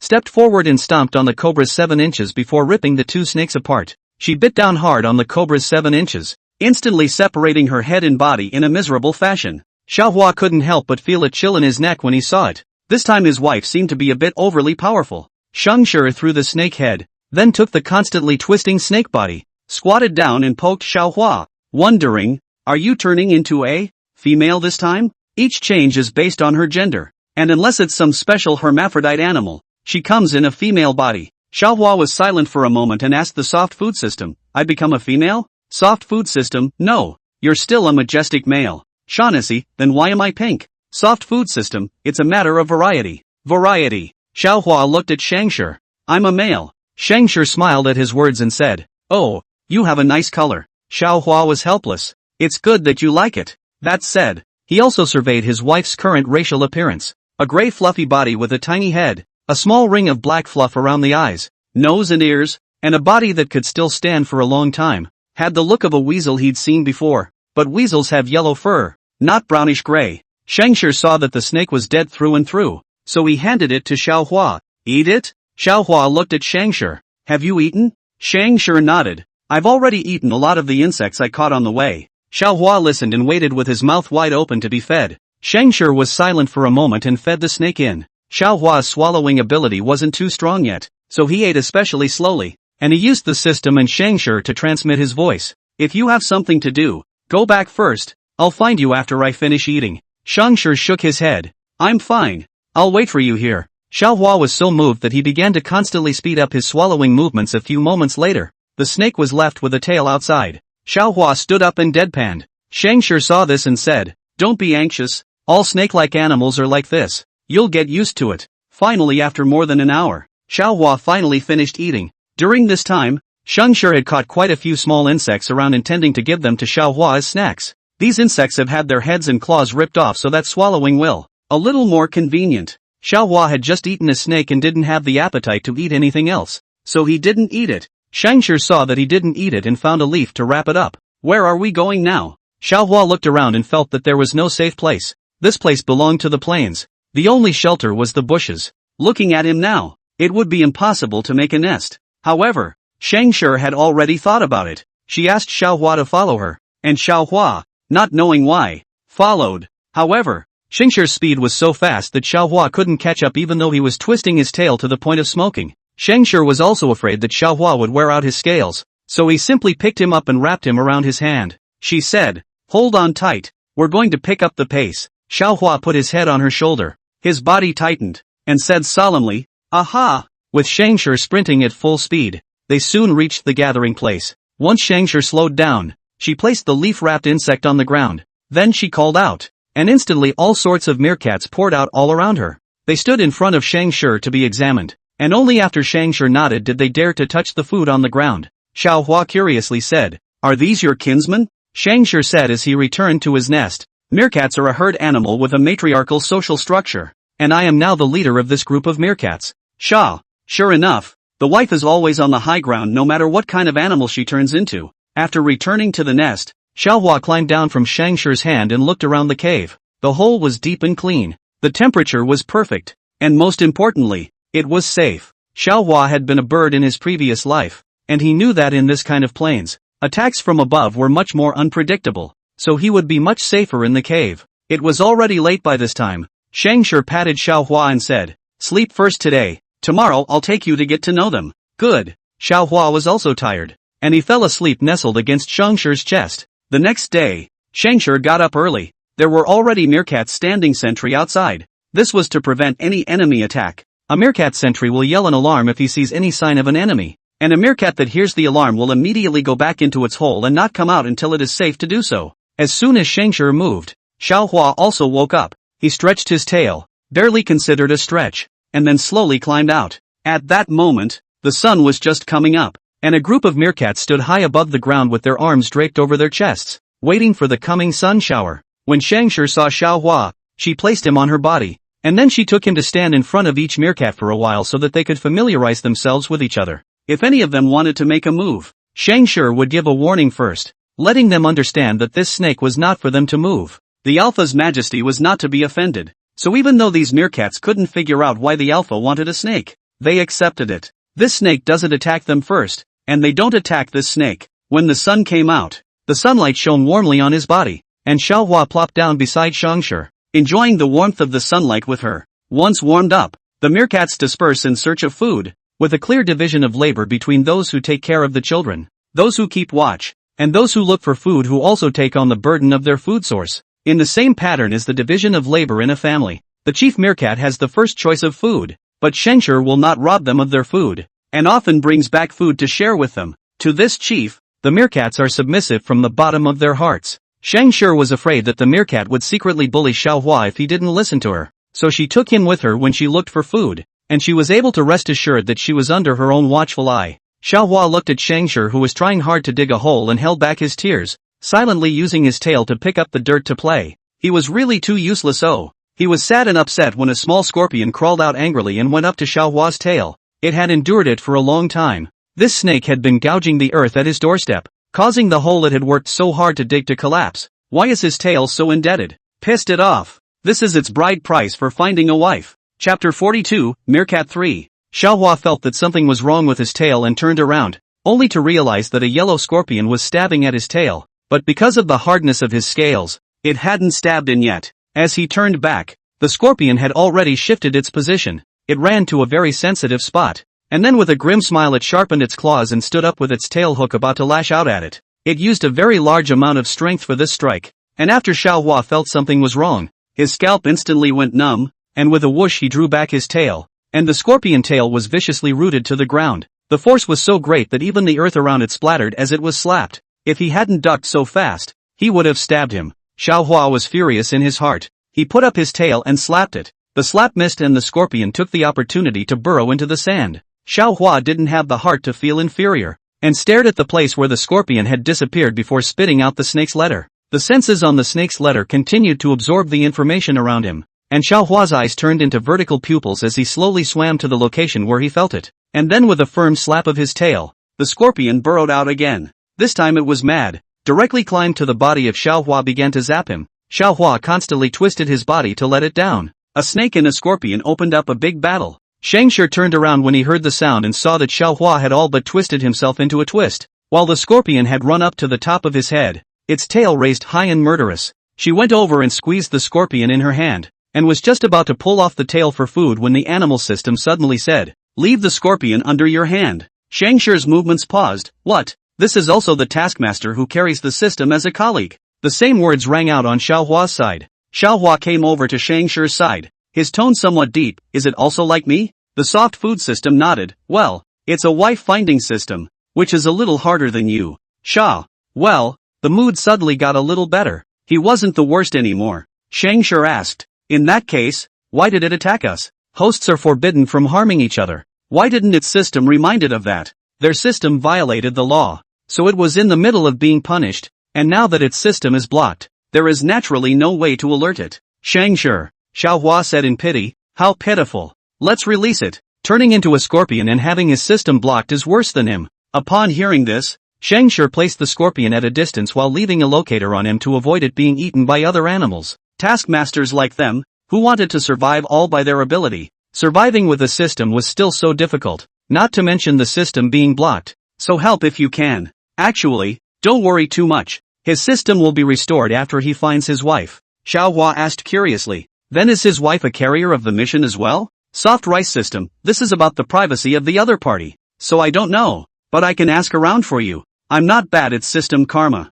Shaughnessy. No need. The soft food system. Okay. It's kinda curious. This trip out didn't catch a few prey. The size difference was there. Scavenger would have to work hard even if he wanted to catch a rabbit. This day, Xiaohua didn't eat enough for the first time, and Scavenger was even hungrier for a day. Even so, they didn't go to rob the other meerkats of their food, even if they had the first choice. After the night, Scavenger got up early and went out. This time she didn't bring Xiaohua with her. Xiaohua also left after waking up. He didn't go too far and could still see the meerkat colony when he stood up. He knew he couldn't afford to be disheveled any longer, even without his long hand. He had to fend for himself. It didn't make sense that snakes could keep reproducing up to this point. It didn't make sense that he would starve to death when it was his turn to become a snake. He's a human being, the chief of all spirits. The determined Xiaohua looked firm. What he wanted to accomplish would definitely be accomplished. He kept spitting out snake letters to sense the changes around him, with a serious expression that did not hide his handsomeness even if he was covered in pink scales.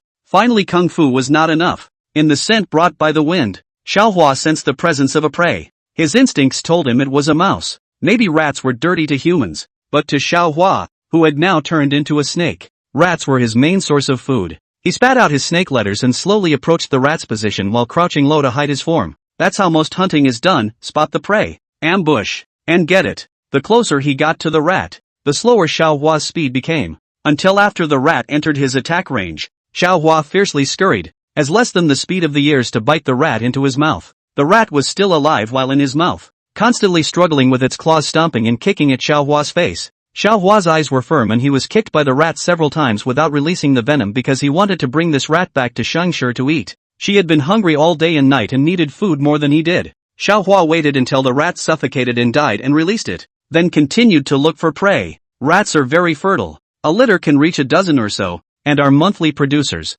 so there must be a rat hole around. One mouse wasn't enough to eat. He'd have to bring back a few more to make it work. The soft rice system looked at the Xiaohua who had completely entered the state of hunting and silently nibbled on the dessert. Really? Why the host just can't remember what system they are? However, the soft rice system also had to admit that Xiaohua, the host, was much stronger than any of his past hosts. In the past, those hosts really listened to it, saying that they were allowed to eat soft food. People that was eating soft food, without any hesitation at all. However, they weren't as lucky as Xiaohua, meeting a taskmaster who also carried the system. The gold masters they chose were all powerful carnivores, and the soft rice system also let them find some mild animals to eat soft rice, but unfortunately no one listened to them, and the last time they didn't eat the soft rice, but instead, they went into the stomach of the gold masters. So far, Xiaohua was the longest surviving host it was bound to. None of the other hosts have more than one world, so, the soft food system defaults them all to favorable reviews. They wouldn't have had a chance to review it poorly if they wanted to anyway. After catching the 6 rats, Xiaohua went back with the rats in his mouth. The mouth of the snake type could open very large, and the 6 rats he was able to bring back. When they went back, Scavenger had not yet returned, so Xiaohua placed the mouse at the entrance of their hole, then straightened up and waited blearily for Scavenger to return. He wanted to tell Scavenger that she didn't have to be so tired. He could help her too, and at that moment, Scavenger was in a black line. She ran into that scorpion again, and that scorpion was hugging an elephant's leg and crying in pain. It yelled at the top of its lungs, "Wife, wife, look at me, wife, how did you become like this?" Chapter 43, Meerkat 4. Scavenger watched for a while. The elephant did not even realize that there was an extra scorpion on its leg, and walked away on its own. The scorpion was carried away holding its leg. While walking he was also tearing his heart out and shouting for his wife, but unfortunately the elephant couldn't hear him, and Scavenger only heard him because he had the help of the system. Scavenger couldn't help but look down at her hand after watching them leave. It wasn't that she hadn't simulated scorpions before, and it was precisely because she had that she was surprised. Take the forelimbs of a scorpion to hug an elephant leg. Imagine how tightly it is hugged. But, Scorpion Taskmaster's wife is an elephant. That's a big difference, isn't it? Scavenger's heart gave birth to some rare curiosity, but she was worried about Xiaohua, so she didn't bother to think about it, and rushed back after catching the prey. It was just about noon, and when Scavenger went back, she saw Xiaohua honestly plop down at the entrance of the cave waiting for her. With a slight warmth in her heart, she grabbed the rabbit and ran over to it at a quick pace. Xiaohua was also relieved to see that she had returned, and then pushed out the rats as if offering a treasure. his eyes shining brightly as he looked at Scavenger. Scavenger seriously quipped, "That's awesome." Xiaohua was a bit embarrassed. Compared to Scavenger, he was still far behind. The two of them then shared their prey, and when they couldn't really eat the rest, Scavenger gave the rest of the food to the meerkats that were watching over the cubs. The meerkat pups can't come out of their holes yet, and it will be a while before they do. Xiaohua had also seen those cubs. They were very cute. If he had turned out to be a different animal, he would have been able to go and help look after the cubs, but becoming a snake on the other hand, made all aspects of his life very limited, and he could only survive in an animal lifestyle. The sunlight was just right this day, and after eating more yesterday, Xiaohua wasn't going to hunt. He lay down on his back by the cave entrance to bask in the sun. The sentry meerkat is a senior male who has always wanted to be the alpha male, but the alpha has never approached them, so they have to mate with other females, but their favorite is still the alpha. This male meerkat was a loving one. It liked the chief and naturally liked the pets the chief kept, so it called Xiaohua over to join it. The sentinels are all high up on the rocks for a good and warm view. Xiaohua could not resist the hospitality and slowly crawled over. He paralyzed on the hot sunburned rocks. The warmth felt like it reached his heart. It was so comfortable. The sentry slowly approached Xiaohua while keeping watch. It felt that the chief with the snake wrapped around his body was simply handsome, and it wanted to try it too. It went over and touched Xiaohua, and the smooth feeling made it love it, so it just kept touching it. Xiaohua raised his eyelids and didn't say anything. Anyway, he was quite comfortable being touched. If only he had used a little more force. Suddenly, a scream made Xiaohua open his eyes, and while he was wondering what kind of sound it was, the meerkat next to him scooped him up and burrowed into the hole. The hole he had entered was shared, and it contained passageways that led directly to the holes of the young meerkat pups. At the same time, there were several large female meerkats in the cave. The meerkat is a matriarchal social system, and any female meerkat other than the alpha who wants to become pregnant has to ask the alpha's permission, and they can only give birth when the alpha agrees. If it so happens that the alpha is also pregnant, then other pregnant female meerkats will be driven away, or if they give birth to cubs, the alpha will simply bite the cubs to death to gain more resources for her own cubs. And Scavenger wasn't pregnant, so these female meerkats were still relieved. They don't need to go out looking for food, they just need to stay home and raise their babies. Xiaohua, a snake shrinking in the group of meerkats, surrounded by a group of pregnant women. Immediately to take out his man's bearing, he climbed to the cave near the entrance, ready to see what it is. Suddenly, a claw reached in, and it was only a few centimeters away from Xiaohua, almost grabbing his face. Xiaohua subconsciously leaned back, and at that moment, the animal began to dig up the earth, alternating its two claws in turn, and from time to time, it also let out a whimpering howl. Xiaohua cautiously stepped forward, and when the animal reached its claws in again, he took a bite and then quickly injected the venom. At the same time, the animal quickly drew back its claws with a wail, and Xiaohua didn't follow him out to sea, but instead stood guard inside and waited for the venom to take effect. And that's a jackal out there, who found this meerkat colony in his search for a mate and wanted to catch a few meerkats along the way to fill his belly. The jackal is much larger than the meerkat, and there is no chance of survival if a meerkat out in the open meets a jackal. But meerkats have holes, and meerkats dig holes that are so deep that under normal circumstances the jackals can't catch them.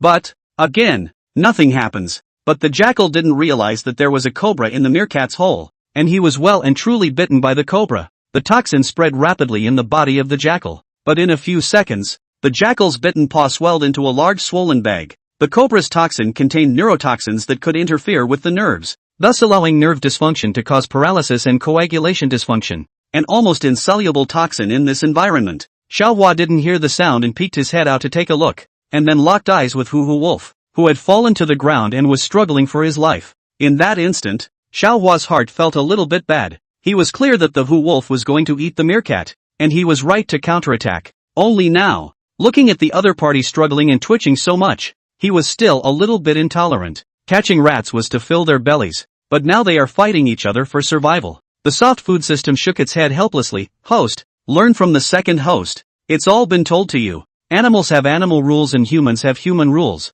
You'll have a hard time if you mix together. Xiaohua forced a smile. Are you trying to comfort me? No, I'm trying to say that you give it a hard time. Go ahead and bite it again, and it'll be relieved. Xia, the system was right. It was at a time like this, he could only let them end painfully within his power. Xiaohua crawled over and took another bite on the Hu Wolf's body that had already started to become stiff. Thus he injected even more toxin, but in a few seconds, the light in the Hu Wolf's eyes disappeared and only a stiff corpse remained. With the death of the jackal and the alarm lifted, the meerkats all walked out again. They looked at the carcass of the Hue Wolf with surprise. It was simply a delicacy that came down from the heavens, and Xiaohua, who had solved the Hue Wolf, was even treated as a hero by them. They are ready to enjoy the meal when the alpha returns. Xiaohua was guarding the Hue Wolf's corpse, firstly because of his guilt, and secondly because he was afraid that this group of fox mongoose had eaten the Hue Wolf and also been poisoned by him. And when Scavenger came back he wouldn't be able to explain himself. If the meerkat tribe became extinct because of his poison,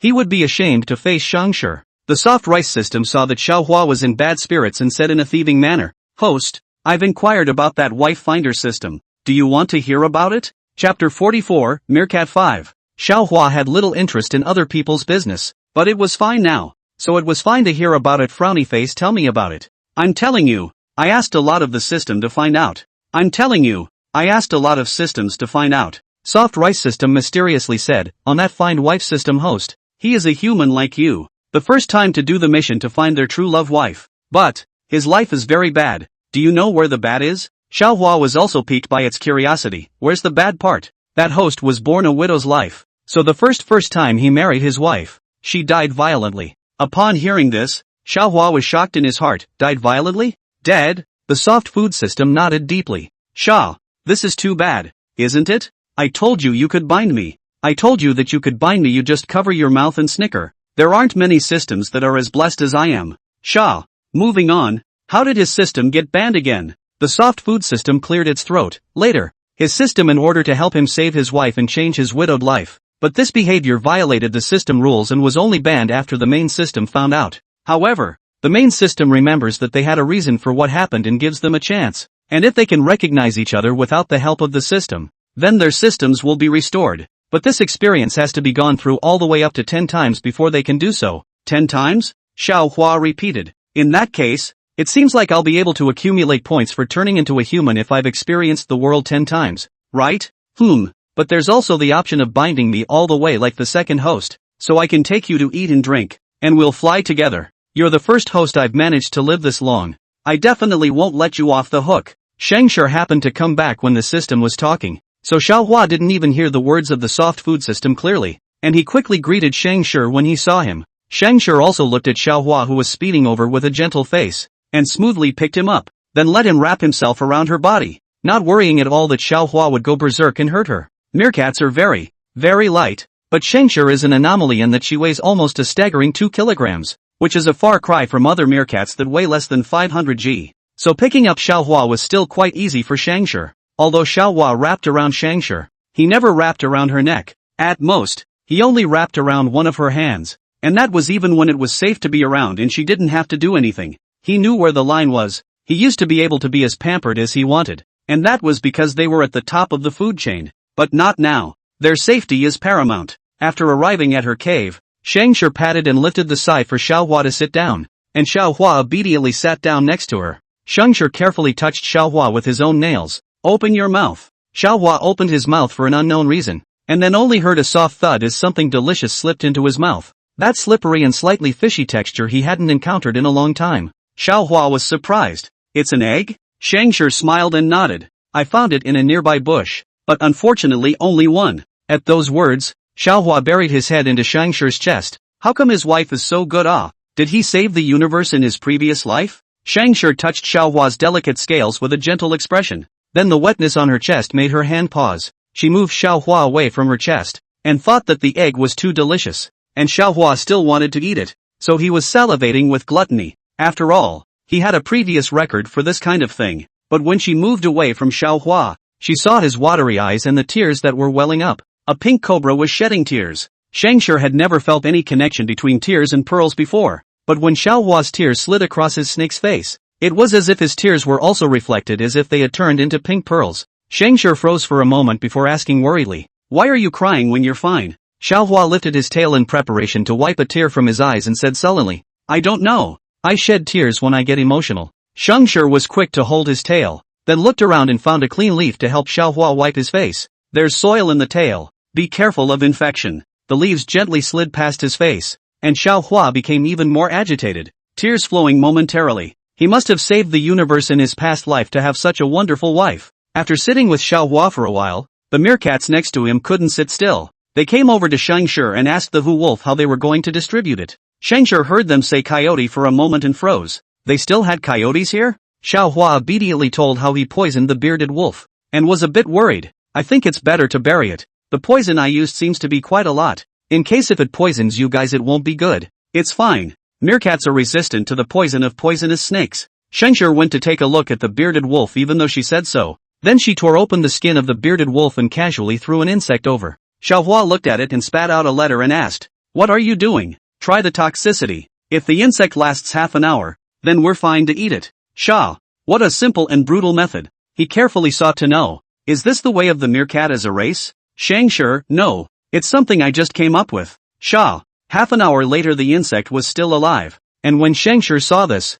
he called directly over to the females and males who were not pregnant, and assigned the bearded wolf to them. And, at the same time, had the meerkat sentinel put up a good lookout. The carcass of a jackal can attract scavengers like vultures, jackals and whatnot. So be careful. As for those pregnant females, for safety reasons, Scavenger let them eat all the meatworms and earthworms and other small things they just caught. Although not as good as the meat of the Hue wolf, but also enough to fill their stomachs. As long as it is within her ability, Scavenger will do her best to help them. But, when it is time to be ruthless she will also be ruthless. For example, when Shaw was afraid of heights, she would kick him out of his nest just so he could learn to fly. Likewise, in order for the population to stay on an even keel, she evicts the excess meerkats, leaving them to find the center of their territory and create a tribe on their own. But for now, the population is now okay and she can still cover it. When Scavenger was eating, Xiao Hua told her in passing what he had inquired about by his own system before sighing for that bitter person. When Scavenger heard this,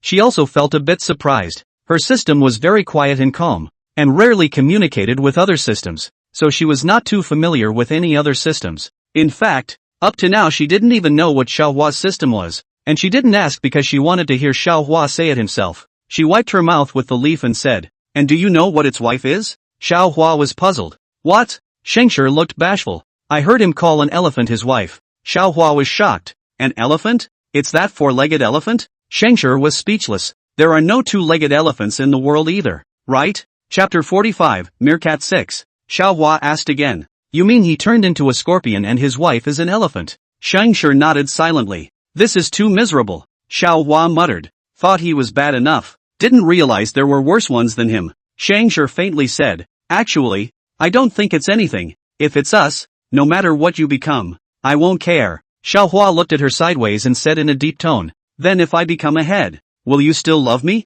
Scavenger glanced at him, then pinched Xiao Hua's mouth. No unlucky words. Xia, soft food system, hey, you want to turn into a head? I just happen to have a channel here. If you want to change, we'll arrange it in the next world. And we can give you twice as many points. Like this no host is willing to take it. So the points can be twice as much as in the normal world. If the host agrees, it can rake in twice as many points. And that couldn't be better. Anyway, there is no need for him to suffer. The soft rice system main one is to die beside the poor. Xiao Hua, scram. If you dare to turn me into a head, I'll go find a tree branch to hang from first. Then I'll go back and strangle you to death. Soft rice system, try it. Just can also test your wife's love for you. I think even if you become a head, your wife will find you the freshest turd. Sha, ***** off. He doesn't need to test his wife's love for him. A new day had begun. And there were already more than a few voices out there. They hadn't finished eating yesterday's jackals. And in the middle of the night there were other animals following the smell.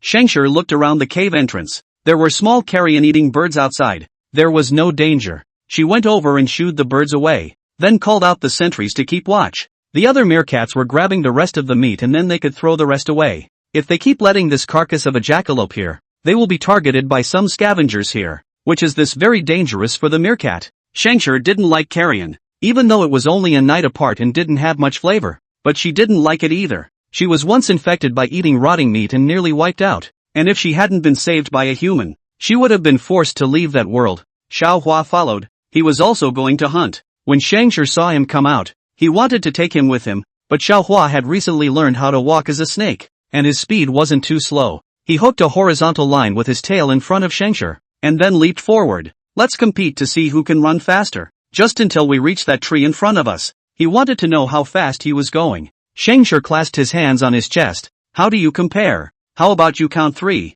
2, 1, and then we run together and whoever gets to the finish line first wins? Scavenger agreed. Good. Xiaohua quickly stood up as he said, "I'm ready, you can start counting." Scavenger swept a glance at Xiaohua, whose entire body was tensed, and a hint of a smile flashed in her eyes as she braced her hands on the ground and bowed slightly, striking a perfect starting position. "I'm ready too, so I'll start counting." Xiaohua sniffed and looked sideways. At a glance his heart was half cold. On his wife's posture, it seems to be a veteran. He designated that he could not run. Before the competition even started, Xiaohua was already deflated. 3. No, even if you can't outrun him, that's the spirit of the race. Xiaohua cheered himself up, his eyes staring resolutely ahead, just waiting for the start. 2. The sentry meerkat looked at the one meerkat and one snake that stood there for half a day without moving, and couldn't help but scratch his face with a head full of question marks. What's the chief doing there if he's not looking for food? Playing with his pets? 1. The words did not fall.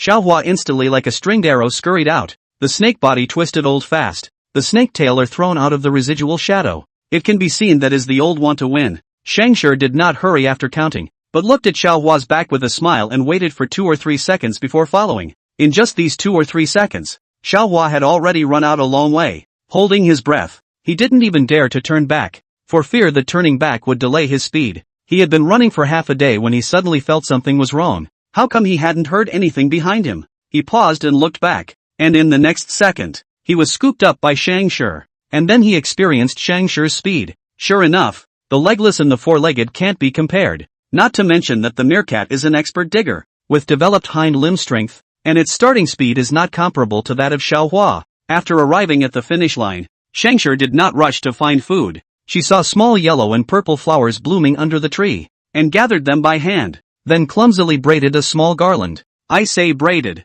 but it's really just small circles bent, and then a bit of flowers inserted in the gaps of the small circles, which is not delicate, but it's very nice. This is also because Xiaohua's head is small. If he had a bigger head, Scavenger couldn't even do it. Scavenger put the braided garland on Xiaohua's head and then stepped back to take a look. Beautiful. The pink cobra wore a small garland of flowers on its head, which was already beautiful in itself, but the most beautiful thing was Xiaohua's shy little expression. Her shy eyes were even more delicate than the flowers. Scavenger was a bit dumbfounded for a moment. She couldn't help but wonder what the person under this body really looked like. It should be beautiful as well, right? After indulging in beauty for a while, Scavenger found her senses. She had to go find food. She couldn't bear to let such a big pretty starve. Xiaohua, on the other hand, stood upright. The garland was held firmly on his head, and sometimes if the garland shifted, he would use his tail to right the position. He'd rather starve than let this wife's handmade wreath fall to the ground. Of course, his wife wouldn't let him starve.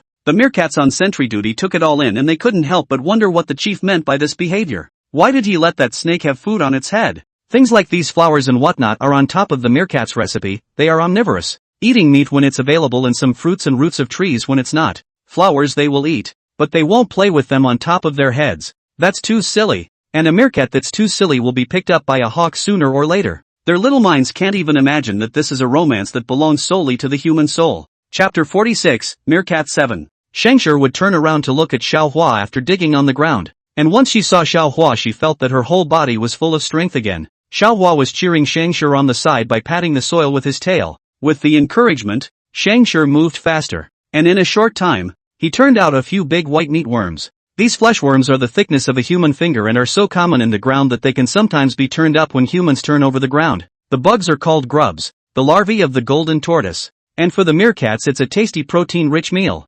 Scavenger returned his hand and threw the worm into Xiaohua's mouth. Xiaohua didn't reject it and directly swallowed it. Swallowing this kind of small food was much simpler than swallowing a mouse. As for whether he would feel nauseous, after all this time, he doesn't anymore. He always has to eat. He just doesn't eat as well as humans do. Those reptiles Scavenger didn't let go. She picked up some that were easy to swallow and gave them all to Xiaohua. The rest were solved by herself. When Scavenger was looking for food, Xiaohua smelled a very sweet scent. He glanced at Scavenger who was busy and followed the scent himself. Then, on a plant, he saw a red fruit, which was not large, kind of like a strawberry, but it was round, and it was the sweet smell that came from it. Although Xiaohua did not recognize it, he knew that this fruit was not poisonous, because there are some ripe fruits falling on the ground. The sweet smell attracts a lot of ants to come over. The ants eat nothing, then he eats nothing. Xiaohua stretched his body to reach the red fruit. The plant wasn't too high so he easily reached the fruit. He took it in his mouth and then went back to Scavenger.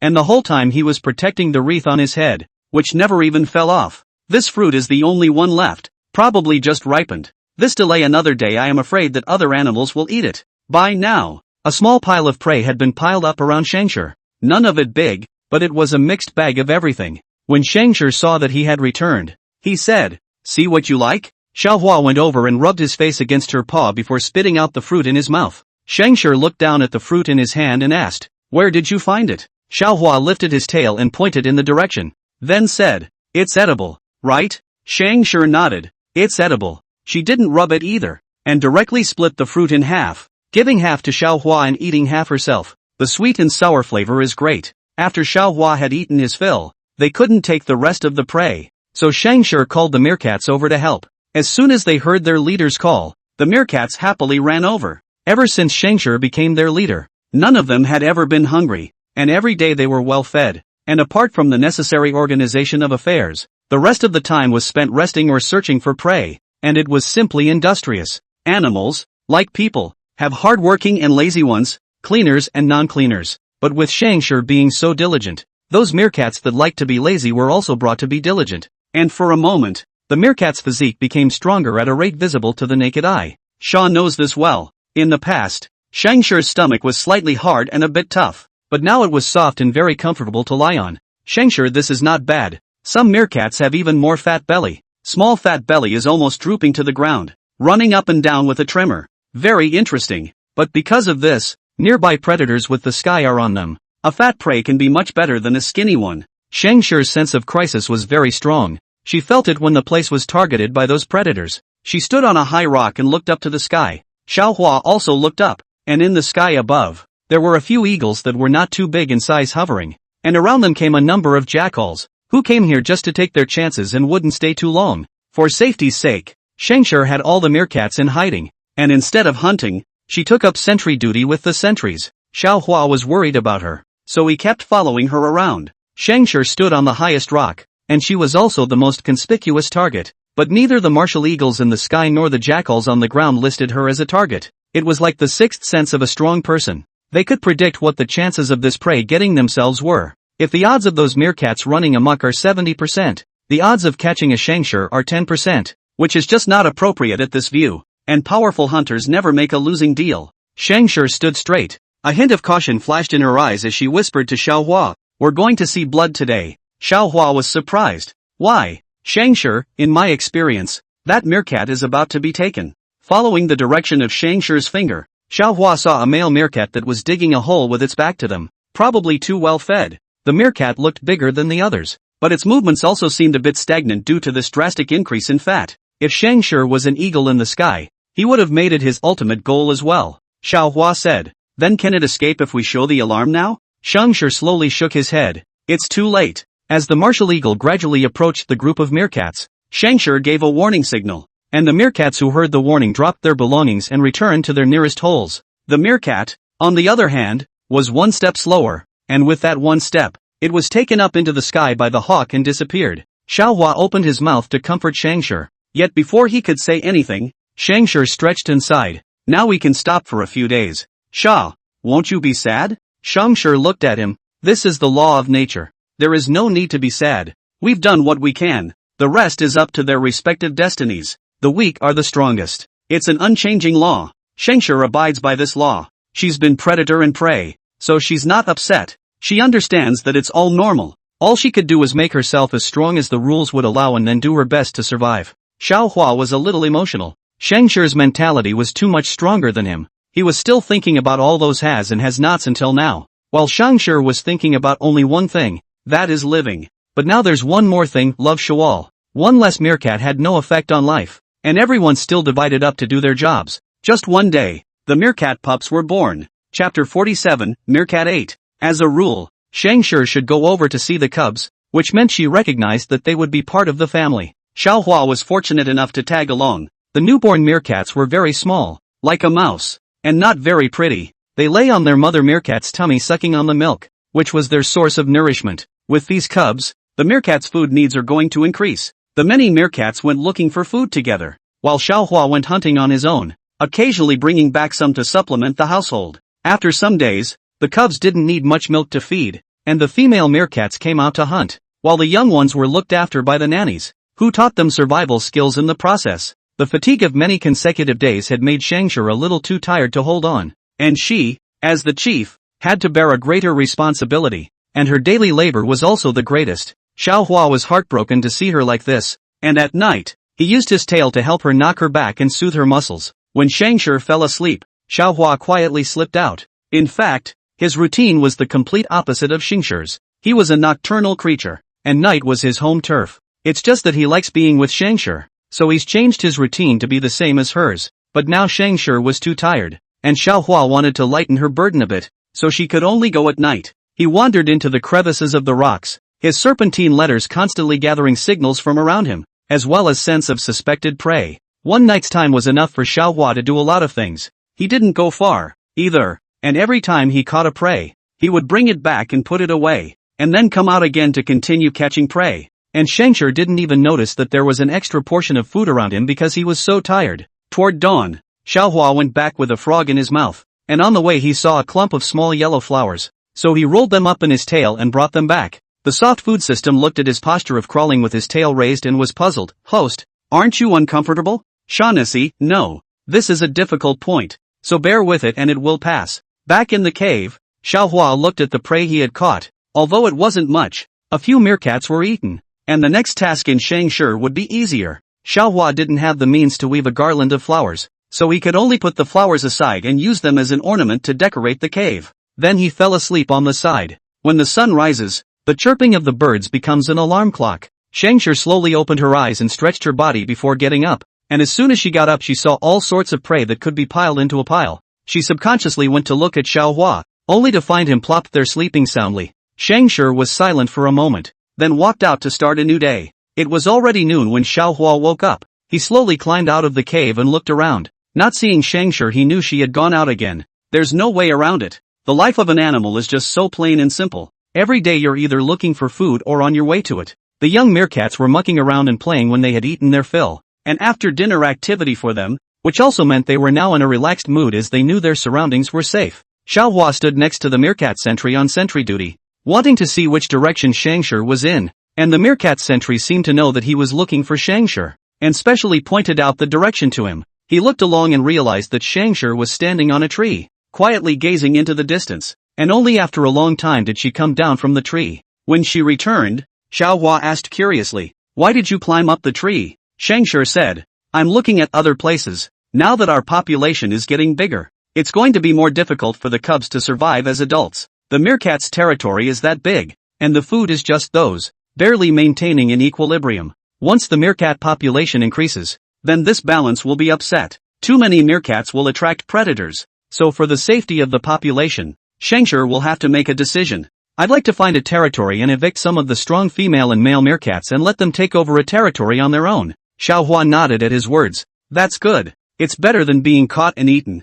Female meerkats will attract other males, and in time, the females will be able to start their own family. This matter must be resolved before the meerkat pups grow up." After a few weeks, the meerkat pups are ready to come out of their burrow, and they stagger out, snuggling at the feet of the male meerkat who watches over them, surveying the world with caution and curiosity. They're going to have to survive in this world. In the morning, Xiaohua looked at the sun that was rising and suddenly said, "Why don't we take a family photo?" "Scavenger, family portrait? Well, it's a souvenir. Everyone just stands here in the sun in the morning. It's the best time to take family pictures." Scavenger sniffed and nodded. "Good. They all have systems in place, and taking a picture is just a matter of hand-holding." The meerkats were facing the sun, though, so for the sake of a good picture, Scavenger had them turn their backs to the sun first and then stand in their respective positions as instructed. Xiaohua's position was naturally next to Scavenger. He did not lean on her, but stood next to her with his head held high, not far and not too close.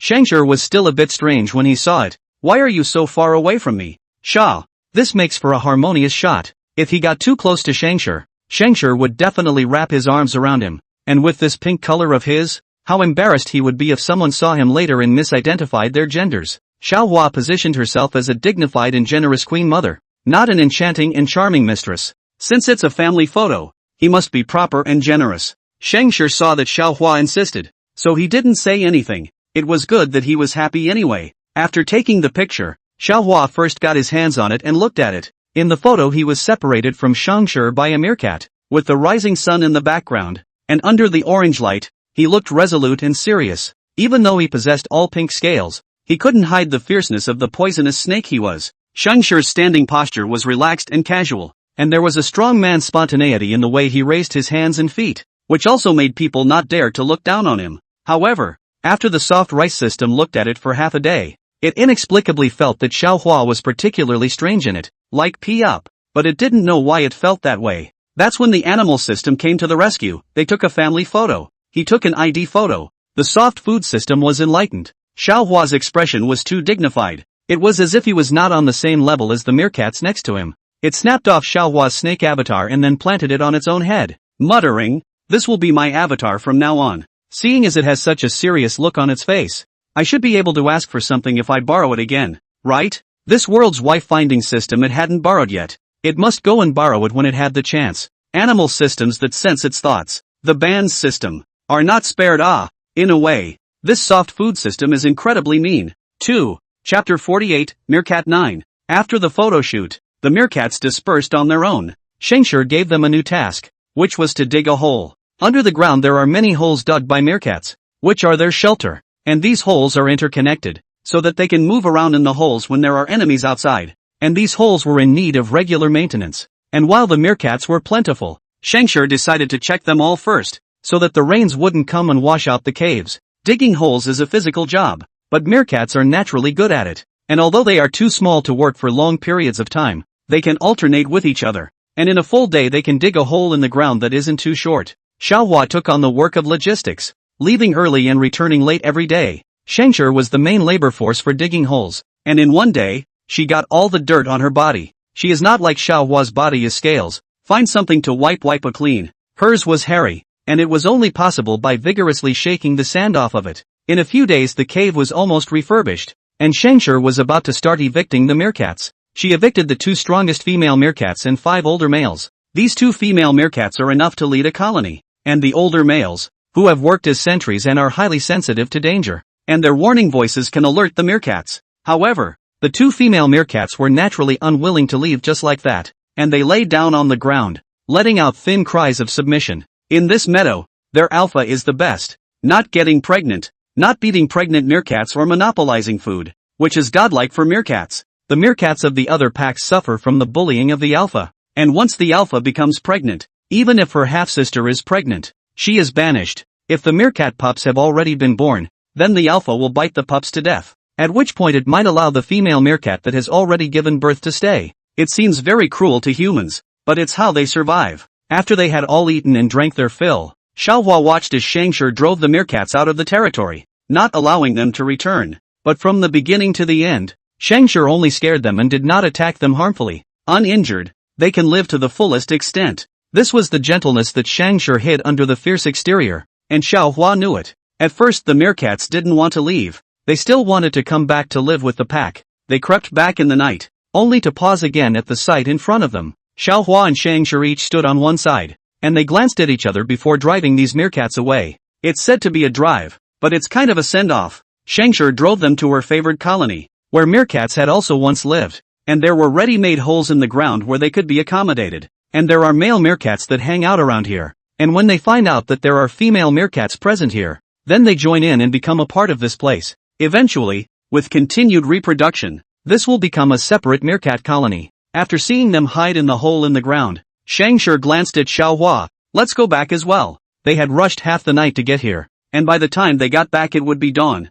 I'm afraid. Xiaohua nodded. On the way, Xiaohua looked at the stars in the sky and suddenly said, I've never realized before that the sky is so clean and the stars are so bright here. Scavenger sniffed and also raised his head to look at the sky. Indeed, in the unpolluted area over here, the sky was really clean. The stars were brilliant and carried a sense of mysterious seclusion. At this moment, a meteor suddenly streaked across the sky, and Xiaohua hurriedly bowed his head and made a wish. I wish to have a strong body in the next world. He didn't hide it and said it graciously, and Scavenger heard it. She asked with her system, what kind of animal will he turn into in the next world? The animal system shared the soft food system's permission, and when it saw which world it was silent for a long time, so long that Scavenger wondered if it had dropped out. Scavenger was surprised. What? Wasn't that something he said off the top of his head? Animal systems. Have the unity to listen in. Double the points. 100 points would be enough for the soft food system to risk being strangled by Xiaohua to change the world. Scavenger couldn't help but glance sideways at Xiaohua, who was bowing his head to make a wish, thinking how hard it would be for him if he would turn into a head in his next world. How many points does it take to reset the world? The animal system is surprised. Are you going to change it? You never skim the world. Not to mention heads. Scavenger used to be a maggot, though he was eaten before he could grow up. She's the kind of person who is okay with whatever species she becomes. Well, change his species and give him a strong body. Animal systems, 1 million points. Buckle it. Scavenger had experienced so many worlds and done everything. Her points had long been unlimited. So the animal system followed suit. And everything she ate and used was the best. Points deduction complete. He won't be ahead in the next world. The corner of Scavenger's mouth curved. Thank you. Xiaohua didn't know that Scavenger had helped him fulfill his wish instead of Meteor. The peeping soft food system silently bites its handkerchief in envy and jealousy. Suddenly, 1,000 points transferred in. From the animal system. Don't take this kind of mission again in the future. I'll transfer it to you directly if you don't have enough points. These were Scavenger's exact words, which the animal system relayed on his behalf. The soft food system was moved to tears. Woo! It stormed into the animal system's space and hugged and kissed the other side. Thank you. You're so nice. The animal system wiped its face in disgust. And just as he said he was going to tell it to go back soon, the soft food system had already sat down and eaten. It was very self-conscious about scavenging the animal system for food and stash. For this reason it also deliberately redeemed a backpack. The animal system looked at the big backpack more than half a person high, corner of the eye slightly twitching. It feels as if it is going to hemorrhage once. Chapter 49, Meerkat 10. The soft food system is embarrassed to even take it. But it's also screwed. The previously bound host was eaten without knowing the sky,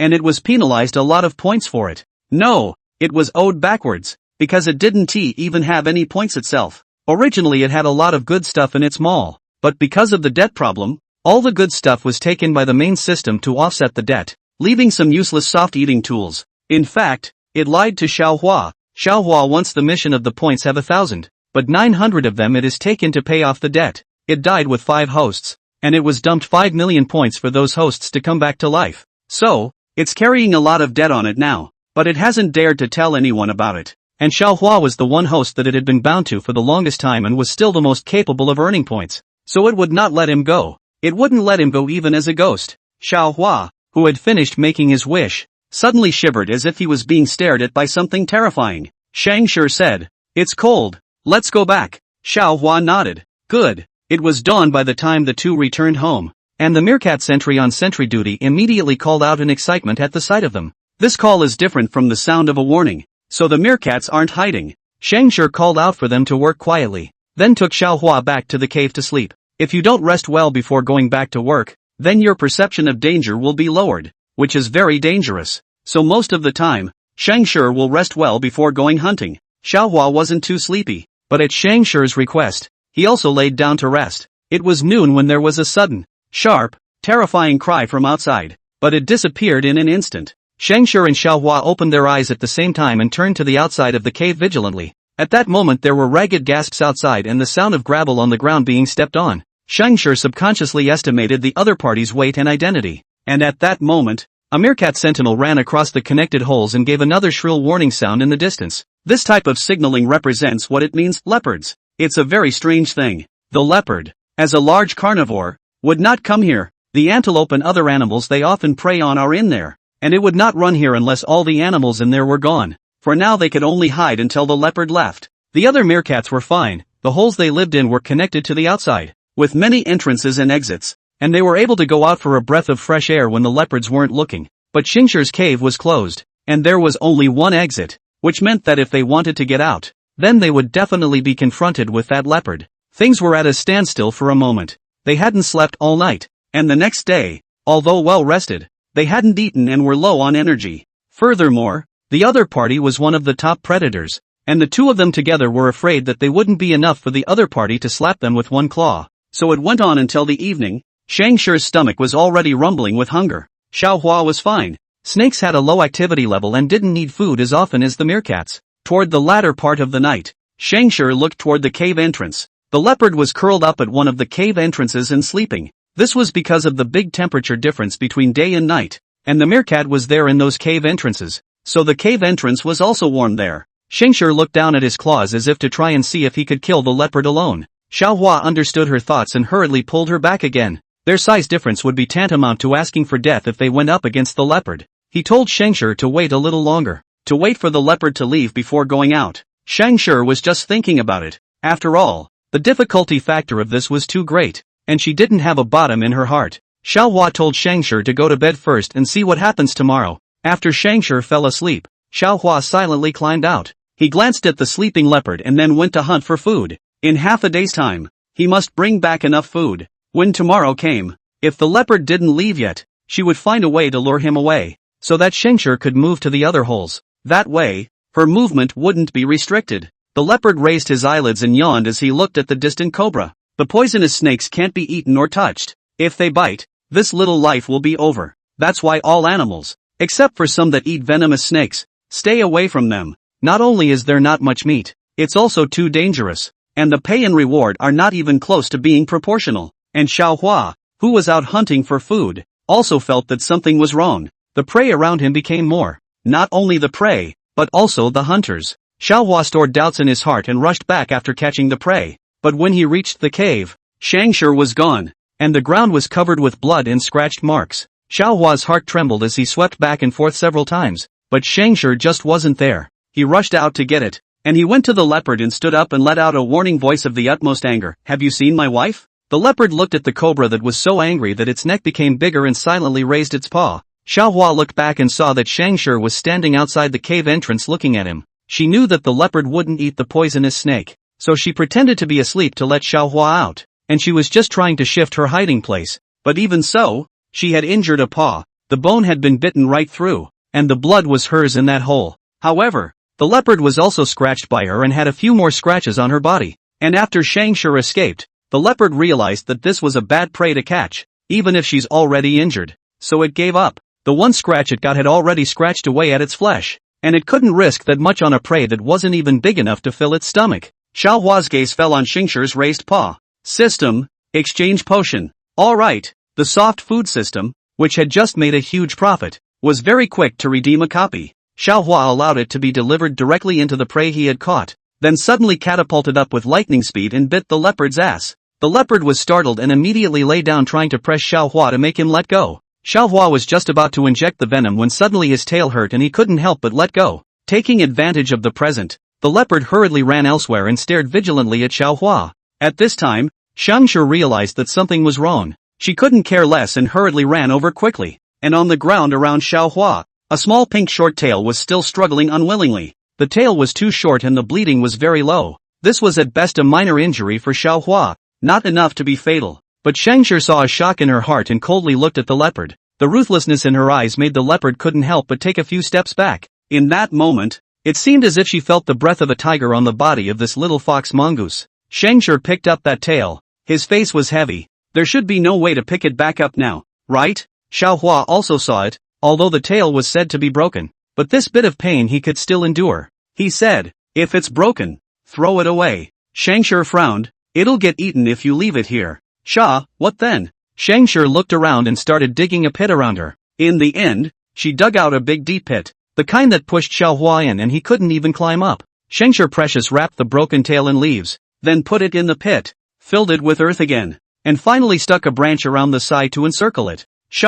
This is a little too grand, isn't it? Chapter 50, Meerkat 11. After burying the snake's tail, Scavenger's hand had an additional potion, which the animal system had asked for towards the soft food system. She spread the potion on Xiaohua's broken tail and asked softly, does it hurt? Xiaohua looked at her paw. It just hurt a little when I was bitten, but it doesn't hurt now. He continued, I've brought back food for you, so go eat. Scavenger nodded. I know. The leopard sat crouched in the distance with a bewildered look on his face. After eating the food that Xiaohua had brought back, Scavenger felt that her wounds didn't hurt anymore either, and as soon as she thought about it, she knew that this food must have a healing potion in it as well. The two then returned to the hole in the ground, which this time was safe enough to connect to the outside. The next day, the leopards were still circling the neighborhood. Scavenger's injuries were too severe, so Xiaohua let her stay at home to recover from her injuries. At the same time, Xiaohua searched for some anti-inflammatory herbs in the neighborhood. It was herbs. In fact, it was some wild vegetables. It could reduce inflammation and stop bleeding. Some small animals ate this kind of herbs after they were injured. On the way, Xiaohua looked back at his own tail. Missing a small section looks a little not very good. But men do not have to care so much. The main thing is that with the shorter tail, his balance will have to be recorrected, so he'll go a little slower. He found a clean leaf and then tore off the herbs he found by sticking them to the root and then placing them back on the leaf, and so on until he had made a small pile. Then he packed the leaf with his tail and waddled back with it in his mouth. He wandered through the bushes when suddenly there was a cacophony of voices behind him. He stopped his body and looked back, only to see a herd of elephants moving slowly forward with some other animals behind them. Xiaohua suddenly felt that this scene was a bit familiar. In the past when he was a tiger, there was no water source in the settlement, so the animals would go to look for a place with a water source. Did the animals come looking for water? There is indeed a puddle not far from here, but the meerkats seldom go there. Their need for water is minimal, and plant roots provide it.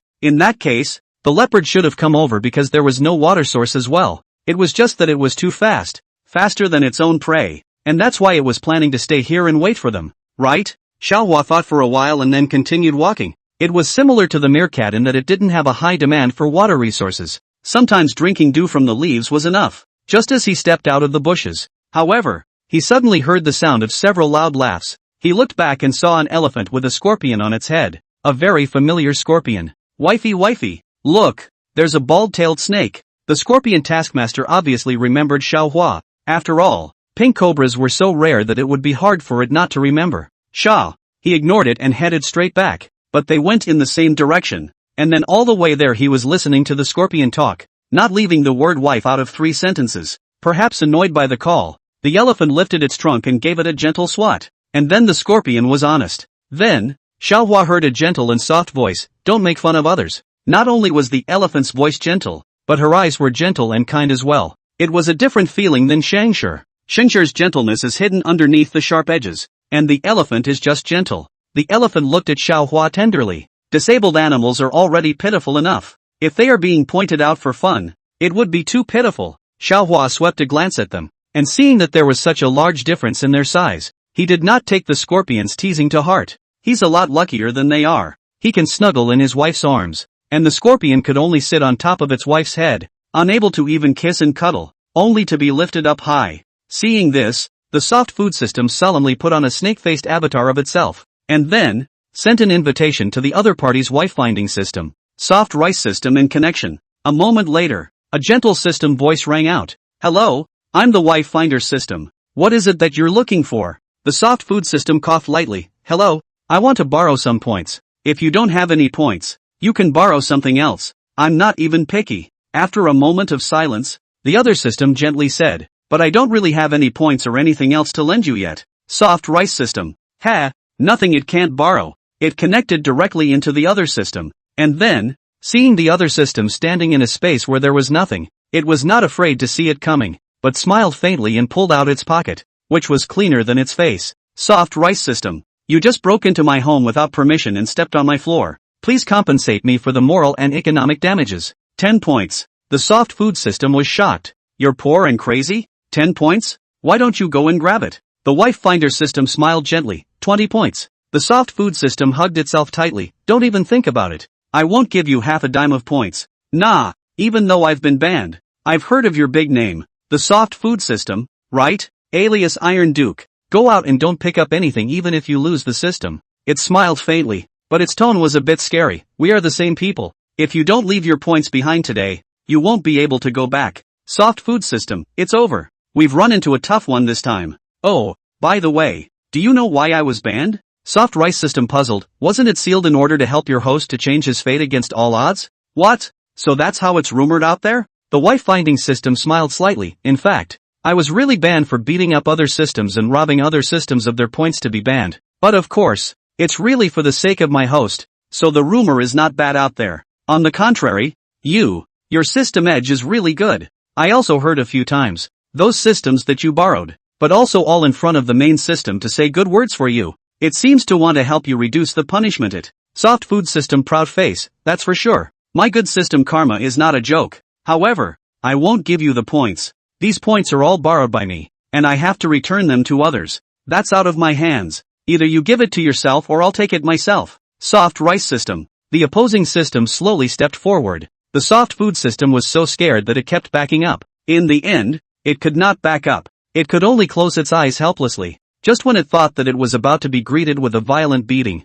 a voice suddenly appeared in front of it. How much do you want? Chapter 51, Meerkat 12. The soft rice system opened its eyes in surprise, and saw that the animal system was standing in front of it with a calm and indifferent expression. What brings you here? The animal system slightly sideways. Your position has changed, so I came to check it out. The wife finder system smiled slightly. So you guys know each other. That's great. It suddenly broke into my house and managed to borrow money from me. That's robbery. You have to pay for my moral damages. So, how much do you want? 20 points. Not 1 point less. The animal system froze for a moment and asked suspiciously, are you sure it's 20 points? Right. The animal system was silent. Was the system's economy down so badly now? 20 points. It silently turned over 100 points. The extra is even a reward for you. The wife finder system looked at the transferred points. Its eyes swished brightly. It hurriedly bowed and curtsied. All happy, thank you boss. Thank you boss. The animal system looked at the soft food system. Go back. Next time don't go into someone else's system rashly.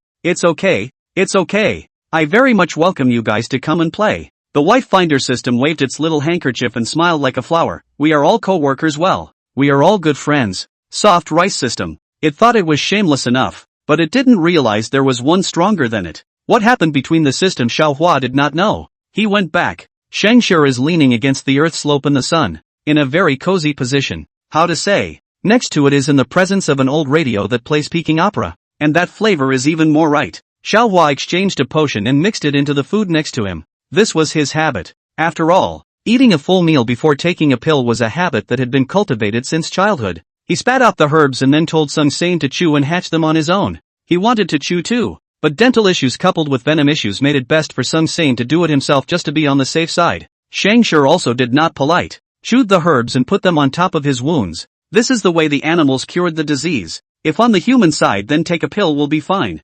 Xiaohua guarded his side and suddenly saw a few vultures not far out dividing a meerkat. He sighed. Another unlucky egg has been eaten. Scavenger looked at him. I killed that meerkat. Sha. Why? Scavenger shook his hand. His tone somewhat indifferent, probably seeing that I'm injured and can't hunt. So he wants to challenge me and occupy my position to become the chief. The world of animals is so cruel. The survival of the fittest, even the strongest, as long as a moment of careless injury will be quickly eliminated. Xiaohua sniffed. Then I'll come back quickly tomorrow. I won't let them bully you. Scavenger laughed as she suddenly moved over to kiss the snake's mouth, the cool scales still carrying some of the fresh scent of herbs on them. Xiaohua did not react. Spit out the letter, and by mistake left a kiss. Click. Sending me. Okay. The systems that rushed back saw the scene and immediately took pictures. The moment she stuck out her tongue, Scavenger froze a little. Then she watched as Xiaohua began to turn red at a speed visible to the naked eye, and shyly blocked her face with her tail. Tears were about to fall out of my eyes because of extreme shyness. The soft rice system hates the iron. What are you crying for? You're a big man. What's wrong with a kiss? It's not like you haven't kissed before. Xiaohua spoke as if he was suppressing some emotion. That's different. I stuck my tongue out. The soft system. So what? Sha. It really doesn't seem like it can do anything. Kissing won't get you pregnant anyway. He secretly let go of his tail and sneakily went to look at Shangshur's demeanor, and saw that Shangshur was basking in the sun in an old-fashioned manner, as if what had just happened hadn't happened. Xiaohua was slightly relieved. The system was right. Sticking out his tongue should also be fine. It's not like he hasn't eaten Shangshur slobber before. It's not even a big deal. That's just the way animals are. After some self-enlightenment, Xiaohua completely dropped his tail, then skillfully plopped down next to Shangshur and rested his head on her shoulder. A moment later, Shangshur slightly opened his eyes and glanced at the red snake head on his shoulder. The corner of his mouth couldn't help but hook, actually blushing all the way up to now. This is too innocent. Obviously hatching eggs is very stable.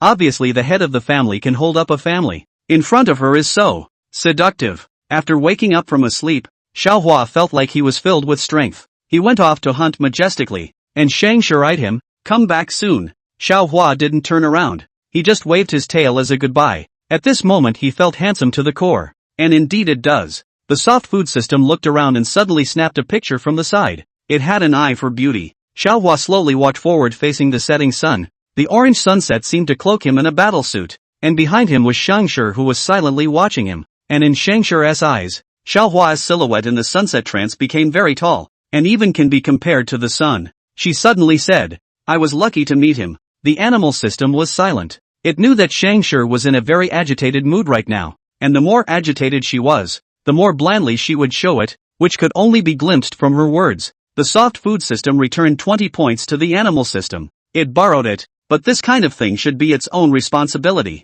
Now it had a hard time thinking about those hosts. After binding the system, their first world was unfixed, and what kind of animal they turned into all depended on luck. The first host became an ant. It suggested that he survive first. After all, it still had the mall at the time that had not yet been seized by the main system, and props could increase the survival rate. But the host did not listen. Ironically, want to find a tiger as a gold master. Walking half a day lost. Directly trampled to death by unknown animals. Deducted 1,000,000 points. The second host became a butterfly. This host is very obedient. Every day in the flowers to live. Flowers wilted to change. All day lazy sleep. Finally it asked him what kind of golden master he wanted. And the host said he wanted a flower demon so he could sleep on flowers every day. The expression on the soft food system's face at that moment was unspeakable. It probably couldn't imagine how it could have bound these two oddballs. In the end, this host was caught by a spider while he was sleeping, and when he was dying he said calmly that he wanted a flower demon next time. The soft food system took his soul back and another 1,000,000 points were deducted. Common sense would dictate that the quester would go straight to the next world upon death. But who was its soft cake system? Iron cock. If you don't pick something up, you're a lost cause. The two hosts that were bound didn't earn him points, not to mention directly let it carry 2,000,000 liabilities. How could it be binding these two pits? Directly handing over their resurrection to other systems. Dead friends don't die poor. After sending them away, it didn't even dare to meet the two systems, and wondered if they had taken on a huge debt of heavenly proportions. Chapter 52, Meerkat 13. It later learned the hard way and handpicked a third host, but this third host was a dual personality, one willing to eat soft food and the other to survive by its own efforts. He was lucky enough to be turned into a bobcat and in a forest with an abundance of food, but he was too unlucky to run into a tiger, favoring the personality that had to work hard to be in control of the body. It would have been fine for such animals to say hello to each other, and the tiger would not have hunted a bobcat with little meat. On the contrary, he made a fool of himself and wanted to prove his ability. Then he started to provoke the tiger, and rightfully so he was slapped to death by the tiger. At that time, the soft food system had looked confused. How could there be such an uninformed person in the world? If that was the personality that was willing to eat soft food at the time, maybe he could have gotten along with the tiger and eaten soft food along the way, and then it got docked another 1,000,000. The fourth host in the back opens with a king-sized bang, dressed as an elephant and obedient, preferring to eat softly and not having any natural enemies. But unfortunately, he's a full-grown male elephant and no herd will take him in. Even if he followed the herd, the leader of the herd would chase him away. This host was very sensitive inside and died of depression because she shed tears every day because she was ostracized. To this, the soft food system expressed sympathy. This host is everything is very good, only looks and voice almost, otherwise the elephant herd will accept him. After this host left, the soft food system also helped him find a newborn system, and under the sweet words of the newborn system's offensive, it seemed that he had regained his confidence to do the mission again. The last host, and the lifelong enemy of the soft food system, this host was just like it. Originally the soft food system would secretly eat the kickbacks, but this host was very shrewd. As soon as he came, he could see that the point value was not right, then start asking for the points you should have had in the first place. But he hadn't started the quest now, so in fact he had no points at the moment. But he was of the same nature as the soft food system, and he felt that even if he hadn't done the mission, the system should have to take back the points he was supposed to have. He didn't even do the quests anymore in order to get his points back. Oh, I forgot to mention that he dresses as a sloth and hangs from a tree every day to soft pedal the system for points. But the sloth's movements were so slow that the soft food system waited half a day to hear him finish a sentence, and those few short days almost drove it crazy. It didn't think it was an acute system, but this host had managed to harden it. This host ended up starving himself to the point of dropping out because he was so concerned about getting points that he didn't have the strength. The moment he fell, he also slowed down to say that he wanted points, not put me the accumulated points to me. Me do ghost or not will. He dropped to the floor before the last words were out of his mouth. The soft rice system is also afraid of him, like throwing a hot potato, sent him elsewhere. As for where it went, that it does not know. Since then, the soft food system has been demoralized for a long time. Later, its system friends had lent it money to pay off its debt, and the main system had promised it that it could continue to upgrade as long as it could pay off its points. Therefore, it renewed its spirit, and with the previous lesson, this time it followed Xiaohua for a year before it started to strike. It was really afraid that it would get another oddball back, and as it turns out, the host under the careful selection is really good. Not only can he earn points but also eat soft food. And survival is not a problem. It's just that his human mentality is harder to accept it, but that doesn't affect his excellence. Ever since he knew that the meerkat would expel Scavenger, Xiaohua had been going out late and returning early every day so that he could be with Scavenger all day. He used to give them extra or unloved prey, but now he was careful not to, pretending not to see it either. Gradually, more and more animals passed them by. The larger animals were fine. They wouldn't care about them. After all, meerkats were just too small. Most meerkats don't even weigh a pound already, and catching them wouldn't be enough to stuff them. However, animals like the small and medium-sized ones treat the meerkats as a delicacy, but they don't stay long when they are driven by the source of water, which after all, is a more important presence than food. After a few days, the animals were pretty much gone, too, when the meerkats started getting their little act together again. A female meerkat didn't learn the lesson of the one before her, and she began to test the waters. Xiaohua was guarding Scavenger's side, and after such a long time, he knew what kind of postures the meerkats used to launch their attacks. He silently stepped in front of Scavenger, making a hissing warning sound. Scavenger ate calmly in the back, very much enjoying Xiaohua's defense. The female meerkat wasn't a good fighter either, rushing up and wrestling with Xiaohua. Meerkats eat snakes, and venomous snakes can be eaten, just rarely. In the end, having lived together for so long, Xiaohua endured not to use the poison, but only twisted his body to try to trap it and scare it, so that it would know what to do. Animals don't think as much as he does, though, and once they fight it's a fight to the death. So, a meerkat and a snake were entwined on the ground and did not separate for half a day. Scavenger looked at him for a while and suddenly said, "You'll be dead if you don't use poison again." Upon hearing this, Xiaohua no longer hesitated and opened his mouth to bite down, the venom quickly injecting itself into the meerkat's body. The meerkat had antibodies to snake venom, and even though Xiaohua had already used the poison, the meerkat still had the power to resist. And because of the pain of the bite, the meerkat resisted even more. Scavenger was afraid that it would scratch Xiaohua in its dying counterattack, so he went over and directly stepped on its claws, then quietly waited for the toxin to take effect. Half an hour later, the meerkat fell to the ground and never got up. Xiaohua dragged the meerkat's corpse and threw it into the distance, looking back at the dwindling meerkats with a slight sigh. Suddenly, there was a small wreath in front of him, and Scavenger put it on him, saying, "There's no need to think so much." Xiaohua nodded. I know. He knew what he had to do. With the arrival of summer and more rain, meerkats have to constantly overhaul the underground passages to avoid cave-ins. With more rain comes more insects of all kinds, especially the earthworms that are popping up all over the ground, which is a delicacy for the meerkats. But while the meerkats were all looking for food, Xiaohua and Scavenger looked into the distance, their expressions grave. Not far away, there was a bubbling of smoke that was rising vertically into the sky, leaving cloud-like shapes in the sky. The two looked at each other and ran out quickly without the slightest hesitation. While crawling quickly, Xiaohua said, "With so much rain lately, it's reasonably impossible for there to be a fire." Scavenger also nodded. "That's what I thought, so it could be something else." Xiaohua was puzzled. "What is it? There might be humans here, but I'm not too sure, so I'd better go over there and take a look. In case if it's a mountain fire, we should be able to put it out while it's still weak." By the time they got there was only a thin wisp of smoke left. When they were almost at the border,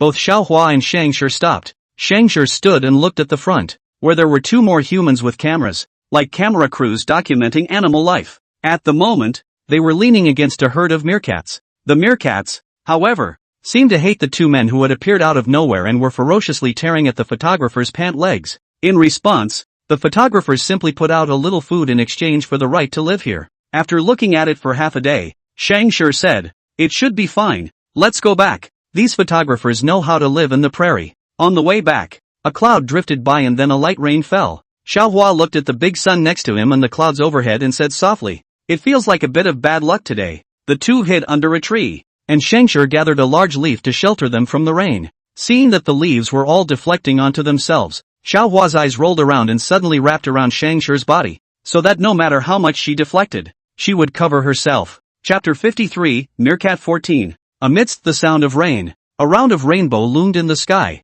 and Xiaohua leaned close to the side of Scavenger's face, suddenly pointing with his tail, exclaiming, "Look, it's so beautiful." Scavenger held up the leaf and looked over. "Well, it's pretty. We're lucky today. When you are a human being you work every day. Out the door is the company, and so on and so forth day after day. Sometimes I forget the change of seasons due to the fatigue of work, and only when I see the leaves suddenly turn yellow and fall do I suddenly react to the fact that it's already fall. Exhaustion from their work left them with no heart to observe this natural beauty anymore. Take this rainbow for example. Although you can see any kind of rainbow you want on the internet, it's not as impressive as seeing it in person. After the rain stopped, that rainbow still remained, and Xiaohua and Scavenger ran under the rainbow in the direction of home. The road is lush with flowers and grasses, all the more fresh from the rain. Xiaohua saw a red flower, a very beautiful flower, with some water droplets on the petals, just like pearls that were crystal clear. He went over and bit off the stem of the flower, then walked towards Scavenger with the flower in his mouth.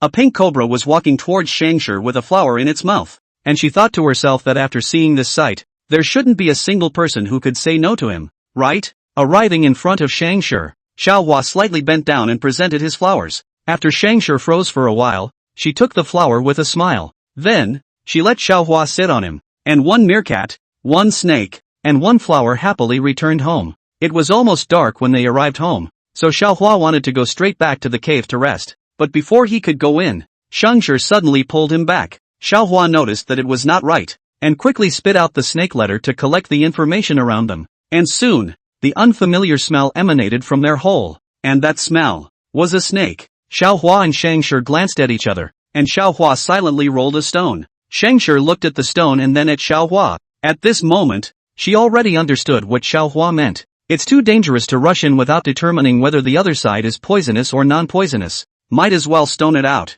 Anyway, their hole is closed and this is the only exit. If it was any other meerkat, they might have just gone in and fought the snake. But unfortunately neither Scavenger nor Xiaohua were. So, when the snake was hit by the stone, its expression was a bit dumbfounded, but it was too lazy to move, twisting around and leaving it alone. And the next rock that smashed up managed to hit the top of its body. After smashing for a long time without seeing the snake come out, Xiaohua hesitated. Why don't I go and lure it out? We are both snakes. We might be able to talk. Scavenger expressed his refusal. No, your reaction speed is too slow. It won't work if you get bitten. Xiaohua said. Then we can't let it stay inside all the time. Scavenger said. Let's go sleep in another cave. There are so many holes in the ground here. There's no need to have to go down hard with it here. And it was also lucky for the snake that it chose Scavenger's hole for them. If it had been any other meerkat's hole then it would have had to meet an onslaught of meerkats. There are cubs in the cave, and the adult meerkats will not let the snake as near. After spending the night with the other meerkats, Xiaohua got up early and continued to throw stones. He didn't believe that the snake wouldn't come out. The snake was sleeping just right, and when it was hit on the head by a stone, it crawled out in a rage and made a hissing warning sound, wondering who was so ungrateful as to throw a stone. As soon as Xiaohua saw it come out, he also rushed over to confront the two parties. The snake on the opposite side was a snake with red stripes on a black background. Xiaohua hadn't seen it before and didn't know if it was poisonous or not, so both sides were just testing it now. Xiaohua was furious. This is my territory, so hurry up and leave. Black Snake hissed. Your territory? What makes you say this is your place? Did you pull it here? Sha. The Black Snake continued to hiss. No matter whose it used to be, it's mine now. Get lost or I'll eat you. Xiaohua was also furious. Eat me? You try. He closed his eyes and charged. The two snakes continually body slamming each other, trying to keep the other down. Eventually it got tangled up in a messy roll on the floor. In the end, Xiaohua's skill won out and pressed the snake to death.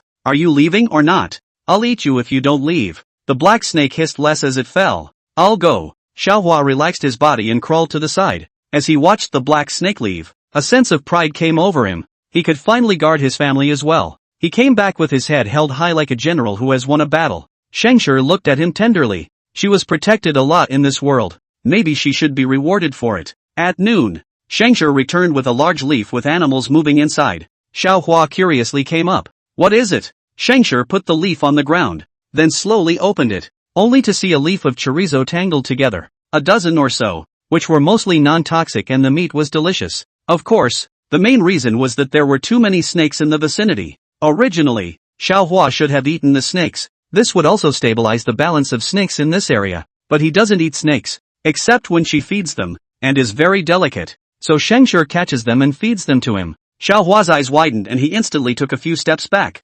Scavenger looked at him quizzically. What's wrong? Sha. Is fine. Eat up. It took me a lot of effort to catch them. The reason for not killing the snakes was so that Xiaohua could learn how to eat live snakes, and bringing back a bunch of live snakes was difficult. Xiaohua shook his head violently. No. I'm afraid. Scavenger. But didn't you just defeat a black snake this morning? At that time, she didn't see him scared either. That's different, Xiaohua said. It has bullied us. I'm afraid I have to go on, but these snakes aren't bullying us. I'm afraid when I eat it. Scavenger thought about it and grabbed a snake from the leaves. Shall I feed you? Xiaohua struggled hard for a moment. I want to eat death. Scavenger asked. Really don't eat? Xiaohua nodded. Aha. Scavenger had no choice but to directly bite off the necks of the snakes, waiting for them to die through before feeding them to Xiaohua. It's so petulant. Not eating this or that, but it's okay. If she doesn't eat the live ones she'll feed the dead ones, and she'll always make him eat them. After the long rainy season, it's time for a new season. After Scavenger's careful feeding, Xiaohua's body had doubled in weight, and now he could no longer wrap himself around Scavenger because he was too heavy. Now every day he sleeps coiled up and then Scavenger sleeps where he is coiled up. But this kind of sleeping would only last for a few days, and in a few days when the weather turned cold, even if they didn't want to, they would have to get together with the meerkats and sleep together. That's the downside of small group living creatures. Once you leave the group then you can't survive. Now that the temperature was slowly decreasing, Xiaohua also became lazy, especially in the morning and the evening for a while, not wanting to get up at all. Scavenger knew it was because it was so cold, so he slept with the other meerkats early, and the temperature of the meerkats warmed Xiaohua up and made him a little more refreshed. However, Scavenger was still prepared for the fact that Xiaohua would hibernate, and she prepared food in advance to prevent Xiaohua from starving. This grassland was capable of reaching temperatures above zero even in winter. It was just that the early morning and late evening bursts would be cold, but it wasn't a temperature that snakes could accept. Fortunately, however, Xiaohua, who was in the meerkat group, did not hibernate, and Scavenger did not have to worry that he would be a meerkat through the winter. The lower temperatures have reduced the activity of various insects quite a bit, and you can only catch one or two at midday when the temperatures are at their warmest. Occasionally, Xiaohua would go out to hunt, and as his body size got bigger, the prey he caught would also get bigger, and sometimes he could even bring back a rabbit. In the end, the rabbit meat went into Scavenger's stomach, while the rabbit skin flopped under Xiaohua's body. Day by day, the seasons turn and alternate, and a new year begins. After the weather warmed up, Xiaohua went back to the life of sunrise and sunset in Wushang. That day the couple was looking for food, when suddenly a scorpion crawled from the side, and it crawled right up to Scavenger, then silently shed tears. Xiaohua curiously spat out the snake's letter. The scorpion will still shed tears? The scorpion glared at him, then looked at Scavenger. My system says that you're also a taskmaster with a system? Scavenger sniffed and nodded. Scorpion said, so can you guys do me a favor? Scavenger asked. What favor? Scorpion said, you guys come with me. Scavenger and Xiaohua looked at each other and followed the scorpion over. After walking for a long time without seeing the scorpion shouting to stop, Xiaohua couldn't help but whisper to Scavenger, it won't abduct us, will it? When I was a penguin I almost got screwed over by that female penguin. It won't be the scorpion's turn this time, will it? Scavenger, I don't think so. After another long walk, they finally reached their destination. There lies the carcass of an elephant. The scorpion sounded sad. It's dead. I want to dig a grave for it. Can you guys come and help me? Shaughnessy. Chapter 54, Meerkat 15. Xiaohua's shocked expression could not be acted out. You're asking the two of us to dig a graveyard for the elephants? Are you crazy or insane? The scorpion crawled up to the elephant's face, kissed it, and said sadly, but I don't want to watch it rot. Scavenger went over to take a look at the elephant, which was at the end of its life, and it could be seen that it was very peaceful before it died. Xiaohua sighed and consoled. I know it's hard for you, but think about it. You're so small and your wife is so big. You can't bury it. I don't think your wife would want to see you upset about it in heaven. It's common sense to live and die. Just let it be here. There's so many animals here it'll be eaten before it rots anyway. Scorpion. It was even sadder. Crying woo-woo. Xiaohua didn't feel good in his heart either. He was afraid that he would encounter the same predicament. At this time, Scavenger suddenly asked Xiaohua, if I become an elephant, will you bury me?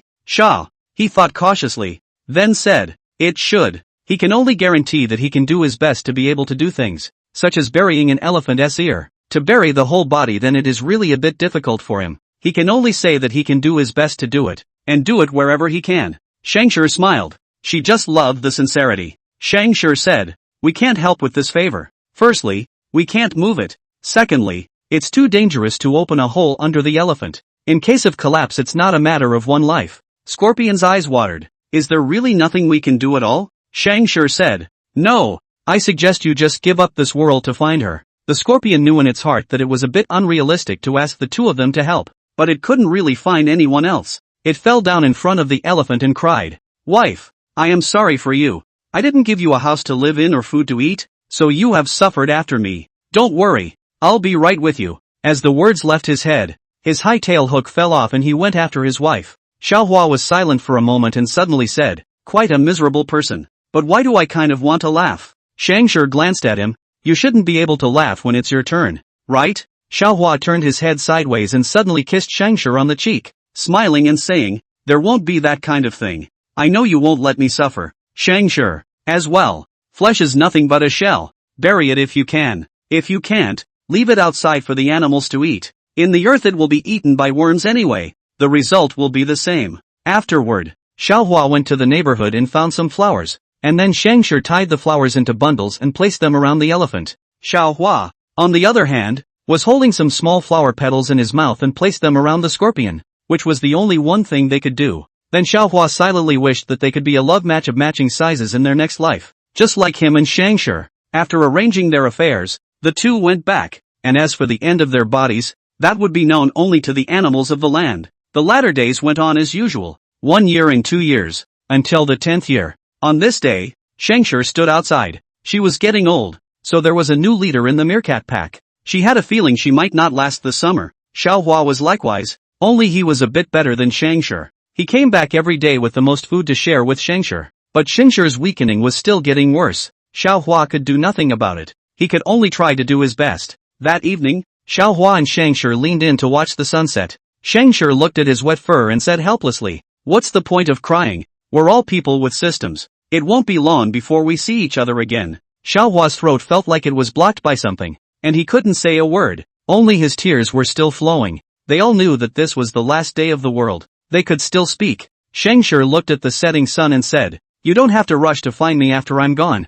Continue to stay in this world and see more scenery in my place." Shaw can't control his crying out. Scavenger, is she talking too sad? But she didn't have the spirit to think about it in detail. She had dug herself a grave before she left, and she couldn't afford for Xiaohua to use that pink tail to dig a hole for her. The sun set and Scavenger closed his eyes. Xiaohua tightly encircled her until her body became stiff. The next day, he dragged Scavenger up towards the pit. He got clean leaves to line the bottom of the pit and dragged Scavenger in, and next to Scavenger was where the broken tail was. After he climbed out, he went looking for more flowers, and in search of them Huaz even went into the territory of other snakes, and had a big fight about it, with a lot of his scales missing, but the flowers he brought back were still the prettiest. He piled Scavenger's entire body with flowers before bulldozing it into the ground. He didn't leave this world right away. It's just that without Scavenger by his side, he didn't have anyone he could talk to and could only look at the sky and lose his mind. After arriving in the fall, Xiaohua began to look for flowers again, but this time he was not looking for flowers, but seeds. He kept collecting seeds from all kinds of flowers and ended up with a pile full of them. Then he started planting flowers with the place where Scavenger was buried. Because of the constant poking of holes with his tail, he became darker and uglier at his already disconnected tail, and his scales flipped open from the pressure, making his entire snake look much older and decrepit. Yet he was unaffected. He did nothing but eat and rest and plant flowers, and eventually, a patch around the place was planted with flower seeds. The soft food system silently watched the scene. It didn't stop it. It just watched silently. When Xiaohua's lifespan neared its end, he crawled to Scavenger's grave and then coiled up to wait for death to come. Inside the system space, the animal system looked at Scavenger, who hadn't said a word since he came back, and sighed a little in its heart as it softly said, "He's already gone, and we're starting to go to the next world." Scavenger's tone was somewhat undeniably firm. "Let that system wait." Animal systems. Yes. As time passes, flowers bloom on the otherwise barren landscape, swaying in the wind and spreading their scent everywhere, stopping all the animals that pass by. The sheer size of this sea of flowers amazes photographers who visit the area. It's amazing to see that a year ago it was just a patch of land, and now it's full of flowers. He photographed the breathtakingly stunning scenery, but no one knew that it had been the sleeping place of two animals. Scavenger's clear and penetrating eyes reflect the sea of flowers. She saw the gift Xiaohua had left for her, and she loved it. Later, some people found that only place in the sea of flowers where no flowers grew, and they felt curious that the drop seeds should have made the place grow flowers. Curious, they dug into the patch, and it didn't take them long to see a snake bone, and when they dug further down, it was the bones of a meerkat with a small bone next to it. It was such an interesting discovery for the humans that they posted about it on the internet and let the internet talk about it. Some people say that maybe the snake's tail was eaten by that meerkat, and to get revenge, the snake bit her to death and then buried it here as a show-off. Others say it's just a coincidence. The animal system had for some reason, posted the pictures it had taken of the Scavenger girls. It can be clearly seen that in the group photo of the meerkat herd, a snake is at the side of the meerkat leader with a serious look on his face. This photo intensified their discussion. Friends, comrades in arms, partners, said anything but that no one had ever said they were lovers because they were natural enemy-like beings and should not be together. In response, the soft system also offered up a photo of itself, which was a photo of it raining. Under the tree, the meerkat held up her leaves to shield the snake from the rain, dumping them all on the snake's side when it was clear that she was the one who was most afraid of the rain. Still meerkats and pink cobras. There are also photos of Scavenger seeing Xiaohua off at sunset, and Xiaohua wagging his tail in greeting. There is very little information on these photos, even a little bit of peas. The beauty is incredible, but after checking by various people, the photos were found to be genuine. They weren't even natural enemies, comrades in arms, friends, they were lovers. Lovers who love each other even if they are of different races. Chapter 55 Kangaroo 1. Somewhere on the plains, Shaw was getting used to his new body, an adult kangaroo. He was silent for a long time after seeing what a thing he was. Is this the powerful body you were talking about? The soft food system said. Of course. Isn't the boxing champion among the animals awesome? Xiaohua was silent. I only remember the video where its eyes turned incredibly clear after being knocked down by a human's punch. Soft rice system. Xiaohua didn't hold on to it either. As long as it was here, it was safe. He bounced around a few times, estimating his speed and getting in a better mood. While kangaroos aren't exactly strong, they're not a whole lot stronger than they were in the last world. He bounced around and suddenly felt something wrong coming. He looked down at his stomach with a puzzled face. What are these two balls? The soft food system is your lifeblood. Xiaohua's eyes widened in shock. How did it grow in this place? Not right, not right. Are you saying that I'm going to hang this thing in front of my wife? No way. This is too sick. Xiaohua wanted to cover himself to prevent others from looking, but the kangaroo's forelimbs were too short, so he couldn't cover them at all. Xiaohua was disheartened. It was over. He was going to become a pervert in his wife's eyes. He looked around and there wasn't a single thing that could be used as shelter. Suddenly, he saw the big tree, then quickly popped over and reached down a leaf, then gestured at his stomach, just enough to cover it, but trying to tie it on is still a problem. He found a creeper, yanked off the rhizome, and ran it through the leaves so that a simple leaf skirt was ready. But the problem is that the leaves are worn vertically, so the worn leaves are standing up around the waist, just enough to rub off on that area, which is very bad. But more than being seen, he felt he could settle for that. Xiaohua tied a deadbolt with difficulty, then sighed deeply and said, Kangaroos are vegetarian animals, aren't they? Looks like I'm going to be a vegetarian for the rest of my life from now on. The soft food system literally doesn't even have eyes. I suggest you take the leaves off the tree. Shaw, Why? You're bouncing around. It's too eye-catching to show or not show. You might as well just show it. It's not like you haven't done it before anyway. The original kangaroo is like this. Every day exposed to look at all look used to. And the hair is the same. Do not purposely look at the words also. Should not be too clear? But this put on a skirt that is not good. Hot eyes. Too hot for the eyes. Xiaohua was shocked. Can that be the same? He doesn't have this problem when it comes to penguins, birds, or snakes. And tigers have their tails covered so they can't be seen unless they purposely look. But now it's different. That thing is hanging on his belly in plain sight. It's too visible. Xiaohua stared at his stomach with a face of bitter hatred. Soft food system, you don't want to cut it off, do you? Xiaohua was speechless. That's not so bad. He raked a few leaves. I can't really do that, I'll wear a few layers. I can't just show them off. And kangaroos can kick people with their feet. So if he's not careful and kicks there, he'll die of pain. What the heck? Why is such a big weakness hanging out in the open? It should be hidden. He couldn't figure it out. The good news is that the past is full of experiences that quickly ease the emotions. Strange. Why hasn't my wife appeared yet? Xiaohua wondered. The soft food system said, probably clearing up the points. Xiaohua stood under the tree gripping leaves and stuffing them into his mouth. He was a carnivore in the previous world, so it seems that he has to eat some vegetarian food in his life to harmonize it. I just don't know if his wife is a meat eater or a vegetarian. Xiaohua is a man who will not commit himself. He saw some short plants under the tree with reddish berries hanging from them, and he grabbed them all straight away and gathered them into a pile. Then he found a comfortable spot and lay down in a guppy recumbent position, then enjoyed bringing fruit to his mouth. The soft food system was silent. This host of his was getting stronger and stronger in his ability to endure and adapt. It's only been a short time and I'm already enjoying it. Host, do you want to see what you look like now? The soft food system suddenly said. Xiaohua said. Let's take a look then. He used to be either pretty and cute or mighty and dominant, and he figured the world would be the same. But when he saw the kangaroo on the video that was chewing its food, his expression was instantly unsettled. Is this me? The soft food system nodded. Well, that's you. Xiaohua frowned. How do you look so greasy and lewd?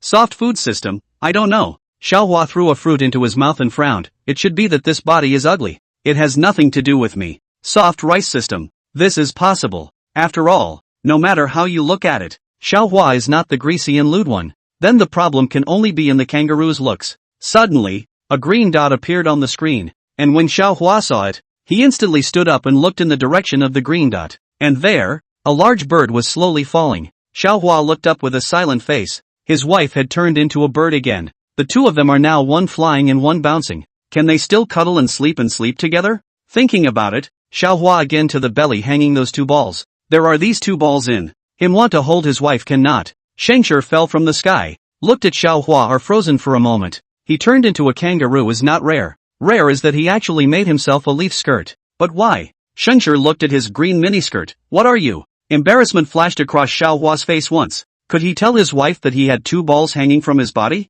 Definitely couldn't. He thought about it and carefully said, I'm afraid I'll catch a cold and get a stomachache. Scavenger. Every time they met, Xiaohua would give her a different surprise. Chapter 56 Kangaroo 2. Xiaohua came over to look at Scavenger. This time Scavenger's dressed as an animal was also an eagle. Her head was flat and careful. Her eyes were very sharp, and her robust claws and sharp toes were her weapons. This is a wedge-tailed eagle, which is also the natural enemy of the kangaroo. But at this time Xiaohua did not know. He was nearly 2 meters tall now, with strong hind limbs, and unless he met a pack of lions as a group prey animal, the rest shouldn't be able to harm him. So in some ways he should have no natural enemies. Only then you can't snuggle like you used to. Xiaohua twisted his head to look at his shoulder, then said with some regret, it's a pity that the kangaroo is a slinky shoulder. Otherwise you could have stood on my shoulder. Scavenger said, it's okay, I'll just be on the floor. This time they were a bit more different in size, but with that scorpion and elephant comparison earlier, it was acceptable.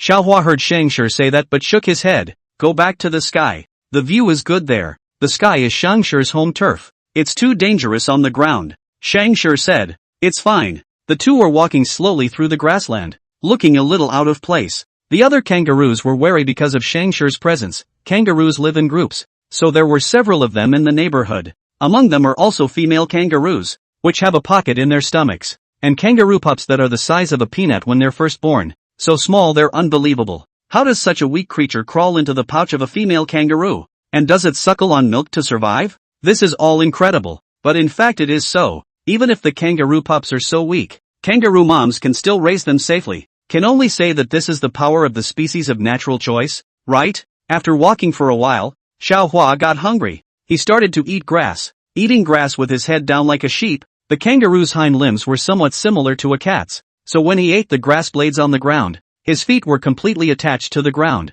which looked a bit funny. If it was before, Xiaohua would still have to feel bad for a while, but now he didn't care anymore. And he even found it interesting. This kind of experiencing nature with an animal's body was really interesting. Assuming, of course, that there are no natural enemies or a powerful wife like he has. As Xiaohua ate grass, Scavenger flew up into the sky. She hovered above Xiaohua's head, alerting the surrounding grass and trees. As long as she was there, Xiaohua could eat in peace. Xiaohua kept eating the grass. It couldn't be helped because the kangaroo's body was too big, but it wasn't a carnivorous animal. It could only eat some grass, which was easy to digest, so it needed to eat often. Scavenger was also looking for his prey. The grassland was very rich in animals, and rats and rabbits had a strong ability to reproduce, so they were the most abundant in the grassland. Finally, Scavenger set his sights on a rabbit, which was a little better to catch than a rat, and had more meat, so one would almost be enough. Once she had her prey in her sights, she swooped down sharply,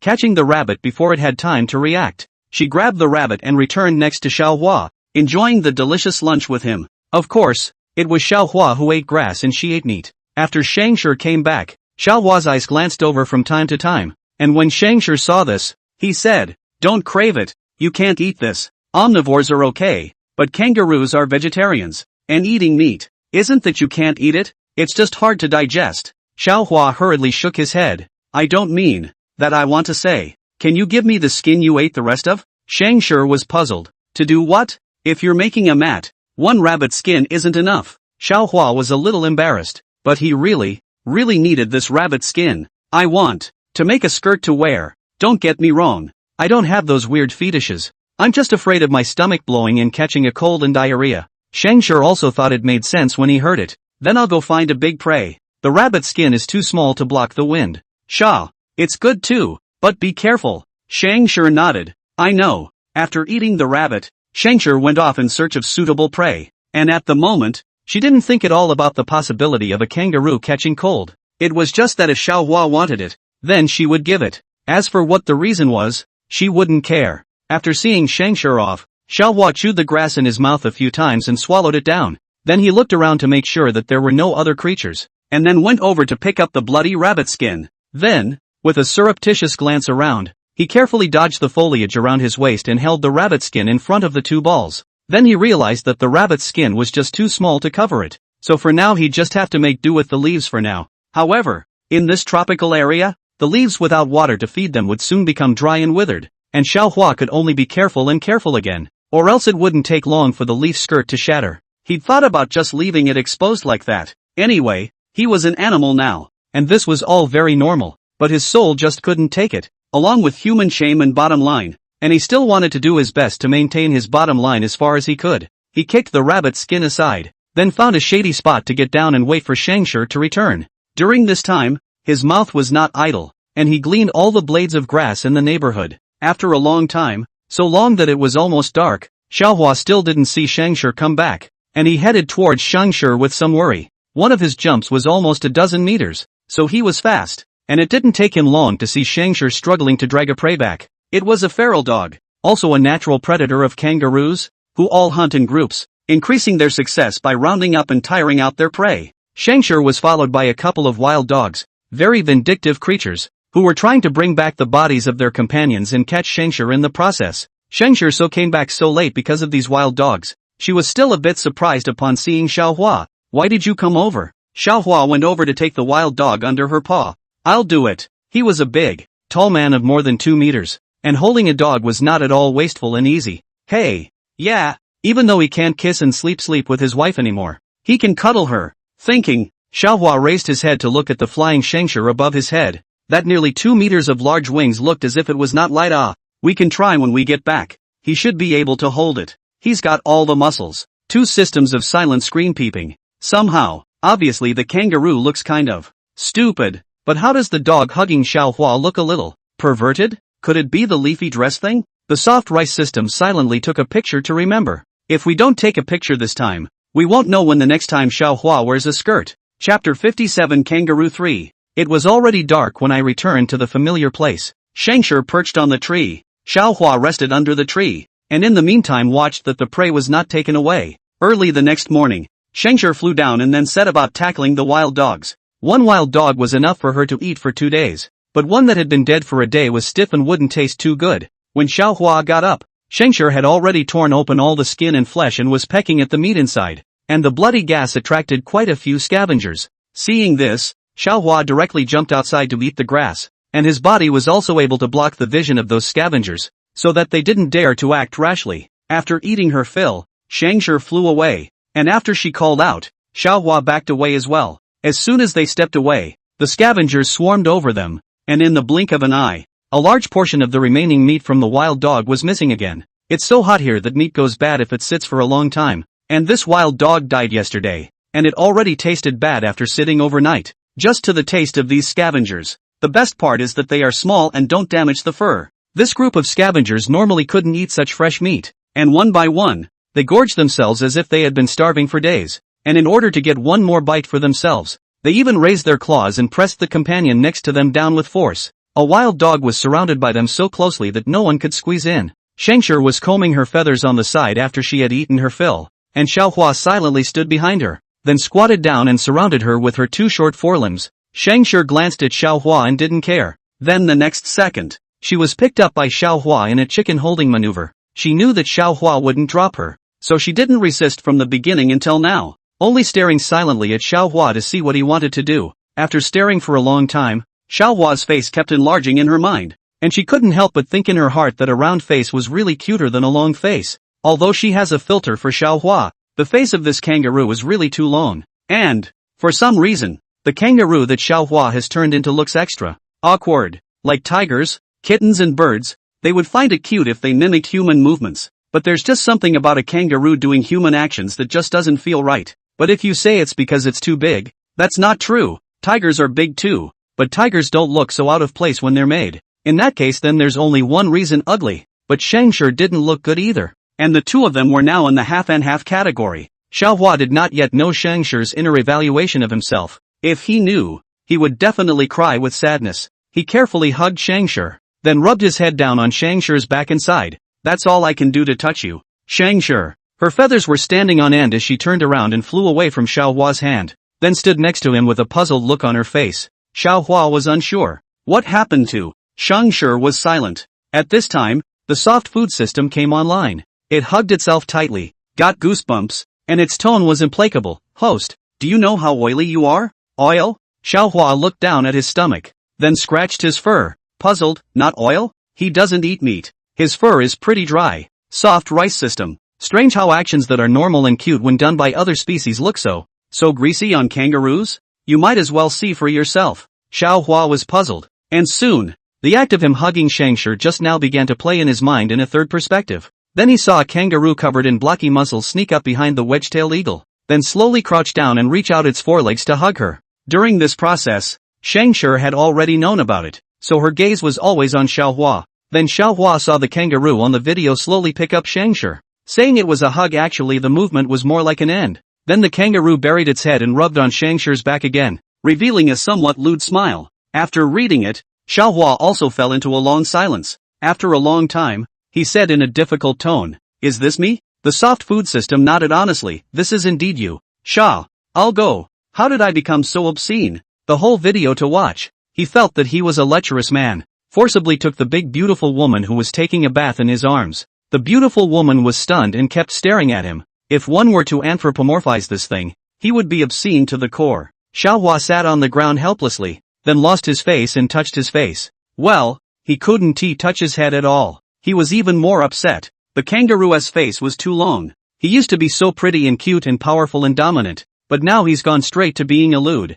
greasy muscle man. The soft food system consoled. And it's okay. Think about it. Isn't turning into a kangaroo much better than turning into a head? Sha, that's true. After Scavenger straightened her feathers, she went to drive the animals away. Then she grabbed the skin of the wild dog and said to Xiaohua, "I'll go find water to wash it and come back." When Xiaohua heard this, he hurriedly said, "I'm going too." Scavenger said helplessly, "It's far away, so wait here until I return." Xiaohua jumped a little. "I'm fast too." Scavenger, "Okay." Then one of them flew in the sky and the other bounced on the ground. Good thing the water source wasn't too far away. It didn't take long to get there. Scavenger put the animal skin into the water. She was just about to go into the water when Xiaohua stopped her. The crisis in the water was no less than on land. And Scavenger was a bird feather. If it got wet it wouldn't be able to fly. He took over the next task. He sat crouched in the water, rubbing the hide vigorously with his forelimbs, though the kangaroo's forelimbs were not suited for such things. Then the system took a photo op. A muscular kangaroo was washing the animal's hide.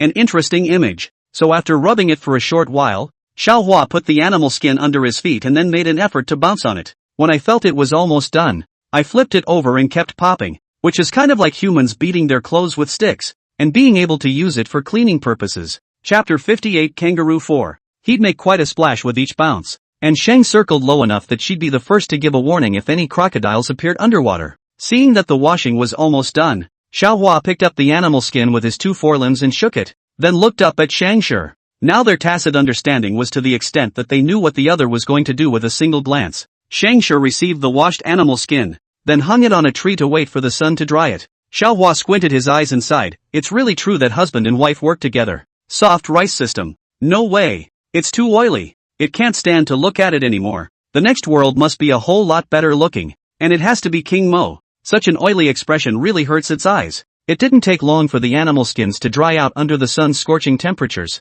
Scavenger hung in a very skillful position, just where Xiaohua could reach it. After Xiaohua reached down the beast's skin, he compared it on his waist. Fortunately he was thin shoulder and narrow waist. The beast's skin barely encircled it. He used the extra part to tie a knot. In this way, a beastskin skirt was ready. Of course, at this time Scavenger was absent. After completing this matter, Xiaohua had solved a matter of his heart. and as he bounced around to find Scavenger, he would sometimes use his thick tail to support his body, and then kick his feet forward with great force, practicing the technique of flying kicks. Then the meta would have this picture of a kangaroo hopping and stopping for a moment and then violently and quickly flying kicks into the air and then continuing to hop and hop for a moment and flying kicks again. Anyway, no matter what other people think, Manhwa had a great time. He also thought about it. The kangaroo naturally grows such a long face. What can he do? Or the same sentence. Both come and go. His wife shouldn't mind him either, right? Half a day later, Manhwa met up with a group of kangaroos.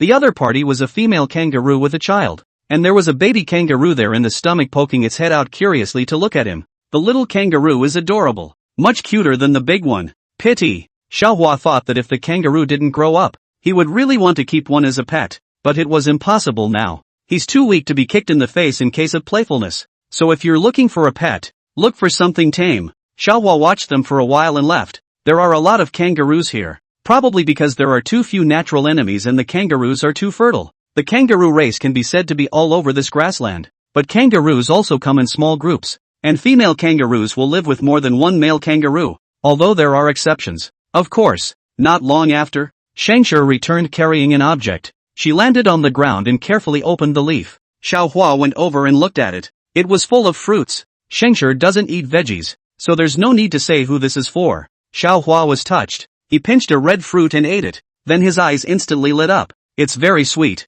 Do you want to try it? Scavenger shook his head. I won't eat. You eat. She was flying in the sky, and it was much easier to find fruits than Manhwa. It was just that carnivorous birds hardly ate fruits, so she wasted this advantage instead. Manhwa ate happily. Even the red juice stained a mouth do not know. That look is very much like smearing your red lips. Scavenger. She was a little afraid to look at it now. After eating, Manhwa also couldn't help but lick his lips. Compared to the grass leaves, those fruits were simply delicious. Scavenger was combing his feathers on one side, while Manhwa was lying down on the other side, eating some blades of grass as a snack in the meantime. He watched Scavenger combing for a long time and couldn't help but say, "Why don't I help you with it?" Scavenger looked back at him, then slowly walked over and stopped in front of Manhwa. Manhwa's expression also became gentle. He sat upright and gently combed Scavenger's feathers with his claws. He had done the same thing before and knew what to do. After combing, the two snuggled up to each other and enjoyed this peaceful moment together. There were many animals on the grassland, but they all looked stunned for a moment as they passed by, wondering how a kangaroo could be with a wedge-tailed eagle, and the kangaroo colony even more so. A later kangaroo thought that Scavenger was catching Manhwa, and immediately jumped over, delivering another flying kick at Scavenger. However, his flying kick was blocked by a strip of tail, and Scavenger just happened to be protected by the tail. With an expression of a batch of calmness, Manhwa slowly stood up. What are you doing? The kangaroo's eyes were confused. You okay? What's wrong with me? Why did you kick her? Kangaroo, I'm trying to save you. She's a wedge-tailed eagle, a natural enemy of kangaroos. Manhwa froze as he looked back at Scavenger. Are we natural enemies? Scavenger nodded.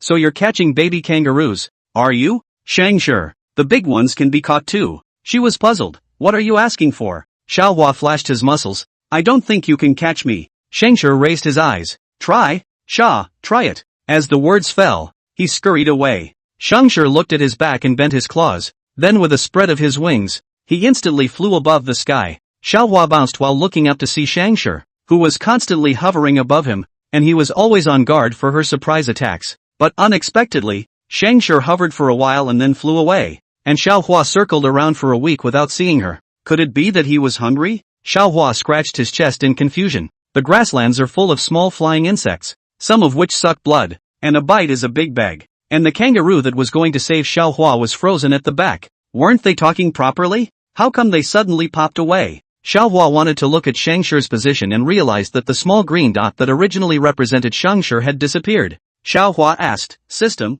what's going on? Soft food system, isn't it going to be a competition? Since it's a competition, of course you can't cheat. I've already turned it off for you. Manhwa pulled the corner of his mouth. That's quite a thank you. Soft rice system. What a long face. A few moments later, Scavenger returned, carrying flowers on his paws and in his mouth. Manhwa didn't understand what she was going to do with the flowers. At this time, the soft food system received a message and hurriedly said, Host, get ready. The second host hunt for you is about to begin. How do you hunt? How do you hunt? Manhwa looked at Scavenger, who was milling around, and carefully said, Is it going to make me dodge her attacks? The soft food system. Sort of, but I don't think you can hide from. Xiaohua, then you underestimate me too much. How could he have been a carnivore for 3 lifetimes and not even know how to avoid hunting? As he was thinking about it, Scavenger suddenly swooped down. Xiaohua's eyes were sharp and he immediately jumped to avoid it. But in the next second, Scavenger swept in front of him as if he had predicted his movements.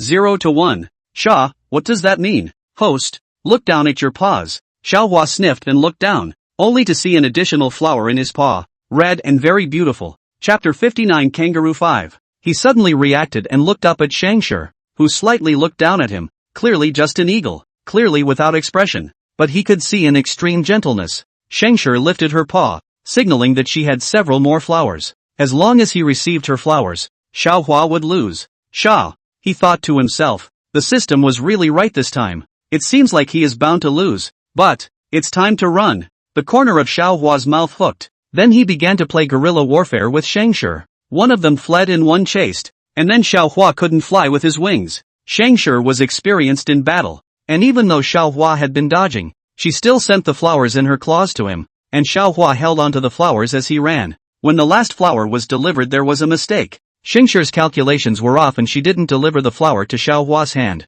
The flower brushed against Xiaohua's claws and was about to fall to the ground. Scavenger saw it from the sky and sighed a little in his heart. But it was good to have such a high success rate. Every flower she sends up represents that Xiaohua has been attacked by her. And with so many attacks, even an adult kangaroo can't take it, which is the power of the wedge-tailed eagle. Adult kangaroos are bad to catch, but not impossible. However, the flower didn't fall to the ground, and Xiaohua caught it with his tail. He bent down and picked up the flower on his tail and held it under his nose and smelled it. A very fragrant flower. He waved his hand at Scavenger. I lost. Scavenger flew down, his demeanor flat, as if it was just a normal thing just now. Xiaohua hopped over and suddenly placed the flower arrangement on Scavenger's back. Looking at the puzzled Scavenger, he laughed. I won too. Soft rice system. Aren't you cheating? Xiaohua was calm. Well, I learned it from you. Scavenger wasn't upset. It was just a game in the first place. She put the flower on Xiaohua's paw. Eat it. Xiaohua nodded, then sat down on the spot and stuffed the flower into his mouth.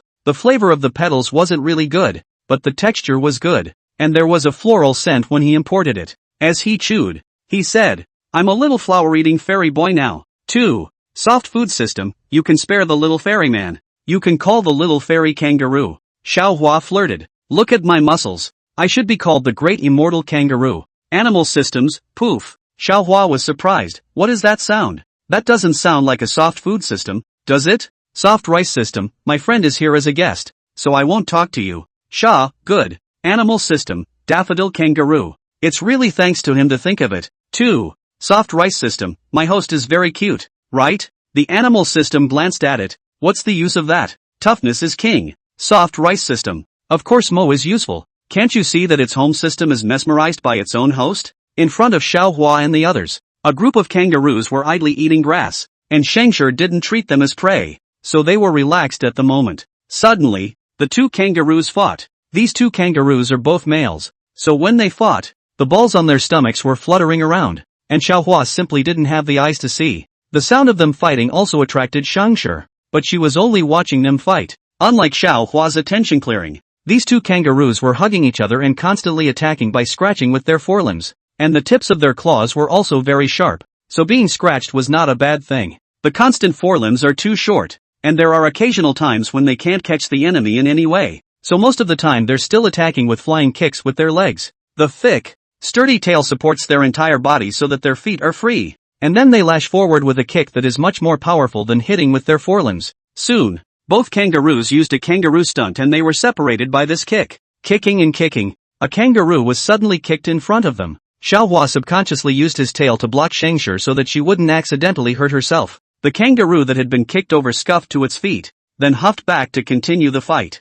And Scavenger also saw the two chaotic quivering little balls. Her first thought was that this is a male kangaroo and then, she suddenly reacted. She seems to have never seen Xiaohua's. She subconsciously turned her head sideways. Xiaohua had already put his tail back and was gripping the grass and stuffing it into his mouth. And when he saw the look in her eyes, he even soothingly smoothed her fur. I will protect you. Scavenger. That's not what she was thinking. Then, her eyes fell on Xiaohua's animal skin skirt. When she first met him, he wore a green leaf skirt, and he said that he was afraid of getting cold and having a stomachache. But, is this true? Will he get cold in such a hot meadow? Scavenger thought about it and slowly moved over, then lifted her paw and wanted to lift the animal skin skirt to take a look, but before she could reach over, Xiaohua covered the skirt like a shy little girl. What are you doing? Scavenger silently retracted his paws. I look thick or not? Afraid that you are cold. Xiaohua sighed in relief. It's fine. It's not cold. It wasn't cold. It was even a little warm, and he was thinking that if he stayed so covered for a few more days, he might even get a heat rash. While Scavenger was away, he would also open up his animal skin skirt to let the air out, which was tolerable. Scavenger moved to the side and looked at the male kangaroo who was flinging 2 balls in a battle, and then looked at this kangaroo in his own house who was eating and wearing a skirt around his. Well, to be honest, it's still the greatly exposed kangaroo that looks a little smoother, but that's because of her, I guess. After all, if it was just him, he wouldn't have to do any of this. It's not like animals have any shame. He's really only doing this because he's afraid she'll see it, right? But the more Xiaohua hit it like this, the more curious she became. It's all animals anyway. What's there? When she had kittens and puppies, she used to flick their balls, although they have since died. Of course she wouldn't flick Xiaohua's balls. She would just take a look and satisfy her curiosity. Xiaohua was lying on his side, chewing on the grass leaves, and didn't even notice Scavenger's sneaky eyes coming over from the side.